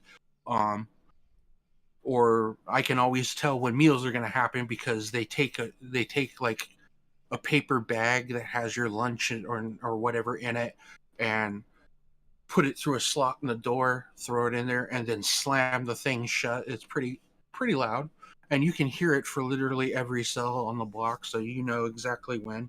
The good thing about this particular cell, though, was there was a slight window where I could look outside and see sunlight. Mm-hmm. And so there was at least that.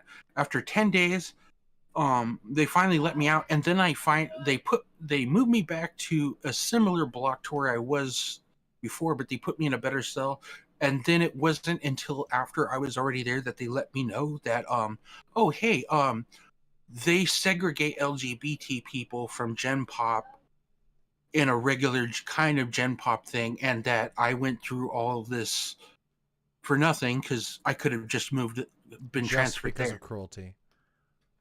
Because I said protect me. That's what I ended up putting up with. But the good news, though, is that this block that I got moved to after I got out of the mental part was it was LGBT people. So I had two cellmates that were pretty cool. One to my left was doing a little bit of time for dealing heroin, and then the one on my right was busted for armed robbery. And talking both of them, and everybody there is actually pretty cool. It was a little bit like Orange is the New Black. It was kind of interesting. We're all behind bars and everything, but people will, when they get their commissary, if you're friendly with them. I had to learn an important tip that I want to share with other people. If you get caught, first off, ask if they have if you get sent to county, ask if they have a place for LGBT people. Okay, because generally speaking, it's in their own self-interest to keep you segregated from Gen Pop because of all the homophobes or transphobes. Okay, they don't want fights because that's liability on them, so that they usually have separate wings. So ask for that if possible. And that's then the other thing is, because that's terrifying. The other advice I can give you is, it took me a couple of days after I got back from the mental part, the mental ward, to learn this lesson, but you can't do it on your own. Okay? You have to make a friend. And the way make a friend part works is you can't be too trusting, but you have to make a friend. Someone that can teach you how to fill out the commissary form, someone that, eventually it's kind of a give and take thing. It's like a roommate situation, be kind of nice to the people next to you, and, in return, if they're generally cool people and they realize that you're not going to make life miserable for them by not like if you refuse to shower and you stink and you hurl insults, like then they're gonna treat you like shit. Like you it makes you stand out as like a shitty person to be around, and that's when you attract negative attention that can get you hurt. Yeah. So be a chill person, be considerate, but never ever be too trusting. Because when people realize, if people get the impression you're a dupe, they will take advantage of you. Yeah. It's all of the lessons in life you should have learned, being like you have to learn it in like an instant. So it's a little bit of a yeah, it's a little bit of a sink or swim situation. So I ended up being friendly with these people, and this particular block was actually really cool. They were extremely, like the cellmates there were extremely trans friendly.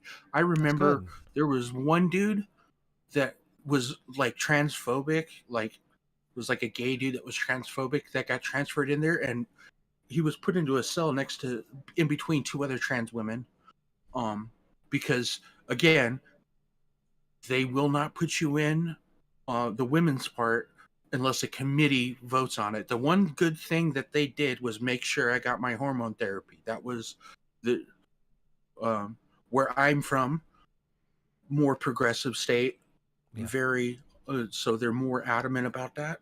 However, there's a reason I really don't like Kamala Harris, and it's because of her policies that led to people like me being stuck in a men's fucking jail. Yep. So, but anyways, when I was there, there was a there was that transphobic guy in between two trans women that kept talking shit like you're a man and everything. Well, the two guys that I was in between did not take kindly to that, and the one there for armed robbery was a Crip. I don't know how you end up as a gay Crip, but hey, there's gay Crips out there. But I learned very quickly, just because a person can speak in a stereotypically gay lisp does not mean they will put up with your bullshit. Okay, so I don't want to do I don't want to sound like I'm doing a minstrel show here, but just imagine like the most gangster sounding person with a very queer lisp saying shit like, you better stop talking shit to her. I will fucking cut you. Do you understand? Like, oh my god. Oh my god. Like, I'm listening to this and I couldn't square what I was hearing, because it's like, it's the most hood fucking gangster shit I've ever heard, spoken from the most queer, homo lispy fucking voice ever. And I believe that dude. I was like, I don't even doubt that you would kill I would a too. motherfucker. No, listen, if you can survive, if you can make it that far with a wild lisp in that environment, you're a bad motherfucker. Okay? Absolutely. Straight up. You are a bad motherfucker. Do not fuck with somebody who has a lisp and still manage to survive in gangs. You are the baddest motherfucker. Okay? Okay. You're gonna love this dude's name. Okay, so his street name is Schoolboy. And do you know how he got that name? His homies thought of him as gay as a schoolboy. Oh my god, that's incredible. So okay, imagine that's a fucking dangerous person right there. Okay, imagine a fucking a really gay dude named Schoolboy talking about how he's going to fucking shank you in your sleep if you keep being transphobic. Listen, I was not expecting this to be the wholesome moment from the story, but it is the wholesome moment from the story. Okay, and the other guy that was next to me, like, I would give him my grape jellies and he would turn it into fucking prison wine. So, I mean, he makes prison wine, and everyone's like once in a week or whatever, we all get drunk, and the cops don't care as long as we don't fucking start bullshit. So it ended up being wholesome in the end, because, you know, I started to make friends or whatever, and then finally I got out. So, the story continues when I get out. I'm obviously on probation. I have to do community service. I have to do all this bullshit. All that shit. Well, it turns out the guy that was beating the shit out of my cousin, a couple months later, because you know how when people are abused, they kind of come back and like it's hard to break away from an abuser. It's really hard. So Yeah. It's so very my cousin difficult to break away from an abuser. So my cousin struggled with that. So while I was inside, she got back with him, and he continued to beat the shit out of her, and they would break up and then get back together, break up. It's very hard.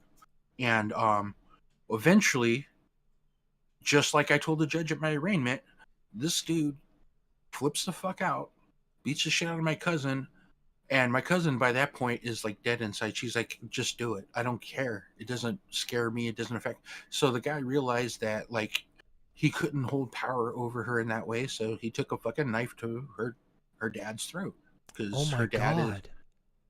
her dad has mental disabilities to where he has the mental capacity of like a 6-year-old. So Holy shit.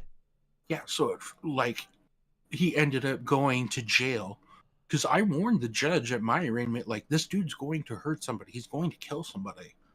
And so, true to my prediction, fucking, he went in there for over a year, kept denying it and all that stuff.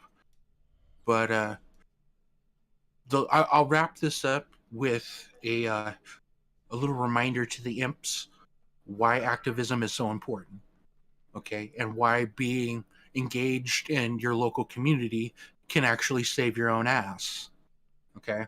Yep. So, I was having trouble with finding community service because I'm poor, okay? And they make you pay a whole bunch of fucking fees. You have to pay a shit ton of money, including for the time you're on probation and all that stuff. Basically, they criminalize you for being poor. Okay, Yep. so they had a free program, but because I'm hard of hearing, I couldn't participate in it because you have to have perfect hearing or perfect health in order to use the free service. So, and I didn't have money for other stuff. So I kept struggling to find community service for a very long time. And this was around the time all the George Floyd shit started going down.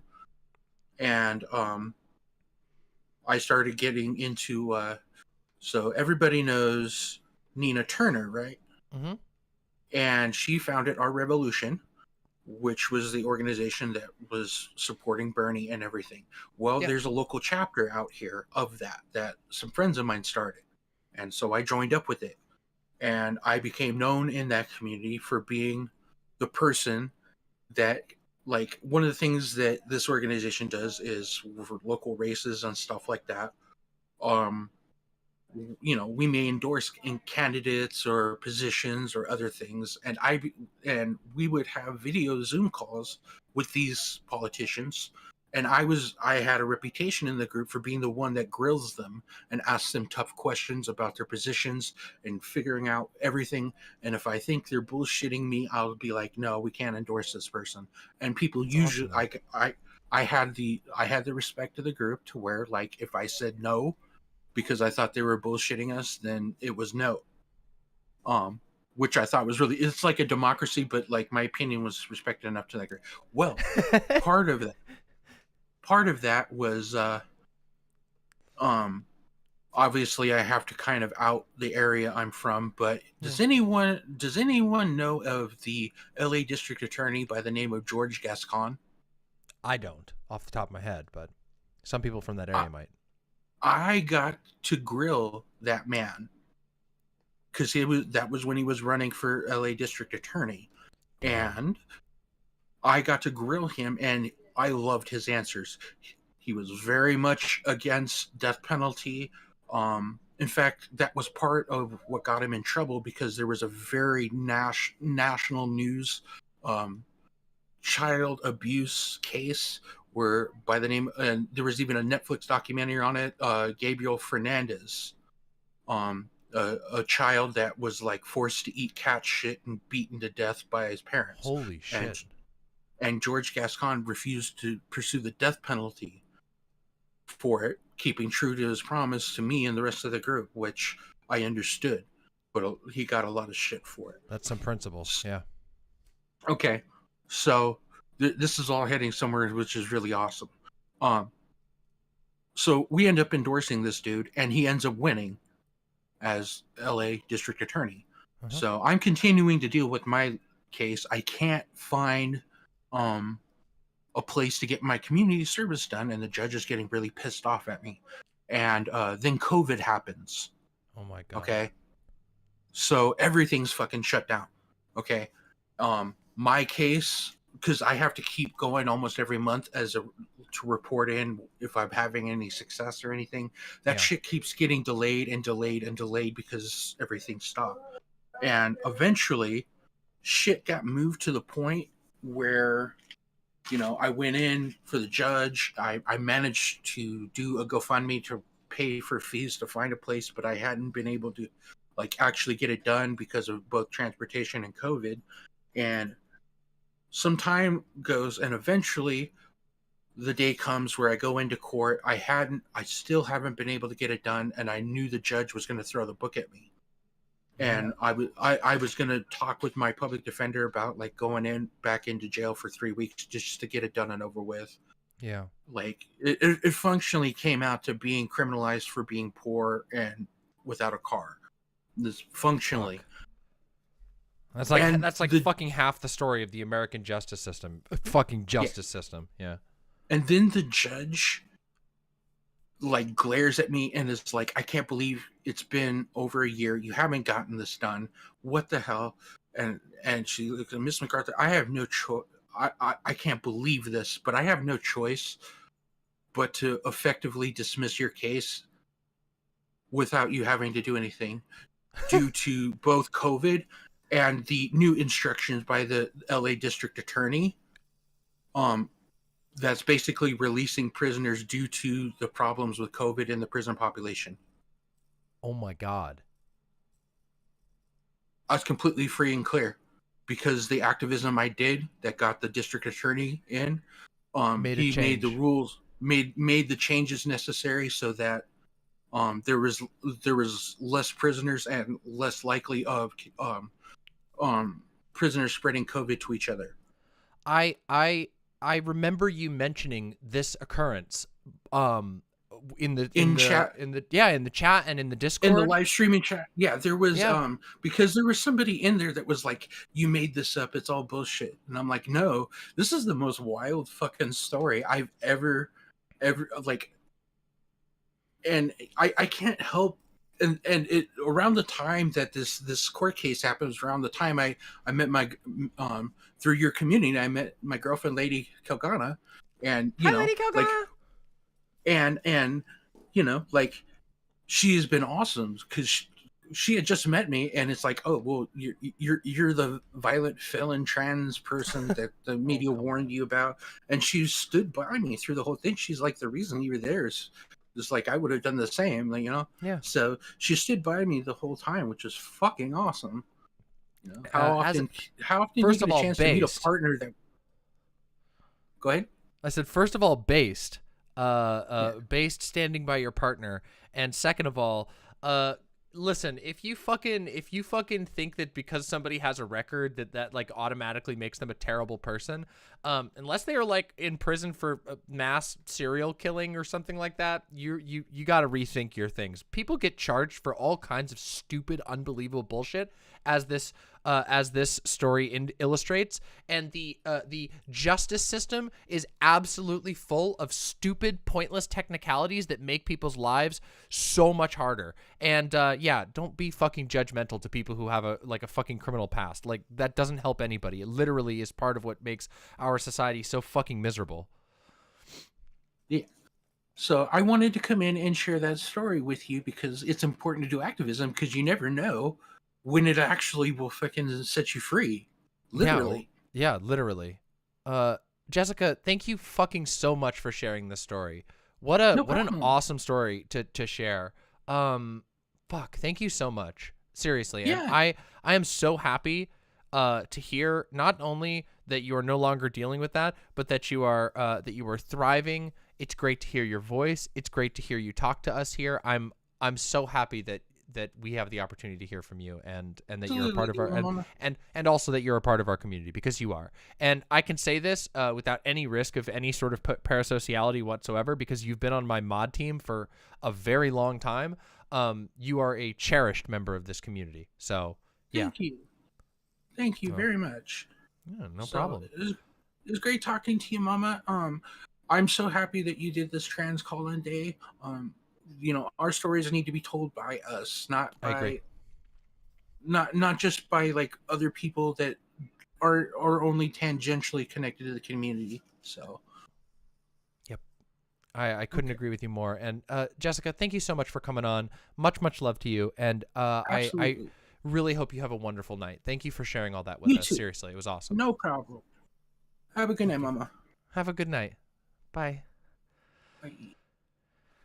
All right, we're gonna do. Okay, guys, we're at 8.5 hours. I'm doing one more call in, and then I'm going to send out the stream and go rest because I am so motherfucking tired right now. So one more call in, and then I gotta stop for now. I gotta get some rest because 8.5 hours is a lot. But let's do the next call in, and then I'll do a wrap up, send off, everybody say goodnight, and talk about all that. So let's bring the next guest in.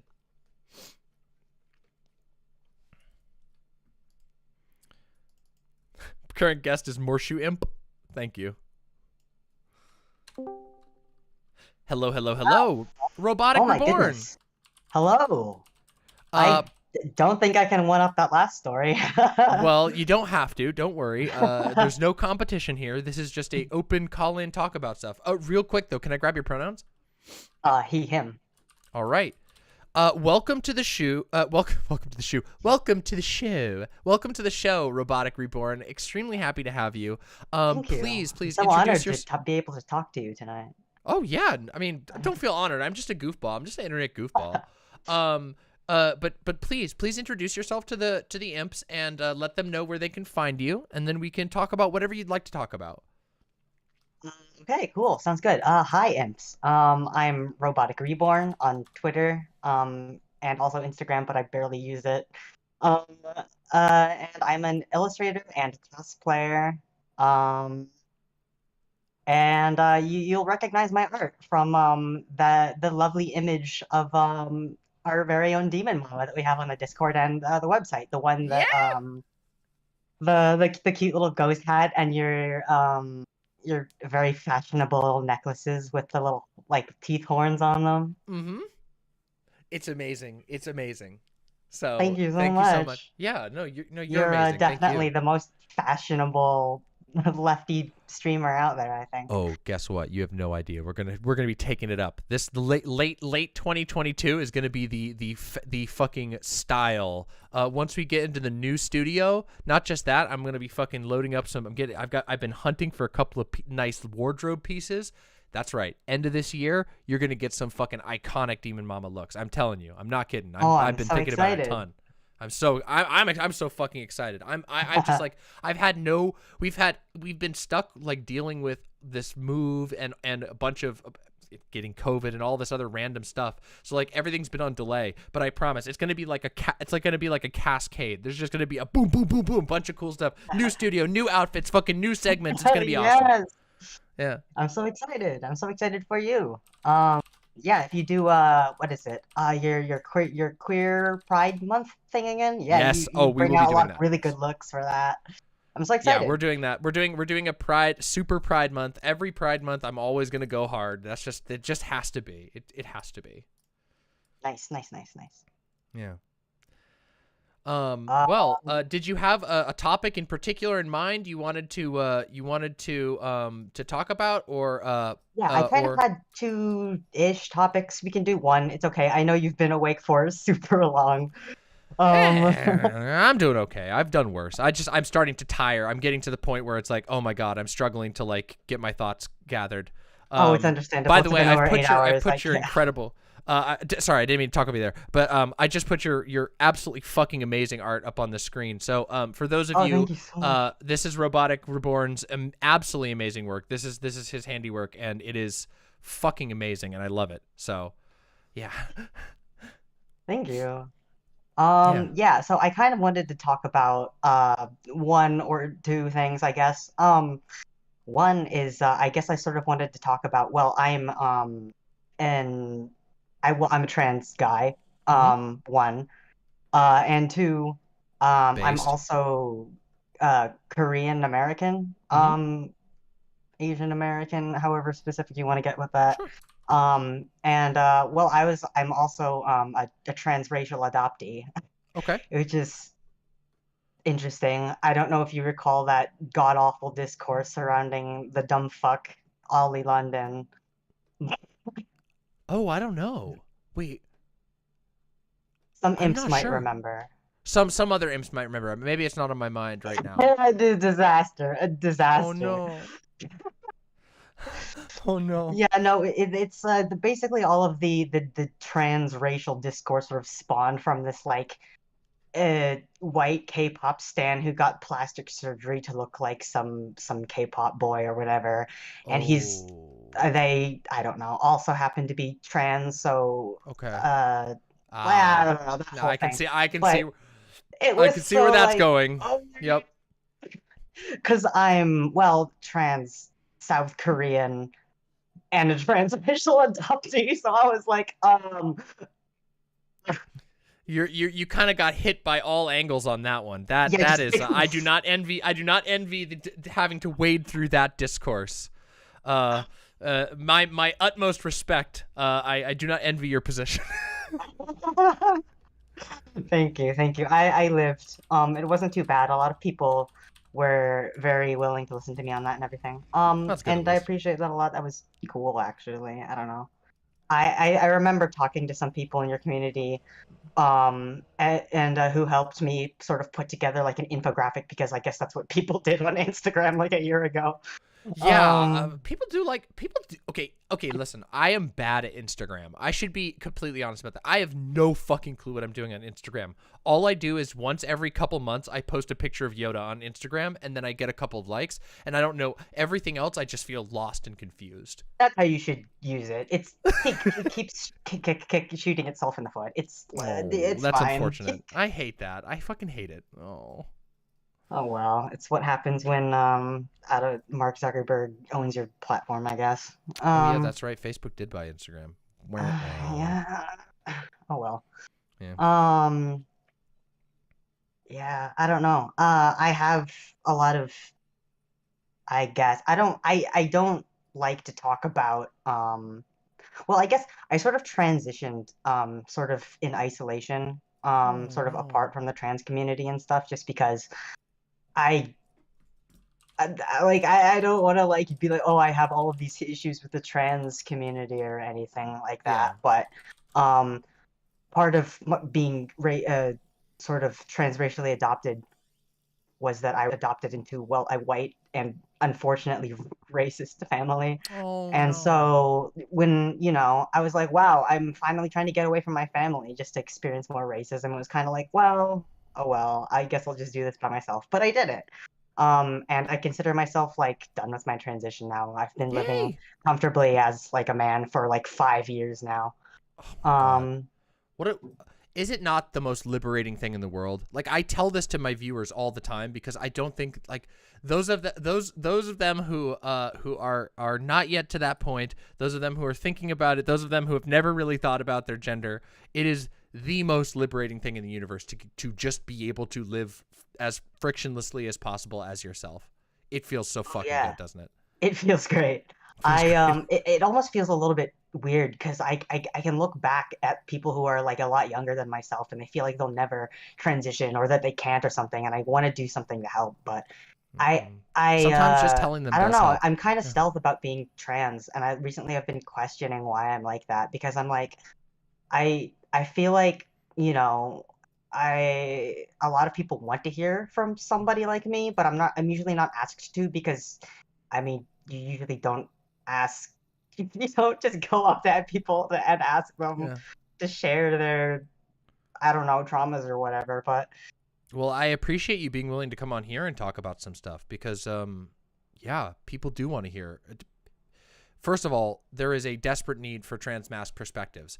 Like, oh yeah, and especially like Asian people too. Seriously, unironically, I've like been able to find like 2. I don't know. Yeah. It's so fucking frustrating. Like, I mean, I understand where it comes from, but I'm like, oh my god, like I hate the state of things. I hate how hard it is for trans people in general to make a name for themselves in these spaces. I hate how hard it is to find other trans people. I mean, that's why I did this whole thing today. Is because I want people to get eyes on it. Like, I know that this is only like, my stream is tiny and like whatever, but the fact that people are just, the names are getting out there, that people are talking about it, that people are knowing who's out there doing what, that this can build familiarity is really important to me. But what all of this is to say is that I do think voices like yours are needed. I genuinely, like, I really do. And obviously that shouldn't be any pressure to you. Don't do things you're uncomfortable with. But if you've got that creative urge and you want your voice to be heard, like, there's a lot of people who really want to hear a voice like yours. Thank you. That means a lot. Yeah, I don't know. I haven't thought about streaming or anything. I'm not like a YouTuber. I don't really know how I would do that, but yeah, no, thank you. Yeah, no problem. Like, I mean, Yeah. I'm just speaking that, like, so, I mean, I've talked about this a couple times on stream. You've probably heard me talk about it, how I feel, I always get frustrated by the lack of trans mask voices. And also that, like, I don't know, that, like, trans people are kind of siloed off into their own communities. And it makes me sad. Because Oh, yeah, I 100%. fucking love all of my trans siblings, no matter where they fall on the spectrum and on the gender spectrum, or neurodivergence. You know, I'm fucking neurodivergent as shit. So, but yeah, like, I'm autistic. I'm a bunch of things. brain cousins. I got the ADHD and Hey. BPD, and you got the autism. Listen, brain cousins. Seriously though, like, I mean, most of the people I know in my life, most of the people I socialize with are you know, neurodivergent and trans. Like, I'm okay with that. I'm happy with that, and I'm happy to meet more. And yeah, so anyway. Yeah, 100%.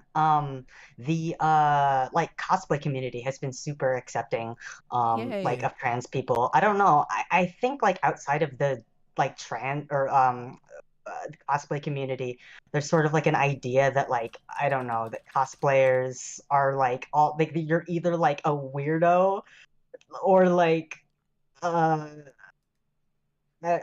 I don't know, or like a model, a celebrity, or something. Yeah, well, it's so odd in my experience that, like, No. I mean, I used to be one of my closest friends many years ago was really super into cosplay, and also specifically like crossplay, which was where Mhm. they found other trans people in the first place. And Cosplaying it was helps so many people seriously, like it was realize like, that they're trans. And before there were a lot of like makeup tutorials for like people who are trying to socially transition and stuff and Mhm. like see themselves, you know, more masc or femme or something. Like, I would just send people like cosplay tutorials, and they helped me a lot because, especially, I remember back then a lot of them were on white people. And when the cosplay community has a huge like Asian American and also just Asian community overlap, so like I Yeah. could actually find ways to masculinize myself that overlapped and saw me as an Asian person too. So that sort of thing is like those were the communities that were like, when I mentioned earlier in a couple of the conversations I've had today, I've talked about how different like trans communities online are now. The sort of forerunners of the like most positive trans communities that exist these days were little spaces like that, usually niche hobbies with a lot of overlapping interests, where people would you know, without much pressure or judgment, be able to share tips and help each other reach a you know, reach self-realization without it being sometimes it was explicit, but it's often often not explicit. It's sort of just like, hey, we're here because of cosplay, and therefore there's no judgment, which means if you want to dress this way, if you want to do this, we'll help you do it without any sort of like, there's no baggage attached. And those sort of, like I said, those smaller communities were like, in a lot of ways, the forerunners to the communities that we have now, where previously it was very hard to find other trans people online. And now it's a little bit easier, thankfully, but those places did exist in the past.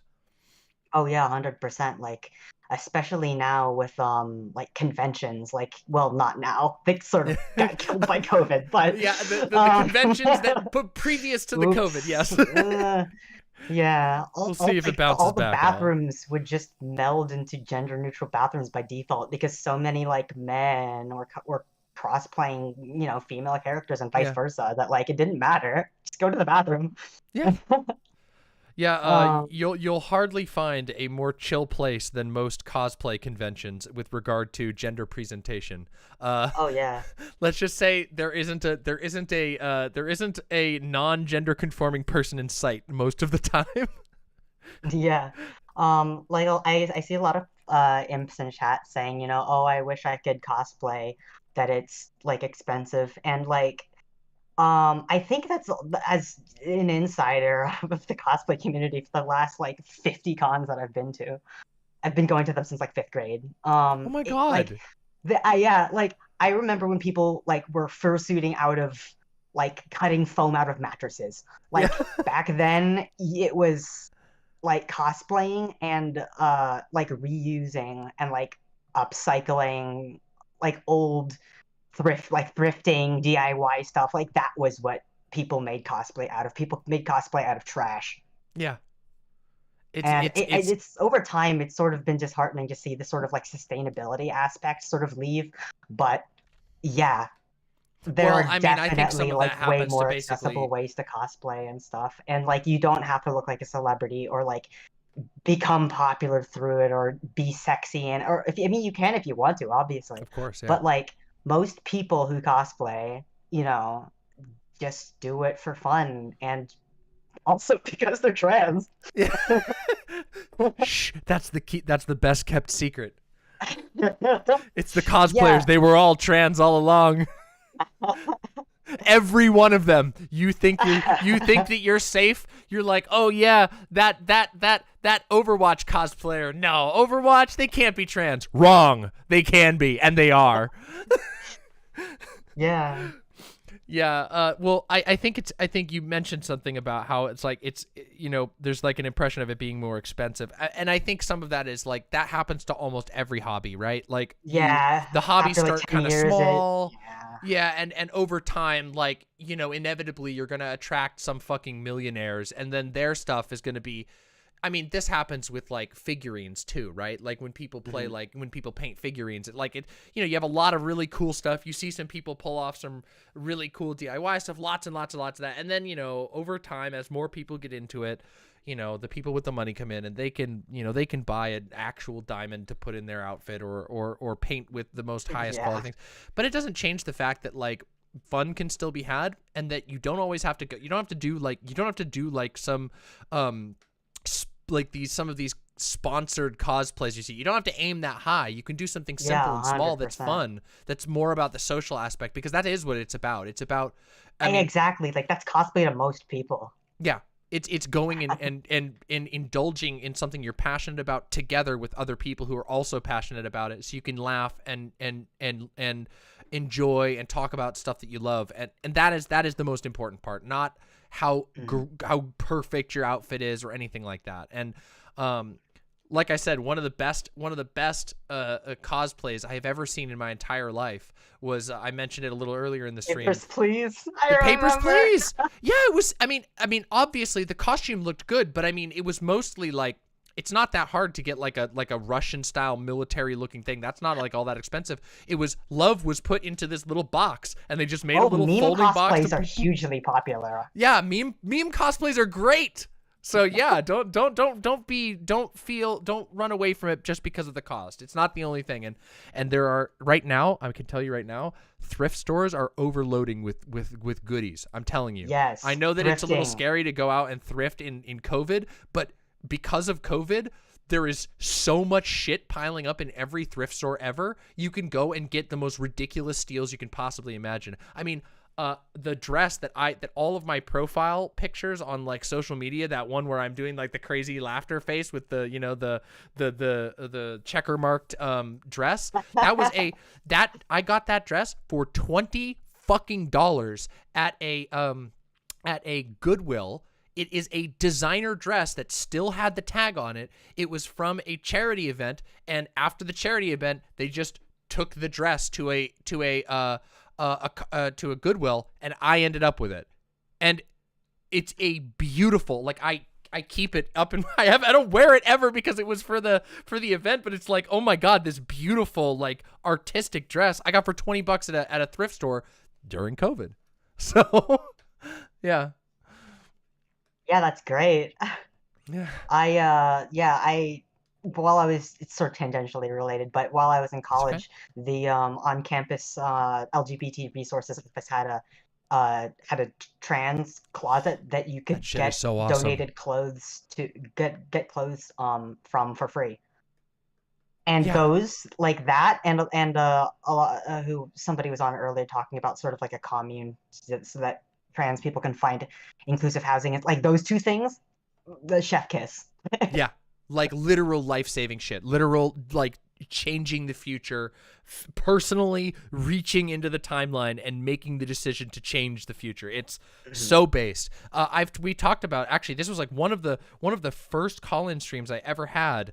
One of our community members was asking, was in a position, they were like, hey, like, the church my family goes to is super accepting, and they've asked me specifically, like, how we can become more accepting. And the thing that our community sort of came up with, like, we talked about it, and the first thing I thought of was like, guys, like, I feel like a clothes closet, a gender, like a non-judgmental clothing shop that keeps like many different like common clothing types in different sizes and whatever would be a great start. And that they ended up implementing that, which is fucking awesome. That is, I genuinely, like, people don't, it's so hard. It's so hard to get a new wardrobe. It really is. And especially if you're in a home where people aren't super friendly, it's really, really hard to get a new wardrobe from in a position like that. Yeah. Yeah, 100%. Yeah. I guess just going back to cosplay, but please. It was one of the things that also sort of great. In addition to my family being racist, they're also, drumroll please, transphobic. But cosplay was one of the things that sort of gave them a suspension of disbelief about like me being trans. Like I could just say to them like, well, it's a costume. It's not like it's me, but wearing a skirt or whatever. I'm just playing as my favorite anime character. Yeah, exactly. There's nothing going on here. Nothing at all. I mean, that's why, listen, the egg cracking event of Opposite Day at many high schools, that was a serious moment that put a crack in my eggshell, which was not quite ready to hatch at that point. But in high school, we did an Opposite Day, and I did not plan to do anything for it, but one of my very energetic friends brought a box of her like clothes that she was just like, I will not let anybody not do Opposite Day.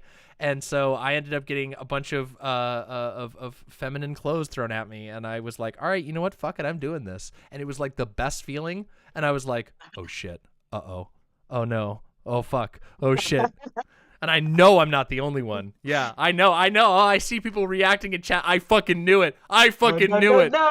Oh no. Oh no. Here comes the crack. Oh shit, it's Opposite Day. A bunch of new trans people are getting born. Yep.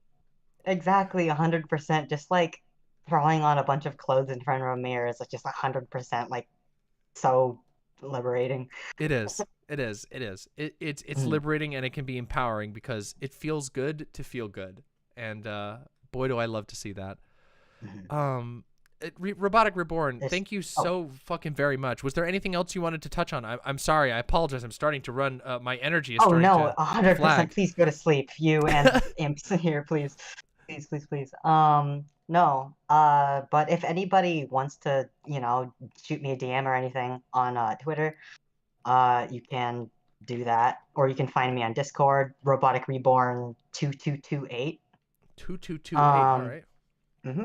You're right here on Discord. And yeah, I didn't.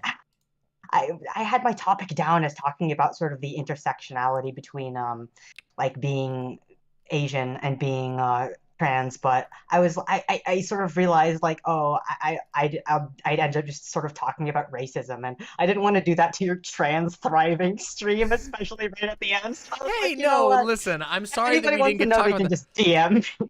Listen, next call-in stream, I will make sure, if you remind me, because my memory is not great, but if you remind me, the next call-in stream, I can get you a nice big block and we can talk about that much better. My slots are a little bit shorter for today because we had so many people interested in today's stream. So Oh no, it's okay. Yeah, 100%. I'll let them talk to you first too, and everything. Like it's all good.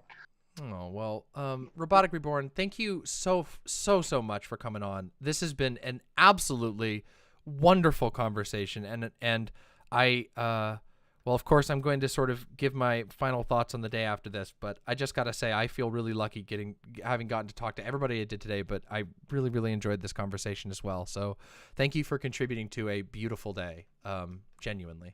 Yeah, thank you, and thank you so much for putting it together, like, and all of your other streams. I want to do it more and better. So thank you so much. And have a great night, Robotic Reborn. Thank you so much. Have a great night. Bye for now. All right, everybody. Well. Yo, really? What a way to end the stream. Jackson Hinkle and Haas both got permit from Twitch for spreading misinfo. Nice.